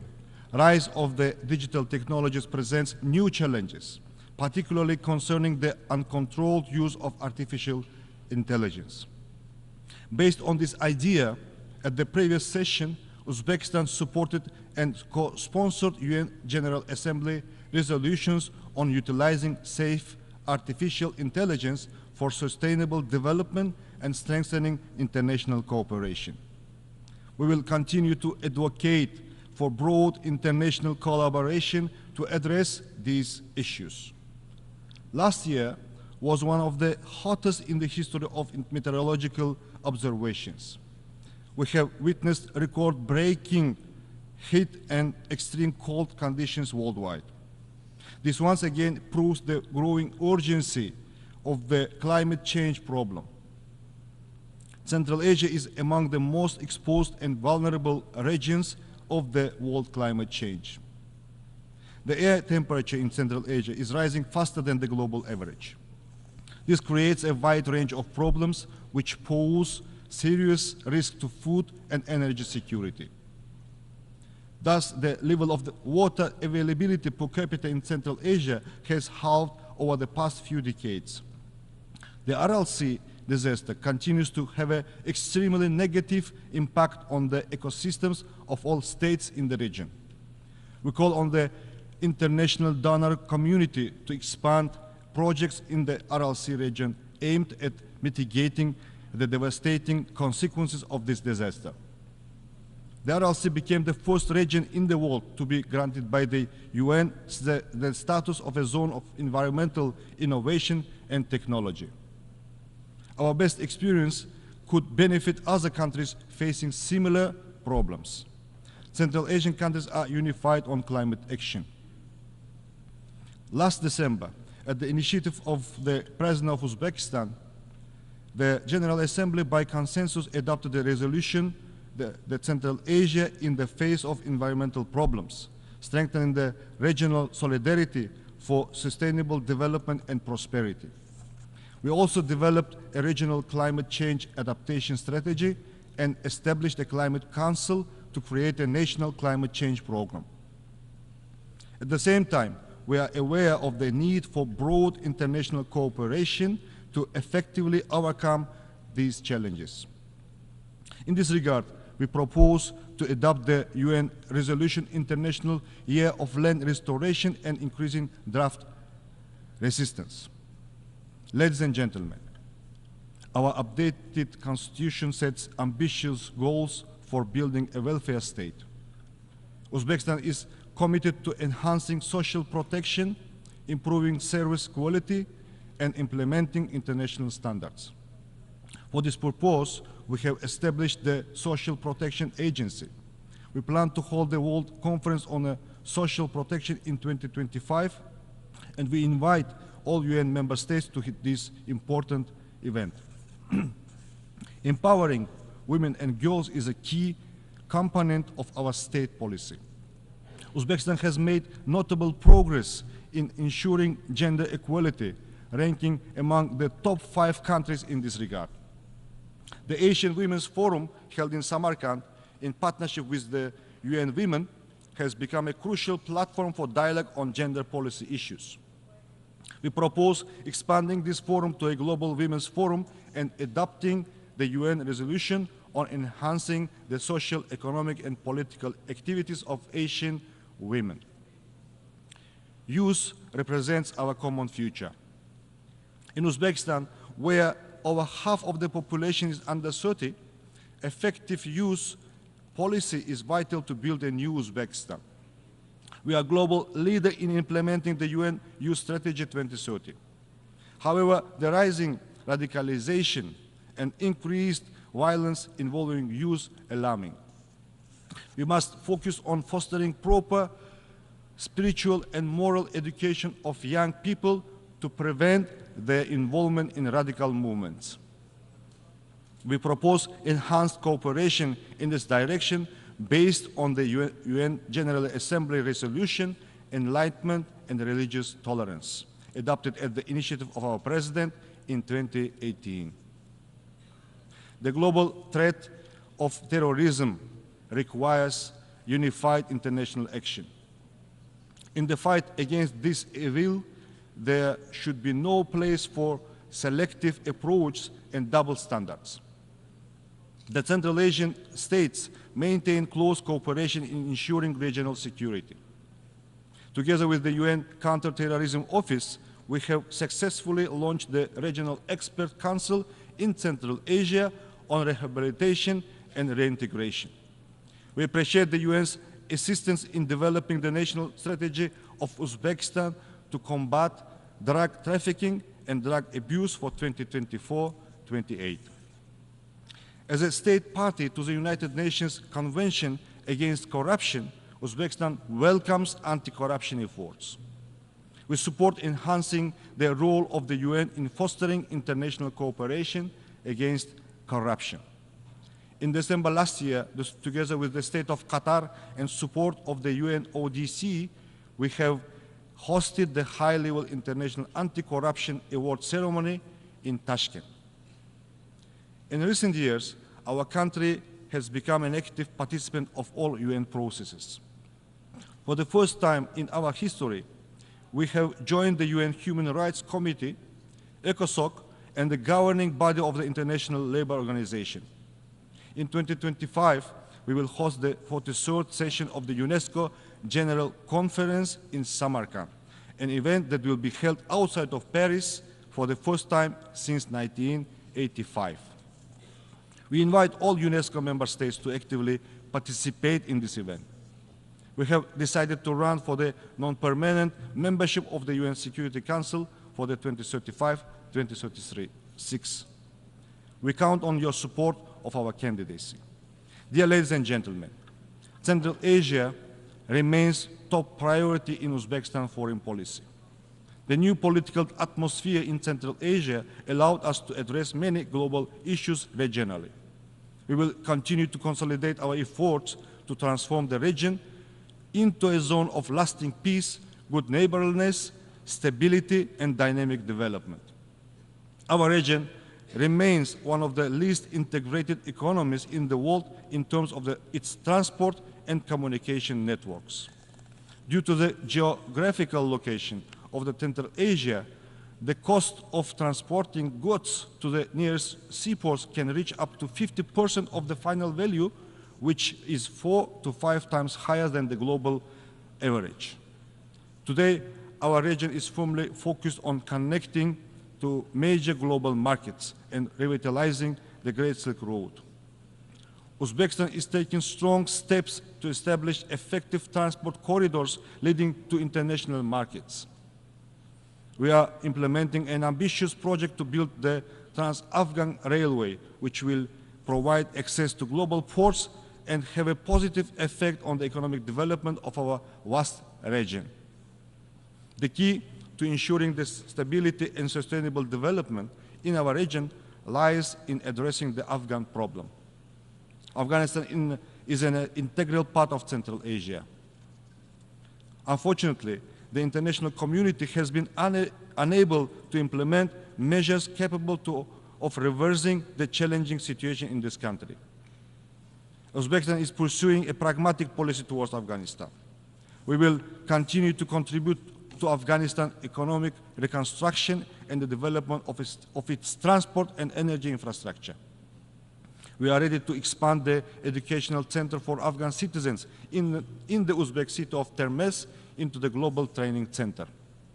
Recently, we have established the Termes International Trade Center, designed to foster a favorable business environment and enhance logistics. In order to achieve stability, it's crucial to uphold the UN's central role in resolving the Afghan issue and developing coordinated strategies to ensure sustainable development. Your Excellencies, in conclusion, I would like to once again emphasize that the challenges and threats we face today can only be addressed through comprehensive international efforts. Uzbekistan remains committed to actively participating in shaping the agenda for multilateral cooperation, achieving common goals, and supporting measures to reinforce the Central Asia role of the United Nations. I thank you for your attention.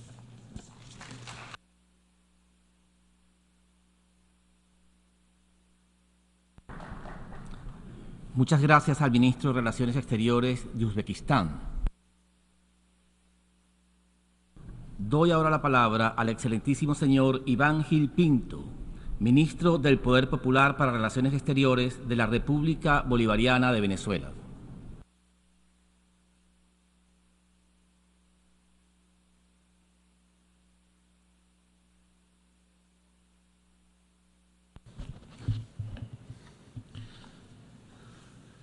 Distinguidas jefas y jefes de delegación, ministras y ministros, embajadoras y embajadores, señor presidente, a lo largo de estos últimos días hemos escuchado en esta Asamblea General dos narrativas. Una, el discurso de los oligarcas y sus satélites que pretenden gobernar el mundo, y otra, la de los pueblos dignos que luchan por su soberanía e independencia. Los oligarcas, dirigidos por el gobierno de los Estados Unidos de América, arremeten contra la Carta de las Naciones Unidas con el objeto de destruir esta organización, desde afuera y desde adentro, lo cual casi han logrado. Para ello, promueven la participación de corporaciones privadas, organizaciones no gubernamentales y otro tipo de estrategias para desconocer la soberanía de los Estados. Esto lo han denominado un orden basado en reglas. No conforme con ello, las oligarquías recurren a expresiones políticas que creíamos ya superadas, como el fascismo y el nazismo. Estas corrientes políticas de imposición y dominación impulsan el supremacismo blanco, el racismo, la xenofobia y otras expresiones, normalizadas con el apoyo de grandes monopolios de la mediática internacional y por las redes sociales, que se encuentran al servicio del imperialismo y el neocolonialismo, apoyando sus planes para crear tensiones, fabricar conflictos y enfrentar a los pueblos. Mientras hablamos en esta asamblea, caen bombas en Gaza, donde Israel ha asesinado decenas de miles de niñas, niños, mujeres y hombres inocentes, con la complicidad de los gobiernos de los Estados Unidos de América y la Unión Europea. Se comete el mayor crimen de exterminio y genocidio desde aquel perpetrado por Hitler en la Segunda Guerra Mundial. Hoy pretenden exportar su odio y destrucción a toda una región, bombardeando y asesinando inocentes en el Líbano, en Siria y tratando de desestabilizar la República Islámica de Irán. Esto es una verdadera amenaza para la humanidad y la paz mundial. Una nueva forma de terrorismo se ha aplicado sobre el Líbano, con la complicidad de las empresas privadas que manejan las cadenas de suministro de las tecnologías de consumo masivo. Esto sienta un grave precedente que pone en riesgo la seguridad mundial. También bombardean infraestructuras civiles en este país, asesinando inocentes, tal cual hacen en Gaza. Israel se ha convertido en una maquinaria de muerte que debe ser detenida de inmediato. Pero, en lugar de parar la masacre y juzgar a los responsables, los poderosos insisten en expandir la guerra a Europa y a otras partes del mundo a través de bloques militares como la OTAN. Después de la derrota de Ucrania en su aventura nazi, pretenden ahora llevar la guerra y el terrorismo a la gran Rusia, la cual, como nos ha enseñado la historia, siempre saldrá victoriosa. La expansión de la OTAN también amenaza la paz de América del Sur, con la instalación de bases militares, contando para ello con la complicidad de los gobiernos lacayos de la Argentina y del Ecuador. Los discursos de odio estimulan y promueven el terrorismo en sus distintas manifestaciones. Desde el territorio de los Estados Unidos de América, por ejemplo, se planifican atentados, intentos de magnicidio, desestabilizaciones y agresiones contra los pueblos soberanos, como el de Venezuela.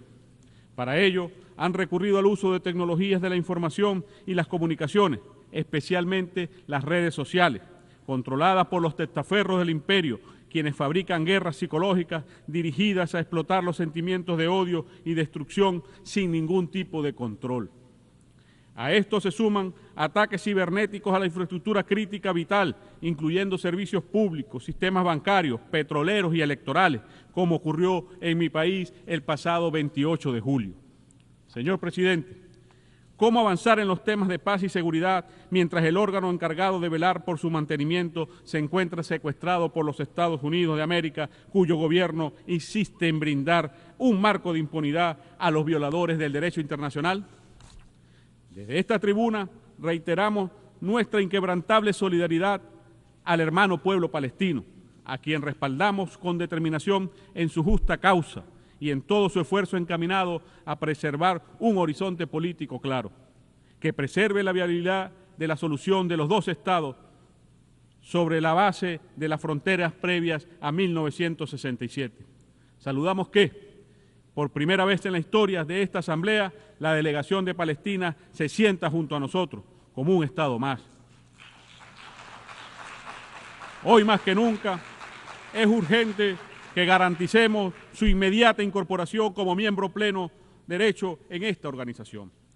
Nos preguntamos también cómo concluir la agenda de descolonización si se insiste en preservar un status quo que solo favorece a las potencias ocupantes y administradoras. Vaya desde aquí toda nuestra solidaridad y nuestro firme apoyo para con todos los pueblos que luchan por su derecho inalienable a la libre determinación, para alcanzar su independencia plena y ser verdaderos dueños de su destino, de sus tierras y sus recursos.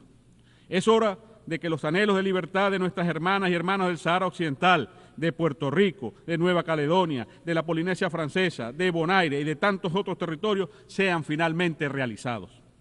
Venezuela es un país con una profunda vocación anticolonial, heredada de nuestra gesta independentista y del legado de nuestro libertador Simón Bolívar. Y por ello abrazamos con determinación todas estas grandes causas que hemos asumido históricamente como propias. Estamos decididos a contribuir hacia el fin del colonialismo en todas sus formas y manifestaciones. En este mismo sentido, seguiremos reclamando por la restitución de los derechos de soberanía sobre el archipiélago de Chagos y las Islas Malvinas a sus legítimos dueños, como lo son la República de Mauricio y la República Argentina. A pesar de la traición a la causa de las Malvinas por parte del inefable Javier Milei, el hermano pueblo argentino podrá contar siempre con la solidaridad y el pleno apoyo de Venezuela en este justo reclamo histórico. Señor presidente, todavía hoy los pueblos del mundo siguen pagando el precio de las desgracias que dejó el colonialismo de imperios como el del Reino Unido, que cometió crímenes en todos los continentes y ahora intenta borrar de nuestras memorias de manera impune. Uno de ellos, cuyo efecto nocivo aún persiste, es el despojo de los derechos soberanos de Venezuela sobre nuestra Guayana Esequiba. Ese robo tuvo su origen en la política expansionista y violenta ejercida por el Imperio Británico en el territorio venezolano durante todo el siglo XIX, la cual buscó imponerse de manera fraudulenta en 1899 mediante un arbitraje amañado entre las potencias de la época. El pasado 3 de diciembre de 2023, el pueblo venezolano se expresó con claridad y contundencia en un referéndum consultivo, mediante el cual otorgó un mandato ineludible al Estado venezolano para recuperar la Guayana Esequiba, territorio que representa una herencia sagrada de la lucha de nuestros libertadores. En ese referéndum, el pueblo venezolano ratificó la posición histórica de nuestro país de no reconocer jamás la jurisdicción de la Corte Internacional de Justicia para este caso, ni ninguna decisión que pueda adoptar en este asunto. El presidente de Guyana ha mentido en esta tribuna sobre este aspecto, Venezuela solo reconoce el Acuerdo de Ginebra de 1966 como única vía para alcanzar una solución que restablezca los derechos de Venezuela sobre el territorio de la Guayana Esequiba.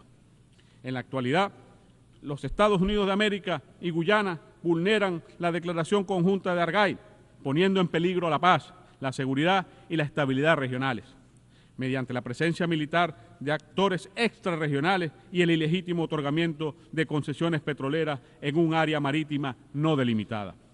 En ese contexto, aprovechamos para reiterar nuestro firme compromiso con la proclama de paz de la CELAC, de América Latina y el Caribe, como una zona de paz.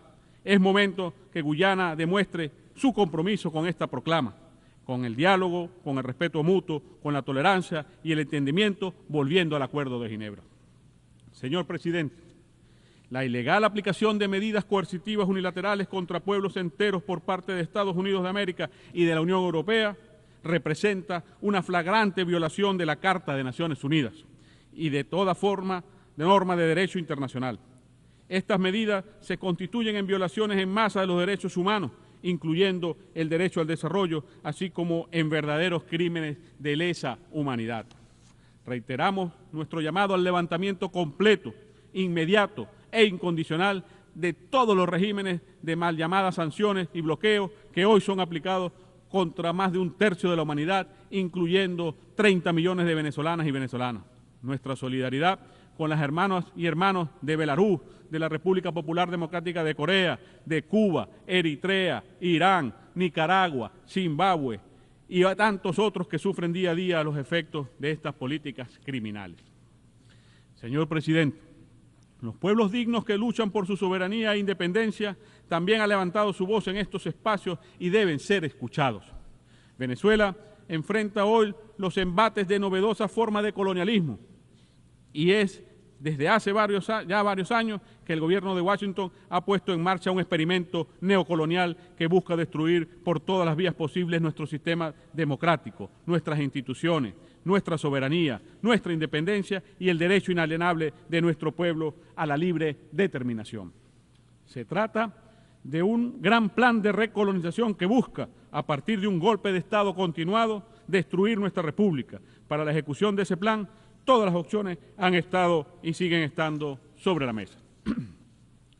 Desde la cruel e inhumana aplicación de un feroz bloqueo económico, comercial y financiero, con casi 1.000 sanciones que han costado a nuestra nación 642 millardos de dólares, tan solo en los últimos 7 años, a los que se suman las pérdidas de nuestra estatal petrolera PDVSA, que ascienden a 232 millardos de dólares, y el robo de 31 toneladas de oro depositadas en el Banco de Inglaterra, así como de otros importantes activos propiedad de la República en el extranjero, sin olvidar el robo por parte de Argentina y la República Dominicana de aeronaves al servicio del Estado venezolano. Venezuela no es la única que padece el intervencionismo, profundamente arraigado en la tradición colonialista de la doctrina Monroe, que continúa acechando cualquier expresión de independencia política en nuestro continente, como es el caso de la valiente Cuba y de la bendita y siempre libre Nicaragua. También promueven golpes de Estado como en Bolivia. También promueven golpes de Estado como en Bolivia en el año 2019 y en el año 2024. Y atacan sin clemencia, con el apoyo de las oligarquías locales, al gobierno del presidente Gustavo Petro en Colombia y de la presidenta Xiomara Castro en Honduras. Todo nuestro apoyo y solidaridad. Señor presidente, el pasado 28 de julio, tal como es costumbre en nuestra democracia revolucionaria, el pueblo venezolano se expresó de forma consciente, pacífica y masiva para elegir con plenas garantías, transparencias y libertades al jefe de Estado del gobierno venezolano para el periodo 2025-2031.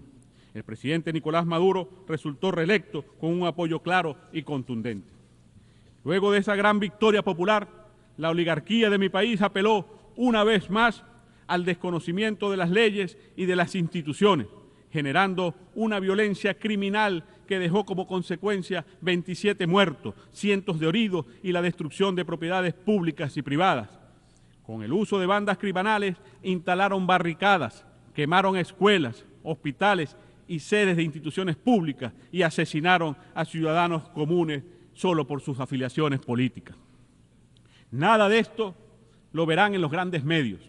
Peor aún, tampoco habla de ello el alto comisionado de los derechos humanos de las Naciones Unidas, quien, a pesar de haber recibido toda la información sobre estos hechos criminales y sobre la responsable actuación del Estado venezolano, ha preferido convertir las víctimas en victimarios y a los victimarios en víctimas.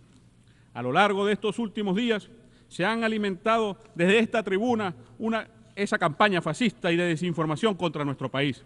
El gobierno de los Estados Unidos de América y sus gobiernos satélites y serviles se han dedicado a mentir, a atacar y a amenazar nuestro pueblo, desde este recinto que es símbolo de paz y entendimiento, intentando imponer una falsa narrativa. Pero aquí venimos una vez más a presentar la verdad de Venezuela y de nuestro pueblo.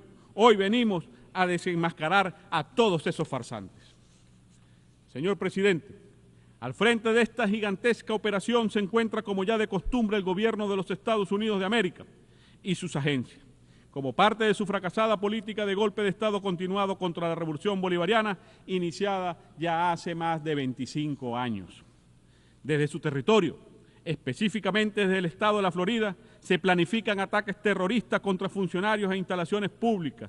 También utilizan las redes sociales con impunidad y pleno apoyo de la Casa Blanca para promover incursiones mercenarias, como ya sucedió en mayo del año 2020. Aunque Washington niega estar involucrado, en esta oportunidad fueron capturados infraganti.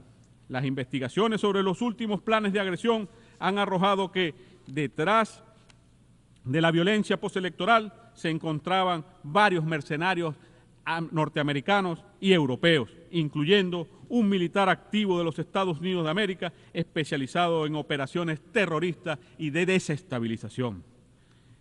Estos criminales han confesado que pretendían asesinar al presidente Nicolás Maduro, a la vicepresidenta ejecutiva y a varios altos funcionarios del Estado venezolano, además de atentar contra la infraestructura fundamental de servicios como el agua y la electricidad. Informamos que todos han sido capturados, incluyendo 2 personas vinculadas al Centro Nacional de Inteligencia de España. También han sido incautados más de 400 fusiles de distinto tipo, algunos de ellos de uso exclusivo de las Fuerzas Armadas de los Estados Unidos de América. En las próximas semanas, nuestro gobierno presentará más pruebas de lo ocurrido, mucho más contundentes, las cuales sorprenderán al mundo. Señor presidente, una fase adicional de este plan criminal de agresión se ha desarrollado en los últimos días a través de otro grupo de mercenarios que abrieron una página web en este país para abiertamente recaudar fondos para atacar Venezuela y ejecutar magnicidios. Esta iniciativa cuenta con el respaldo público de agencias gubernamentales y parlamentarios de los senadores estadounidenses. La hipócrita narrativa oligarca no condena tal aberración. En este orden, es pertinente subrayar la obligación que tienen los estados de garantizar que su territorio no sea utilizado para financiar, planificar, facilitar o cometer actos de desestabilización a través del recurso a mercenarios y terroristas. Y, en este sentido, exigimos al gobierno estadounidense que cumpla sus obligaciones internacionales en esta materia. Asimismo, tenemos que enfatizar que estos planes terroristas, planificados durante meses, ocurrieron en simultáneo a las negociaciones y la firma de acuerdos entre Venezuela y los Estados Unidos de América, en Doha, en septiembre del año pasado, a través de los cuales se buscaba avanzar hacia la normalización de las relaciones entre ambas naciones. Una prueba más de que no se puede confiar en la palabra y la supuesta voluntad del imperio. El pueblo venezolano exige el inmediato cumplimiento de todos los acuerdos, todos los compromisos acordados en Doha, de levantar todas las sanciones, todas las medidas coercitivas unilaterales que ilegalmente pesan hoy sobre nuestro país, y agradecemos al gobierno del Estado de Qatar por sus buenos oficios como facilitador en estas negociaciones.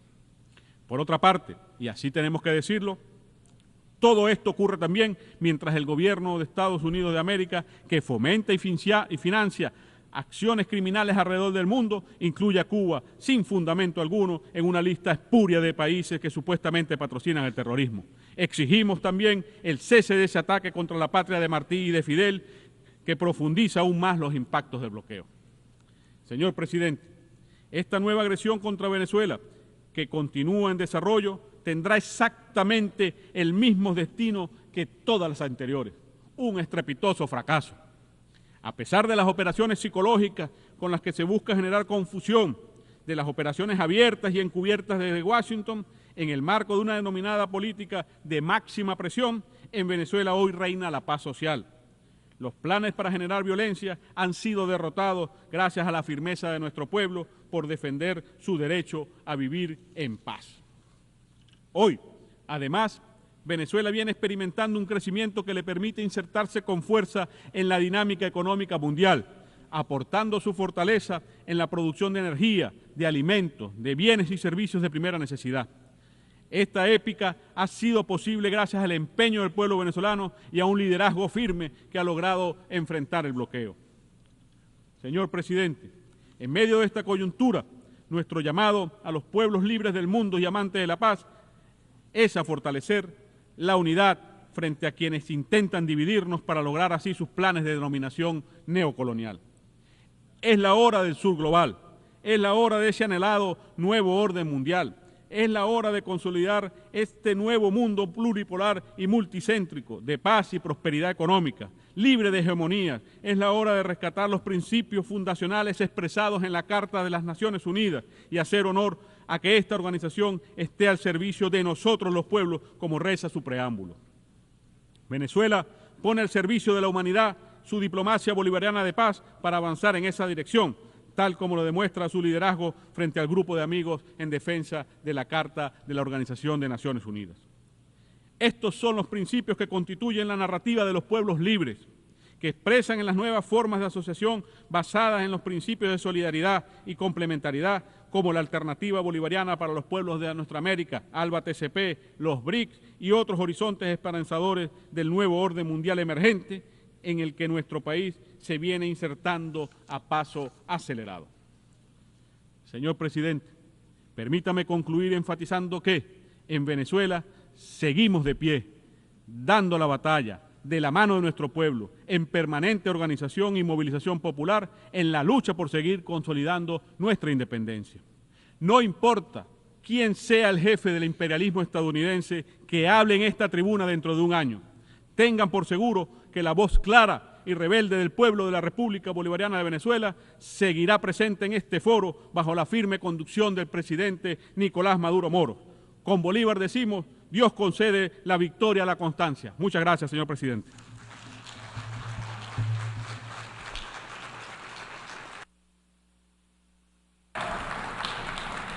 Muchas gracias al ministro del Poder Popular para Relaciones Exteriores de la República Bolivariana de Venezuela.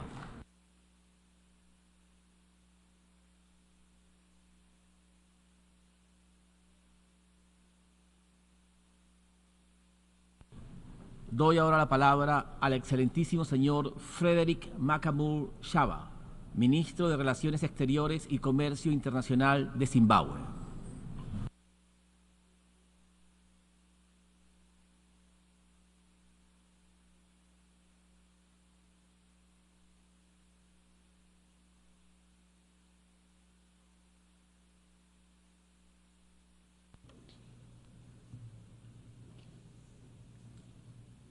Your Excellency, Mr. Philemon Yang, President of the 79th session of the General Assembly, Your Excellency, Mr. Antonio Guterres, Secretary General of the United Nations, Your Majesties, Your Excellencies, Heads of State and Government, distinguished delegates.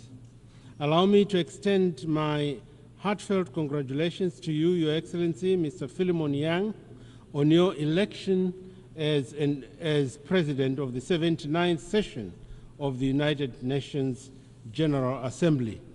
We are confident that under your astute leadership, significant progress will be made on the critical global agenda that is before us.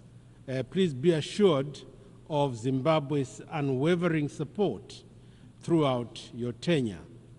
I would also like to pay tribute to your predecessor, Ambassador Dennis Francis, for his exemplary stewardship of the 78th session of the General Assembly. As the General Assembly had to contend with a number of delicate issues, Ambassador Francis worked hard, so hard, to promote compromise and the collective resolution of issues anchored on the principle of multilateralism, understanding, and mutual respect. Mr. President, in an increasingly polarized and insecure world, dialogue and diplomacy are indispensable.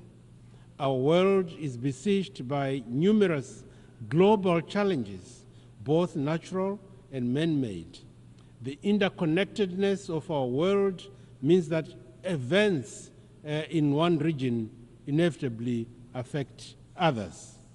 In this regard, the theme of this session, therefore, and I quote, "Leaving no one behind, acting together for the advancement of peace, sustainable development, and human dignity for present and future generations," unquote, is so relevant and timely.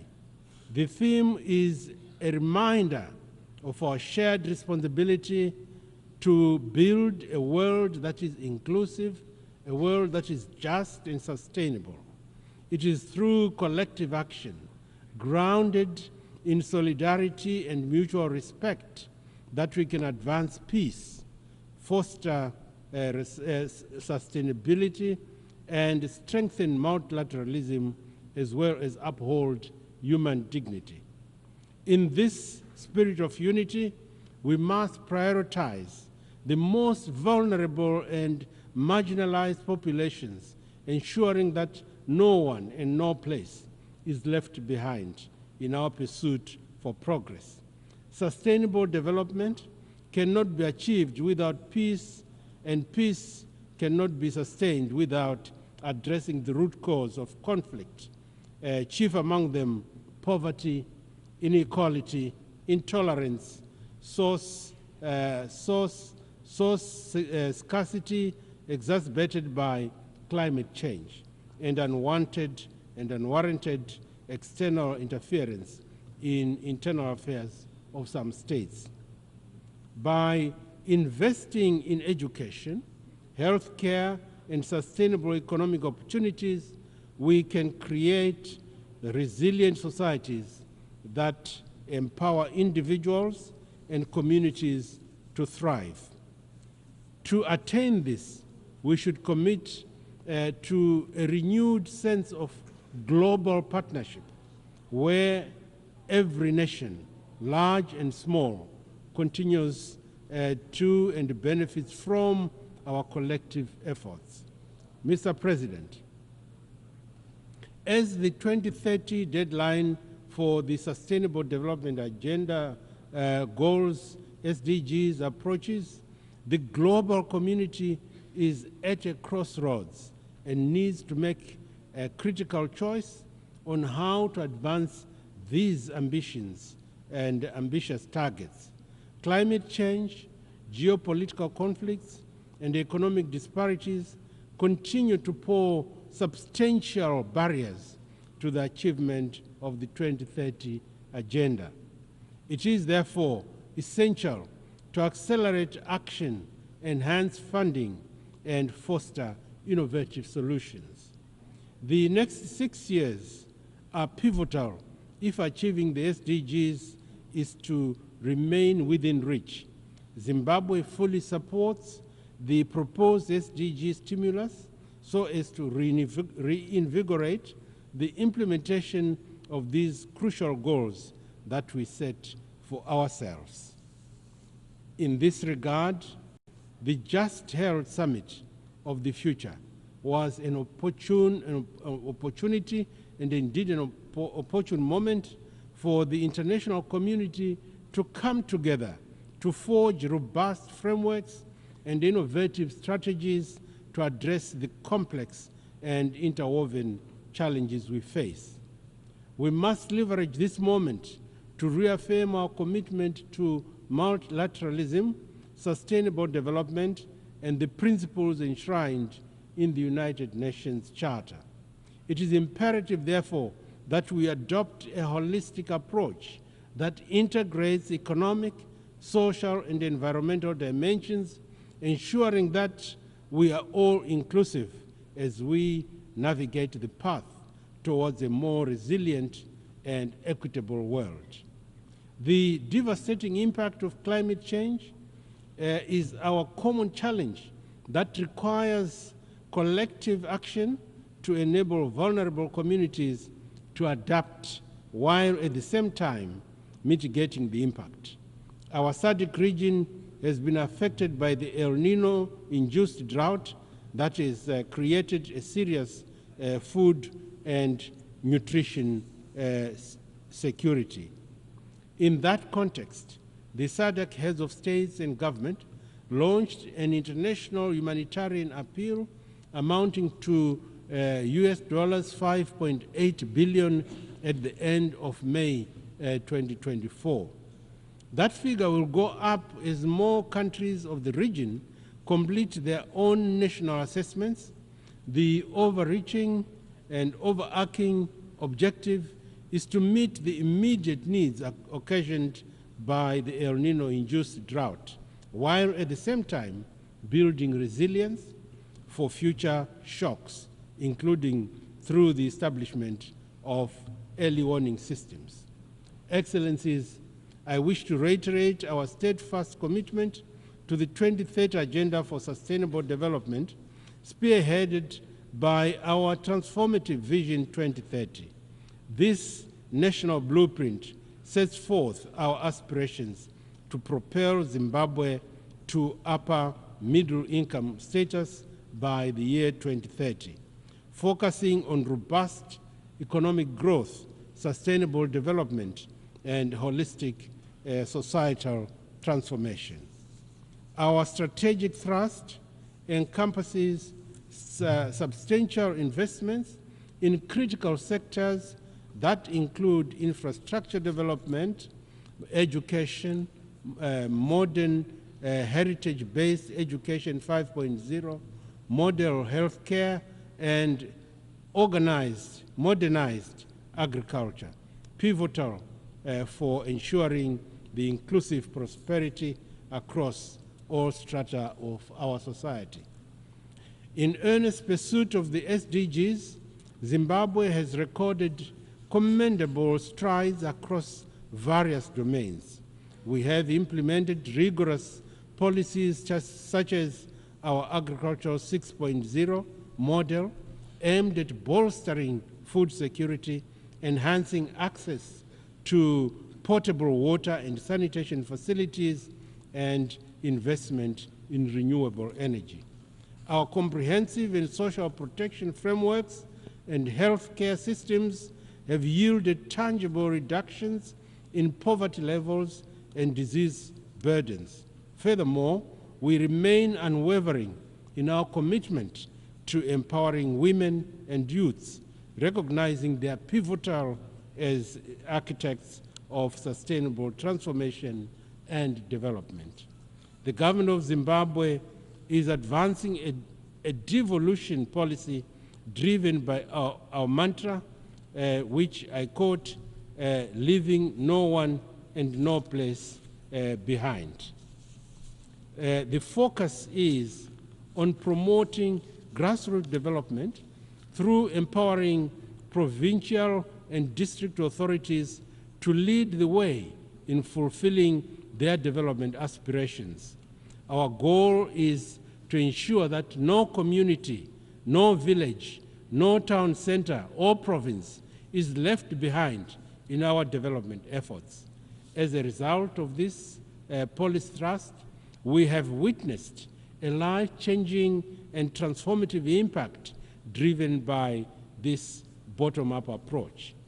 Our valiant developmental efforts notwithstanding, Zimbabwe is confronted by formidable challenges in its quest to attain the SDGs.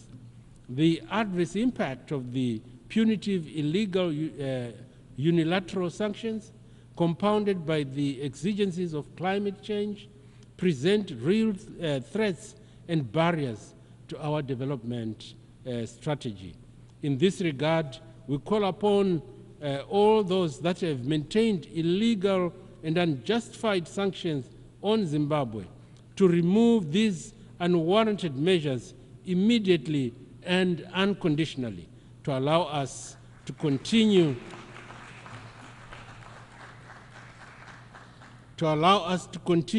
with our noble efforts to uplift the lives and livelihoods of our citizens.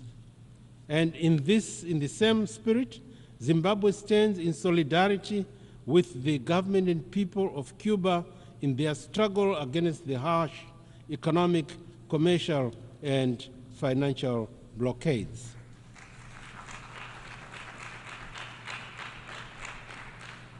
We call for the immediate lifting of this stifling embargo to enable the people of Cuba to pursue their aspirations without hindrance and interference. Mr. President, my country remains committed to supporting the self-determination of both the people of Palestine and Western Sahara.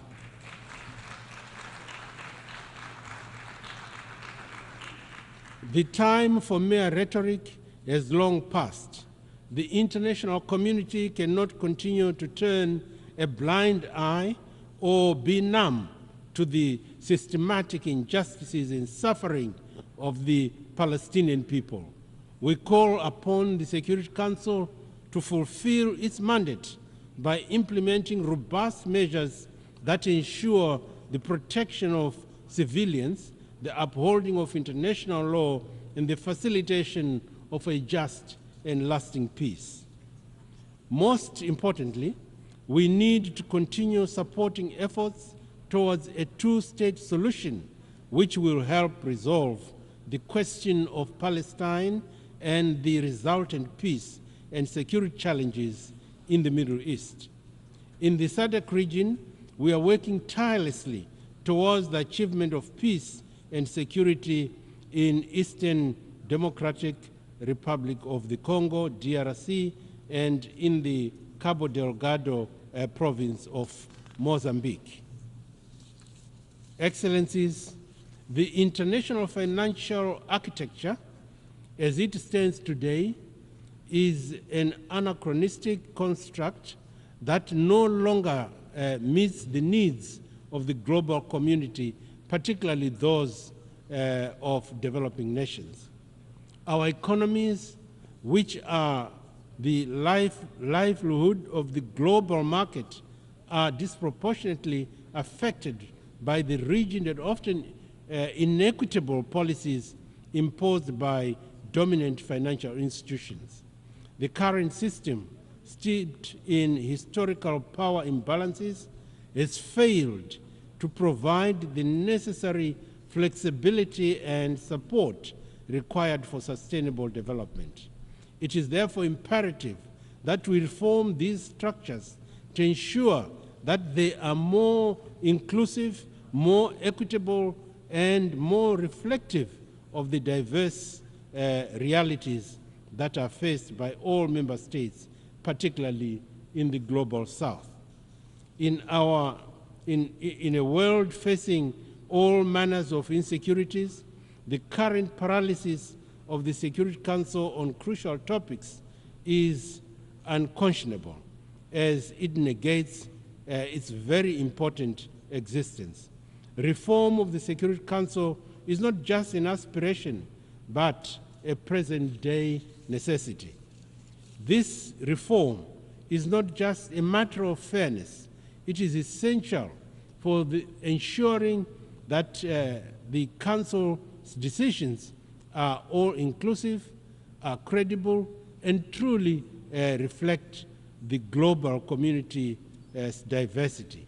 In this regard, Zimbabwe stands by the African Union's Ezulwini Consensus and the SETI Declaration, which advocates for at least 2 permanent seats with the veto power for African countries on the Security Council. Excellencies, information communication technologies have transformed our lives for the better and can be harnessed for fast-paced development. Yet, the same technology has also been employed to commit crimes and destabilize societies. It is therefore prudent for us to come up with a global digital governance framework in order to guard against the harmful consequences of this otherwise transformative technology. Zimbabwe is fully committed and will contribute positively in all negotiations aimed at global cooperation in both harnessing the good from the digital world and also combating the negative aspects and abuse of the same. Mr. President, as I conclude, I wish to reaffirm Zimbabwe's commitment to the purposes and principles of the United Nations Charter. The challenges we face are immense, but not insurmountable. By acting together, we can advance peace, we can promote sustainable development, and uphold human dignity for the present and future generations. Zimbabwe stands ready to collaborate with all member states to ensure that our shared aspirations for a better world are realized. Let us work in unison, guided by the spirit of multilateralism, solidarity, and mutual respect in order to address the pressing issues of our time and to build a more inclusive and just and sustainable future. I thank you for your attention.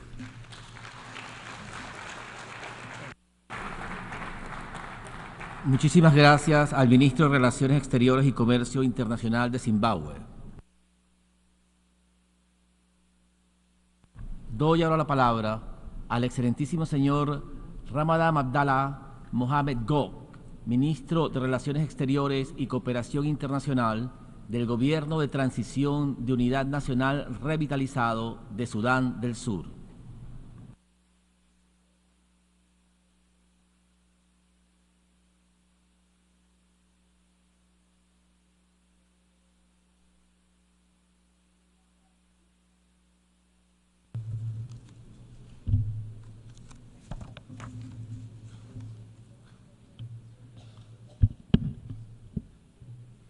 Mr. President, Mr. Secretary General, Excellencies, distinguished delegate, ladies and gentlemen, at the onset, allow me to extend warm greetings and congratulations on behalf of His Excellency Salva Kiir Mayardit, President of the Republic of South Sudan, to Your Excellency Philemon Yang on your election as the President of 79th Session of United Nations General Assembly.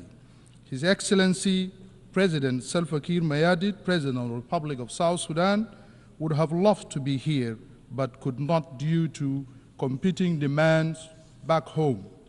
Republic of South Sudan stand ready to support you during your tenure as at the helm of the General Assembly. Allow me also to warmly bid farewell to His Excellency Ambassador Dennis, who was the President of the 78th session of the General Assembly of United Nations for his stellar work in service of the ideals of the UN Charter. We are especially grateful for his proactive leadership as illustrated by goodwill visit to the Republic of South Sudan in June this year, which he undertook in support of the ongoing efforts to consolidate peace, security, and development in our country. Mr. President, the theme of the 79th session, leaving no one behind, acting together for the advancements of peace, sustainable development, and human dignity for present and future generations, speak directly to the present state of global affairs. The ideals and value envisioned in the UN Charter are as important, relevant, and crucial now as they were at the founding of this noble organization on October 24, 1945. They remain essential to addressing serious global challenges from conflict, nationalism, geopolitical competition, food insecurity, climate shock, natural disasters, pandemic, and threat to the international peace and security. Mr. President, distinguished delegate, the revitalized government of national unity in the Republic of South Sudan, as repeatedly stated by the President of the Republic of South Sudan, His Excellency President Salva Kiir Mayardit, is fully committed to consolidating peace in our country. The implementation of the revitalized peace agreement on the resolution of the conflict in the Republic of South Sudan is primary vehicle for ensuring peace and stability in our country. Thus far, we have made tangible progress in our quest for durable peace and political stability in the country, but we have been constrained by resource challenges to fully meet key benchmarks of the agreement. Nonetheless, all the signatories to the peace accord remain steadfast in consolidating the gains made so far in the form of relative stability and joining hands to complete the rest of the outstanding elements. This unity of purpose was illustrated in the recent endorsement by the Cabinet, the revitalized Joint Monitoring and Evaluation Commission, the RJMEC, and the revitalized National Legislature of 24 month extension of the transitional period, paving the way for the organization of free and fair general election that will be conducted in the Republic of South Sudan by the end of December 2026. The decision to postpone the elections, as previously scheduled for, was justified by the fact that essential security sector mechanisms and election-related institutions require more time to fulfill their mandate. Mobilization of funds to complete these important tasks that are critical to the conduct of free, fair, and credible election in the Republic of South Sudan also demands more time. Most importantly, the process of constitution making covers a series of activities and require an adequate time frame for effective consultation with all stakeholders to ensure that a broadly accepted constitution is adopted in South Sudan. We therefore call on the United Nations and the broader international community to join us in ensuring that this new roadmap for peaceful transition in South Sudan is met by availing the required financial and technical support for the process. Furthermore, I am pleased to report that the revitalized government is currently engaged in robust and promising negotiation with the All-Out Group through the Tumaini Initiative under the auspices of the government of the Republic of Kenya to address all grievances and guarantee the return of those opposition leaders to the Republic of South Sudan. Mr. President, distinguished delegates, over the last year, the conflict in Sudan is the country neighboring to South Sudan, has created one of the worst humanitarian crises in the world. As stated by the United Nations and other United Nations agencies, as an immediate neighbor, we have been impacted by this conflict with about over 800,000 refugees and returnees crossing our borders on a daily basis, coming to South Sudan, fleeing from the war and settling in South Sudan. While we profoundly appreciate the efforts of the United Nations and humanitarian agencies working to elevate the suffering of the victims of this conflict, we strongly encourage support for the IGAD Peace Initiative to bring about peace to Sudan. Furthermore, we also believe that the international community's support for the victim of the war remain inadequate and unresponsive to the impact on the host communities that are also grappling with serious humanitarian challenges. Therefore, we are calling on the international community to expand their support and closely engage with the government of the Republic of South Sudan to mitigate and navigate impact of war on all victims. Mr. President, distinguished delegates, it's worth mentioning that the conflict in the Republic of Sudan has also directly impacted the economic situation in the Republic of South Sudan, with oil production significantly reduced since April this year, given the fact that our economy is entirely reliant on revenues that we collect from the sale of oil that pass through Port Sudan. We urge the international community to double its efforts toward resolving the conflict in Sudan. We further call for more solidarity with South Sudan as it is struggled to overcome and withstand the dire economic impact created by the conflict in neighboring Sudan. Mr. President, in the last 70 years, 500 million people in Africa also have been affected by the impact of the climate change. As a result, South Sudan battled and suffered from devastating impact of the flood and the drought. Millions of people have been displaced and many lives have been lost due to the flood and the drought. Therefore, there is a need to scale up adaptation action and support to ensure an adequate response in context of the climate crisis. Moreover, we strongly urge developed countries to exercise greater leadership by expanding their financial contribution to the required global mitigation and adaptation interventions, as trillions of dollars are needed annually to tackle the crisis, restore trust in multilateral system. Mr. President, South Sudan recently conducted its first voluntary national review on the Sustainable Development Goals, SDGs, and the recommendation emerging from the findings are informing our immediate interventions. Moreover, our revised national development strategy and annual budget are crafted around a commitment to the SDGs. Furthermore, the Ministry of Finance and Economic Planning and the National Bureau of Statistics, with support from the UN agencies and our development partners, are working to strengthen the capacity of the national statistical system to collect quality and analyze timely and reliable data. The government is actively mobilizing resources to conduct the national population and housing census, thus ensuring evidence-based planning and delivering of essential services to the people.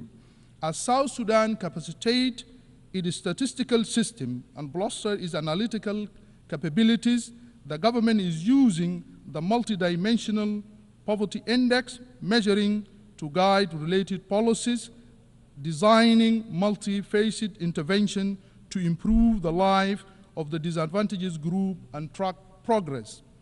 Mr. President, in recognition of the role of the women in public life in South Sudan, I am delighted to report to the Assembly that South Sudan is making great strides and improvement in gender equality.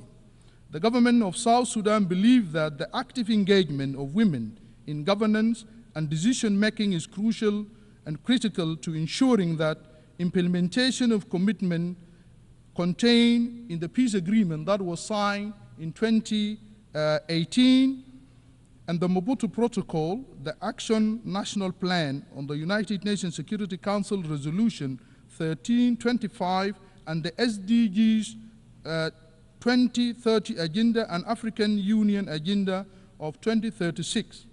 UNCSR 1325 is practically powerful advocacy tool for equal representation in national governance. As a reflection of our commitment to gender equality, South Sudan Transitional Constitution enshrined 35%, which is affirmative action provision for women in all structures of our government. The peace agreement also mandated the establishment of Women Enterprise Fund to support our women, which shall serve as a vehicle for availing resources that can leverage the entrepreneurial and innovative energies of our dynamic female population. We strongly believe that all these initiatives align with the theme of leaving no one behind. Mr. President, distinguished delegate, South Sudan is a young country in terms of its population, with young people constituting over 70% of the population of our country.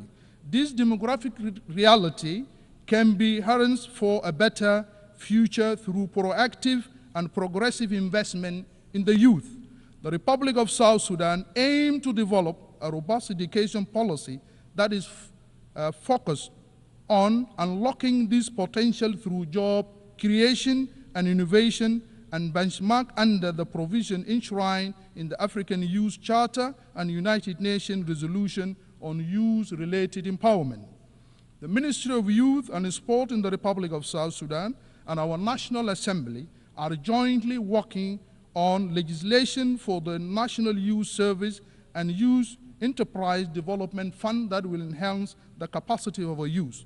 Once these two documents are adopted, these two laws shall create the necessary condition for the empowerment of our youth. Therefore, we call on the United Nations and international community to augment our efforts to enhance the level of technical and financial support to the government in the spirit of government agenda and better future envisioned by the Pact for the Future agreed to at the recently concluded Summit of the Future here in New York. Mr. President, South Sudan Universal Health Coverage Service Index is among the lowest in the region and globally. This is attributed to conflict, economic crisis in the country, and consequence of climate change, resulting in a fragile health system.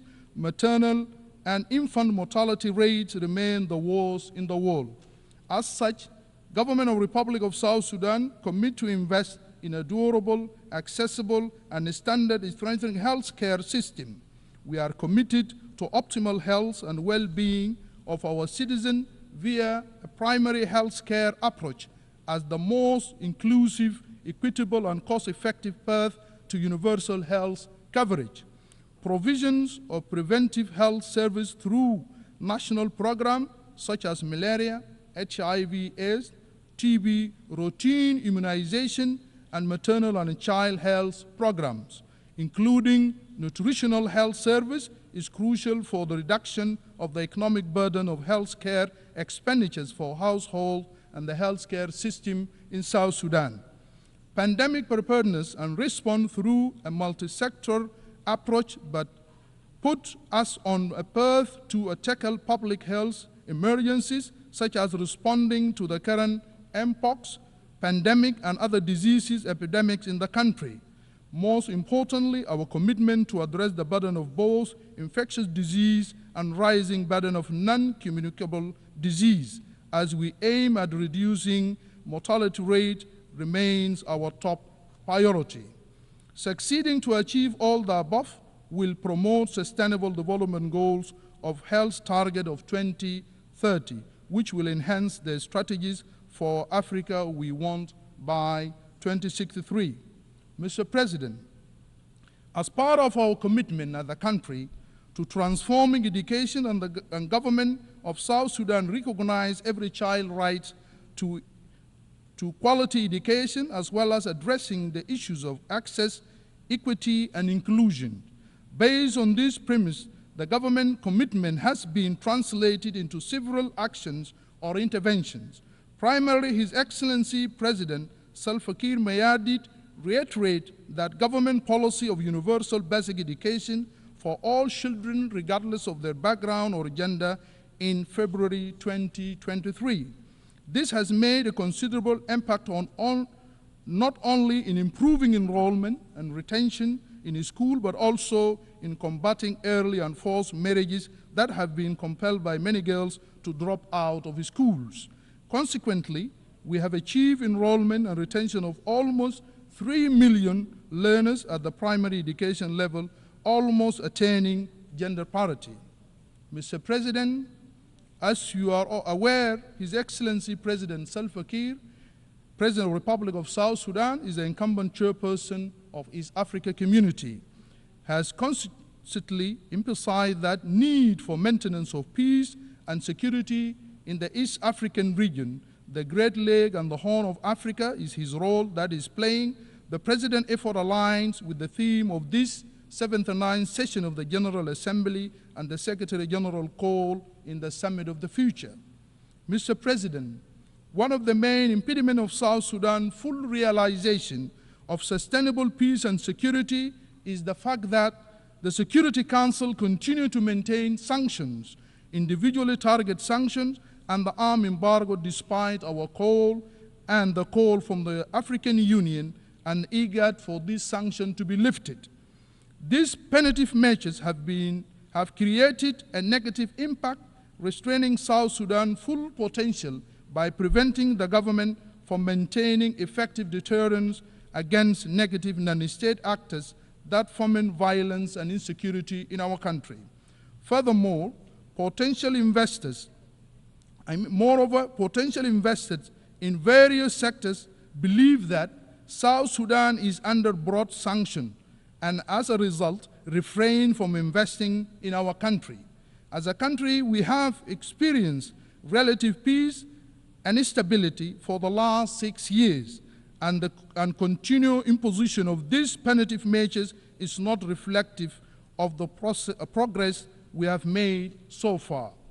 Mr. President, for any meaningful peace and security to prevail in the world, we urgently call for reform of the Security Council to be fit for purpose in today's global dynamic and realities. The United Nations has been an integral element in this effort, but it has to evolve in its processes and structures to more optimally address contemporary problems. It is in this context that we join the call for expansion of the UN Security Council to incorporate the voice of the African people in an equitable way that reflects the continent's weight and relevance in maintaining of global peace and order and security. Therefore, I want to hereby state that South Sudan supports the African position and equivocally that most optimal way to restructure the Security Council. The reform proposal announced recently, which grants Africa 2 permanent seats at the Security Council without veto powers, is counterproductive and falls short of the spirit of inclusive and equitable global governance that we have been calling for. This only exacerbates that current inequalities and equities and fail to achieve the elusive consensus and cooperation required at the Security Council. South Sudan therefore called for a text-based negotiation which is more viable and will lead to the Security Council with enhanced credibility and acceptance. Mr. President, in conclusion, I wish to reiterate that our appreciation for your leadership of this 79th session of the United Nations General Assembly, as well as express our commitment to advancement of peace, sustainable development, and human dignity for present and future generations. I thank you. Muchísimas gracias al Ministro de Relaciones Exteriores y Cooperación Internacional del Gobierno de Transición de Unidad Nacional Revitalizado de Sudán del Sur. Doy ahora la palabra a la excelentísima señora Celinda Sosa Lunda, Ministra de Relaciones Exteriores del Estado Plurinacional de Bolivia.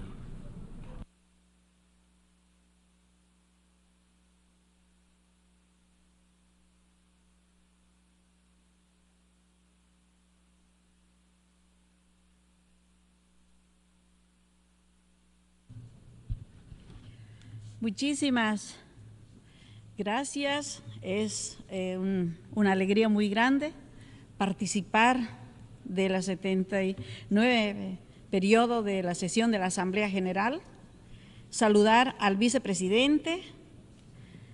También al inicio de mi intervención quiero saludar al presidente de la Asamblea General, al señor Filimón Yang, como también saludar al hermano secretario general Antonio Guterres y a todas las delegaciones presentes.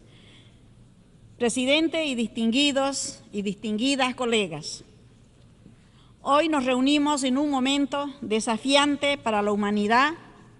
Enfrentamos sino múltiples crisis de amenaza de nuestro presente y el futuro de las próximas generaciones.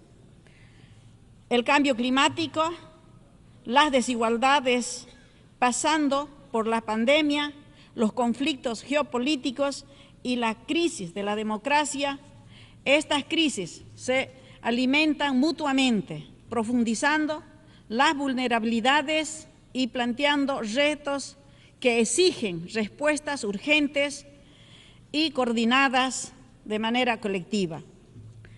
La economía global actual está agudizando las desigualdades y el modelo de acumulación de capitales basados en la concentración de riquezas en manos de unos pocos.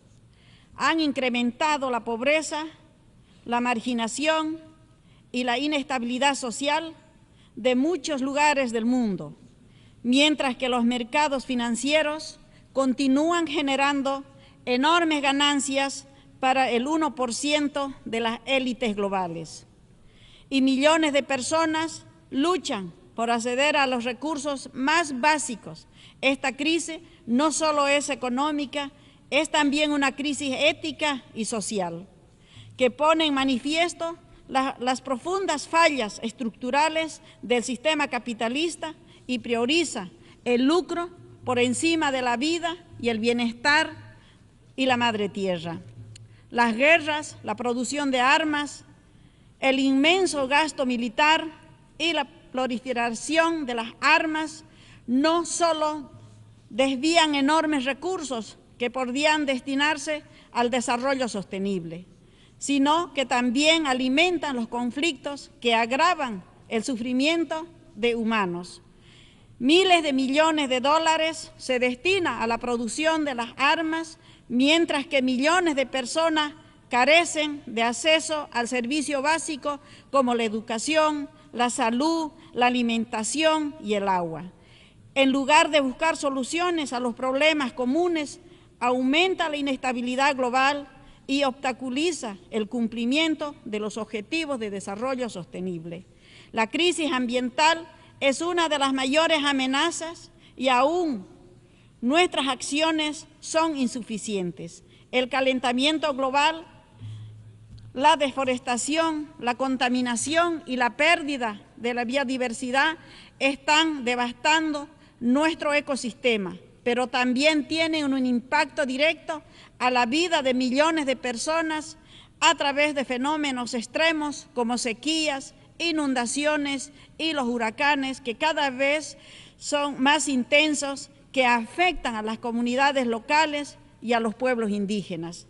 Presidente, la transformación de las tecnologías sin precedentes con el desarrollo de una nueva tecnología y la inteligencia artificial son avances que están redefiniendo la forma en que interactuemos, trabajamos y enfrentamos nuestra cotidianidad. Sin embargo, esta revolución tecnológica también plantea profundas preguntas sobre el papel de la gobernanza global en un mundo donde el poder tecnológico se concentra en manos de unos pocos corporaciones y naciones. La gobernanza global debe adaptarse para asegurar que estas tecnologías se utilicen de manera equitativa, ética y al servicio del bienestar de la humanidad, en lugar de profundizar las desigualdades o generar nuevas formas de exclusión y control. Hermanas y hermanos del mundo, frente a esta crisis debemos actuar con decisión para enfrentar colectivamente los desafíos globales. Es tiempo de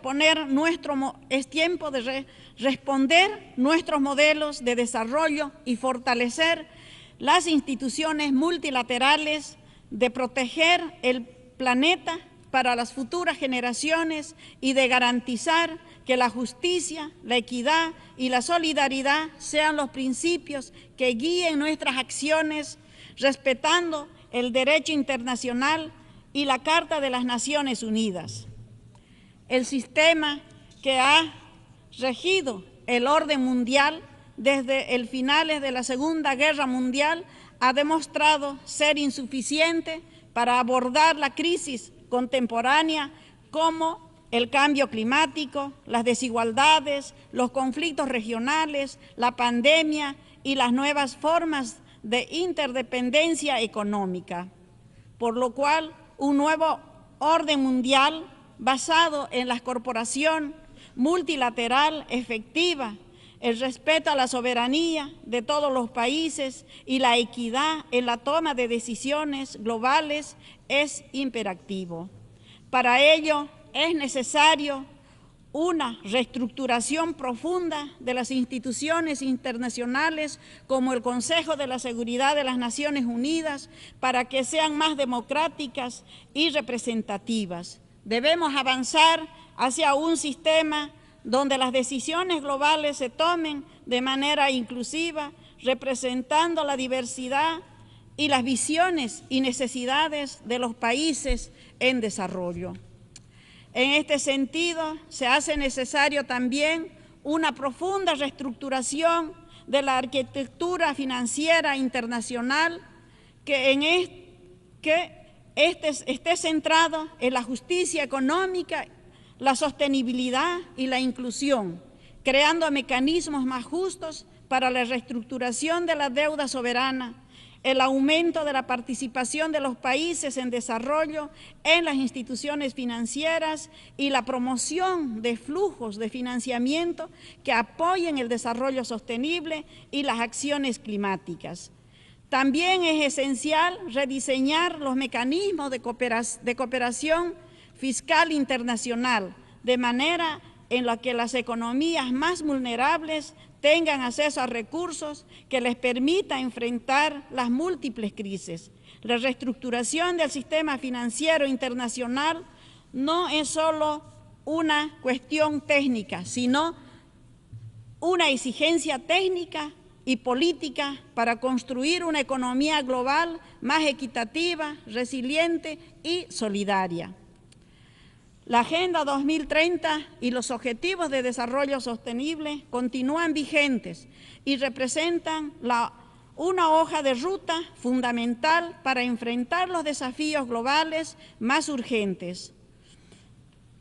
Nos proporciona un marco claro para las acciones y la cooperación internacional, a pesar del retraso que los mismos tienen en su implementación. Debemos redoblar nuestros esfuerzos y fortalecer el compromiso colectivo para garantizar que este ambicioso plan se convierta en una realidad tangible y cambie la vida de nuestros pueblos. El Pacto del Futuro debe constituirse en una oportunidad histórica para plantear nuestros rumbos como humanidad. Nos comprometemos a una agenda que no solo aborden los problemas inmediatos, sino también impulse soluciones sostenibles, inclusivas y equitativas para las próximas generaciones. El Pacto del Futuro no debe terminar en una reunión diplomática, sino ahora nos toca llevar estas decisiones, estas letras, para darle un impulso a los Objetivos de Desarrollo Sostenible y cambiar la vida de cada una de las comunidades, las ciudades de nuestras naciones. El desarrollo sostenible y el cambio climático representan dos caras de un mismo reto que determina el futuro de nuestro planeta y de las generaciones que están por venir. Actuar no solo significa reducir las emisiones, significa transformar nuestro modelo de producción y consumo, proteger la biodiversidad y garantizar el progreso económico sin dejar a nadie atrás. Distinguidos colegas, Bolivia reconoce a la comunidad internacional como un espacio de solidaridad y cooperación bajo los principios del derecho internacional y la Carta de las Naciones Unidas.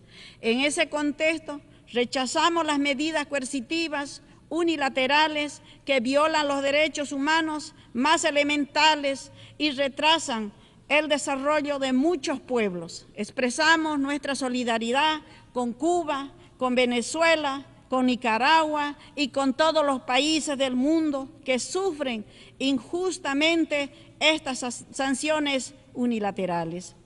Asimismo, expresamos el más enfático rechazo al bloqueo económico, financiero y comercial por parte de los Estados Unidos contra el hermano pueblo de Cuba. 60 años de injusticia no han sido suficientes para castigar a un pueblo que con valentía han enfrentado los intentos de sometimiento y dominación del poder imperial.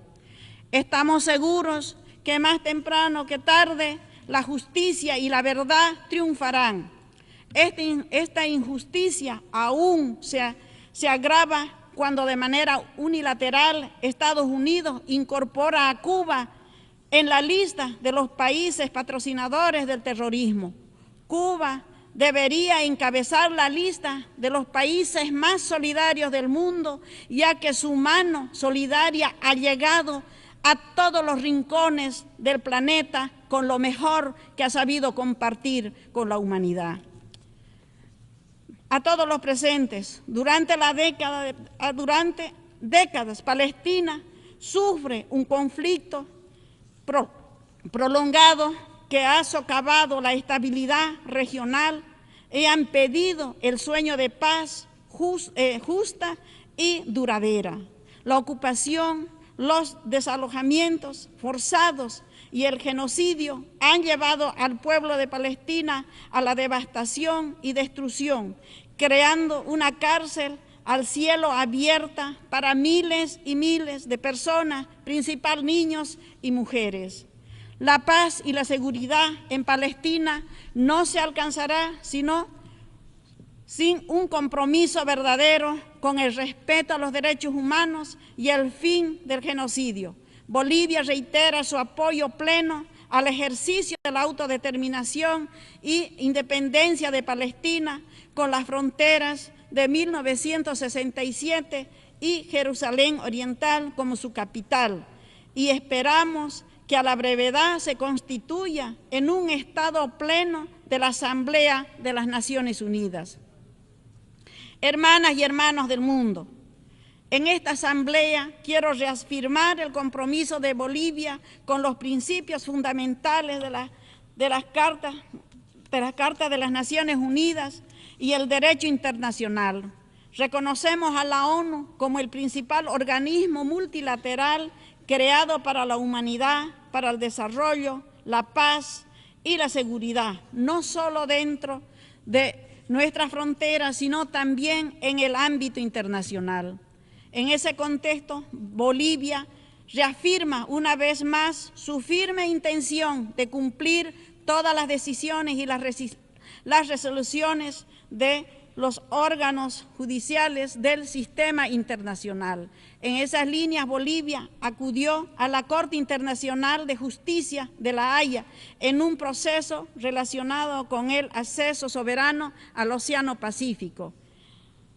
Al respecto, la Corte insta a Bolivia y a Chile a continuar el diálogo e intercambio en un espíritu de buena vecindad para abordar asuntos relacionados a la salida soberana del Océano Pacífico, cuya solución ambas partes han reconocido como un asunto de interés mutuo.